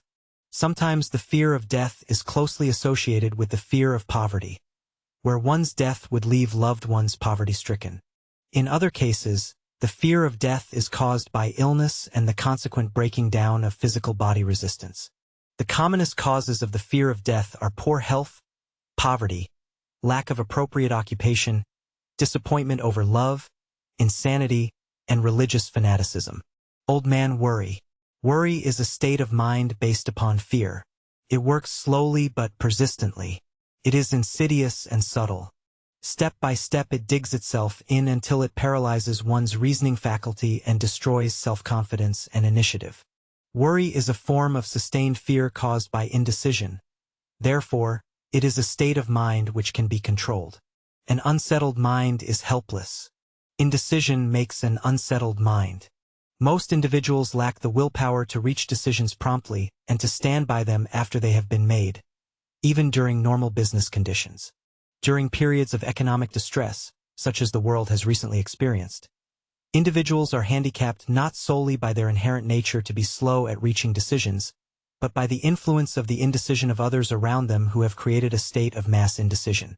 During an international economic downturn, the whole atmosphere all over the world can be filled with forenza and worryitis, two mental disease germs which can spread rapidly. There is only one known antidote for these germs. It is the habit of prompt and firm decision. Moreover, it is an antidote which every individual must apply for himself or herself. We do not worry over conditions once we have reached a decision to follow a definite line of action. I once interviewed a man who was to be electrocuted 2 hours later. The condemned man was the calmest of some 8 men who were on death row with him. His calmness prompted me to ask him how it felt to know that he was going into eternity in a short while. With a smile of confidence on his face, he said, "It feels fine. Just think, brother, my troubles will soon be over. I have had nothing but trouble all my life. It has been a hardship to get food and clothing. Soon I will not need these things. I have felt fine ever since I learned for certain that I must die. I made up my mind then to accept my fate in good spirit." As he spoke, he devoured a dinner of proportions sufficient for 3 men, eating every mouthful of the food brought to him and apparently enjoying it as much as if no disaster awaited him. Decision gave this man resignation to his fate. Decision can also prevent one's acceptance of undesired circumstances. Through indecision, the 6 basic fears become translated into a state of worry and anxiety. Relieve yourself forever of the fear of death by reaching a decision to accept death as an inescapable event. Whip the fear of poverty by reaching a decision to get along with whatever wealth you can accumulate without worry. Put your foot upon the neck of the fear of criticism by reaching a decision not to worry about what other people think, do, or say. Eliminate the fear of old age by reaching a decision to accept it not as a handicap, but as a great blessing which carries with it wisdom, self-control, and understanding not known to youth. Acquit yourself of the fear of ill health by the decision to forget symptoms. Master the fear of loss of love by reaching a decision to get along without love if that is necessary. Kill the habit of worry in all its forms by reaching a general, blanket decision that nothing which life has to offer is worth the price of worry. With this decision will come poise, peace of mind, and calmness of thought which will bring happiness. Those whose minds are filled with fear not only destroy their own chances of intelligent action, but they transmit these destructive vibrations to the minds of all who come into contact with them and destroy also their chances. Even a dog or a horse knows when its master lacks courage. Moreover, a dog or a horse will pick up the vibrations of fear thrown off by its master and behave accordingly. Lower down the line of intelligence in the animal kingdom, one finds this same capacity to pick up the vibrations of fear. The vibrations of fear pass from one mind to another just as quickly and as surely as the sound of the human voice passes from the broadcasting station to the receiving set of a radio. The person who gives expression, by word of mouth, to negative or destructive thoughts is practically certain to experience the results of those words in the form of a destructive kickback. The release of destructive thought impulses alone, without the aid of words, produces also a kickback in more ways than one. First of all, and perhaps most important to be remembered, the person who releases thoughts of a destructive nature must suffer damage through the breaking down of the faculty of creative imagination. Secondly, the presence in the mind of any destructive emotion develops a negative personality which repels people and often converts them into antagonists. The third source of damage to the person who entertains or releases negative thoughts lies in the significant fact: negative thought impulses are not only damaging to others, but they also embed themselves in the subconscious mind of the person releasing them and there become a part of his or her character. One is never through with a thought merely by releasing it. When a thought is released, it spreads in every direction, but it also plants itself permanently in the subconscious mind of the person releasing it. Your business in life is presumably to achieve success. To be successful, you must find peace of mind, acquire the material needs of life, and above all, attain happiness. All of these evidences of success begin in the form of thought impulses. You may control your own mind. You have the power to feed it whatever thought impulses you choose. With this privilege goes also the responsibility of using it constructively. You are the master of your own earthly destiny just as surely as you have the power to control your own thoughts. You may influence, direct, and eventually control your own environment, making your life what you want it to be, or you may neglect to exercise the privilege which is yours to make your life to order, thus casting yourself upon the broad sea of circumstance, where you will be tossed hither and yon like a chip on the waves of the ocean. The Devil's Workshop, the seventh basic evil. In addition to the 6 basic fears, there is another evil by which people suffer. It constitutes a rich soil in which the seeds of failure grow abundantly. It is so subtle that its presence often is not detected. This affliction cannot properly be classed as a fear. It is more deeply seated and more often fatal than all of the 6 fears. For want of a better name, let us call this evil susceptibility to negative influences. Individuals who accumulate great riches always protect themselves against this evil. The poverty-stricken never do. Those who succeed in any calling must prepare their minds to resist the evil. If you are reading this philosophy for the purpose of accumulating riches in whatever form, you should examine yourself very carefully to determine whether you are susceptible to negative influences. If you neglect this self-analysis, you will forfeit your right to attain the object of your desires. Make the analysis searching. After you read the questions prepared for this self-analysis, hold yourself to a strict accounting in your answers. Go at the task as carefully as you would search for any other enemy you knew to be awaiting you in ambush and deal with your own faults as you would with a more tangible enemy. You can easily protect yourself against robbers because the law provides organized cooperation for your benefit, But the seventh basic evil is more difficult to master because it strikes when you are not aware of its presence, when you are asleep and while you are awake. Moreover, its weapon is intangible because it consists of merely a state of mind. This evil is also dangerous because it strikes in as many different forms as there are human experiences. Sometimes it enters the mind through the well-meant words of one's own relatives. At other times it bores from within, through one's own mental attitude. Always it is as deadly as poison, even though it may not kill as quickly. How to protect yourself against negative influences.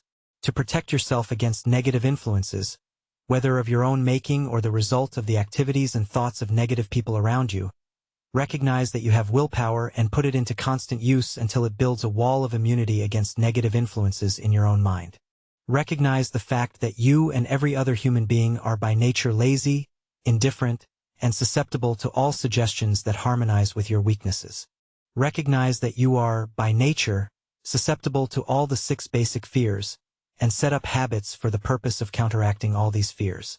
Recognize that negative influences often work on you through your subconscious mind.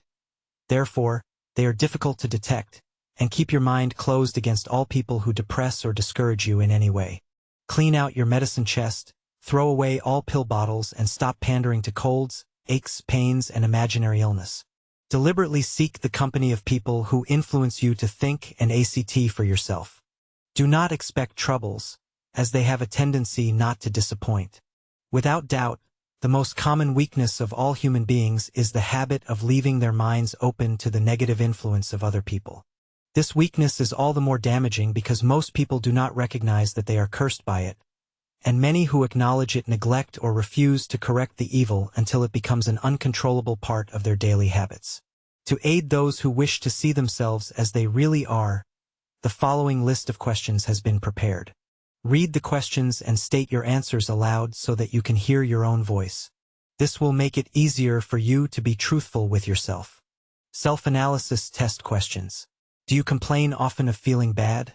And if so, what is the cause? Do you find fault with other people at the slightest provocation? Do you frequently make mistakes in your work, and if so, why? Are you sarcastic and offensive in your conversation? Do you deliberately avoid the association of anyone, and if so, why? Do you suffer frequently with indigestion? So, what is the cause? Does life seem futile and the future hopeless to you? So, why? Do you like your occupation? If not, why? Do you often feel self-pity, and if so, why? Are you envious of those who excel you? To which do you devote most time? Thinking of success or failure? Are you gaining or losing self-confidence as you grow older? Do you learn something of value from all mistakes? Are you permitting some relative or acquaintance to worry you? So why? Are you sometimes in the clouds and at other times in the depths of despondency? Who has the most inspiring influence upon you? What is the cause? Do you tolerate negative or discouraging influences which you can avoid? Are you careless of your personal appearance? So, when and why? Have you learned how to drown your troubles by being too busy to be annoyed by them? Would you call yourself a spineless weakling if you permitted others to do your thinking for you? Do you neglect internal bathing until auto-intoxication makes you ill-tempered and irritable? How many preventable disturbances annoy you, and why do you tolerate them? Do you resort to liquor, pills, narcotics, or cigarettes to quiet your nerves? So, why do you not try willpower instead? Does anyone nag you, and if so, for what reason? Do you have a definite chief aim in life? And if so, what is it and what plan have you for achieving it? Do you suffer from any of the 6 basic fears? So, which ones? Have you a method by which you can shield yourself against the negative influence of others? Do you make deliberate use of autosuggestion to make your mind positive? Which do you value most, your material possessions or your privilege of controlling your own thoughts? Are you easily influenced by others against your own judgment? Has today added anything of value to your stock of knowledge or state of mind? Do you face squarely the circumstances which make you unhappy, or do you sidestep the responsibility? Do you analyze all mistakes and failures and try to profit by them, or do you take the attitude that this is not your duty? Can you name 3 of your most damaging weaknesses? What are you doing to correct them? Do you encourage other people to bring their worries to you for sympathy? Do you choose, from your daily experiences, lessons or influences which aid in your personal advancement? Does your presence have a negative influence on other people as a rule? What habits of other people annoy you most? Do you form your own opinions, or permit yourself to be influenced by other people? Have you learned how to create a mental state of mind with which you can shield yourself against all discouraging influences? Does your occupation inspire you with faith and hope? Are you conscious of possessing spiritual forces of sufficient power to enable you to keep your mind free from all forms of fear? Does your religion help you to keep your own mind positive? Do you feel it your duty to share other people's worries? If so, why? If you believe that birds of a feather flock together, what have you learned about yourself by studying the friends whom you attract? What connection, if any, do you see between the people with whom you associate most closely and any unhappiness you may experience? Could it be possible that some person whom you consider to be a friend is, in reality, your worst enemy because of his or her negative influence on your mind? By what rules do you judge who is helpful and who is damaging to you? Are your intimate associates mentally superior or inferior to you? How much time out of every 24 hours do you devote to A. Your occupation, B. Sleep, C. Play and relaxation, D. Acquiring useful knowledge? Et plein waste. Who among your acquaintances encourages you most? B. Cautions you most? C. Discourages you most? D. Helps you most in other ways? What is your greatest worry? Why do you tolerate it? When others offer you free, unsolicited advice, do you accept it without question or analyze their motive? What, above all else, do you most desire? Do you intend to acquire it? Are you willing to subordinate all other desires for this one? How much time daily do you devote to acquiring it? Do you change your mind often? If so, why? Do you usually finish everything you begin? Are you easily impressed by other people's business or professional titles, college degrees, or wealth? Are you easily influenced by what other people think or say of you? Do you cater to people because of their social or financial status? Whom do you believe to be the greatest person living? In what respect is this person superior to yourself? How much time have you devoted to studying and answering these questions? At least one day is necessary for the thoughtful analysis and the full answering of the entire list. If you have answered all these questions truthfully, you know more about yourself than the majority of people. Study the questions carefully, come back to them once each week for several months, and be astounded at the amount of additional knowledge of great value to yourself you will have gained by the simple method of answering the questions truthfully. If you are not certain concerning the answers to some of the questions, seek the counsel of those who know you well, especially those who have no motive in flattering you, and see yourself through their eyes. The experience will be astonishing. You have absolute control over but one thing, and that is your thoughts. This is the most significant and inspiring of all known facts. It reflects the divine nature of humanity.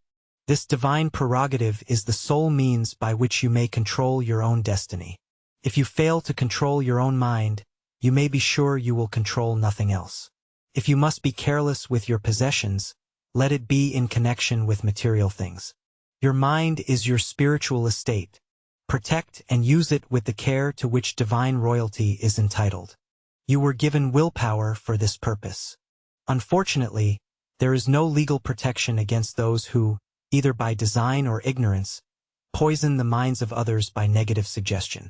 This form of destruction should be punishable by heavy legal penalties because it may and often does destroy one's chances of acquiring material things which are protected by law. People with negative minds tried to convince Thomas Edison that he could not build a machine that would record and reproduce the human voice because, they said, no one else had ever produced such a machine. Edison did not believe them. He knew that the mind can produce anything the mind can conceive and believe, and that knowledge was what lifted the great Edison above the common herd. People with negative minds told F. W. Woolworth he would go broke trying to run a store on 5 and 10 cent sales. He did not believe them. He knew that he could do anything within reason if he backed his plans with faith. Exercising his right to keep other people's negative suggestions out of his mind, he piled up a fortune of more than $100 million. People with negative minds told George Washington he could not hope to win against the vastly superior forces of the British, but he exercised his divine right to believe. Therefore, this book was published under the protection of the Stars and Stripes, while the name of Lord Cornwallis has been all but forgotten. Doubting Thomases scoffed when Henry Ford tried out his first crudely built automobile on the streets of Detroit. Some said the thing never would become practical. Others said no one would pay money for such a contraption. Ford said, "I'll belt the earth with dependable motor cars." And he did. His decision to trust his own judgment piled up a fortune far greater than generations of his descendants could squander. For the benefit of those seeking vast riches, let it be remembered that practically the sole difference between Henry Ford and a majority of the more than 100,000 people who worked for him is this: Ford had a mind and controlled it, while most of the others had minds which they did not try to control. Henry Ford has been repeatedly mentioned because he is an astounding example of what individuals with a mind of their own and a will to control it can accomplish. His record knocks the foundation from under that time-worn alibi: "I never had a chance." Ford never had a chance either, but he created an opportunity and backed it with persistence until it made him richer than Croesus. Mind control is the result of self-discipline and habit. You either control your mind or it controls you. There is no halfway compromise. The most practical of all methods for controlling the mind is the habit of keeping it busy with a definite purpose, backed by a definite plan. Study the records of any individuals who achieve noteworthy success, and you will observe that they have control over their own mind, moreover, that they exercise that control and direct it toward the attainment of definite objectives. Without this control, success is not possible. 57 Famous Alibis. By Old Man If. People who do not succeed have one distinguishing trait in common. They know all the reasons for failure and have what they believe to be airtight alibis to explain away their own lack of achievement. Some of these alibis are clever, and a few are justifiable by the facts.